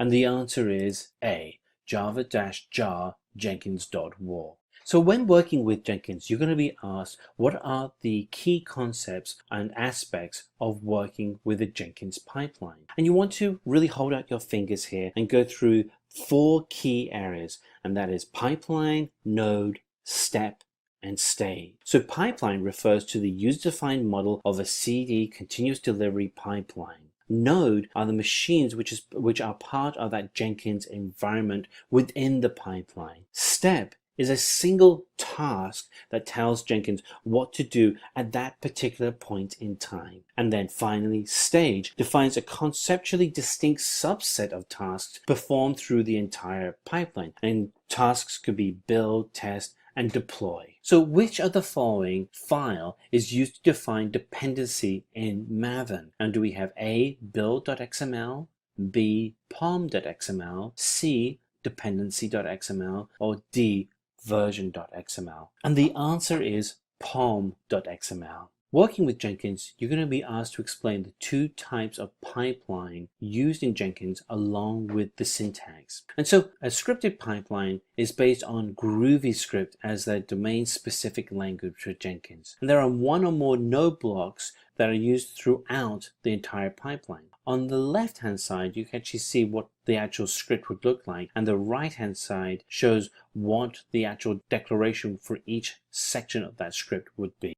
The second type of Jenkins pipeline is a declarative pipeline. And a declarative pipeline provides a simple and a friendly syntax to define what the pipeline should look like. And then you can actually, at this point, use an example to actually break out how blocks are used to define the work completed in a declarative pipeline. So how do you create a copy and backup of Jenkins? Well, to create a backup, periodically backup Jenkins to your Jenkins home directory, and then create a copy of that directory. It's really as simple as that. A question you'll be asked as well is, how can you copy Jenkins from one server to another? Well, there are three ways to do that. One is you can move a job from one installation of Jenkins to another by copying the corresponding job directory. The second would be to create a copy of an existing job directory and making a clone of that job directory but with a different name. And the third is to rename an existing job by renaming a directory. So security is fundamental to all the work that we do within DevOps, and Jenkins provides the center core to all the work that gets completed within a DevOps environment. There are three ways in which you can apply security to authenticate users effectively. And when you are asked about this question of security within Jenkins, the three responses you want to be able to provide is A, Jenkins has its own internal database that uses secured user data and user credentials. B is you can use a LDAP or lightweight directory access protocol server to be able to authenticate Jenkins users. Or C, you can actually configure Jenkins to authenticate by using such as OAuth, which is a more modern method of being able to authenticate users. You're going to be asked how to deploy a custom build of a core plugin within Jenkins. And essentially, the 4 steps that you want to go through are, first of all, copying the .hpi plugin file into the Jenkins home plugins subdirectory. You want to remove the plugin's development directory if there is one. You want to create an empty file called plugin.hpi.pinned. And once you've completed these 3 steps, restart Jenkins and your custom build plugin should be available. How can you temporarily turn off Jenkins security if the administrative user has locked themselves out of the admin console? Well, this doesn't happen very often, but when it does, it's good to know how you can actually get into Jenkins and be able to resolve the problems of authenticating effectively into the system as an administrator. So when you want to be able to get into a Jenkins environment, what you want to be able to do is locate the config file. You should see that it's set to true, which allows for security to be enabled. If you then change the user security setting to false, security will be disabled, allowing you to make your administrative changes and will not be re-enabled until the next time Jenkins is restarted.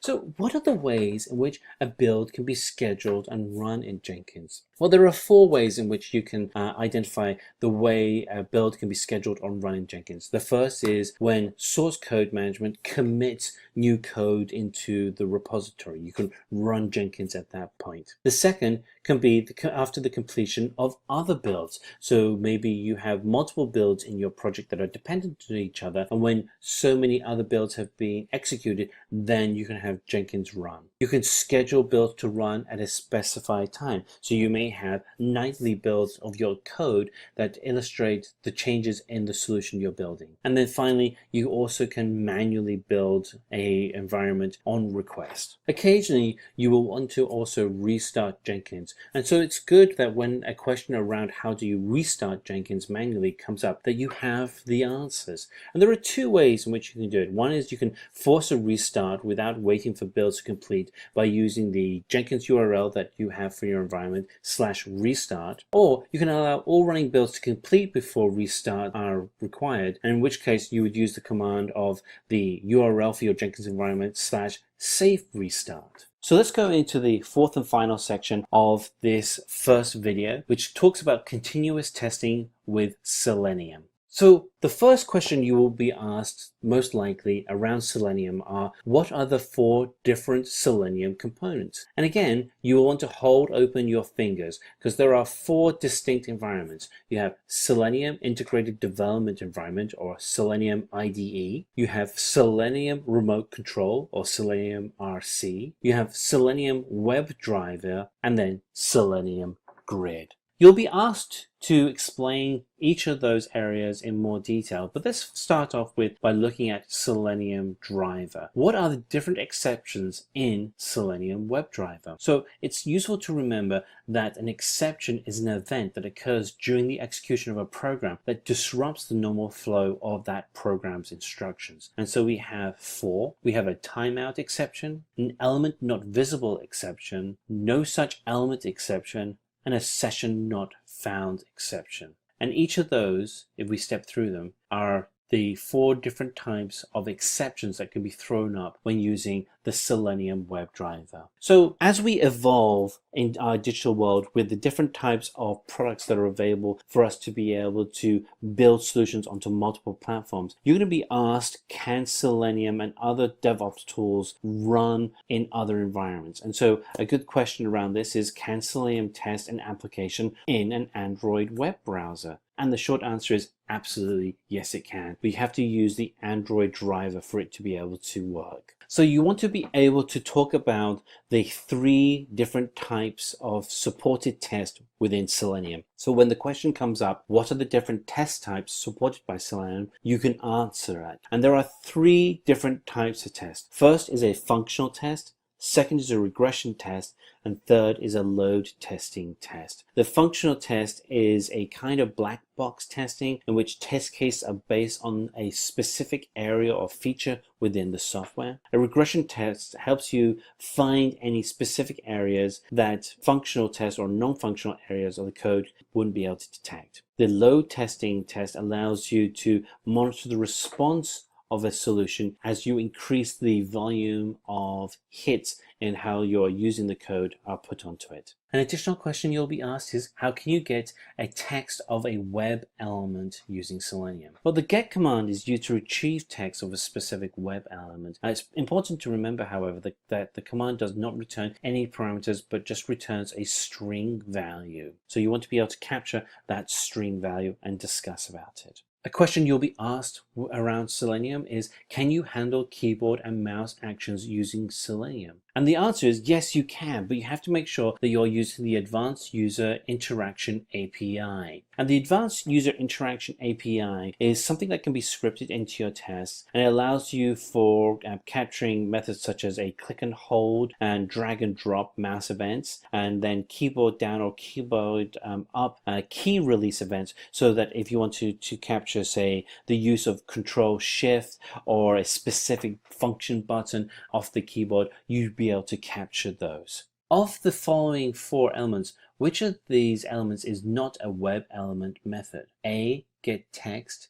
B, size. C, get tag name. D, send keys. And it's B, size. You're going to be asked to explain what is the difference for when we use find element or find elements. And so if we look at find element finds the first element in the current web page that matches the specified locator value. In contrast, find element finds all of the elements on the web page that matches the specified value.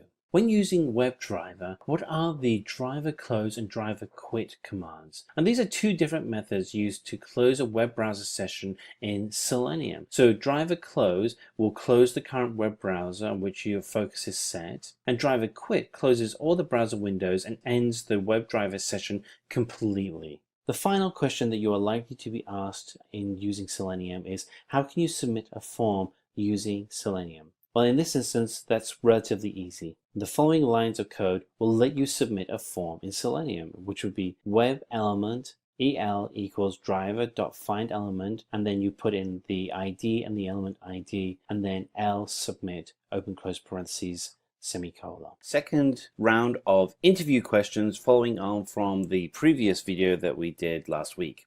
So what we're going to do is we're going to go through and cover the following areas. So we've already covered some areas, but as a reminder, what DevOps really allows us to cover are a number of areas for interview questions. So there's going to be general interview questions, source code management questions, continuous integration and testing questions, and then configuration management, containerization, and continuous monitoring. We've already covered part 1 in the video, and there should be a link at the top of the screen that'll take you to part 1. What we're going to do in this video is go through part 2, where we're going to deep dive on configuration management, containerization, and continuous monitoring, specifically focusing on tools such as Chef, Puppet, Ansible, Docker, and Nagios. So let's just get into the first section, which is configuration management.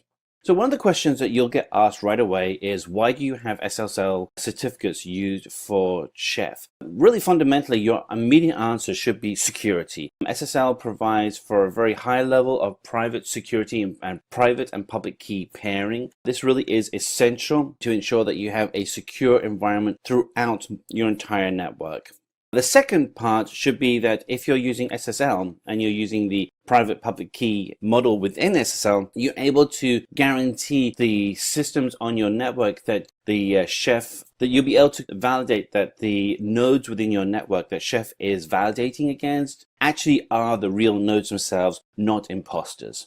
So you will also be asked some questions such as the following: which of the following commands would you use to stop or disable the HTTP service when the system boots? And you'll typically get 4 responses, and there'll be hashtag systemctl disable httpd.service, or is it system disable http.service, system disable httpd, or the final option, which is systemctl disable httpd.service. Your answer should be the first one, which is hashtag systemctl disable http.service.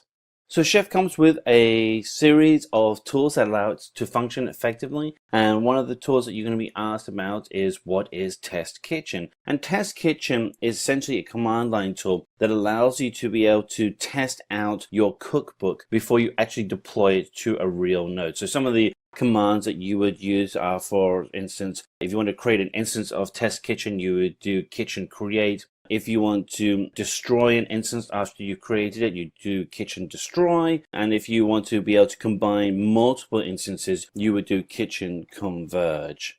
So a question you'll get is around Chef is, how does Chef Apply differ from Chef Client? So fundamentally, the difference between them is that Chef Apply will validate the recipe that you're working on, whereas Chef Client looks to apply and validate the entire cookbook that's run in your server environment. So one is focused on the recipe and the other is focused on the entire cookbook.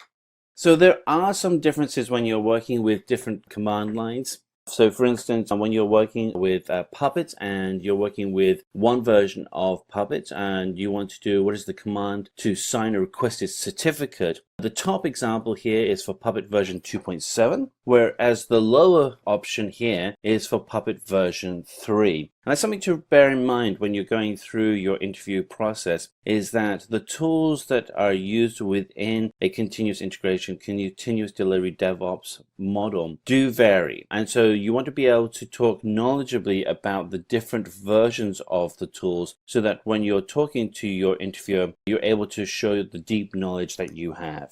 Which open source or community tools do you use to make Puppet more powerful? And essentially this question is going to be asking you to look beyond the core foundation of Puppet itself. And so the 3 options you have is being able to track configurations with Jira, which you should be doing anyway, but it's a great way to be able to clearly communicate the work that's being done with Puppet. Version control can be extended with Git. And then the changes should be passed through Jenkins. So the 3 tools you want to be looking at: integration with Jira, Git, and Jenkins.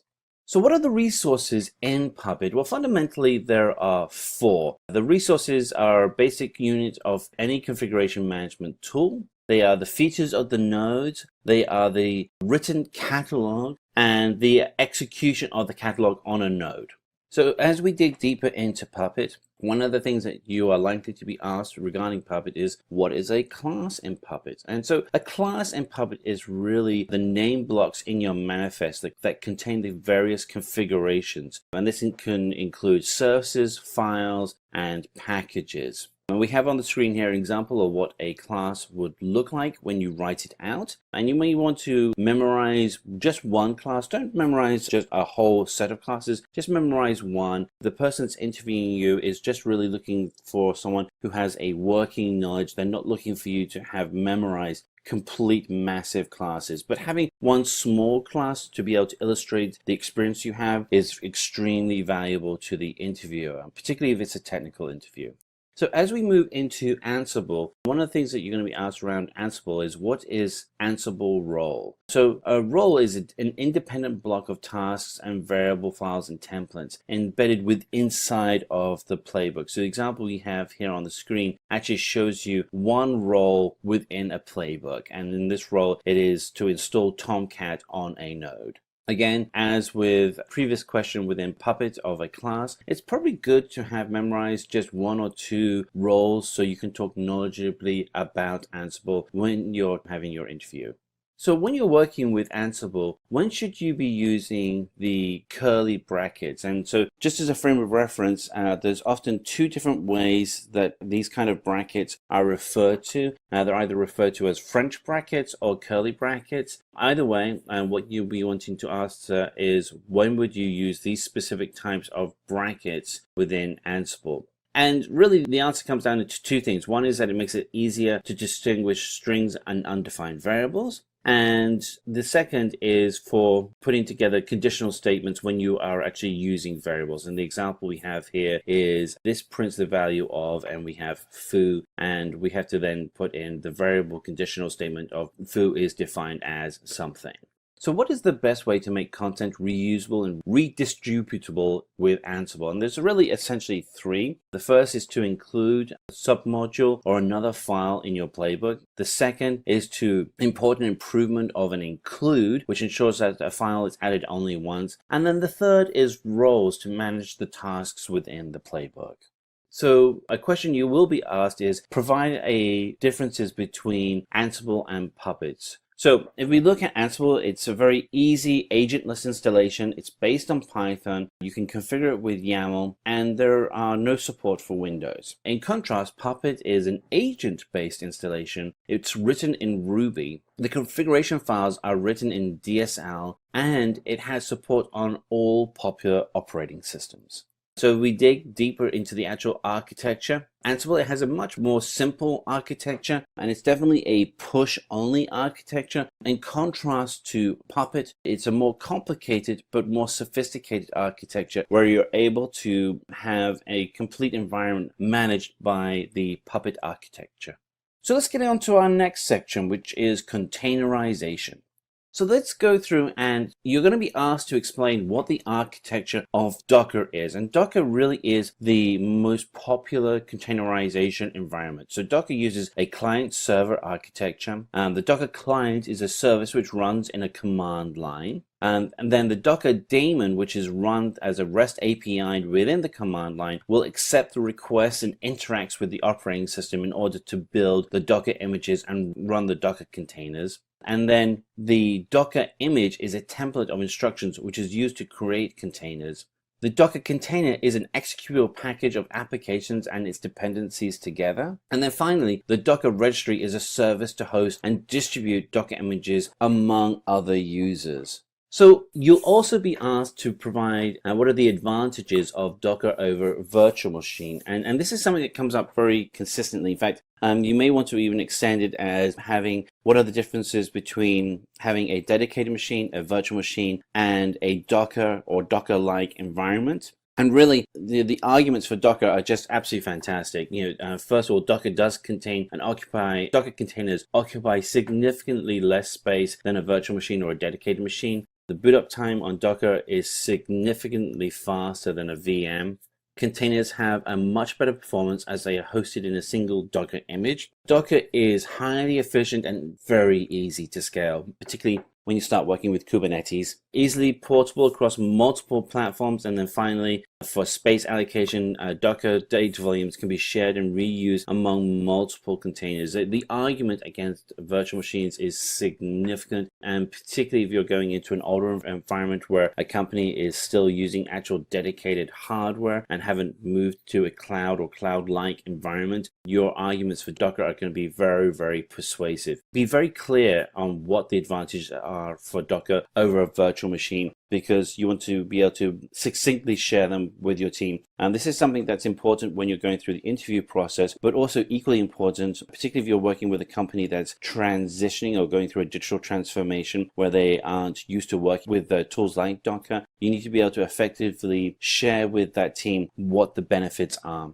So how do we share Docker containers with different nodes? And in this instance, what you want to be able to do is leverage the power of Docker Swarm. So Docker Swarm is a tool which allows the IT administrators and developers to create and manage clusters of Swarm nodes within the Docker platform. And there are two elements to the node. There's the manager node, and then there's the worker node. The manager node, as you'd assume, manages the entire infrastructure, and the worker node is actually the work of the agent as it gets executed. So what are the commands to create a Docker Swarm? And so here we have an example of what a manager node would look like. And once you've created a swarm on your manager node, you can now add worker nodes to that swarm. And again, when you're stepping through this process, be very precise in the execution path that needs to be taken to be able to effectively create a swarm. So start with the manager node, and then you create a worker node. And then finally, when a node is initialized as a manager node, it can immediately create a token, and that token is used for the worker nodes and associating the IP address with the worker nodes.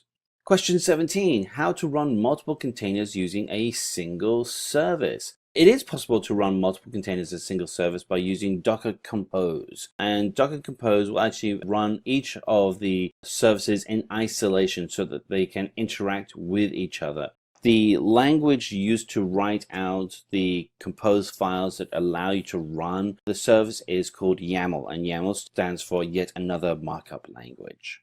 So what is the use of a Docker file? So a Docker file actually is used for creating Docker images using the build command. So let's go through and show on the screen what that would look like. And this would be an opportunity where if you're actually in a technical interview, you could potentially even ask, hey, can I draw on a whiteboard and show you what the architecture for using the build command would look like and what the process would look like? Again, when you're going through an interview process, as someone who interviews a lot of people, one of the things that I really like is when an interview candidate does something that's slightly different.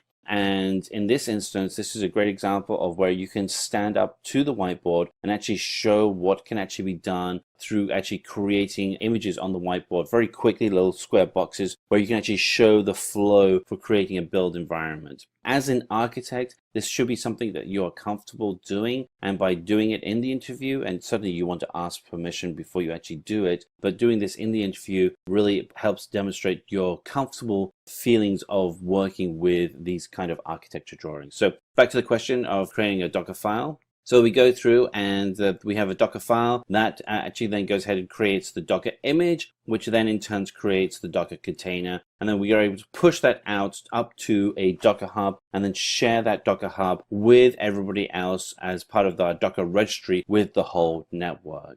So what are the differences between Docker image and Docker containers? So let's go through the Docker image. So the Docker images are templates of a Docker container. An image is built using a Docker file, and it stores that Docker file in a Docker repository or a Docker Hub. And you can use Docker Hub as an example. And the image layer is a read-only file system. The Docker container is a collection of the runtime instances of a Docker image, and the containers are created using Docker images, and they are stored in the Docker daemon, and every container is a read-write file system. So you can't replace the information, you can only append to it. So while you can actually use YAML for writing so a question you're going to be asked is, instead of YAML, what can be an alternate file to build Docker Compose? So YAML is the one that is the default, but you can also use JSON. So if you are comfortable working with JSON, and that is something that you should be get comfortable with, is You want to be able to use that to name your files. And as a frame of reference, JSON is a logical way of being able to do value paired matching using a JavaScript-like syntax. So you're going to be asked to how to create a Docker container. So let's go through what that would look. And we'll break it down task by task. So the task is going to be create a MySQL Docker container. So to do that, you want to be able to build a Docker image or pull from an existing Docker image from a Docker repository or hub. And then you want to be able to then use Docker to create a new container, which has MySQL from the existing Docker image. Simultaneously, the layer of read-write file system is also created on top of that image. And below at the bottom of the screen, we have what the command lines look for that. So what is the difference between a registry and a repository? So let's go through that. So for the Docker registry and repository, for the registry, we have a Docker registry is an open source server-side service used for hosting and distributing Docker images, whereas in contrast, for repository, it's a collection of multiple versions of a Docker image. In a registry, a user can distinguish between Docker images with their tag names. And then finally, on the registry, Docker also has its own default registry called Docker Hub. For the repository, it is a collection of multiple versions of Docker images. It is stored in a Docker registry, and it has two tabs, a public and private registry, so you can actually create your own enterprise registry. So you're going to be asked, what are the cloud platforms that support Docker? Really, list them all. We have listed here Amazon Web Services, Microsoft Azure, Google Cloud, Rackspace, but you could add in there IBM, Bluemix. Could put in Red Hat. Really, any of the cloud service providers out there today do support Docker. It's just become an industry standard. So what is the purpose of expose and publish commands in Docker? So if we go through, expose is an instruction used in Docker file, whereas publish is used in Docker run command. For expose, it is used to expose ports within a Docker network, whereas with publish, it can be used outside of a Docker environment. For expose, it is a documenting instruction used at the time of building an image and running a container, whereas with publish, it is used to map a host port to a running container port. For expose is the command used in Docker, whereas for publish, we use the command -p for when we're doing our command line used in Docker. And examples of these are expose 8080, or with Docker, we would put in, or for publish, we would do the example Docker run -d-p and then 0.0.0.80 as our command line. So let's look at continuous monitoring. So with continuous monitoring, how does Nagios help in continuous monitoring of systems, applications, and servers? And so this is really just a high-level question of using Nagios within your environment. And you should be able to just come back very quickly and say, Nagios allows you to help manage the servers and check if they're being sufficiently utilized and if there are any task failures that need to be addressed. And so there are three areas of utilization and risk that you want to be able to manage. This is being able to verify the status and services of the entire network, the health of your infrastructure as a whole, and if applications are working properly together with web services and APIs that are reachable. So the second question you'll be asked is, how does Nagios help in continuous monitoring of systems, applications, and services? So it's able to do this by having the initial Nagios process and scheduler and the additional plugins that you would use for your network connect with the remote resources and the Nagios web interface to be able to run status checks on a predefined schedule. So what do you mean by Nagios Remote Plugin Executor, or the NPRE of Nagios? So NPRE allows you to execute plugins on Linux Unix machines that allow you to do additional monitoring and machine metrics such as disk usage, CPU load, etc. What are the ports used by Nagios for monitoring purposes? In this example, there are three, and they're easy to remember, so I would memorize these three, but they're essentially ports 5666, 5667, and 5668. So there are two types of checks within Nagios. So you will be asked for what is an active and passive check in Nagios. So an active check is initiated by the Nagios process and is run on a regular schedule. A passive check is initiated and formed by an external application or process. So this may be where a system is failing. And results are submitted to Nagios for processing. And to continue with this for what is an active and passive check, active checks are initiated by the check logic within the Nagios daemon. Nagios will execute a plugin and pass information about what needs to be checked. Plugin will then check the operational state of the host or service and then process the results of the host or service check and send out notifications. In contrast with the passive check, it is an external application that initiates the check. It writes the results of the check to an external command line file. Nagios reads the external command file and places the results of all passive checks in a queue for later processing, so you can go back and revalidate. And then Nagios may send out notifications, log alerts, etc., depending on the results that they get from checking the information. So you're going to be asked to explain the main configuration file and its location in Nagios. So the main configuration file consists of a number of directives that affect how Nagios operates. So consider this as the configuration file that is read by both Nagios processor and the CGIs. So this will allow you to be able to manage the main configuration file that's placed into your settings directory.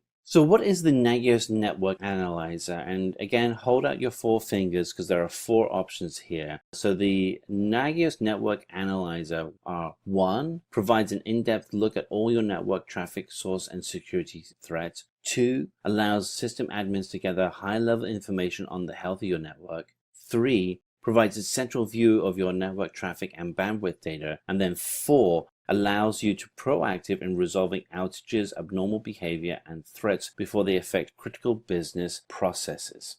So what are the benefits of HTTP and SSL certificate monitoring with Nagios? So with HTTP certificate monitoring, it allows you to have increased server and services and application availability, obviously very important. Fast detection of network outages and protocol failures, and allows web transaction and web service performance monitoring. The SSL certificate monitoring allows you for increased website availability, frequent application availability, and provides increased security. So explain virtualization with Nagios. So in response to this, the first thing you should be able to talk about is how Nagios itself can run on many different virtualization platforms, including Microsoft Visual PC, VMware, Xen, Amazon EC2, etc., etc. So just make sure you get that right off the bat.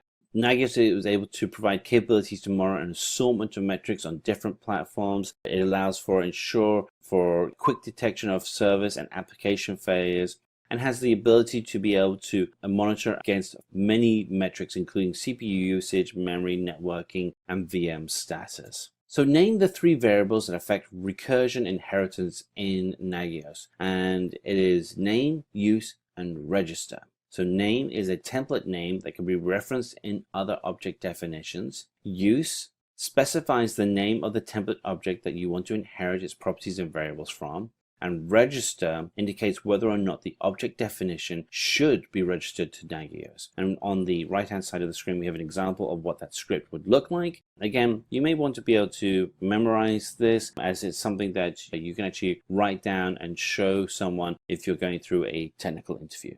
So why is Nagios said to be object-oriented? And fundamentally it comes down to the object configuration format that you can use in your object definitions. It allows you to inherit properties from other object definitions, and this is typical of object-oriented development and is now applied for the Nagios environment. So some of the objects that you can inherit are services, hosts, commands, and time periods. So finally, explain what is state talking in Nagios. And so there are really 4 options here when you're talking about state stalking. So state stalking is used for logging purposes in Nagios. It allows you to enable for a particular host or service that Nagios will watch over very carefully. It will log any changes it sees in the output of the check results. And then finally, helps the analysis of log files. I hope this will be helpful for your interviews. With that, we've reached the end of this complete DevOps tutorial by Simplilearn. I hope you enjoyed this video. Do like and share it. Thank you for watching and stay tuned for more from Simplilearn.